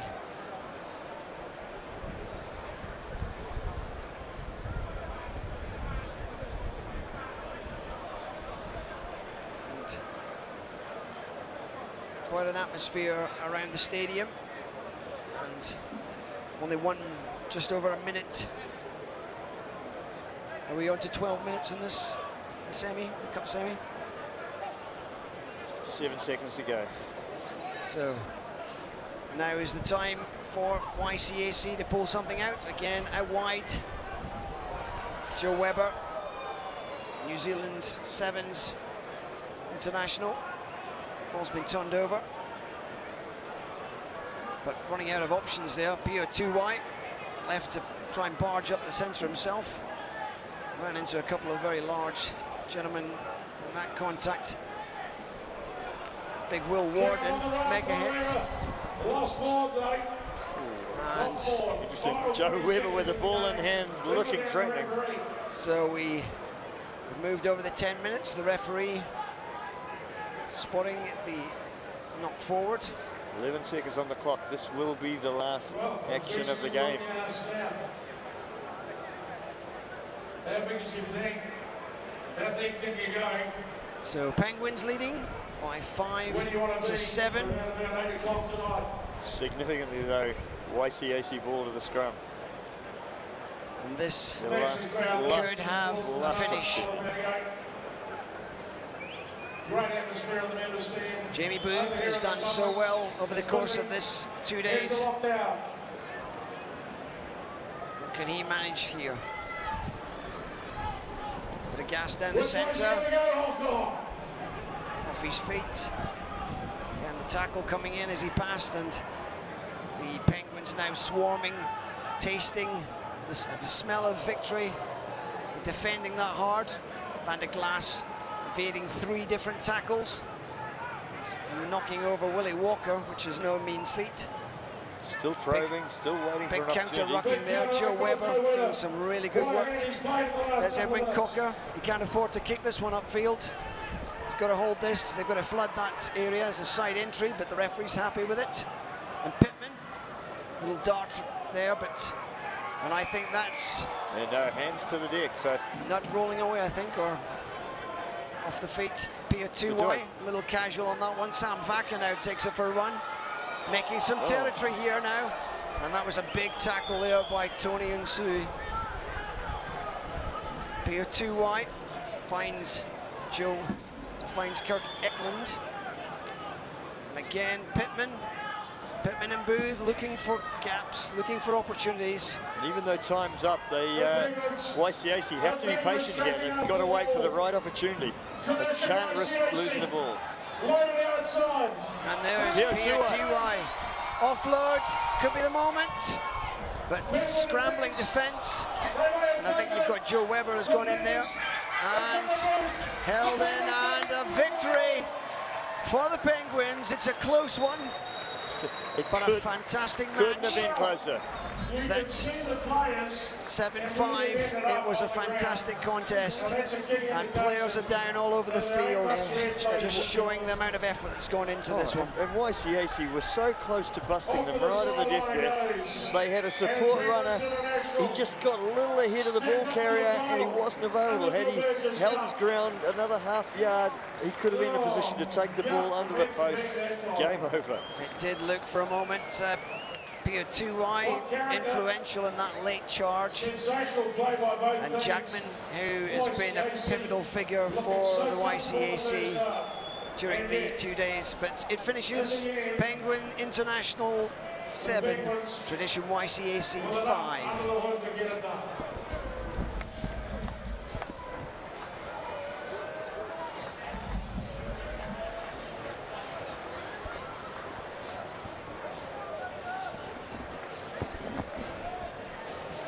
Well, you've got to be saying that was indeed a great game. Like you're saying, Terry, in the last bit there, Terry, they were just outdone. They had an opportunity. They didn't quite get it away. Didn't have that support runner. You thought he was through. Anyway, what a great game. And, you know, they did incredibly well there to get to that point, to be in a situation to win the game. The clock had wound out 10 minutes, you know, a good couple of minutes back. So, you know, they kept their composure. They waited for their opportunity. And you saw, you know, Pio Tuai didn't have that much impact in that game because there was a lot of other big guys out there to compete with. But, you know, at the critical time, he came and made a half bust, got them away, and they were so close to actually delivering the goods. But unfortunately, we're also going to be saying, having watched that Penguins game, I mean, they played well, and YCAC played very, very well. But I think it's going to be a no sure thing in that final. I mean, Penguins have cleaned up in the last couple of three, but this is going to be a real good game. I don't think they're going to be able to walk away and saying, got this one sorted out for that game. Exactly, and you could see the amount of tension that was created in that game by two very strong teams in a situation where, you know, they're desperately trying to influence each other, shut down options. They controlled each other for large parts of that game. There was compared to other games, we only saw 2 or 3 clean breaks, and it was, you know, it was left to a bit of magic by Joe Weber to bust the game open and, you know, and pace. Pace to finish it off. Yeah, real war of attrition there, and just waiting for those opportunities, and they took them. Yeah, so the GFI kicking off against the Asia Pacific Dragons, and this is going to be as equally tight a contest as we've just witnessed. Tackle there by Io. It's a little high, kick ahead. Really used to the by Matt Graham. And a lot of pressure now on Cardiff Vega. Ball spun out the other side, surely a hand in the ruck. Referee seems happy though. It's picked up by yeah, big tackle there. 17, Sebastian Alfonsi. And he got a nice welcome there from the Asia Pacific Dragons. Yes, no, that was a very solid connection, you'd have to say. And that little kick paid dividends for them. Got down here, got in the half, good scrag tackle, pulled the man down here. Now they're in a good position, even though they didn't quite clean it up, but they've got the ball coming into the scrum here. You've got to fancy the chances that they're going to put this away. A good solid start by GFI. And clever kick just to leave it in space close to the goal line rather than kicking to touch. It creates opportunities. So GFI with possession and out wide. Bit of a step by Glenn Kakatini, and a fantastic tackle there by Natumi Fusita, supported by Cornel Hendricks. And Glenn Kakatini forcing a touch. You have to say, with his pace, you were expecting that outside break, but expecting it, knowing it's coming, and dealing with it, 2 different things. Val Meacham, high, but it's not been won by Isaac Ross, and picked up by Nick Smith. The playmaker has made an extra yard or so there on the ground, where they're crawling. And the referee penalising the GFI. Unfortunately, the player's been put on accidentally offside by the player picking up and driving into the back of his own man. So more possession for the Dragons. So I'm going to see how the set piece goes for the Dragons. Their line out, they didn't win there, and the scrum will be interesting. Bit of pressure They have the ball, but big pack here for GFI. Savuka Tagi Kakabao to put this into the scrum. First scrum of this, and it's gone backwards for the Dragons, but Tagi Kakabao goes well downfield, chasing his own kick, runs into touch, but a good exit, and a release of the pressure on the Asia Pacific Dragons.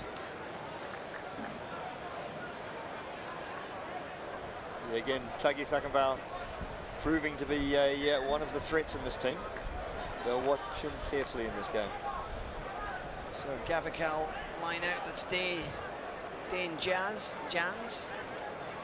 from South Africa. Four-man line out, and it's been stolen on that occasion by Tabuku. Good steal. And Tagi Kakabao very happy to take the penalty. I think it was the towering frame of Isaac Ross there that got up for that one. And He's a big man. Using his 6'10" to good advantage, yes. Did he even have to jump? But to be honest, you know, I've been impressed with his general play around the field. Yeah. He's For a big man, he's pretty mobile. He puts it about. So Latumi Fasita finds touch. We'll get another opportunity to see the line out. Val Meacham throwing in.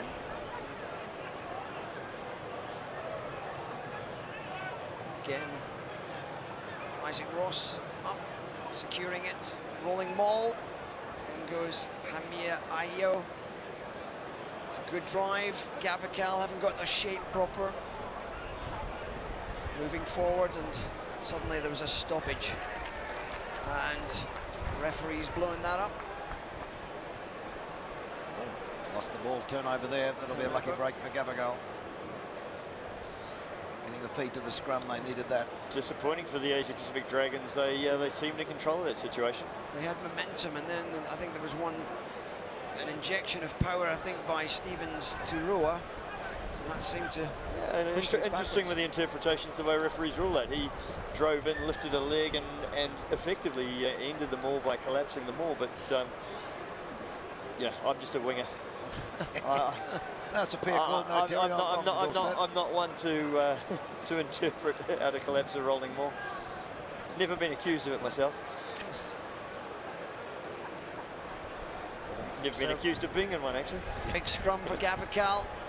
An exit strategy. It's a good kick into touch. And it's been fairly conservative by both sides so far. We've yet to really see any major moments. It's a couple of heavyweights dancing around the ring, probing each other out. It is. A lot of threat from Samu Bale and Lemeki Tueli. Noticed on the Facebook page that it was the offload from Tueli to Bale was one of the moments of yesterday's game. Good tackle. And Tagi Kakabao really hammered on that tackle. Drive up the centre by Greg Foe.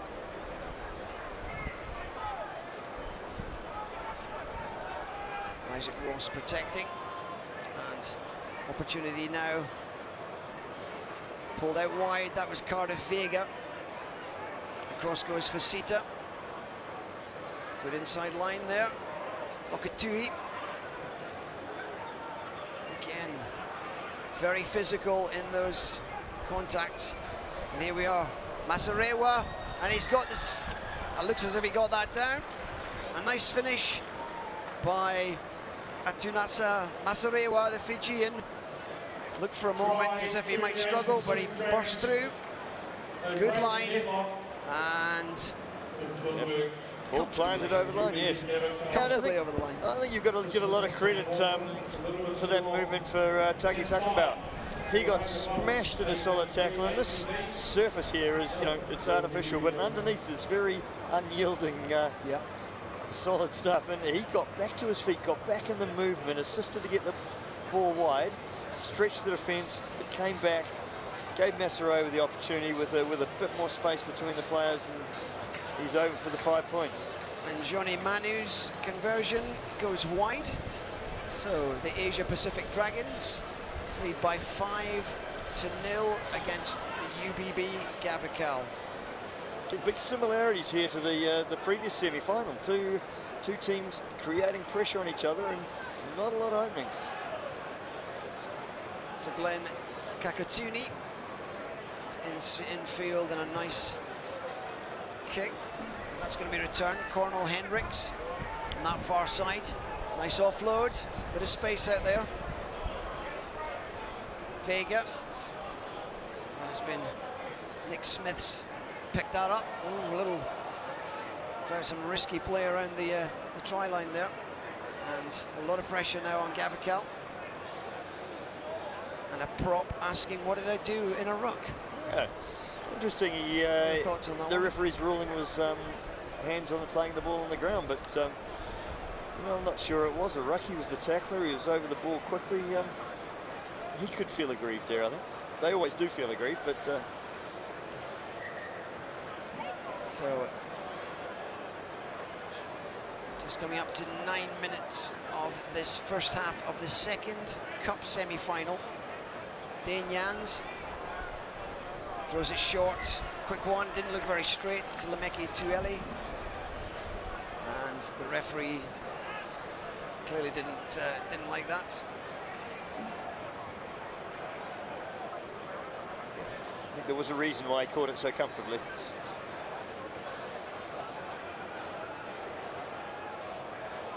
So Greg Foe now hooking for the Dragons. And the scrum so far hasn't possibly been as strong as they would have hoped. Again, a lot of pressure on Manu on that occasion, having to do some real magic to get out of that little spot. Some big hits coming in on the small scrum half. Foto Lokatoi is going in, he doesn't mind that contact. And Greg Foe decides to take a moment, and a wise moment it is. And interesting, we try to guess some of the decisions and the reason for penalties in those rucks, but what we are missing here is the referees talk to the players. So quite often the penalty will arise as a result of what the referee is directly telling the players not to do. So Foe to launch this one towards the towering figure of Isaac Ross. Gone to the back, and up goes Tabaku. And that looks as if it's half-time. So as you say, Terry, it's been, again, two heavyweights sparring so far. The one moment of genius from the Asia Pacific Dragons. And thus far, Masarewa's try separates the two sides. And it's going to be interesting to see how the Gavakal, who were fantastic and caught a lot of teams by surprise yesterday, how they can come back into this match. well, but again, as we said before, remarkable similarities to the first game. You know, two teams, lots making mistakes, but you know, mistakes driven by pressure from both sides, and one try can still decide the match. So Gavakal shouldn't feel out of this match by any means, but you know, they have been spending a long time in their own half, and when they've had the ball, they've been efficient with their exit strategies, but you know, exiting to the sideline just short of halfway gives the ball back to your opponent, so and leaves them the opportunity to attack, and they'll be fatigued from this half. They were the side that did most of the defending, and it's always a lot easier when you've got the ball in your hand. And we saw Heineke Meyer as impassioned as ever, trying to get his message across. He clearly wants to win this badly. It would be quite a scalp for him. I think he'll win it well, he'll win it badly, he'll win it. Yeah, most players and teams always like to win with style and panache and flash, but winning ugly always beats losing with class. Mr. Justin Harrison, a visitor from Australia. Justin, can you come around to the halfway mark on the commentary side of the ground. Next, an Australian visitor, Mr. Justin Harrison. If I'm not mistaken, that would be the same Justin Harrison that was the coach of the Classic Wallabies. That is indeed, and I'm sure it's some sort of spoof. There may be a lost child looking for him. You could find Wendell Sailors turned up at last. Good take there by Gavical. And it's pressure on it's that a tight pass. one. Samu Bali getting no time on the ball there at all. Little kick and go, that's gone nowhere, and it's been picked off by Fotu Lokotoi through the hands. Foe, big crash up the centre there by Elton Schoenberg. Offload by Tabuku, and Cardiff Vega thought the try line was beckoning. Yeah, unfortunately, a poor pass. He had to try and pick it up on his ankles, and very, very difficult. But again, the skills of these sides, knowing when to push. You can't rush in defence all the time because you'll leave gaps, but lofted pass there, a bit more hand time on the ball. Defence pushed up extremely rapidly, saw the opportunity to maybe knock the guy over, big hit, turn the ball over, regain possession. But Gavical hanging on there, but still operating from deep in their own 22. They've got a couple of flying Fijians that if they get loose, and this could be the moment. Snagged there, Lemeki Tueli, and out wide to Bali, Samu Bali, and he gets hit hard to the possession.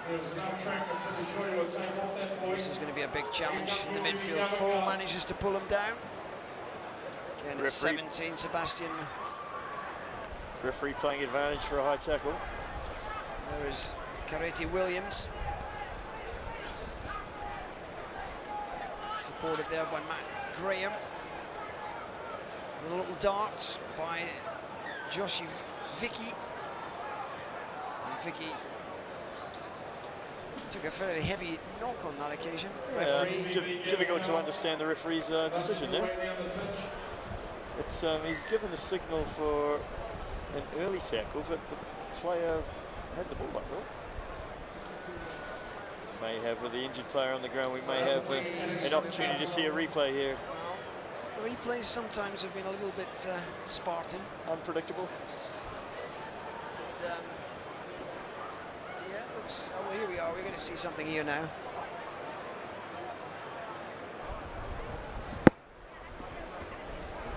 I don't see anything wrong with that. He may have penalised the runner coming through behind for blocking the support player, but they both have the right to run that line, so it certainly wasn't tackled off the ball. It did seem perhaps confusing. The dragon that ran beyond the tackle. But you know, he didn't play at the player, so he has just as much right to run in that space as anyone else. Joshua Vicky back on his feet, and Nick Smith has the ball, will look for touch. Still, UBB Gavical trailing the Asia Pacific Dragons by 5 points, but they've edged the way upfield. Dane Jans will throw this line out. We'll be looking at Martin Muller, a South African colleague. Up he goes, it's been interrupted. And a little burst there by Fotu Lokotoi. Again, pick and go, spills out the opportunity for the Fijians. There's Gavical, big contact there. Number 12 there, Cardiff Vega.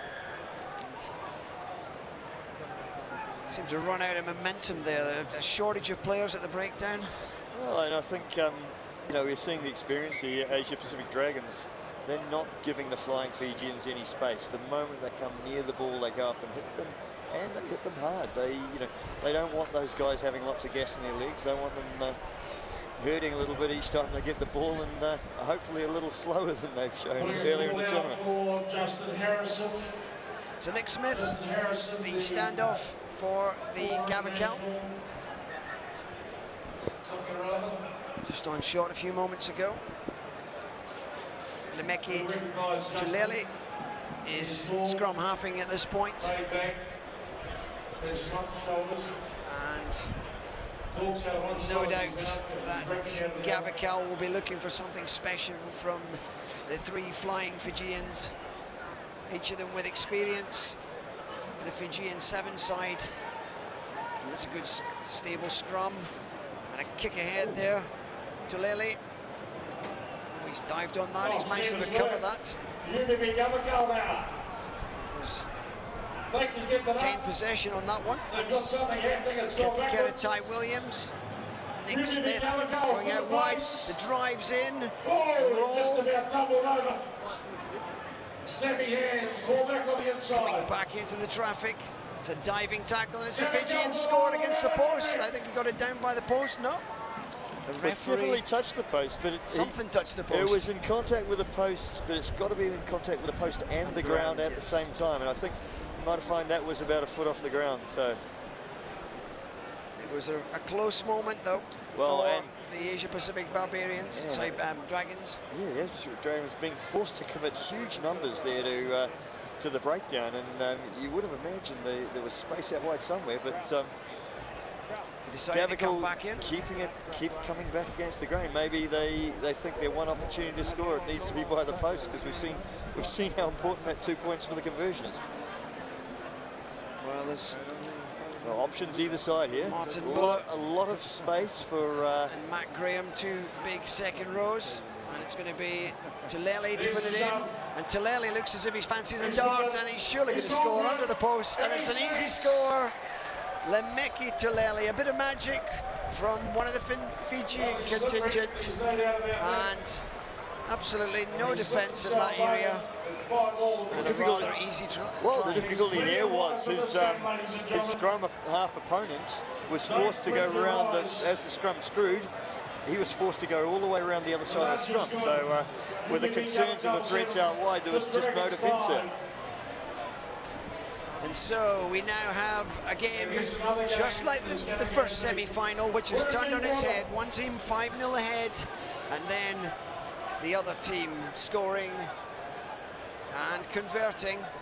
And Nick Smith will be looking to manage this game out. The Asia Pacific Dragons would want the similarities to end there, and hoping they'll be the next to score. Cornel Hendricks, but he's thrown a pass and it's been intercepted. And some lovely dancing footwork by Samu Bali, but he's finally hit. And the try scorer, Masarewa, took a heavy hit on the head on that occasion. A punch up the midfield by Cardiff Vega. And they've brought Tagi Kakabao back on again. And Fasita looking to dance it himself. Some nice steps by the big man. Again, Cornel Hendricks looking for territory, kicking it downfield. And the pressure now needs to be on the Fijian sweeper. He's still on his feet and he's got away from that. And there's a danger here now. We could see some chaos. He's overkicked that, or has he? No, he hasn't. Oh, and that's Nick Smith. And Nick Smith has knocked that dead, and he is absolutely livid with that. He's not happy with the decision at all, is he? But it did actually look like Nick Smith was the one that, and that was a real close shave for the Dragons. Yeah, but and surprised to see the Dragons kicking, because you know they've got so many threats at the back there, open play. And Isaac Ross in the way of the cameraman, we will never know. Absolutely rampant. And that was Cornel Hendricks that went for the kick, and again a decision that almost cost them a try. And you know, great desperation there to try and score the try or see the ball safely dead. And there's a lot on this match. Samu Bali, and it looks as if there's an opportunity there.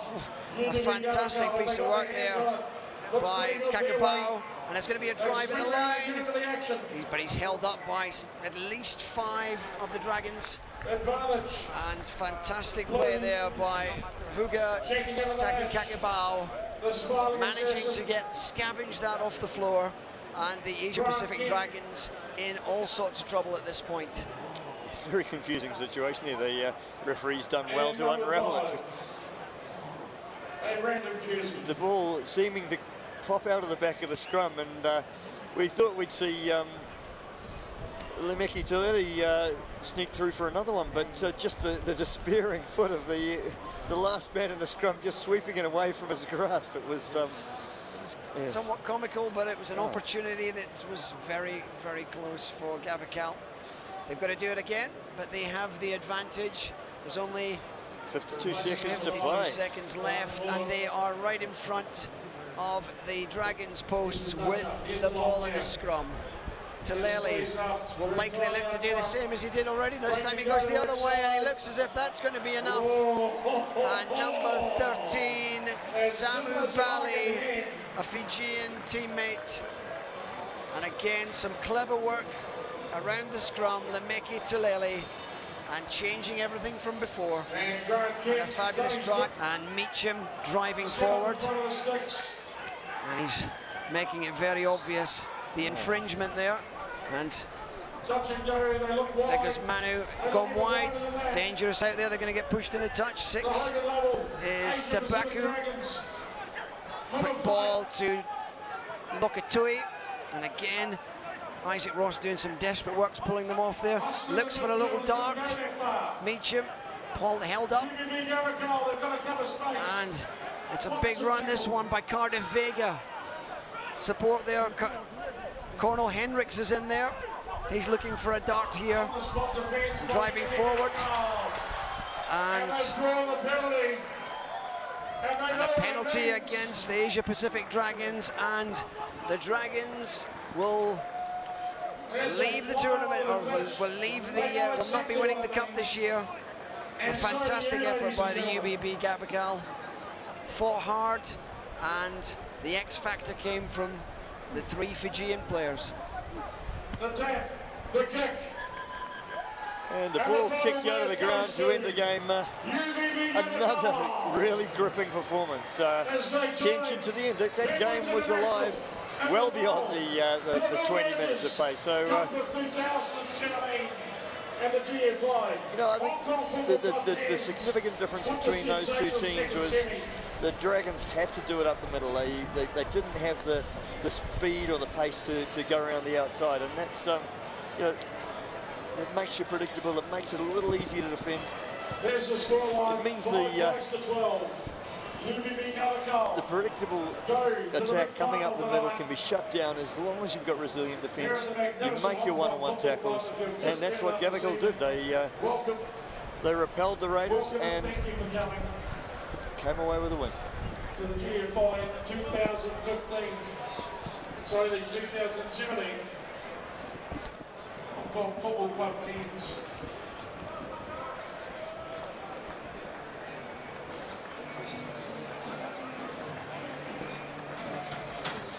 So that is the 2 cup semi-finals, and now we have at 6:05 the Shield final. The 2017 Shield final.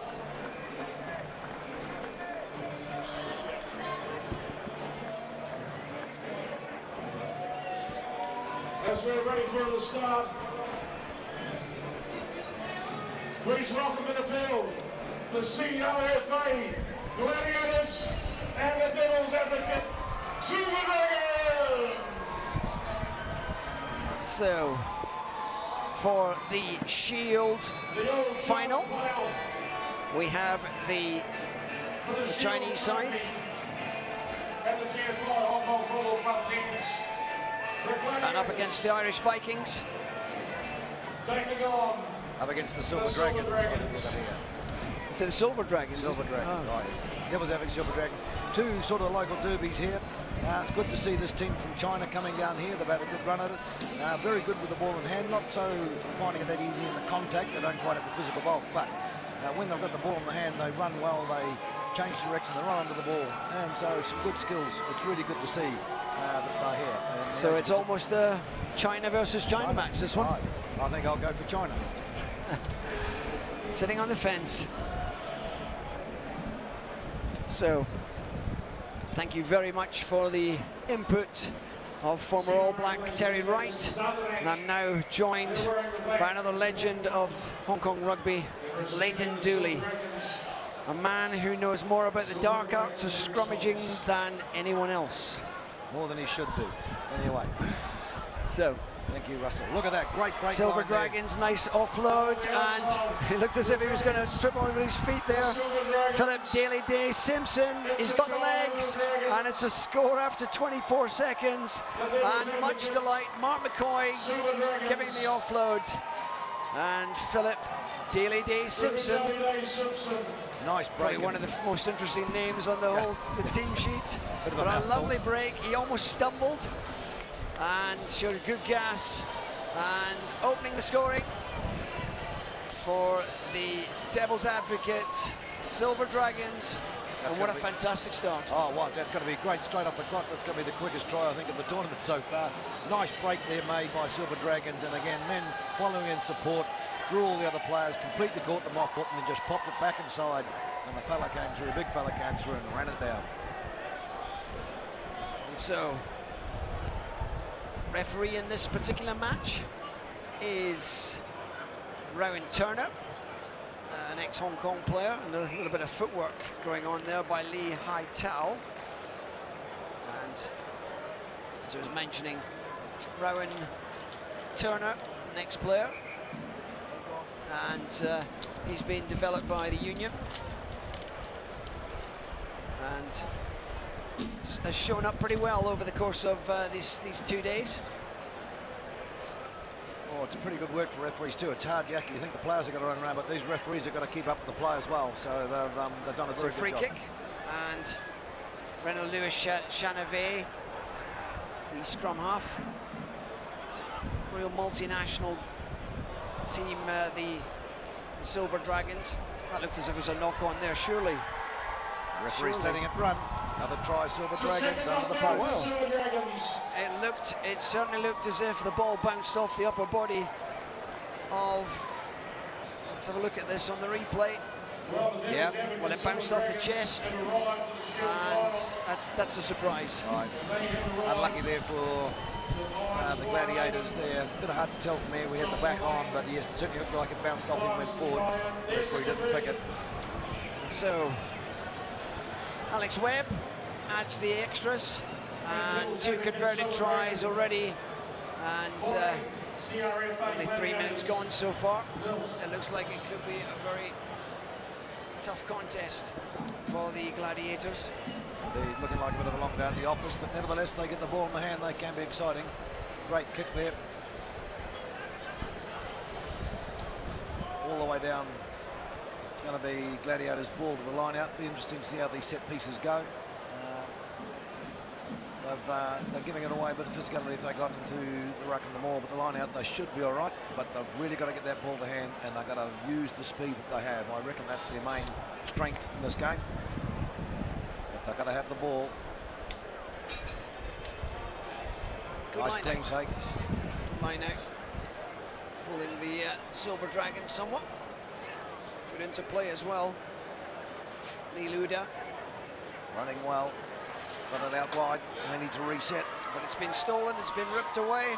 And Chabanez spilled by Mark McCoy on that occasion. The referee has seen it eventually. Well, he's actually penalised for holding on. He didn't see the knock on. But the right outcome with the CRFA getting the decision. They're just going to struggle in this physical engagement. The contact part of it's very hard for them, so they run well with the ball, but twice in the rucks, they've turned that ball over, they've lost it, they just can't. It's Tommy Kwok, and there goes the flying figure of Renaud Louis Chabanez. And at the back of that scrum, pulling it out of there, Callum Ballock. Alex Webb taking it into contact, rolling away from the contact.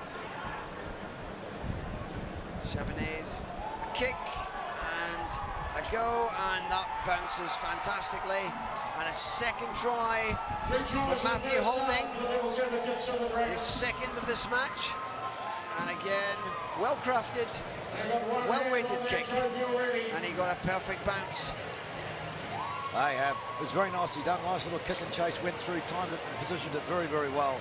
It's a bit hard to see what the Gladiators are going to do here. They've really only got one weapon, which is speed, and they need that ball. And the Silver Dragons are just dominating in the set piece. They're dominating in that ruck breakdown. And so if the Silver Dragons don't get in clear it quickly, they're under pressure. So I'm not too sure what they're really going to be able to do here to get out of it. So that's 3 tries pretty quickly. And we're only 6 minutes into the game, 21-0. And call to calm down from Alec Webb.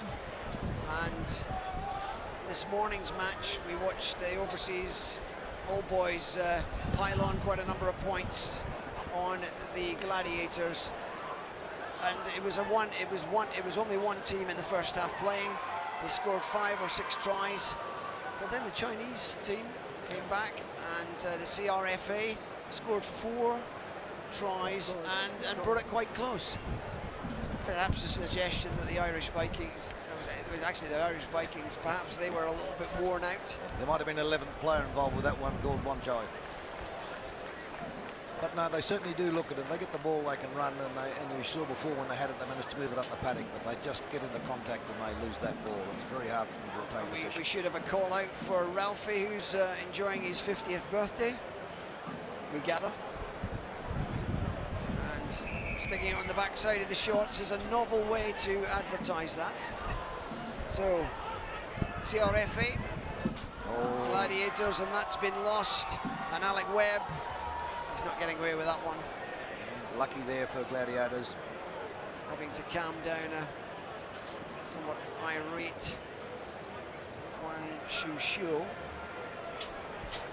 Had the ball, threw the ball back, didn't make the pass, didn't go to hand there, opened it up, but very lucky it was a knock-on by the Devil's Advocate Silver Dragons. Scrum here, but I think it's going to be interesting to see whether Gladiators can hold up under the pressure. Well, they do need quick ball here. Going to be a lot of power. It's been a solid scrum. Did well. And through the hands, and the pace is a... This is where they've got it. There's a man wide, use him. And nice there we pick go. up. Bit of pace now.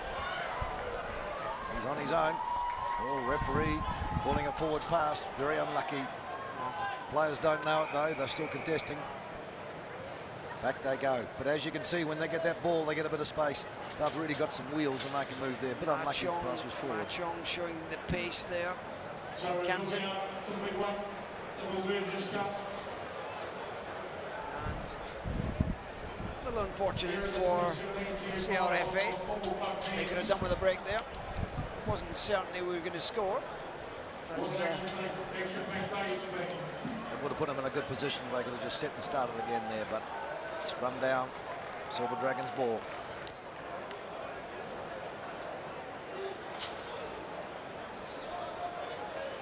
A decent shove by the CRFA side. Good tackle in the midfield though. Big hit in the midfield on Alex Webb, who seems to be everywhere at the moment. Number 9's Corny Dutois, and a nice offload to Joshua Lane, who's got pace, but the Chinese break back, and a good tackle, although not releasing the ball on the ground. Yep. The tackle was made, and I think that was probably justified. Fair call. Through the hands, and again looking to run round this far stronger Silver Dragon side. Looking for gaps, going down the centre or going into the big players is not going to win. Dead right. I think they've got to keep the ball away from contact. A bit more sevens rugby from these chaps might help them. Oh, almost knocked it on. And he's caught in possession almost. And good charge there. Cornel Dutois just absolutely stealing the ball. And another score. And this time it is Alec Webb who gets his second try. And we now have 4 tries, and again it was just a simple rip, pure power. Chang Chang-soon was heading to the floor, and the powerful figure of Corny Dutois, the South African, ripping it away. They're just too strong for them, and again that's the contact point. They really need to try and play a bit more of a 7 style of game when they see that contact coming, shift the ball again, realign, staying well out of that contact area. That's the only way I think they're going to get through. It does seem to be where the challenge lies. Nice kick, but just drifts wide of the right hand post. And Alex Webb, the scorer. He's been a busy boy, Alex Webb. He's done well, made some good setups, some good runs. So, Tommy Kwok, who hails from Hong Kong but based in Shanghai. It was a great take there by Gladiators. Nice stepping. Pulled it again into the contact. The Silver Dragons not competing, counter-rucking at this stage. Again, it's a sharp pull around the neck. That would be an infringement in my book. Yep, referee spotted again. 16, the captain, Shan Chung Sun. Big contact there with Tommy Kwok. Ball's gone out the side there, and a knock-on by the Silver Dragons firstly, and it doesn't matter because it is half-time. 26 points for the Devil's Advocates, Silver Dragons, 0 to CRFA Gladiators. It's been a very, very hard tournament for... Now to bring your attention, if you wouldn't mind, to the Gladiators, they've got a bit of a hard road to hoe. Looking very settled here as the Silver Dragons, the Devil's Advocate. They seem to be very much in control, just taking their time. And then when the gap opens up, they can power through. They possibly don't have as much speed as the GFC Gladiators, but they don't really need it. They've just got some big, strong players. They can punch it up. Very solid defence, and the contact suits them. The Gladiators coming to him is not really helping them at all. So I'm not too sure what the coach is going to say for the Gladiators. But he's going to have to give them some encouragement to get out there and finish this second half. 24-0. It's a big ask. By other members of the work group that were released from the colony. Look at this, there's an over here, fellas. There hasn't been too many mismatches actually in this tournament. I think it's been a bit of a harder game for Dragons because they gave, the Gladiators gave the Penguins a bit of a decent run in the first game yesterday, around 5 or 10 minutes. So this is a bit more of a shellac for them this time around at the moment. And getting somewhat drowned out by the PA as an award or a gift is given to Craig Wooten, who has been a stalwart and one of the organisers of this fantastic tournament. Inaugurated in 1986, and Craig Wooten returning to Australia after all these years. And been a great rugby man, certainly a big supporter of football club. He's been a fantastic supporter. Noted a comment in the interview in the programme that the beer intake and the rum intake will be down on next year in next year's sales. Football club, you have been warned. Now that seemed to be a bit of a breeze there because that ball seemed to spin back on itself. So 26 points to 0. It is the Silver Dragons against the Chinese Rugby FA side, but he's broken the line, and it's a fantastic run. And there we go. And offload to the flying figure of Hu Zhenye, and once they get on the front foot, the Chinese side have a lot of momentum. That was it, just what they needed to do. That's where the pace is, that's where their strength is. Lovely cutting back, nice break, ran onto that ball very well. Good base going through that, and a good follow-up from his teammate, and put it away, made it look very, very easy. Liu Hua Chan, the involved, and it was the same player coming back round, having started it, and that's been lost in contact. Again, the referee has now seen it, and frustration there for Cameron Massey. Well, that's exactly the start they needed. They certainly need to get out there. Injection of some hope for the Chinese Rugby FA development side, which played in this tournament last year and took some fairly big beatings, but this year expectations were that they would improve and it would be a stronger side with experience. Again, this development side getting experience, playing against foreign sides, and a real range of nationalities here. Again, on the front foot, the stepping, and not much space for Gao Yin Hao. Really physical contact going on there. And again, as you say, Leighton, they really need to stay away from contact. Just play this away. And there was an overlap there, which was spurned. The pass a little low. I mean, they're very good on their feet, and you can just see how they move. Even when they get close, they can step very, very, very well, but they're not really getting that space to move. And the Silver Dragons, think I'm letting them run up to them, and really, because you could see that, they didn't really have to do much. They just slowly walk forward, and just so long as they block those gaps and not giving any space to the Gladiators, and in the end, they just run out of pitch. The Silver Dragons perhaps losing a bit of momentum and desire, given that they look comfortably ahead at this stage. Yeah. But again, that was what the Irish Vikings did, and they nearly paid for it. The Chinese side is very fit, and they have some real speed. Certainly for legs, and I can guarantee you the Chinese sides weren't out last night, so I don't know whether the Silver Dragons might have been down at the sponsors watering hole, Devasava Cup, which is a great place to go for a bit of a libation after the game. But I can imagine the Gladiators were at home in bed pretty early last night, but they're looking good here. Ball in hand, it's just good this scrum. The scrum's been fairly strong, although wheeling it round, and it goes against the Chinese Rugby FA. And Alex Webb gets his hand on the ball, probably for the first time in this second half, and nudges it some distance down inside the 22. And it will be interesting to see how the CRFA deal with a line out, potentially a rolling maul. Yeah, I think you'd be wondering whether the Silver Dragons would go with that, realising they got the physicality about it. Take it in, set it, just walk it up. No, don't play. Oh, very nearly lost it there. Don't know what happens. Through the hands there, Joshua Lane, who's got 2 tries already. Punched there by Carcamo, Chilean. Coney de Toa, make it a clear out there for Chabinet. This is now on its scrum half. He'll add a bit of injection of pace and momentum. Lost forward there by the Dragons. Yeah, scrum down to Gladiators. Actually, the scrum's held up quite well, considering they are giving away quite a bit of weight.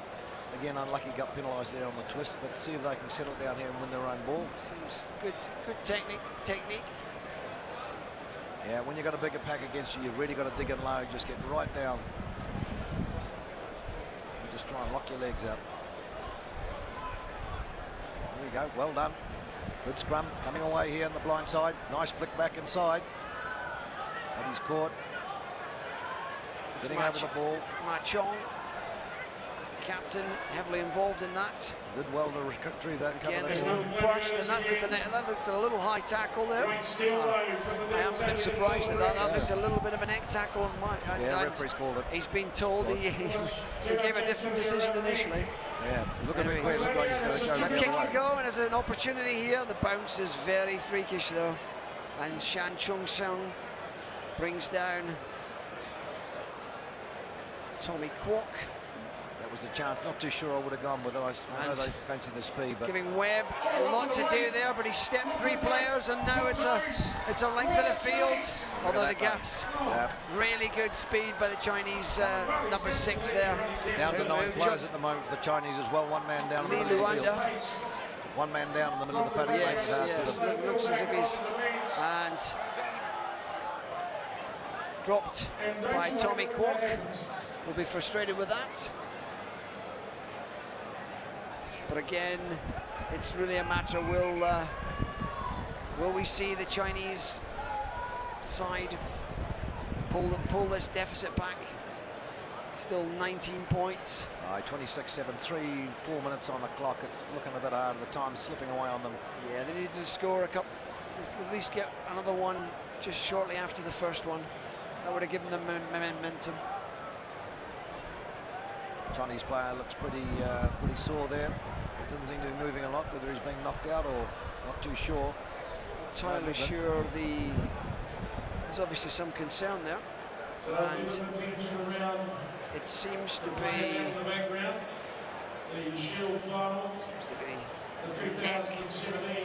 neck or the shoulder. It's the little scrum half, Liu Jungkui, and it's good he's on his feet. Yeah, I think in the end, the big hit there, he got knocked out of it, looking a bit groggy. It's possibly probably a winding. Here we go, we'll get a good option. Okay, again, there was a high tackle. There was a drag around the neck. Initially, the referee wants to give that as a scrum. And that's good quick hands. Some nice spinning out of that Zhang Chao. Lovely skill. There are numbers, the ball is theirs. I think the lungs and the legs are going to be with the Gladiators, but they're going to run out of time. Well, taking the contact, maybe not the cleverest play there. Again, they've had to flood that area to retain possession. Yeah, they've got to commit so many more men just to hang on to that ball. Big tackle. And a bit of a tip on that one, ever so slightly. Not releasing the ball. They're a warning for the nature of the tackle. But it does look now as if the Silver Dragons will look to run down the clock. Another score will surely finish the game, if it is not already gone.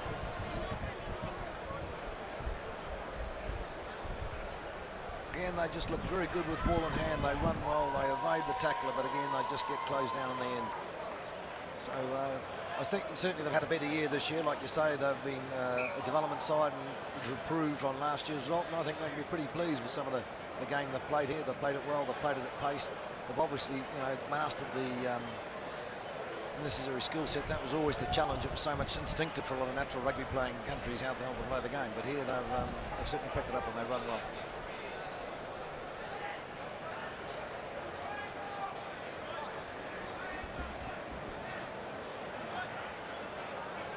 Ball in from Gladiators. Scrum not stable. Referee penalising, giving a free kick.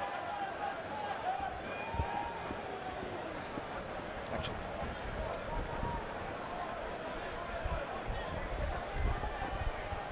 So Devil's Advocates, Silver Dragons, one last punch at the line.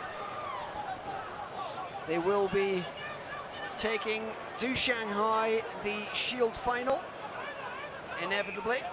It is now, and the referee scrum to the CRFA, and not long now before the Devil's Advocate Dragons can celebrate. And the GFI Hong Kong Football Club Team Shield Trophy. Those smiles will be getting wider and wider. Feed again from Gladiators, got pinged on the last one, but he's got the ball in quickly this time. And going up the blind side. Again, good quick offload. Again, good cover track defence. Oh, unlucky. Didn't release the ball. Didn't release the ball. But it's always pleasant. It's always pleasant to win a tournament or win some silverware at a tournament. Finishes things off.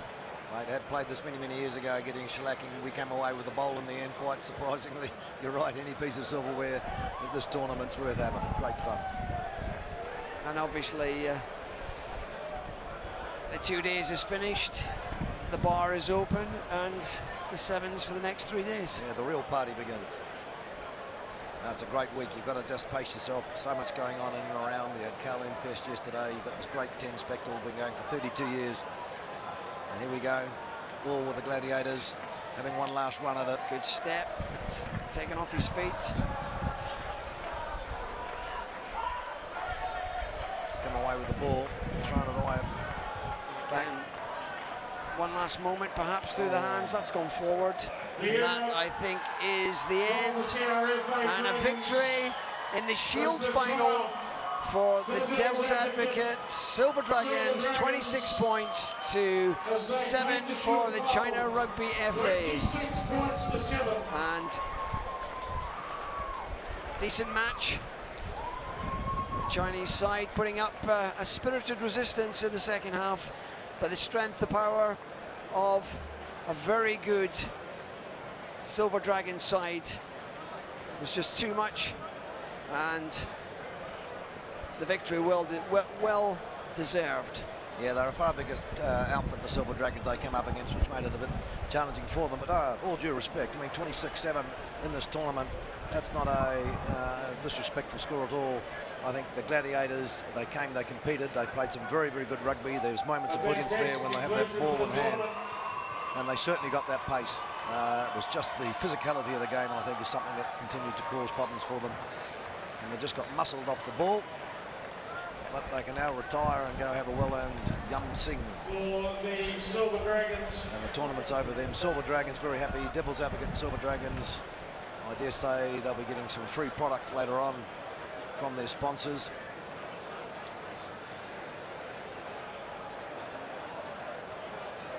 The final shots are being taken. And here they go. Congratulations and thank you having the photos. to the CRFA Gladiators. Give the Gladiators a round of applause, ladies and gentlemen. Well done to the Chinese team. And while you're going, give it up for the assured runners, the Devil's Advocate, Silver Dragons! Well, I don't know whether you could have heard Big Jed there. He's a bit quiet, but nevertheless, indeed, Silver Dragons won out the Shield winners. I'll be very happy with that.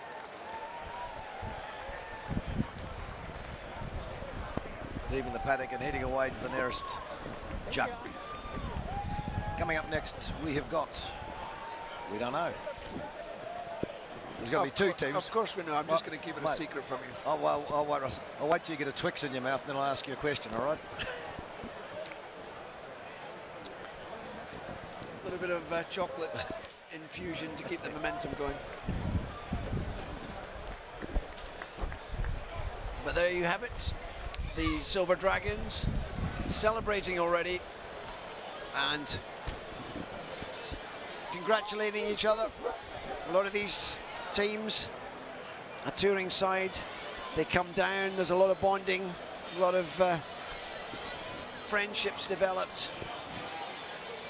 And this side, better side than I've seen some of the previous Devil's Advocate Silver Dragons. This side, probably one of the best ones I've seen, and they've done well and been very competitive. Up next, So this the bowl final at the 2017 GFI Hong Kong Football Club teams, the world's best teams.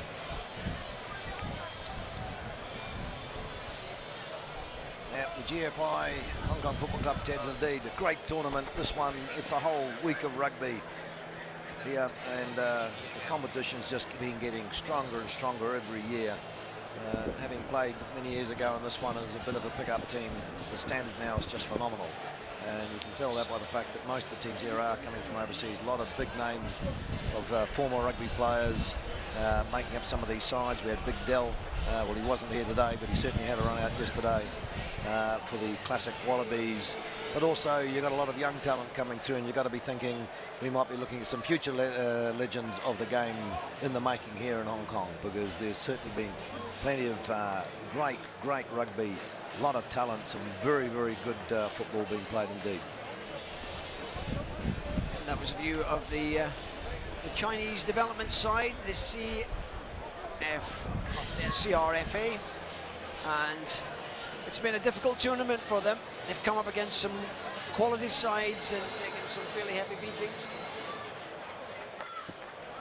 But there is pace, and there's clearly a development of Chinese rugby, and these young players with the experience playing in this tournament can only get better. Yeah, and it's certainly good to see China in. I know that the PLA, who will be playing in the Taipan's game in a couple of weeks, is coming down to play in that tournament, and they've been a long-standing team involved in Hong Kong rugby, so it's good to see these teams really getting stuck into it, and that China is sponsoring it. The Irish Vikings and the Rand Ozan Samurai International. So, as the Silver Dragons enjoy their medal moment, we have the run-on for the Samurai and the Irish Dragons, and this is the bowl final, and Samurai will likely be favourites on this, but the Irish Vikings cannot be underestimated. Indeed, that put some good play on the Irish Vikings. I think the Samurai must feel a bit sad to be at this part of the competition. I think they had high aspirations to be in the main game. They've been 3 times in the final. A bit of an unusual spot to find themselves now in the bowl, but I think they're a good side. I think they're going to be really wanting to do this one and do it well, having come here. But we'll see if the Vikings have got it in them. They've got the name. Let's see if they can turn over a bigger opposition. So as the celebrations die down with the Silver Dragons, we now have the bowl final. Irish Vikings with the dark blue shirts and the lady with her swimsuit on against the Samurai with the Japanese styled shirts. So the Irish Vikings to start. There's some great shirts on show here. Which one would you have, Russell? The Vikings, or you take the Samurai jersey? Thanks to our gold sponsors. I think it adds fun to the whole sport. All right. Gold final action. It is. Let's get it on. People are here for a bit of fun and interesting shirts. Just add to the whole thing. A bit like the Sevens, they've gone very colourful with some of their shirts. But a disappointing start there. Irish Vikings getting ahead of the ball on that occasion. And Cameron Cowell, who is part of the England 7 setup, and a young man with an awful lot of pace. And Samurai already the big figure of Sione Valumanu. Made a good bounding run, but couldn't hang on to the ball. He certainly punched his way through. Getting choked in the tackle here. It looks as if the referee is going to. It's been ripped, and Luke Crocker showing all his experience. It's going through the hands now. There's Al Jabouri, the lock from the USA. Cowell playing at scrum half. There's Hursk going into that. Well Hursk Douglas and Joe Tomlinson doing the scrum halfing work. Offloads, just interfered, and the Irish Vikings managing to disrupt that, and it's a quick tap and away, and kick ahead, maybe not the best option on that occasion. It will get to territory. Cowell's been a little bit slack on picking that up, and that was a lucky result. Ollie Brosnahan's little kick ahead there, working for him. Yeah, it did in the end. You did right. You really wouldn't want to give the ball away to the Samurai, but he got away with that, ticked it down, and in the end, they get the line out throw. Great attacking position now for the Vikings. They're down here. They need to make sure of it. When the Vikings will be looking very carefully at any time at the big figure of Sione Valianu, the Tongan, tremendous power and showed a lot of pace in setting up a try earlier in this tournament. A little burst through the gap there by Regan King.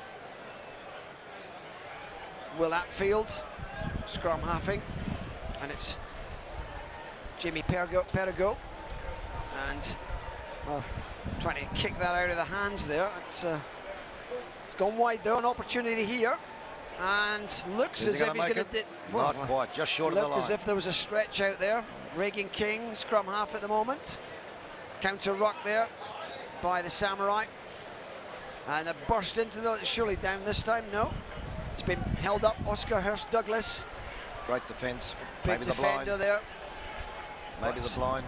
No. Vikings close, and again, it's a fantastic piece of work, this time by Daniel Tem and Al Jabouri. Great defence coming here from the Samurai. Again, they're smothering that. 3 or 4 dibs at that line, and The referee a little concerned at one or two of the infringements that were happening there, but neck tackle called, and it's out in the backs. And Will Glover there running into a very hard shoulder, and Sione Valeanu the big is fella coming in through. there, getting picked up though, and it's been knocked forward. And a scrum for Samurai, who survived a number of attempts at the line. Indeed. Very well defended there, but you get to see the power of that big fella coming who just blew the Vikings off the ruck. And suddenly, being in an attacking position, it's going the other way. But great defence by the Samurai, dogged. And Vikings just seem to be running out of ideas, I think, a little bit. Kept trying to take it short and just couldn't get it across the line. And there is Liam Wardley, a long-time supporter and player with the Irish Vikings. And now we'll probably see some quick ball here through the hands. Cameron Cowell has got pace and speed, and the cover tackle is good, but a good offload and a lovely little second offload. Great play by Dan Moore, the Canadian. Great scramble to get back by the Vikings. And Unlucky. the Vikings fantastic. Tim Streether, Cowell, and Malon Al-Jaboui. It's an overlap over the far side. And Hersrut Douglas comes in field. Sony again, Belanu, and there is the opening try in this bowl final. But it took a lot of work to get that try. Certainly did. Again, we see here Hurst Douglas popped up, and Luke Crocker, who is the Welshman, who is probably the top scorer for the Samurai. He's in each of the games I've commentated on, he's managed to cross the line. Very, very hard result though too, to be down on that line and not get points. And the next thing you're conceding a try. It's a very hard knock, a smack on the chin, ready for a team to turn around and have to get back into it again. But the kicker here, Cameron Cowell, has a lot of pace and part of the England Sevens squad. And on a couple of occasions, he's taken the opportunity to drift into space, and he's accelerated through that. And that was key to that little breakout. So 5-0 halfway through the first half to the Samurai. Irish Vikings got to be shaking their head a little bit. They were up in there and they just couldn't turn that into points. What are they going to do? So Cameron Cowell looks as if he's going to change direction here. Nice take. And a big hit by, I think it was Hurst Douglas. There's William Wardley doing the scrum half roll. There's Thames in there. Again, big contact there. A good fend, another yard or two made there. Irish Dragons though, no release on that occasion, and that was Luke Crocker leaving a boot in there. And the big figure there of Sione Valanu, an assist in that try. Again, just sheer power. The Tongan has had a great tournament. And I've got to say, actually, the Vikings contesting too on the contact as well. They might be a little bit down on the weight and size, but they're certainly not giving anything away when it comes to that contact zone. so Jamie Perigo at 9. Bryn Templeman to throw this in. It's a good contest. It comes out on the right side. Shipped all the way back. Josh Hurst has it. Going through the hands. Forward pass there, and it's gone back in the bad way there. And there goes a bit of pace out wide now. And a try. Well, the referee's going to have to look at that one. But a lot of pace from Paolo Odogwu, who we've yet to see really get loose. And that's the first time. That's a great pass out of the back there. He's gassed his winger. Bang and try. Yeah, lovely done. Need a new post. Yeah, better get that one out of the ground. Sitting on that might hurt the next time around.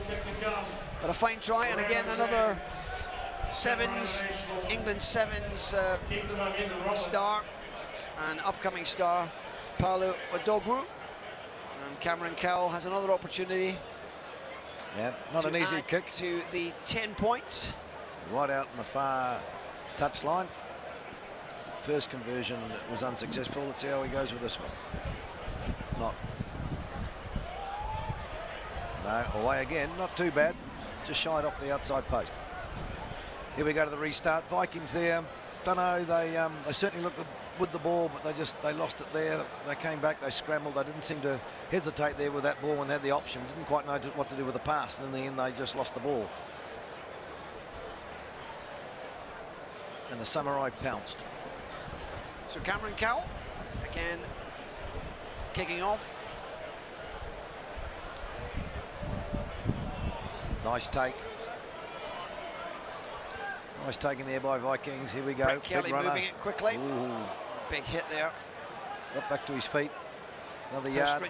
Hurst Douglas making the, and there's the big figure of Gerard Engelbrecht, the South African. Going for the kick, bit of a hand on that. Can he gather it in? Cowell's knocked on himself. Scrum So down we'll have a Vikings scrum. ball.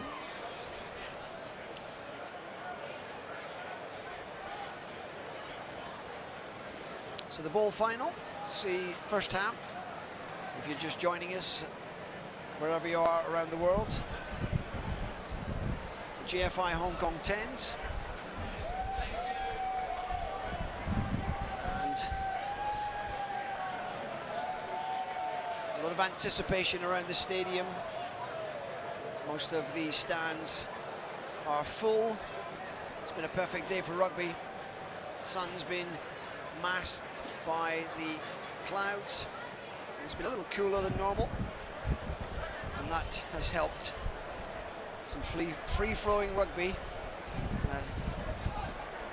Big figure of Cornelius Jacobs, another South African there, wrapping up Brett Kelly. Again, Samurai up real quick on that ball. They're not giving him much room. Cornelius Jacobs again, swinging arm in there. Don't think the referee liked that, but I think it was a lack of release. But the two South Africans, Engelbrecht and Jacobs, putting in a lot of tackles on that little phase. Now a charge forward by Liam Wardley, the veteran. Ball's gone a bit loose, but it's been pulled out there. Bryn Templeman. Through the hands. James Solomon, who likes to come in off the wings. Rangers out there wide. Still popping that blind side. Mark Andrew pops that one up. There's been an opportunity now. Kicked ahead by Matt Daly. And he's picked it up. An opportunity here. Reverse. And it's distributed wide. Wardley decides to come back in. He's still moving forward. A wall of Samurai jerseys here, though. He got out there. A great strong defence. And there's a card there for Gerard Engelbrecht, the big South African. An infringement. He's questioning why. But an opportunity, and here's a try and a score. And that looks like it's Will Glover who's crossed over the touchline. And an injury there to Joe Tomlinson. Looks as if he's okay. Great break though down the blind side there. They kept probing that blind side. Good run. Kicked the ball ahead, gathered it back in, set that stage there. Came out, the Samurai did well to get back. There was just a wall of blue jerseys. But the Vikings managed to retain the ball, keep calm, and the points came. And credit where due, it's actually Sam Paylor, the Welshman, who scores and dives. And so division successful. Moreno said Central International team. The Irish Vikings 7. So here we are at the half. They're going to be saying the Vikings back in this game now. Just want to say a big hello to Tim Bradbury, who's here at the Hong Kong Football Club. I said that he could have been the best player in the world because he could kick a ball over a crossbar anywhere in the park, and he was a professional soccer player. Right. Trouble is in soccer, kicking it over the bar is not really what you need. Thank you for that interlude there, Robin. And do you want some more voiceovers for any more of your friends that might be turning up later? So joining us here, Tyrion Bradbury in the box. Yeah, I've been told to ask about that coconut because I got a free bottle. Looks like a head wound for one of the Samurai players being led off.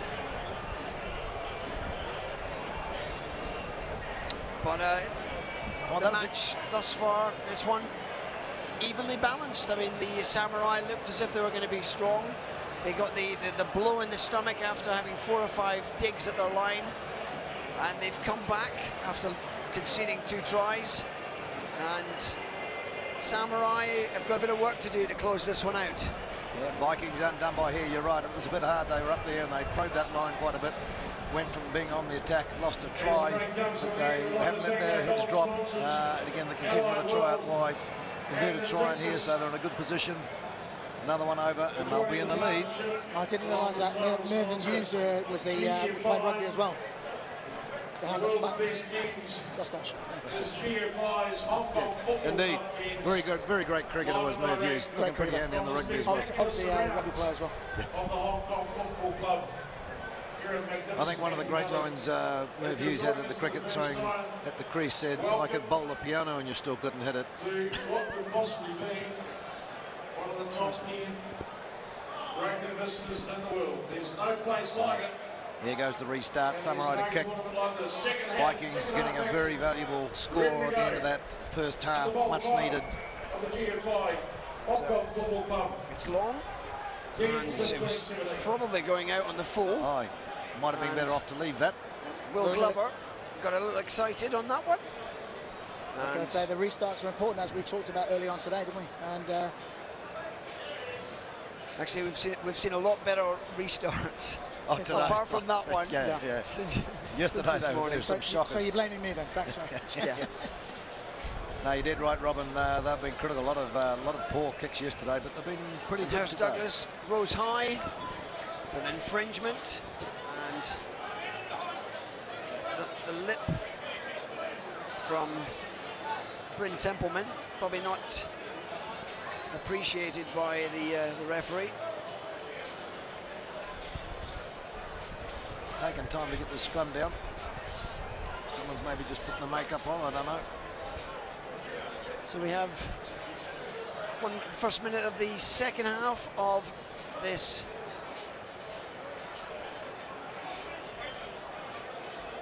Oh, come away, Viking, good scrum. Final. Oh, big pass. The knock on. Didn't go to hand. Samurai now coming back with a vengeance. They love to jump on a mistake. Could be a big turning point in this game, actually. Yep. That knock on. So that's all about ball retention. Neck tackle on that occasion. Sione, and this time interception. I think we were playing a penalty, and I think it looks as if Will Glover's taken a nasty knock. Oh, referee's bringing the stretcher straight on.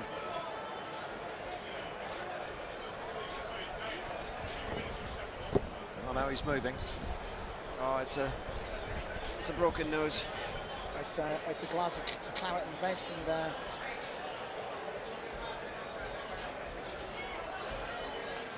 we'll see it again here. Oh, big hand up around there, yep.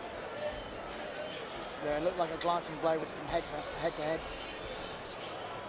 Didn't actually see too much the glancing blow. Looks as if it's maybe a cut on the forehead, actually. So a bit of a break early in this second half of the Shield final. And it does look as if it's the top of the nose. It looks like a nose, yeah.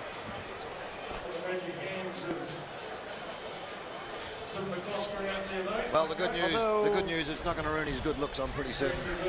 I mean, Robin Bradbury's going to be one of the few people that rugby's made better looking over the years. Robin, it's worked out quite well for you. Adds a bit of character. Sterling wit. That's sterling wit. Thanks very much. It's always great to join you. It does seem to be taking a bit of time to get him off the field. Leighton Dooley, the face of radio. or I could say a face only a mother could love.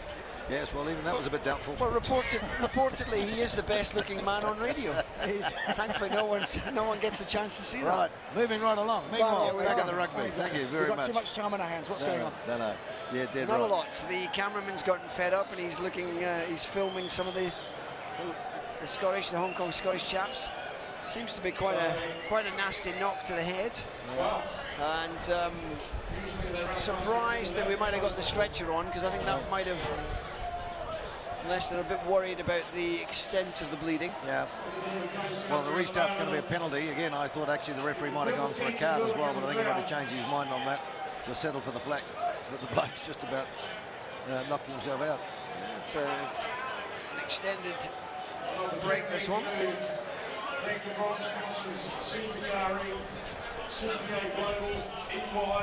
Yeah, I'm surprised they wouldn't take him off and treat him on the sideline. I mean, unless he's... I can only imagine it's quite a significant one. Yep, and a head shot as well, which obviously safety first. And there is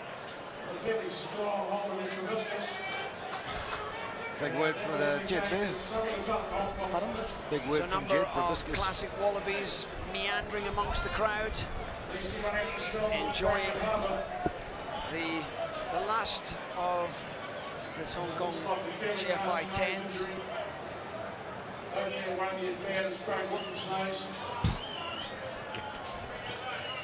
Jed, poor Jed, Craig. Yeah, poor Craig. Steady on there, Jed. I'd be very careful passing out personal comments about physiques, appearance, and everything else. But exactly. Well, actually, nice time to mention about they Craig meant to wash the pitch. Yes. So Craig Wootton was the director of the Hong Kong Tens for many a year. He's actually passed over the gauntlet to another gentleman and to Billy Mason. But we'd like to thank Craig for his outstanding contribution to the Hong Kong Tens, Hong Kong Football Club Tens, and we wish him all the best as he departs to go back to Australia. Yep. A great bloke. What's here we go. Yappy Nell will be looking to hit Cornelius Jacobs. It's gone short. It's been interrupted. Back goes. Vikings have it. What are they going to do? Big hoof. Getting out of jail. The exit strategy and clearing that upfield, taking a bit of territory. Well, they'll be happy with that. The line-out ball was the Sunrise. It was theirs to lose, and they did. So Vikings will be happy. They managed to scrag that ball and put it out. So from the looks of, obviously the kick of the pass was outside the 22, outside, yes. And the ball's been carried back inside the 22, and obviously straight into touch is go back to the mark, or go back to where the ball was kicked. That was a bit technical. And it's been disrupted again. The Irish Vikings having a lot of success with that line-out defence. Big push there by Adrian Curry, trying to work out hard on that. This time it's kicked downfield. Yep. It's gone into touch. That was a great kick. Cameron Cowell. It worked that time. It's touched against the barrier, so he won't be able to take a quick one. Good work by Vikings again, dead right. They've won 2 of those line-outs against the Samurai. Put it away. You can't afford to give up set piece. You've got to control it. They've given themselves a bit of territory now to work with. Substitute on Malon Al-Jabouri, number 16, and the line-out specialist, USA International. 10 is Adrian Curry. I wonder actually that's why they put him back on again. And there's the bandaged head that we saw just at half-time. A little dart and a little go there. That was Daniel Tem, showing a lot of pace. As I thought, the man going over the top and going too far, not staying on his feet. So an opportunity to take some territory here. Right. The line out. Yeah, good kick, reasonable distance, letting the ball do the work. Now they need to make sure they win it on the line. 5 minutes and change left in the second half, 3 points in it. Great position here for the Vikings to do some play.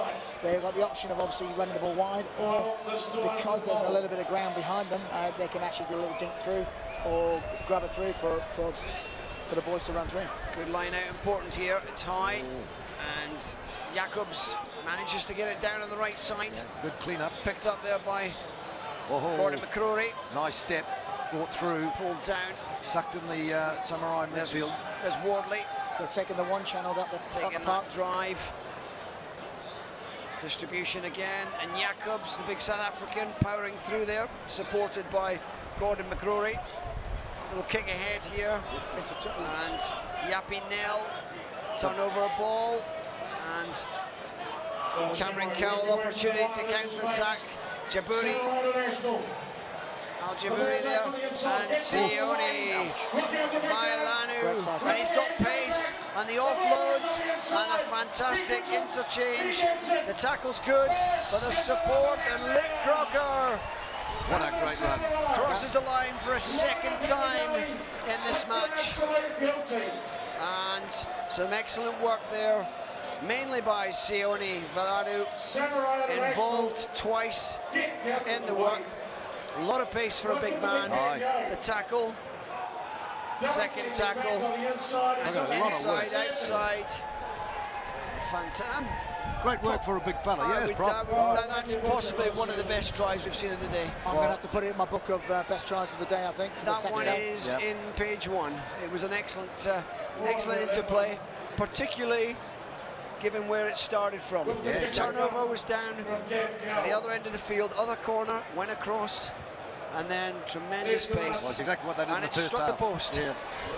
Down here, you've got to be in the end, Robin. I think they did everything you suggested they would do, and they still didn't score because there was a grubber kick through. It was a grubber kick through, but obviously didn't have the pace on it. But saying that, it was an option.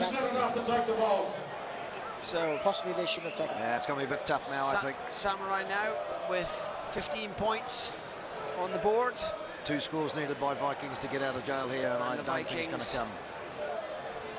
Time running down, 3 minutes left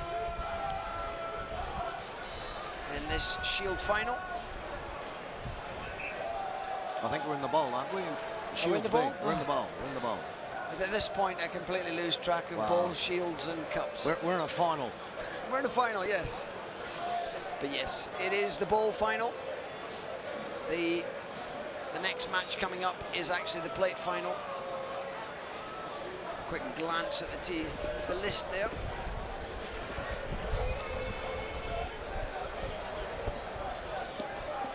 So Samurai with a put in.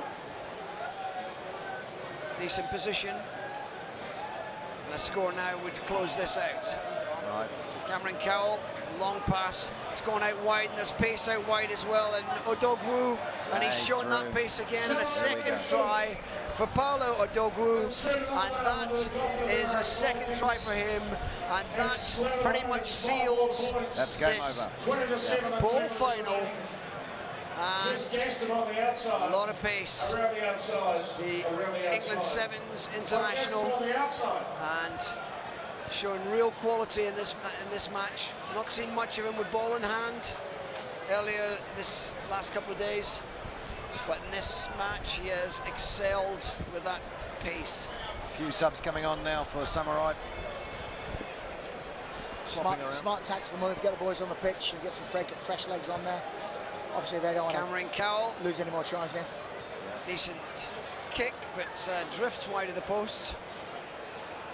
And 1 minute left, just over 1 minute left, and it looks like the ball is being dusted down, ready for the Samurai, who, as you said earlier, Leighton, very unusual position for them to be winning the ball. They've been regular competitors in cup finals, and this will go down as a disappointing tournament for them. A little bit of afters there. And still a bit of life in that side there. Cornelius Jacobs. Oh, big shove. That big fella has done a lot of work. He's just gone straight through there, and I'm having that. Thank you. If we were looking at outstanding figures that have influenced matches, then I think you'd have to go a long way to find someone who's been more effective than Sione Vilianu. He's had an excellent tournament. He'd fit very well in any side, wouldn't he? So, well, I think that's the great thing also about tens, of course. You get a player like him, normally you wouldn't see him in a sevens format, but here he's just ideal. He's brilliant. He's your big go-to man. Give him the ball, send him up the paddock. And he's got pace. Well, he's got pace. Personally, watching him with his pace and his size, I might put him in my sevens team as well. Yeah. I don't think Tonga's playing in the tournament. He is a Tongan international, I gather. Anyway. Here goes the Vikings, still trying to get down here. They're working, but Ollie Brosnan scraped his knee on that occasion, but it's good handling through the... well, nice bit of deft movement there, with the space coming. Opportunity now. Yep. Regan King. And there's Took that static. Liam Wardley, who looked as if he twisted his ankle a bit there, but he's back on his feet again. Little flick pass. Still went Two on backwards. one. Out. Wheeland. Will Atfield. That's a great line. That's a great line back inside to. I'm guessing that was a no arms tackle. Yeah. And that comes out with a yellow card. Yeah. Great change of direction. Dead right. That was a Cut good back in. That is a second infringement for Cornelius Jacobs. Sin bin in the first half. He's been sin binned again here, and the referee is looking to his touch judge to assist him. It did look as if his touch judge didn't see it, and so it looks as if the yellow card. Well, he brought a yellow out again. Yeah. He brought out a yellow Is that now 3 yellows and 1 red? Getting like a game of cards. All a bit too late, unfortunately, for the Vikings. This is the last game they'll play. It doesn't matter so much. And it looks as if... we could see a hat-trick here. He's got the pace. And the prop is not going to get a hold of Paolo Odogwu. And that's a hat-trick in the ball final in the GFI Hong Kong 10s. And that puts the icing on the cake. And a fantastic finish. And that is the final whistle.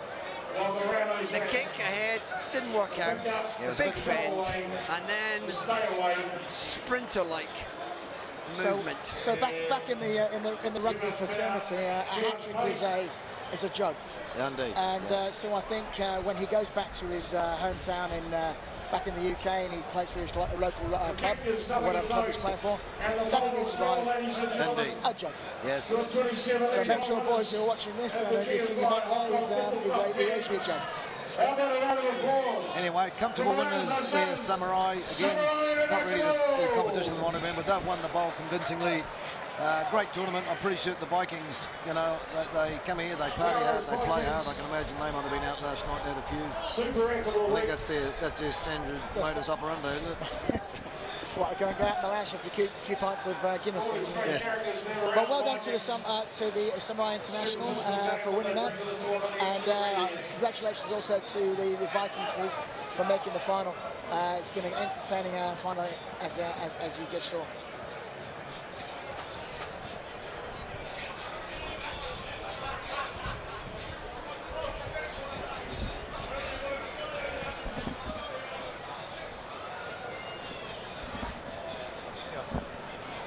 So now we're going to go to the plate final, and who's going to be in that one? We've just done bowl and plate final coming up next. A few photos going around. I think the Vikings are fairly happy that they got to get into that final. Be having themselves Samurai, maybe not. They would have had higher hopes indeed for their tournament. Always played a very, very strong game, usually in the cup. In fact, I think they were runner-up in the cup for the last 3 years or so. So a bit of a different pool to be in, but they won and they won comfortably, and some very lovely rugby. But I think also it's a reflection of the standard of the teams we've got here now, Robin. You know, your name comes along, and whilst that gives you a bit of credibility from the past, these teams, all the teams playing in the GFI teams this year, have shown some class. Totally, yeah. I mean, I do believe that the Hong Kong Sevens, the GFI 10s, actually give a great platform for some of these players to launch their careers into rugby. And actually, with the standard of the play that we're seeing at the moment, they're obviously going to have great careers, and we wish them all the best. Yeah, well, I was saying that before when Russell was here. I mean, obviously there's a lot of old legends here. I'd like to think some new legends are being born here at the 10s. Their career will be starting, and they'll be going forward. So the next one's up is going to be Clavicle, UBB Clavicle versus the Penguins. This is going to be very interesting. The Penguins have managed to get through. They struggled in the last game in the semis here, so it's going to be interesting. Gavagal, a big physical side. We watched them really bully around the paddock, so it's going to be an interesting contest. And the Penguins, again, are also pretty physical. So, I was asked early on today who are my favourites, and I promise you I did actually put a little asterisk down against Clavicle, saying that I think they will be a side that will get some silverware. Yeah. So got to find that paperwork where I put the cross. Yes. No one's going to believe me.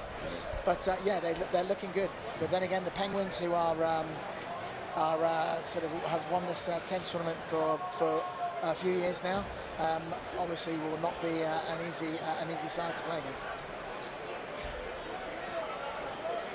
Well, when you're the top dog, everyone wants to take you down. And they've certainly dominated this tournament. They've been a great team, great international touring team. Changed a bit since I played them about 27 years ago in Calcutta. Indeed, at the Calcutta Centenary, funny enough. HSBC sent a team across, and they were a bunch of very fit young players. We were a bunch of fat bankers. And we got cleaned up. Did you say that right? No, I think I did. Did I say that right?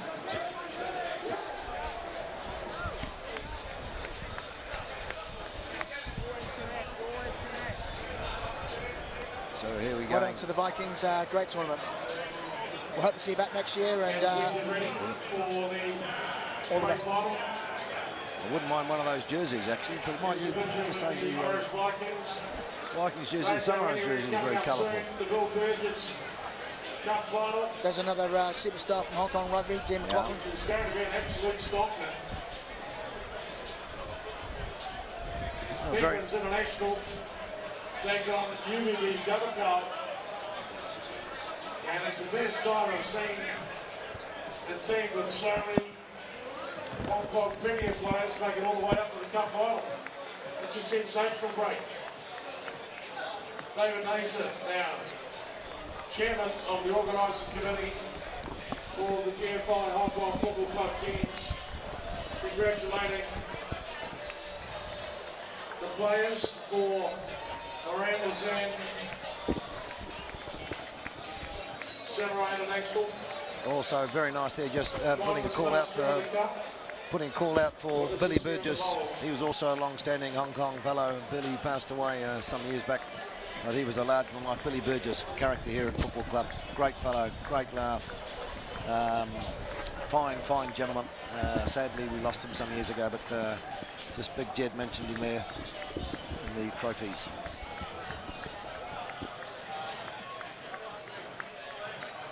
So if you're just joining us, either on Facebook or on Now TV or on YouTube, welcome to the closing stages of the GFI Hong Kong 10s for 2017.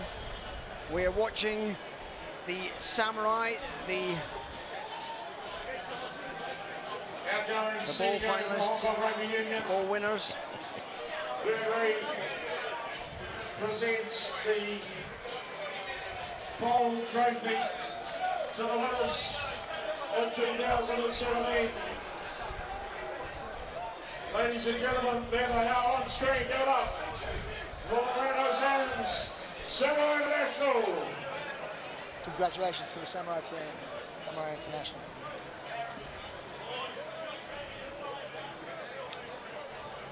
Yep, and now we're getting ready. Here come the Penguins coming on, and Glavacal. This is going to be a great game, this one. In fact, they've all been great games, but this one in particular is going to be, I think, a stunner. I think so. So as the two sides appear on field for the GFI Hong Kong 10s. Up next, live and direct. This one is going to be a lot of fun. Yeah, it'd be quite interesting to see how this goes, to be honest with you. They're similar styles of player, some big boys up front and some fast boys out in the wing, so it's going to be a war of attrition. I can't say a high-scoring game, but you never know. Right, Clavicle to do the start, kicking to Penguins, receiving. There we go, big high kick. King's College against Keir Club Pyrenees, and it's the plate final. And this is a matchup of two sides who have impressed throughout this tournament.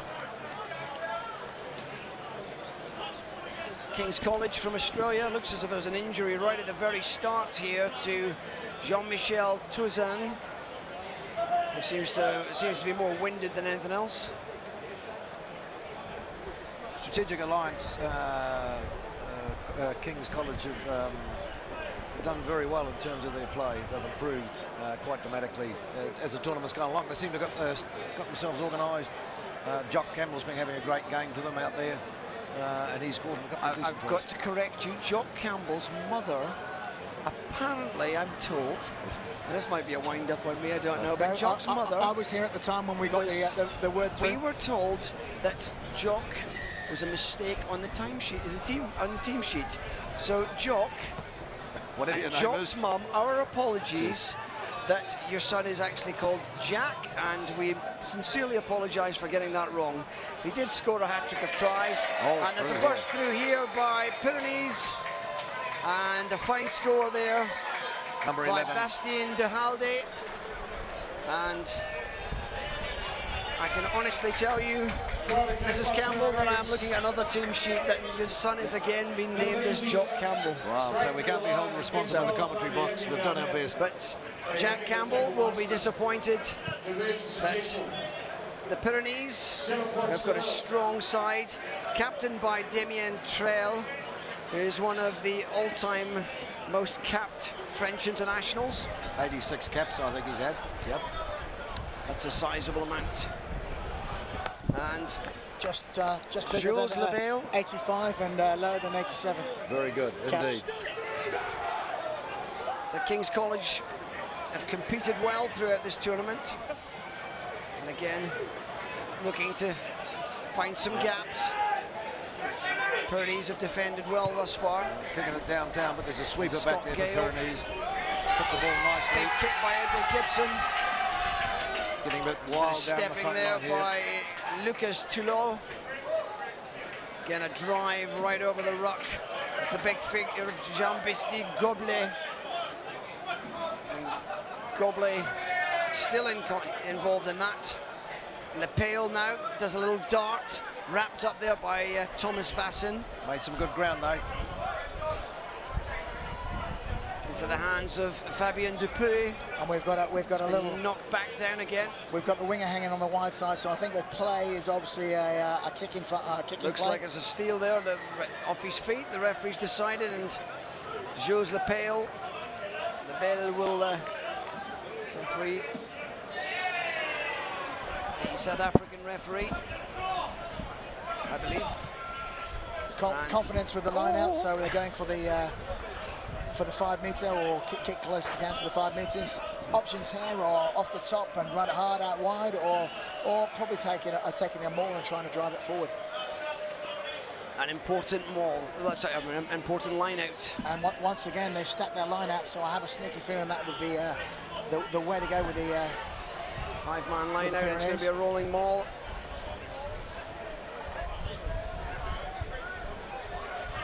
It's moving forward. It's broken up slightly, but it's still there. Looks as if it's going to be a score. And he's down. He's over the touchline. Jean-Charles Fidende. Yeah, quite a difficult one. A good finish from the rolling maul, and Pyrenees now taking control of this plate final. They've put 7-man in the line out and a 7-man more, so hard to stop. And so we've seen it in opportunist moments in the 15 side where they've put in pretty much 15 players in the team, or 14 players in the team, driving more over the line. Not easy to stop, and you don't want to be on the bottom of it, that's for sure. Jean-Charles Fidende, the scorer, and the extras added comprehensively by Jules Lebel, the scrum half. And great techniques for his drop kick, head over the ball, and follow through with a high leg.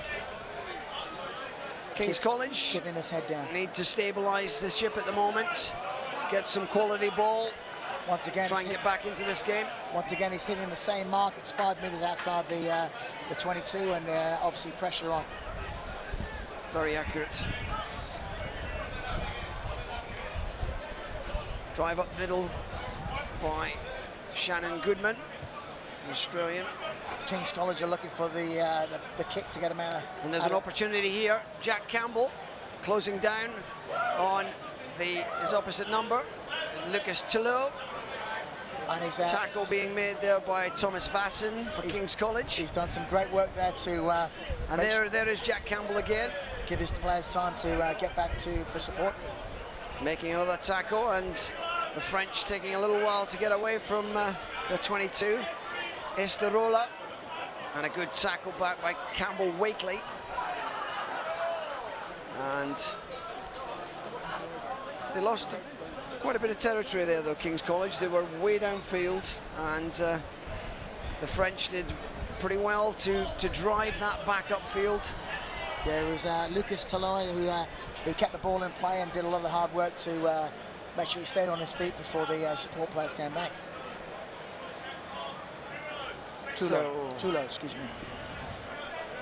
So we are past the halfway stage of this first half of the plate final. And Pyrenees with 2 converted tries is the difference at the moment. And if you hear a bit of disturbance, we've got a number of Hong Kong Scottish team enjoying a few beers and reveling. Good step there by Jean-Baptiste Goblet, influential player, difficult to stop. It's thrown through the hands to Halde, and a big drive by Le Panasse into Le Bail. Little step and go, pulled down by Edward Gibson. Ball's gone forward, and I think we'll see a scrum, actually. Penalty, holding on by the Pyrenees scrum half. So, Edward Gibson with the task of finding touch, and he takes a good 40 yards of territory, and that will give a bit of respite to King's College.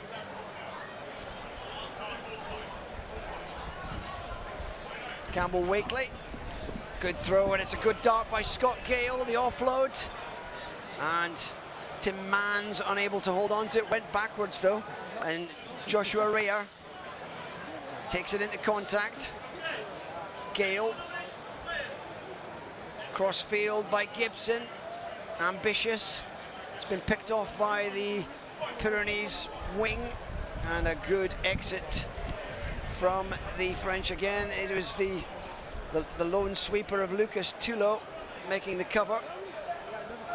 And yeah, I'd like to see a little bit more keep the ball in the hands of the King's College. As I say, they kicked the ball away a few times now, and maybe not the game plan for as we've seen in the last couple of games. Overthrowing the line out, and Esterola is barging downfield, clear out, and De Halde finds Goblet, proved very strong and hard to stop as Jack Campbell working hard over the ball there.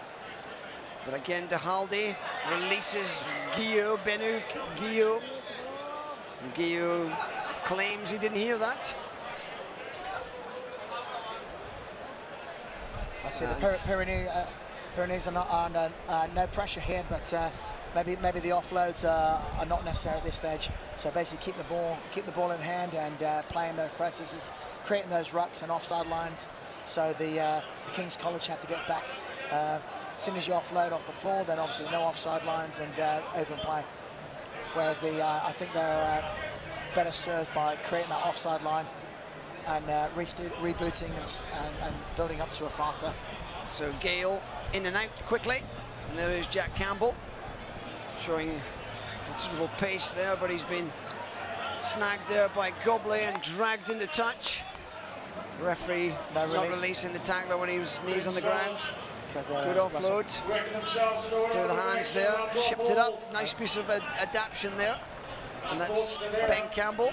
Unfortunately, it was the first knock on there, but nice adapted.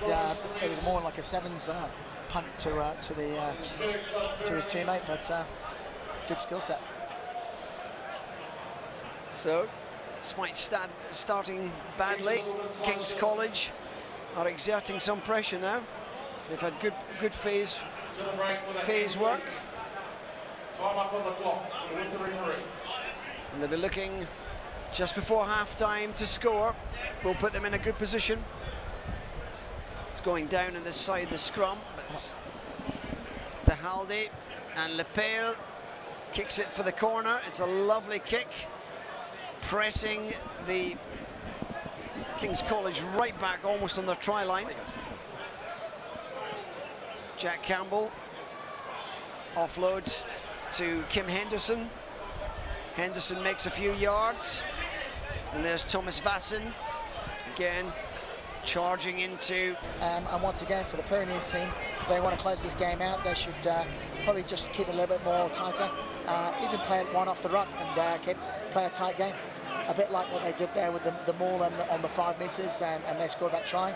Just play that tight five-man, well, I would say 8-man game, but it's obviously that's not 15s, but yeah, play the 5-man game and control it up the front. Well, they're going to need to get their skates on in the first half. They don't want to leave it. They need to get out and strike back real quick. Yeah, as we say, it will be important that King's College gets that first try, an early try to get their heads up and put the Pyrenees on the back foot. But yeah, we'll wait and see. Well, hopefully it's going to be another great half. So we are about to start the second half of the plate final. If you're just joining us on Facebook or on YouTube, then welcome to the GFI Hong Kong 10s. We are in the plate final. One more big game after this, the cup final. And at the moment, the start of the second half, King's College are trailing the Pyrenees by 14 points to 0. And the question is, can King's College pull this back? And once again, what a great kick again from the King's College. A bit like the game earlier on. They're hitting 5 meters outside the 25, and it seems to be quite a smart tactic. Man catching the ball is under pressure straight away with no opportunity to jump. So, first scrum of the second half. It's nice and stable. In fact, it's going forward. They've got the strength there. On hand, there's Jack Campbell bursting through a gap there. Edward Gibson feeding the ball. Again, it's come back to Tim Manns. And Scott Gale again looking for a little bit of a gap. Thomas Vassen, big, powerful player, having to work hard to hold on to that ball. Again, Gale through the hands to Gibson. Campbell takes it into contact. Harry McNulty, an Irishman, and barging through that gap there. Isolated, scrum half's isolated, but it's recovered well. King's College playing some smart rugby. Through the hands there, Shannon Goodman. Over the top, Jack Campbell had an opportunity there for a moment, but check back. They're still securing that ball and keep it moving forward. To Manns. And keep pushing. A lot of pressure now on the Pyrenees, and that little step and dummy and a fantastic try. Lovely piece of skill. So game on, boys. The dummy sending the defensive line away, and a fantastic score by Scott Gale for King's College. The step, big change of direction, and able to finish it off. Now we've got ourselves a game. That's exactly what we need to do. I say the first try would need to be scored by the King's boys, and they've done that successfully. And I think they're starting to change that game. They're taking a little bit up the guts rather than, or at least 2 passes out, rather than the kicking game that they did earlier. Yeah, that ball in hand paid dividends. So Jack Campbell, and he's disappointed with that. Shanks it wide of the uprights, and That could be important. Indeed, they've got to get in the mix here. 2 full scores now. Under the posts. So, Scott Gale having a breather, and Edward Gibson now taking over the kicking duties. The Pyrenees have yet to really have ball in this second half.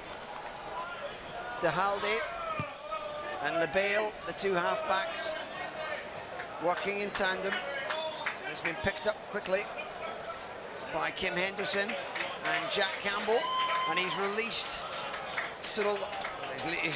Harry McNulty, and again it's a drive down the middle by Esterola and pushed into touch.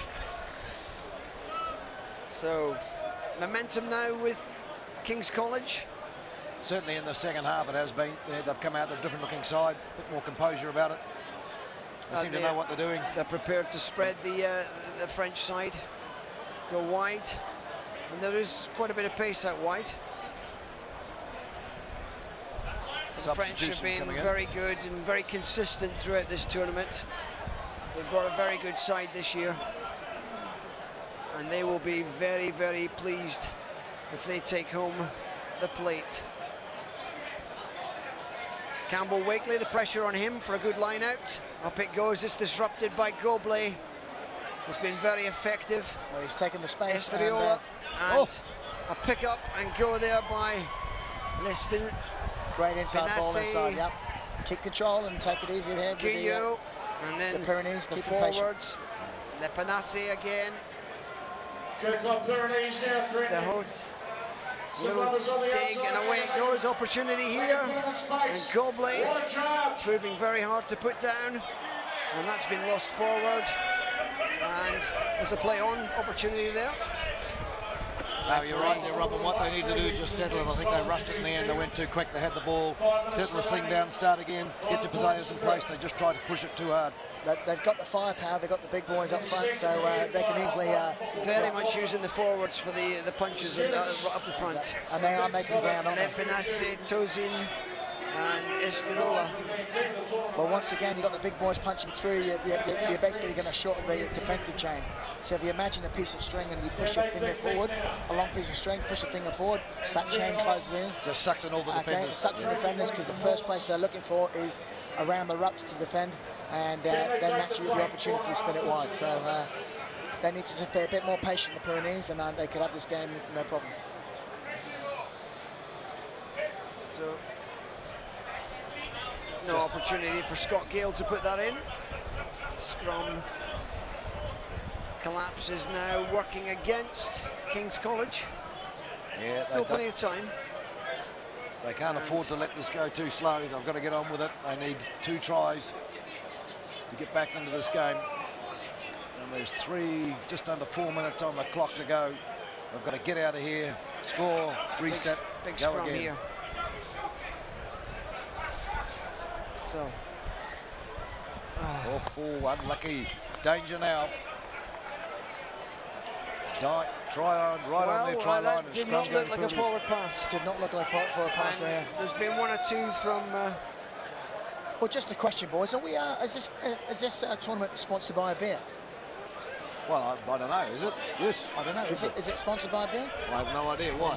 Well, no, I can't see would you like one? No, I can't see any beers, Steve. Let's get back to I the think match, that's what shall we need to get on to, eh? We'll get the boys So next now week. we've got King's College under a lot of pressure. Yeah, great position, attacking one here for Pyrenees. They just need 1 more score, I think, to close this out. They've had a very solid scrum. The referee could have been a pivotal moment here. Yeah, they're just chewing up the clock. Good old scrum technique, collapse, put it down, start again, burn up the minutes. And there's a lot of experience in that French pack. My area expertise. Yeah, how to kill a 80-minute game. So going down, they've had a pretty solid scrum as the Pyrenees. And again, it's penalty. Well, penalising the King's College, and the try is a score. And the Pyrenees have opened that gap once again. Thrust one into the students. frustrating for King's College. Unfortunately, a strategic alliance, equity alliance is not going to come back from that. I think it's a bit too big. 19-7. Great body position there from the number 9. Kept low underneath the defending players, and obviously then he has the best position to go forward. Jules Lebel, and his kicking's been excellent. And a third King version, just putting it that stretch further away from King's College. For the youngsters out there, he's got a great kicking style, or drop kick style. His head's over the ball and he's followed through. And he doesn't lift the head up until the ball's way over the post. So Johnny Wilkinson would be proud. Kicking off, and that's gone dead. Okay, put the muckers on that one. Sorry about that. Anyway, 21-5. I think it's academic. Actually, Robin, looking at that score there, just over a minute to go. And Pyrenees just to Jim Olsen in there, and again, the decision goes against King's College. It seems perhaps one match too much. The King's College meeting their match in a very savvy and experienced Pyrenees side. I'm going to sort of salute the King's College boys. They've actually played some great rugby there in the 2 days. Some talented boys out there, and you're going to watch them, and they'll be on their TV screen soon. Clock ticking down, 30 seconds. They're still going to go though. Pyrenees, nice little run there by the halfback. He's been the best player on the field in this particular match. And out wide now, Kuro Kalo. Quickly swallowed up there, and Goblet playing at scrum half. Not held, Estriola. Goblet again picking up influential player, and that looks as if we are virtually at full time. And the Pyrenees have, as good as confirmed, they are the plate finalists, and they're going to take the plate home, the GFI Hong Kong 10s plate. And it looks like it is going back to France. Obviously something special. Alan King's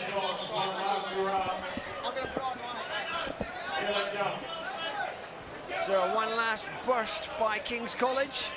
Jack Campbell, and 16 is Joe Bisgrove, and it almost came off, but it's been turned over, and Chris Cyril Andre is fighting his way back up the line. Lotto. And that is, there it goes. It's all over now. It's a victory for the Pyrenees, 21 points to 5. They are the GFI Hong Kong 10s plate winners, and they've earned that. They've performed fantastically over 2 days, and King's College gave them a good run, but the quality that we've seen from Bastien de Halde and the little number 9, Jules Lebel, playing in the 10 position, has made the difference.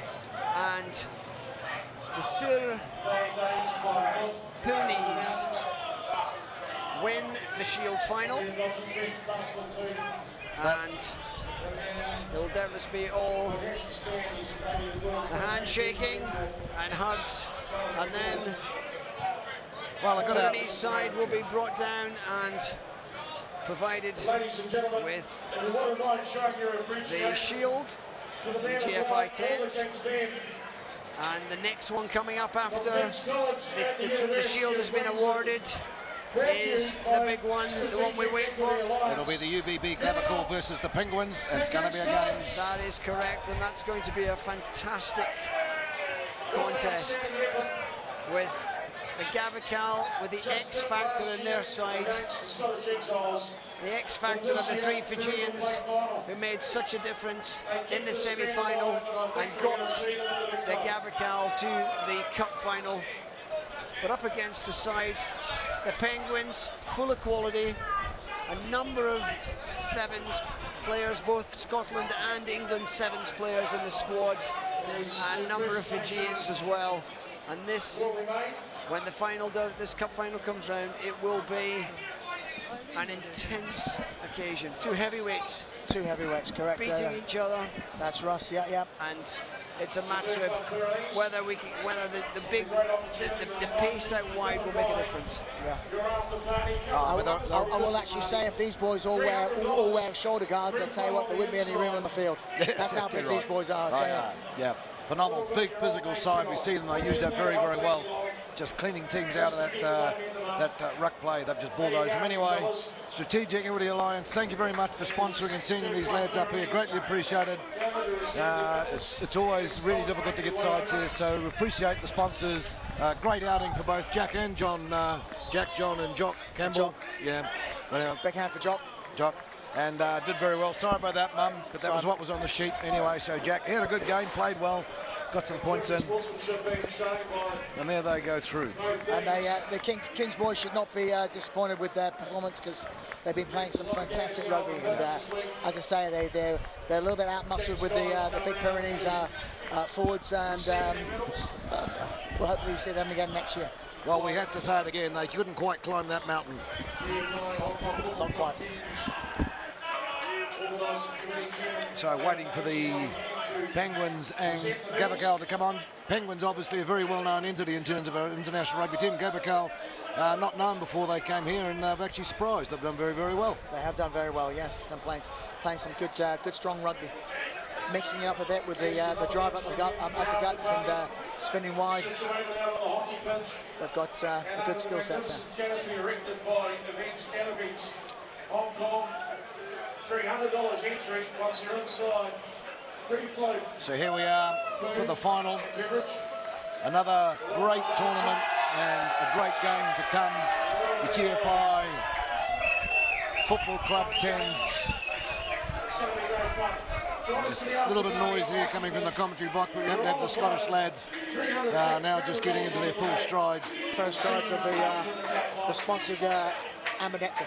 Yes, and they're going. So unfortunately, none of it up in the commentary box. Yeah, there's no beer flowing up here, that's for sure.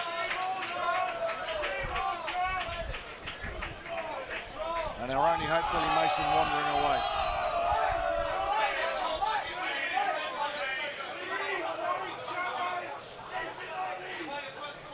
Big Jamie Pinnacock had a great game down the front there, master of ceremonies for all the fine session here for the Hong Kong, for the Scottish Exiles side. And Homo down there being a very handy assistant. Homo's not a stranger to a beer either. I don't think many rugby players to a beer myself, but now I've not seen that one before, but they're drinking out of a bucket, and it's not a small bucket, so it's all going downhill, really. Do we shout Buffalo because it's two hands? Yes. Should have been doing that one-handed. It's only a 50-gallon bucket. Exactly. Yep. So, gentlemen. If anyone's missing a dustbin, we know it is. Let us focus away from gentlemen drinking out of beer buckets. Misbehaving badly, yes. And I am looking for opinions. Firstly, from you, Leighton, the winner of the final. Oh, I'm going to go with Clavicle. They have surprised, and as the tournament's gone on, they've got better, they've got in the stride, they've now already been organised. I'm impressed by them. The Penguins, interesting, just watching the first game they played against the Gladiators, and the Gladiators pushed them for about 5 or 10 minutes. So I think the Penguins actually are vulnerable. In the last couple of games, they've looked a little bit unsteady. Clavicle's just got stronger and stronger. So my money's going to go with them, and the renewed time out here, we're going to see how they go. I think physically, in the end, they're going to dominate, and they're just going to slowly grind ahead on that one. That's my call. And Robin? Well, I agree with you there, Leighton, but I will probably go with the Penguins, only because they gave me a T-shirt last night. I'm not too afraid to bribery, but yeah.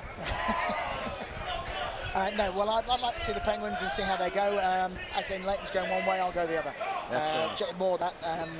And I just hope it's an entertaining game. Well, I think we're going to go for a tiebreaker then, Russell. It's up to you. Yeah. I am going to go with the Penguins. I just think there's a bigger variation of quality in the Penguin side. And a warm welcome to anyone who's watching on Facebook or on YouTube and one or two other streams. Hopefully you're enjoying the GFI Hong Kong 10s. Congratulations to the Pyrenees This at the moment. fantastic stadium here at Sports Road has hosted another fantastic tournament. And as we watch the Pyrenees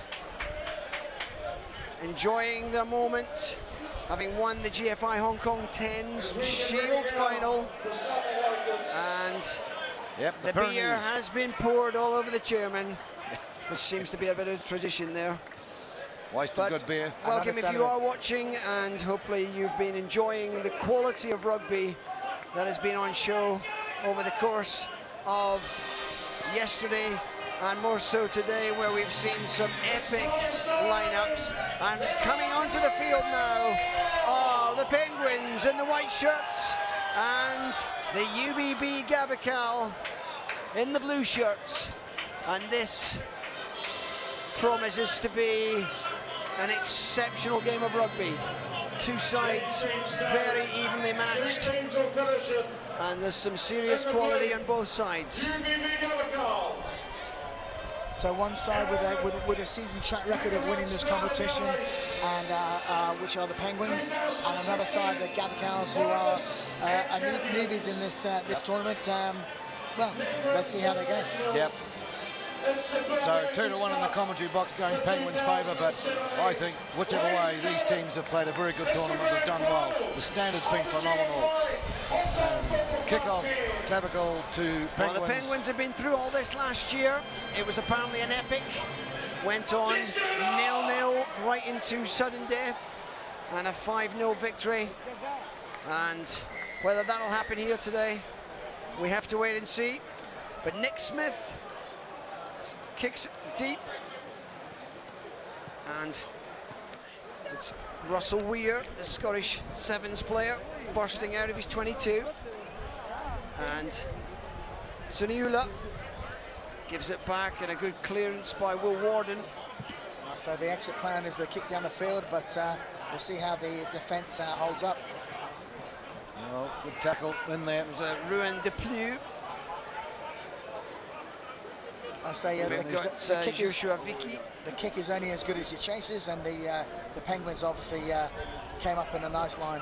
Nick Smith there making some yards. Big hit up by number 3, but held well and spilled the ball. And the ball's been turned over, and that was Joe Webber, the New Zealand Sevens specialist, who was fantastic and involved in one of the exceptional tries in the semi-final. And so great Russell tackle, Weir great strip. Yeah. is given the request to find the corner, and pressure on Gabacal from the off. Nice nudge into the corner, about 10 metres out from the try line.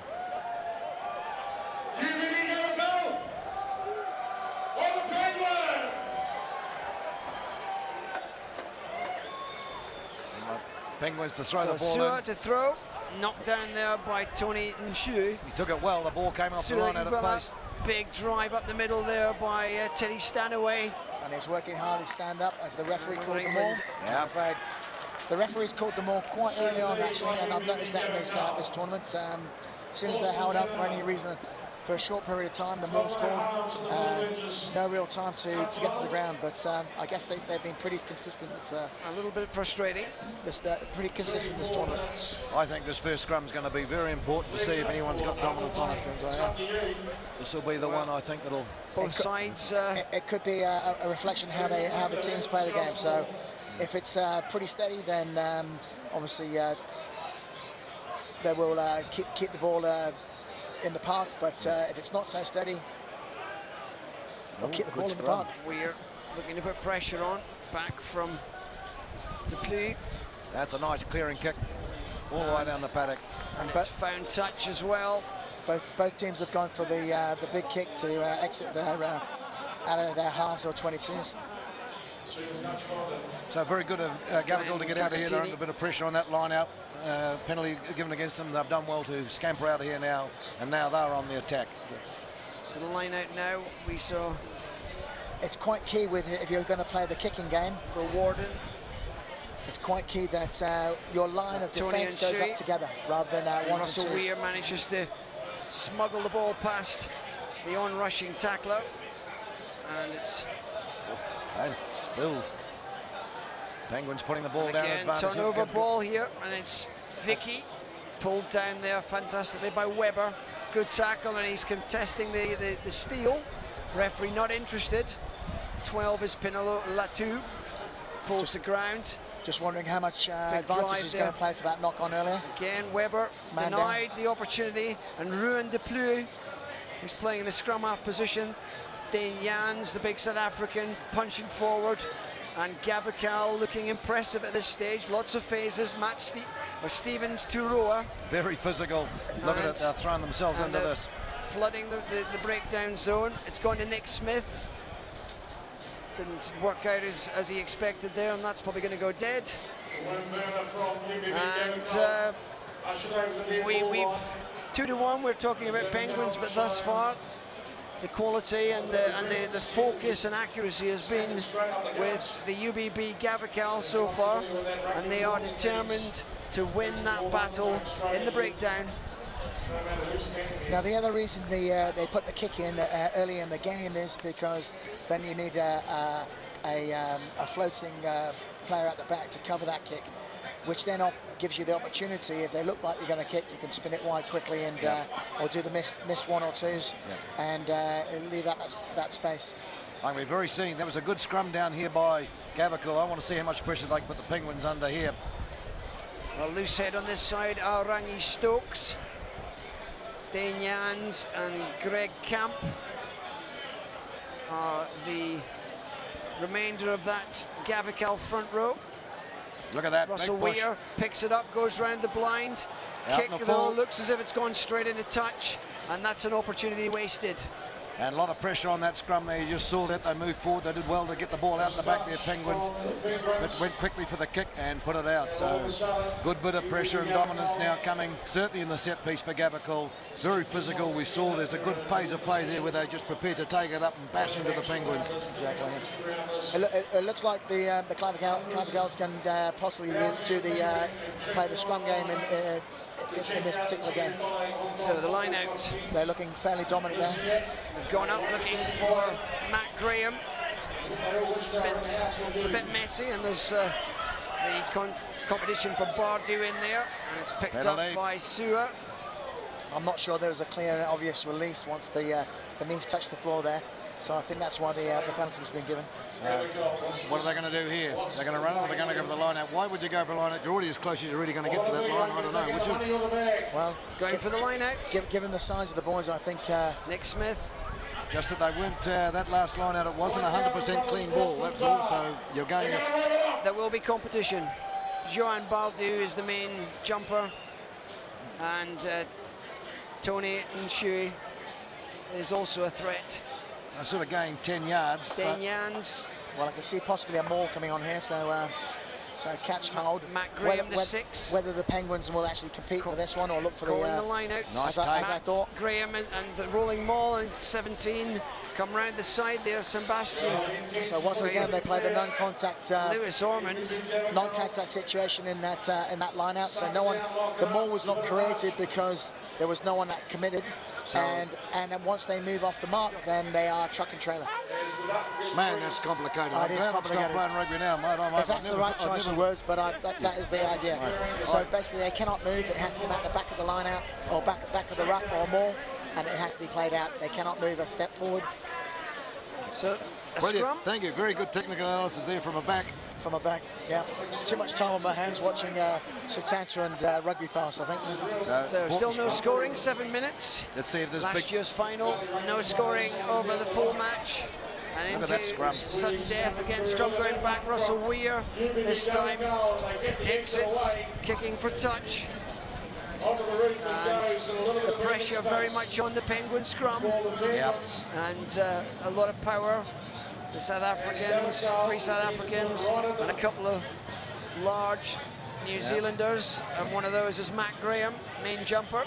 And they bring a bit of reinforcement, a bit more meat onto the paddock, I think, to try and make their scrum work a bit better. There goes Gaffa Sua, just been substituted. And very sapping too. On comes Tao Kalamatangi, and it's Nice well take. gathered, pulled down, and it's a burst by Dane Jans. As I say, the big boys are playing that side, the pick up and go. Through the hands, coming back in. One of the nice drive back. Fijians. Great Again, drive back. Weber, excellent tackle and follow through. Stanaway gets stepped on that occasion, gets back on this one, pulls him down. And Gavakal now threatening. The hands out though, penalty coming. Martin Muller trying to burst round that side. Still going, the roll. And the referee's decided no advantage, high tackle. And we're coming back for a penalty, and at this stage, What's he going to do? UBB Galaxy. They're going down for the scrum. UBB Gavakal You got to be fancying the scrum. Yeah, I wonder whether they'll walk it from there. It's a bit of a way off, but I think they'll take it up. They've got the power, so you Let us see. There's quite a. It's not such a big Penguin scrum. Front row, bit of weight, but second row, less so. Brought in a bit of reinforcement. Let's see if it makes any difference. The Gavakal boys have actually basically pick up and go from the base of the rucks. It's keeping the Penguins boys honest, so they can't actually drift out too wide. So a pick up and go, then move the ball. Lemeki Tulele in the semi-final was instrumental in creating 2 tries that took Gavakal to this final. Russell Weir, though, quickly over him, but offside. Quick tap, and Tulele kick and go. Ball breaks back. Why would you have done that? Karatai Williams and Arangi Stokes in there, and the referee penalising the Gavakal this time. Lovely touch finder there by Russell Weir. Took a lot of distance there. Can't understand why you turn that penalty there and that little chip through. Didn't seem to make sense at all. Not the best option. Yeah, the kick through probably wasn't the best option for the Gavakals, and they had him under pressure. Now it's the release button's off for a moment, and all they had to do is just keep that ball in, just keep the big boys hammering in, and they would have got it. The Penguins have got the quality here to. They've finally made it up to this end of the field. They've got the quality to strike before half-time. And the line out, featuring Will Warden and Joan Baldu. Looks like Warden's the jumper. My thinking is the first try that is scored in this game could be the winning try. I don't think it's going to be a high-scoring game. Missed that one, overthrown again, but picked up by Suilala. Russell, and there's Weber, but it's been knocked on a couple of times in the course of that. Shalom Sunilua knocking on. Penguins trying to recover the ball. Penguins just not able to. The set pieces, the line-outs are struggling, the scrums are struggling at the moment, and they are containing certainly Gavakal, but it's taking up a lot of energy. It's taking a lot of energy, that's for sure. Leighton. Well, packing down at tight head is Will Warden, a flanker normally. On the other side, Hapakuku Moala Ravala. And Russell Weir has to deal with Lemeki Tulele. Feed in by Gavakal, nice steady scrum. Nice steady scrum there, ball comes clear. Opportunity. Big bursting run. Oh, and just out. Latu, Penacolo's Latu there, looking to take that for a run. And Joshua Vicky. 20 seconds to go and it's 0-0. Epic tuggle here. This could go all the way to 0-0 at the end, unless we see some incisive moments. Yet really see either side breaking the line, having the opportunities. Gavakal certainly had the best of this first half, but they've nothing to show for it so far. And Tony Nshui, the jumper, good line nice out. clean take there. And across the hands there, working hard. I think the other thing also for Gavakal, they've got those Fijians, they're great at chasing back as well. And it's going to be hard to get away from them. They've got to make it. Clean punch through. Johan Bardul. There's no easy yards for the Penguins at the moment. Tony Nshui, and that's a big run there by Galasua, who enjoyed that. And Dane Jans has actually pulled him down, and that lost forward, and we're going to have a scrum. So the referee happy with the time and decides there's time for one more scrum. This would be a great time to get a try for Gavacal. Get out of this one. Really need it. Let's see what I think if Gavacal get the try in first, then it could be a hard fight to come back from that. And obviously, you can play a different type of tactic once you get some points on the board. So I will say that the team that scores first will be in command of what happens next. Through the hands. Vicky has gone out wide, looking for Samu Bali, and was tripped there. The referee might come back and look at that. Russell Weir sweeping for the Penguins, and decides half-time is probably appropriate. And a very competitive and tense first half. Neither side really dominating, but Gavacal, a lot of pressure. Indeed. And they look to the side that could put, they seem to have the power up front, they seem to have the control of scrums and lineouts, and the gas out wide with the Fijian sevens players is a constant threat. Yeah, definitely, Russ. I think the Gavacal have had the best of that half. But as I say, it's a game of, to be very cliche, it's a game of two halves, and it will depend on who they bring out off the bench, and I think that's key. Bring off the bench and maybe change some tactics. Leighton, what do you think the coach would be saying to the Penguins group? Well, I mean, I don't know. I think in the end, obviously, they're going to sort out their set piece and get that working a bit better. I don't know, really. I mean, the trouble is, everywhere across that Gavacal side, they're strong. They contain you in the midfield, and I don't think you can really run around them with those Fijians. So I think maybe they just need to keep it in fairly close, and they've got a chance to run by punching through and close. I think that's what they'll need to do, and play a bit more of a physical game just off the either sides of the scrum a little bit. That's right, yeah. Keep it a little bit tighter and try that game, but... yeah, as we noticed, the kicking game has not suited them or not given them any extra advantage. So they've got to try something different. So we'll see what comes unfolds in this next half. Well, I know, of course, the scoreline wouldn't indicate it being at 0-0, but it has been a gripping game so far. It's been to and fro. There was a great chance, I think, there for Gavacal. They had a penalty for some reason. They tried to kick it through, and that came unstuck on them. That was a golden opportunity, which perhaps if they had their time over again, they'd do that differently. Well, I'm sure they would.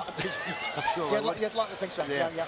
So, anyway, ready for the restart here. A factor here could be the experience of the Penguins. They've done these finals before. Gavacal, less experience in that area. And there is the figure of Callum Circa, who scored that fantastic try in the semi-final. And to be kicked off by Shalon Sinalua, deep, and it's bouncing awkwardly, and there's almost picked off. But there's a counter-attack here, lovely stepping by Tualele. The kick forward, he's got a couple of supports there, but recovered. Well back. And a good step there by Teddy Stanaway, taking it back into contact with a bit of extra venom. Scrum halving there by Bardu, and that's the England Sevens player. Ormond there managing to launch that one, and Webber has the pace, has the power. Great tackle back by Lemeki Tulele, and the referee. There was an infringement, yes. Calling that. They were looking very dangerous there with Penguins. Well, that's the first moment where we've seen the genuine quality of Lewis Webber, or Joe Webber. Again, helped by Lewis Ormond, who is part of the New Zealand Sevens squad, who burst down the line. And it looked like Webber may score, but all credit to Lemeki Tulele, the Fijian scrum half, who saved the Gavacal on that occasion. And here he is now, tricky around the bottom of these scrums. Better scrum from Penguins. And he's moved it quickly. And Nick Smith gives it some air. It's going uptown, and there's an opportunity here. Two of the Gavacal bumping in each other, and it's a couple of injuries perhaps there. Number 4, Stevens Tuaroa, and is he going to go all the way? Opportunity, and now going to be a score for Joshua Vicky.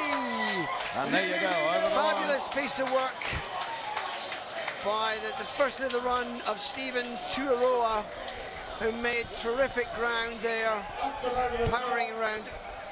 Big step. Nice big kick. The kicking game has obviously come up trumps for this particular moment, but especially on this type of polygrass pitch, the ball does stick up.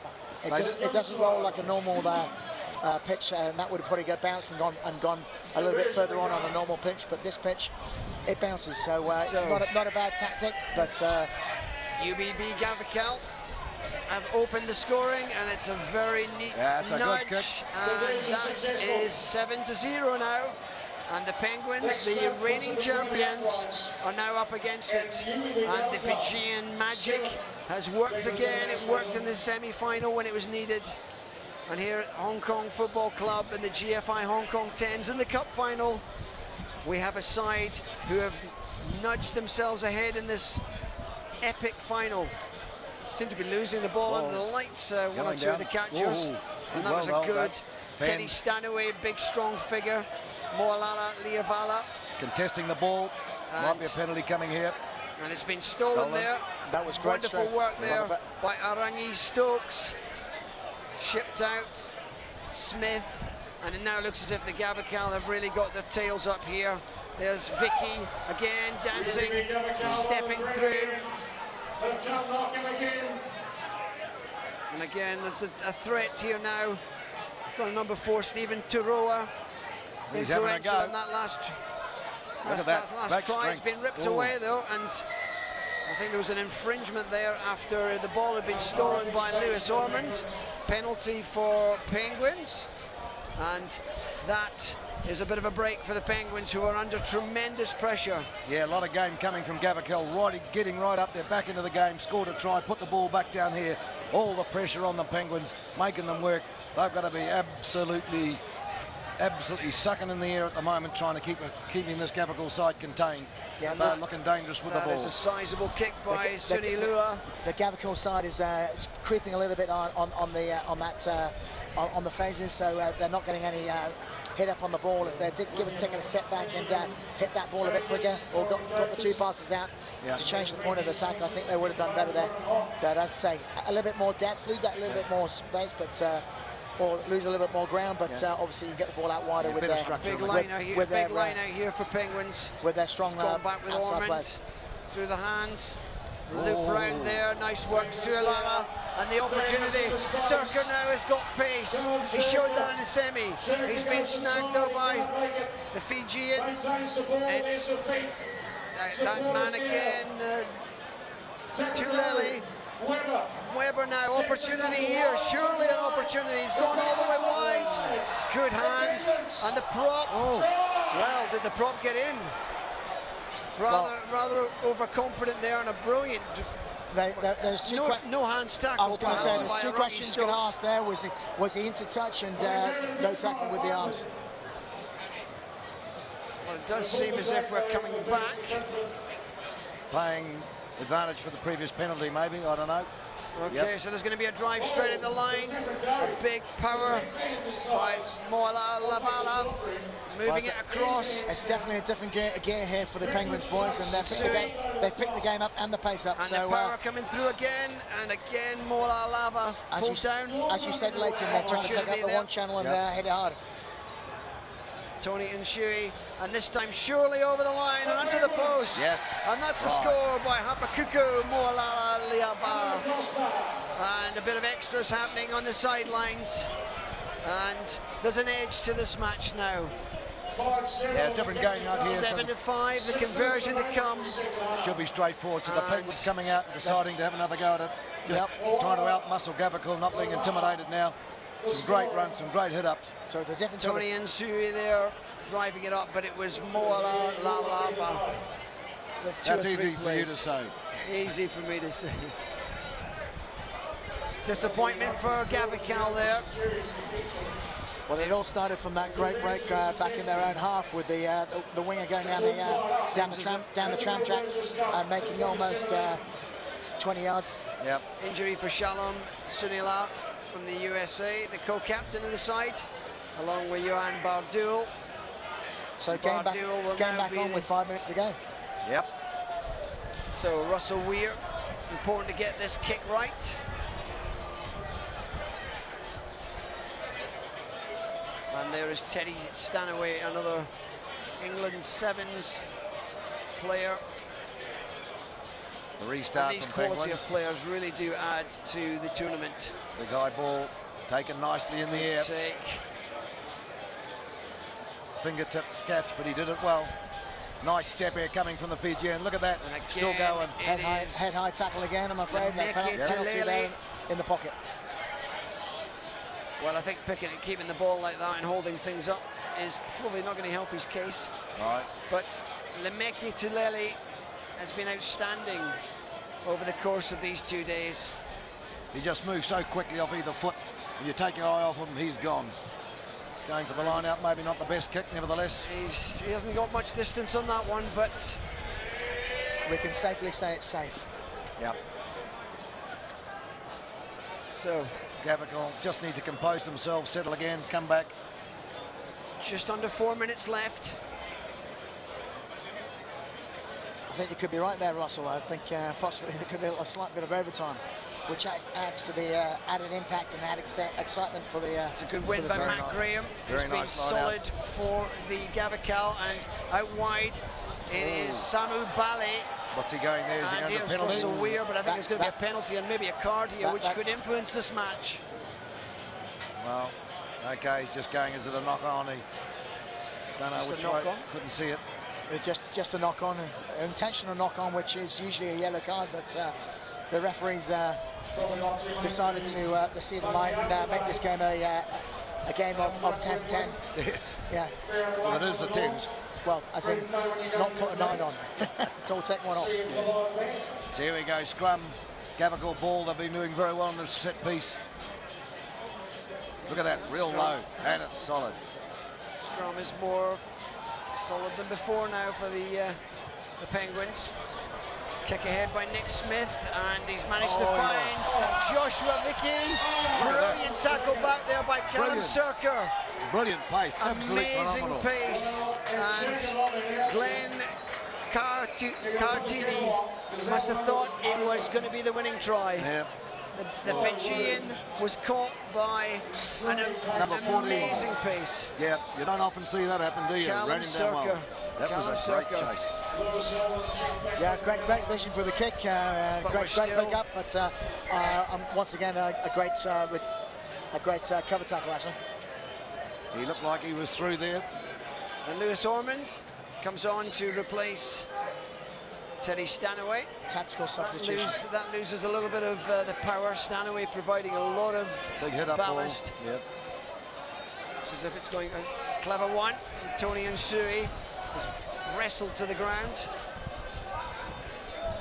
Taken up again there by Bardu. And Will Warden, actually. Russell Weir step back, and that is a mighty hoof up the field. Fa'aulau now at scrum for the Penguins. Oh, he got tackle through there. missed. He spun out the tackle. And there's a couple of dancing moves there going on. And again, it's Kakotini. Again, elusive, finding it difficult. Tulele, again, dancing.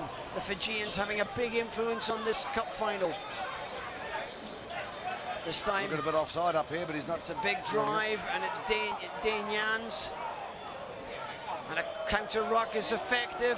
And unfortunately, Lewis Ormond knocking on there at a vital moment. Yeah, that could be very, very telling. He had the opportunity to get them right out of jail there. He would have had a clean break. Gives Gavical the time now to suck it in a bit, have a bit of a breather. They're working hard to push that ball. A lot of hard running to get up this end of the paddock. So actually a scrum just now is a good chance to have a breath. Small margins, and Lewis Ormond will be very disappointed with that. With less than 40 seconds to go, it's this could be the final play of the normal time. So Gavical with the Britain at the scrum. Tulele again. You wouldn't want to give him a penalty away. Did anyone here read the rule book on what's left after this? So Naima Fualau, USA, the fly half has come on at the halfback scrum half position, and he will have to deal with Lemeki Tulele's dancing feet. Experienced scrum half. Time's up on the clock. And a score now finishes it. Again, likely to come to the open. Moves it quickly. Drop goal. And the drop goal is successful. And a fantastic strike by Nick Smith. Reminding it it's not over yet. It is now, though. And the new champions of the GFI Hong Kong 10s for 2017 is the UBB Gabicals, and haven't they just earned it? They've been fantastic through the whole of these 2 days, and they've managed to hold out a very strong Penguin side. We didn't expect the drop goal, and it was an arrow-accurate drop goal and a fantastic win for the UBB Gabacal, are the GFI Cup champions. Yeah, there are new champions in the house, and good on them. First tournament come out here. Well done, yeah. They've made their mark on this competition straight off the bat from their first one, and congratulations to them. Okay, we'd just like to say thank you very much to Russell Russell Henderson here for doing the commentating all day today. Wish you all the best, Russell, and we'll see you at the sevens. See you at the sevens. On my right-hand side is Leighton Dooley, who, I say, he's a face of radio.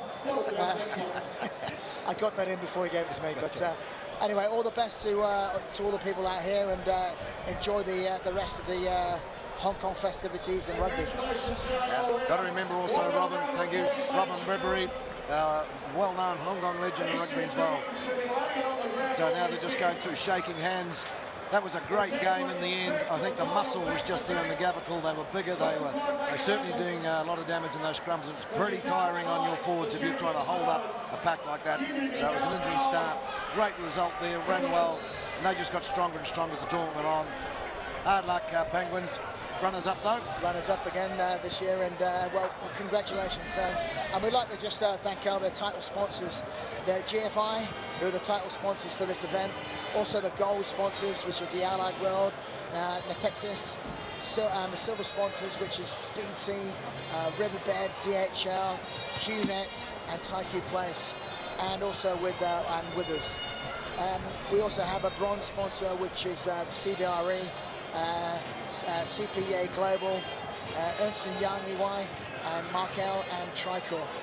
So we thank you all for sponsoring this event, because without you guys, obviously it would not be an event. And we hope you can support this great rugby fixture, great Hong Kong rugby fixture.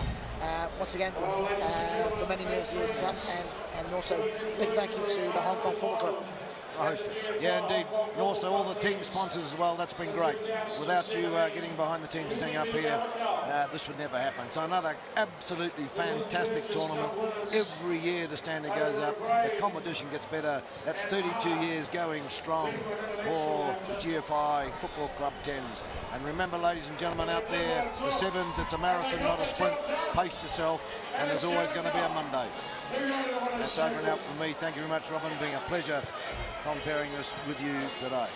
Thank you, Leighton, and a fond farewell to you. I know you're leaving Hong Kong after being here for how many years?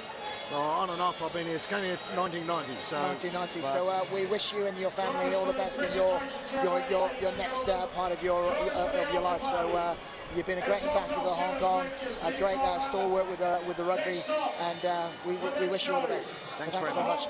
Thank you. Now thanks to all the staff and volunteers for their contribution to the tournament. But there's only one way to get this done. It's time to get that trophy out there.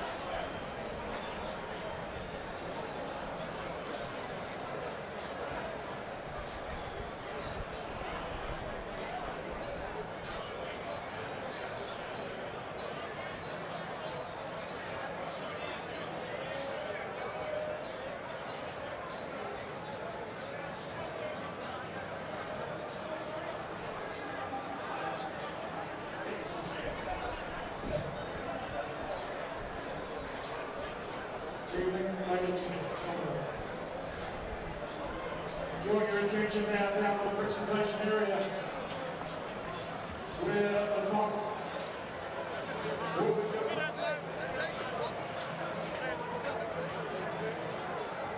The first presentation goes to the tournament, and here to present that prize is Mr. Rob Howley.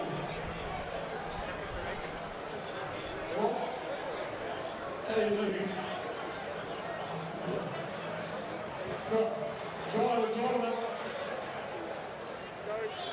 goes to Muscle of the Hull's Blue Level APD Dragons, the Asia Pacific Dragons.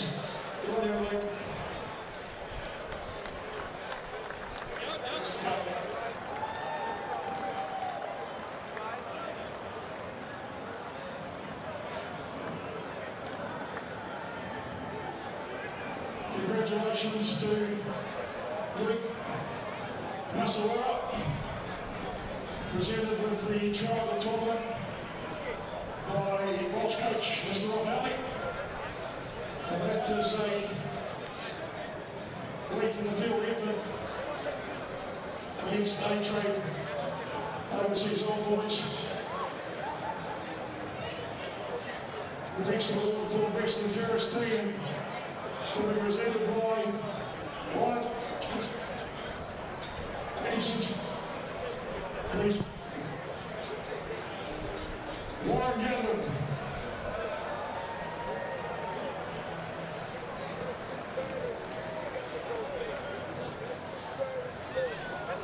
And the best and fairest award goes to the following team. Ladies and gentlemen, your best and fairest of the 2017 GFI Hong Kong Football Club 10s is UBB Yokar.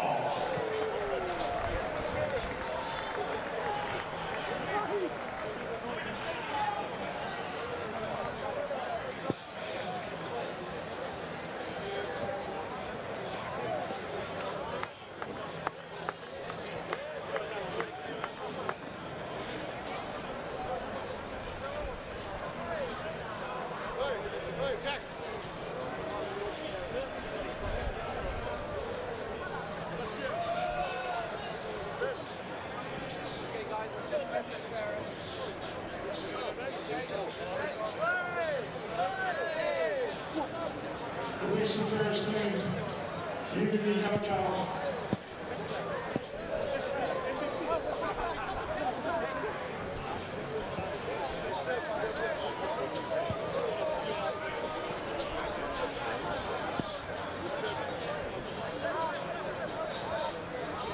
The next presentation to the player of the tournament to be presented by Morgan Tour-Lilies. Excuse me, Morgan, sorry mate.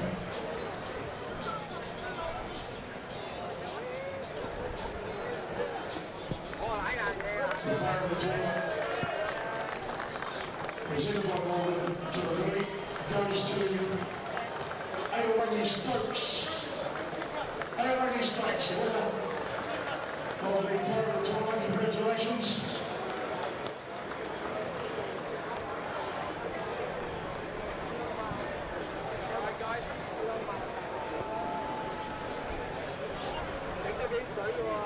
Great work from Stokes all weekend.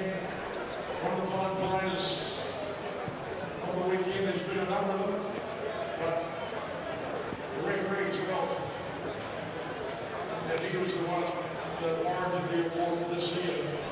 And now, finally, it's time to present the Bill Burgess Cup. To present the cup winners from GFI, Mr. Scott Statham. And here, that's right, you see that correct?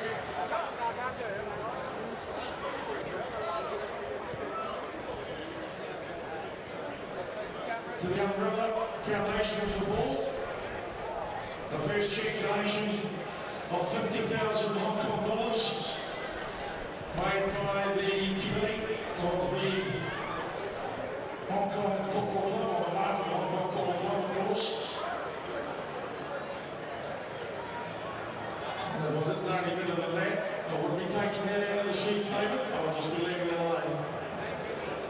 So, tremendous to see the charity receiving a generous amount from the tournament.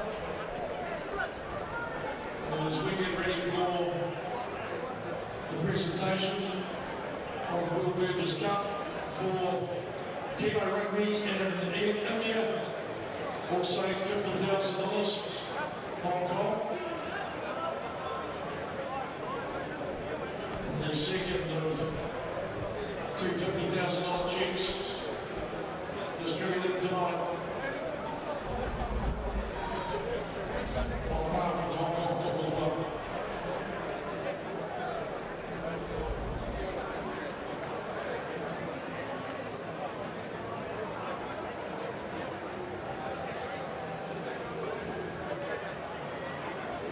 And now we get ready for the presentations of the medals and the handover of the Will Burgess Cup for 2017. Coming forward, Mr. Scott Statham of GFI.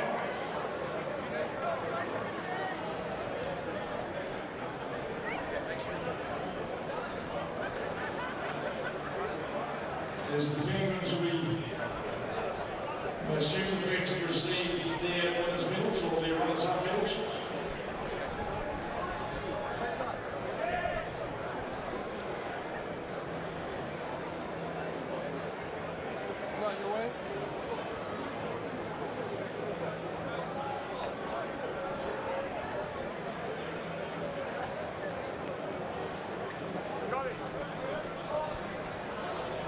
So the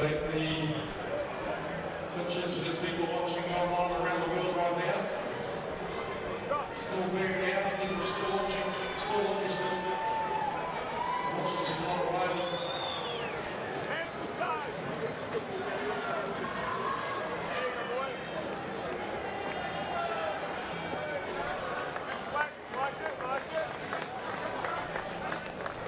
As around the come the Penguins to receive their runners-up souvenirs, issued by Scott.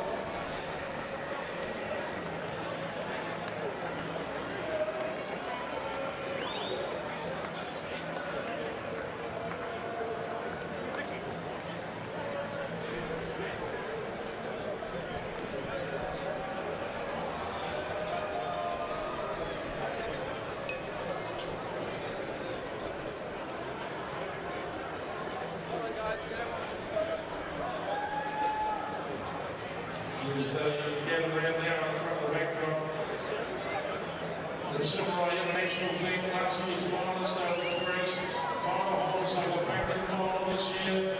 It is the world's most travelled sports club.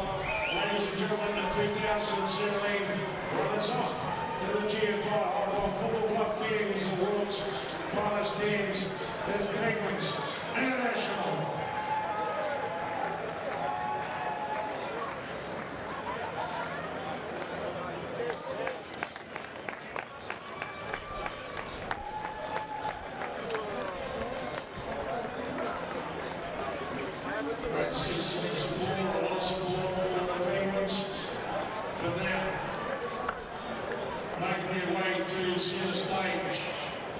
A team packed with Hong Kong local players. Have we seen the likes of it at the GFI Hong Kong Football Club tents? Well, maybe not for a very, very long time. As the winners' medals get ready to be distributed by GFI's Scott Statham, Rangi Stokes getting ready to lead on this championship team as they accept their winners' medals. There he is, the player of the tournament, Carlton Williams, Sean Brown. I don't know how he keeps getting all those strips, but he does. Gerard Stevenson.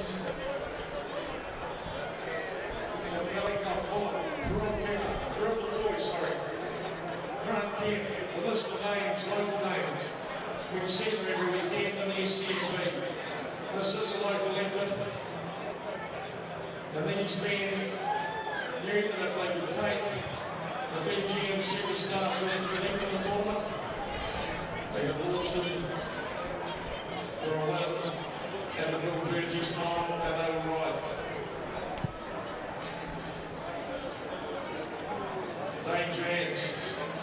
was happy, should be happy.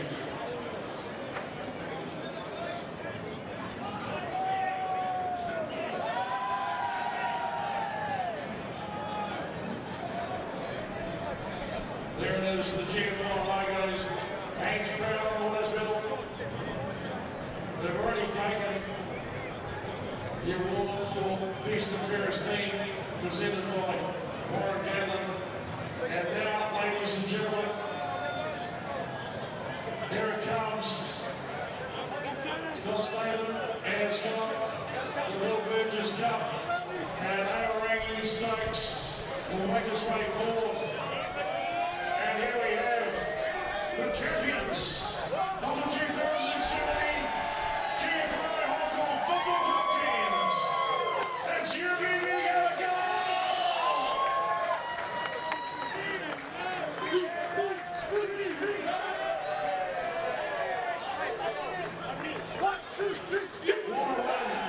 What an outstanding win. At home for so many players. And it's a tremendous victory for the local boys. What a fantastic outcome. What a great tournament. And the news just ahead. And fantastic news in this as well. That GFI have confirmed ongoing sponsorship of the GFI Hong Kong Football Club teams. That is sensational news. Total sponsorship will remain with GFI.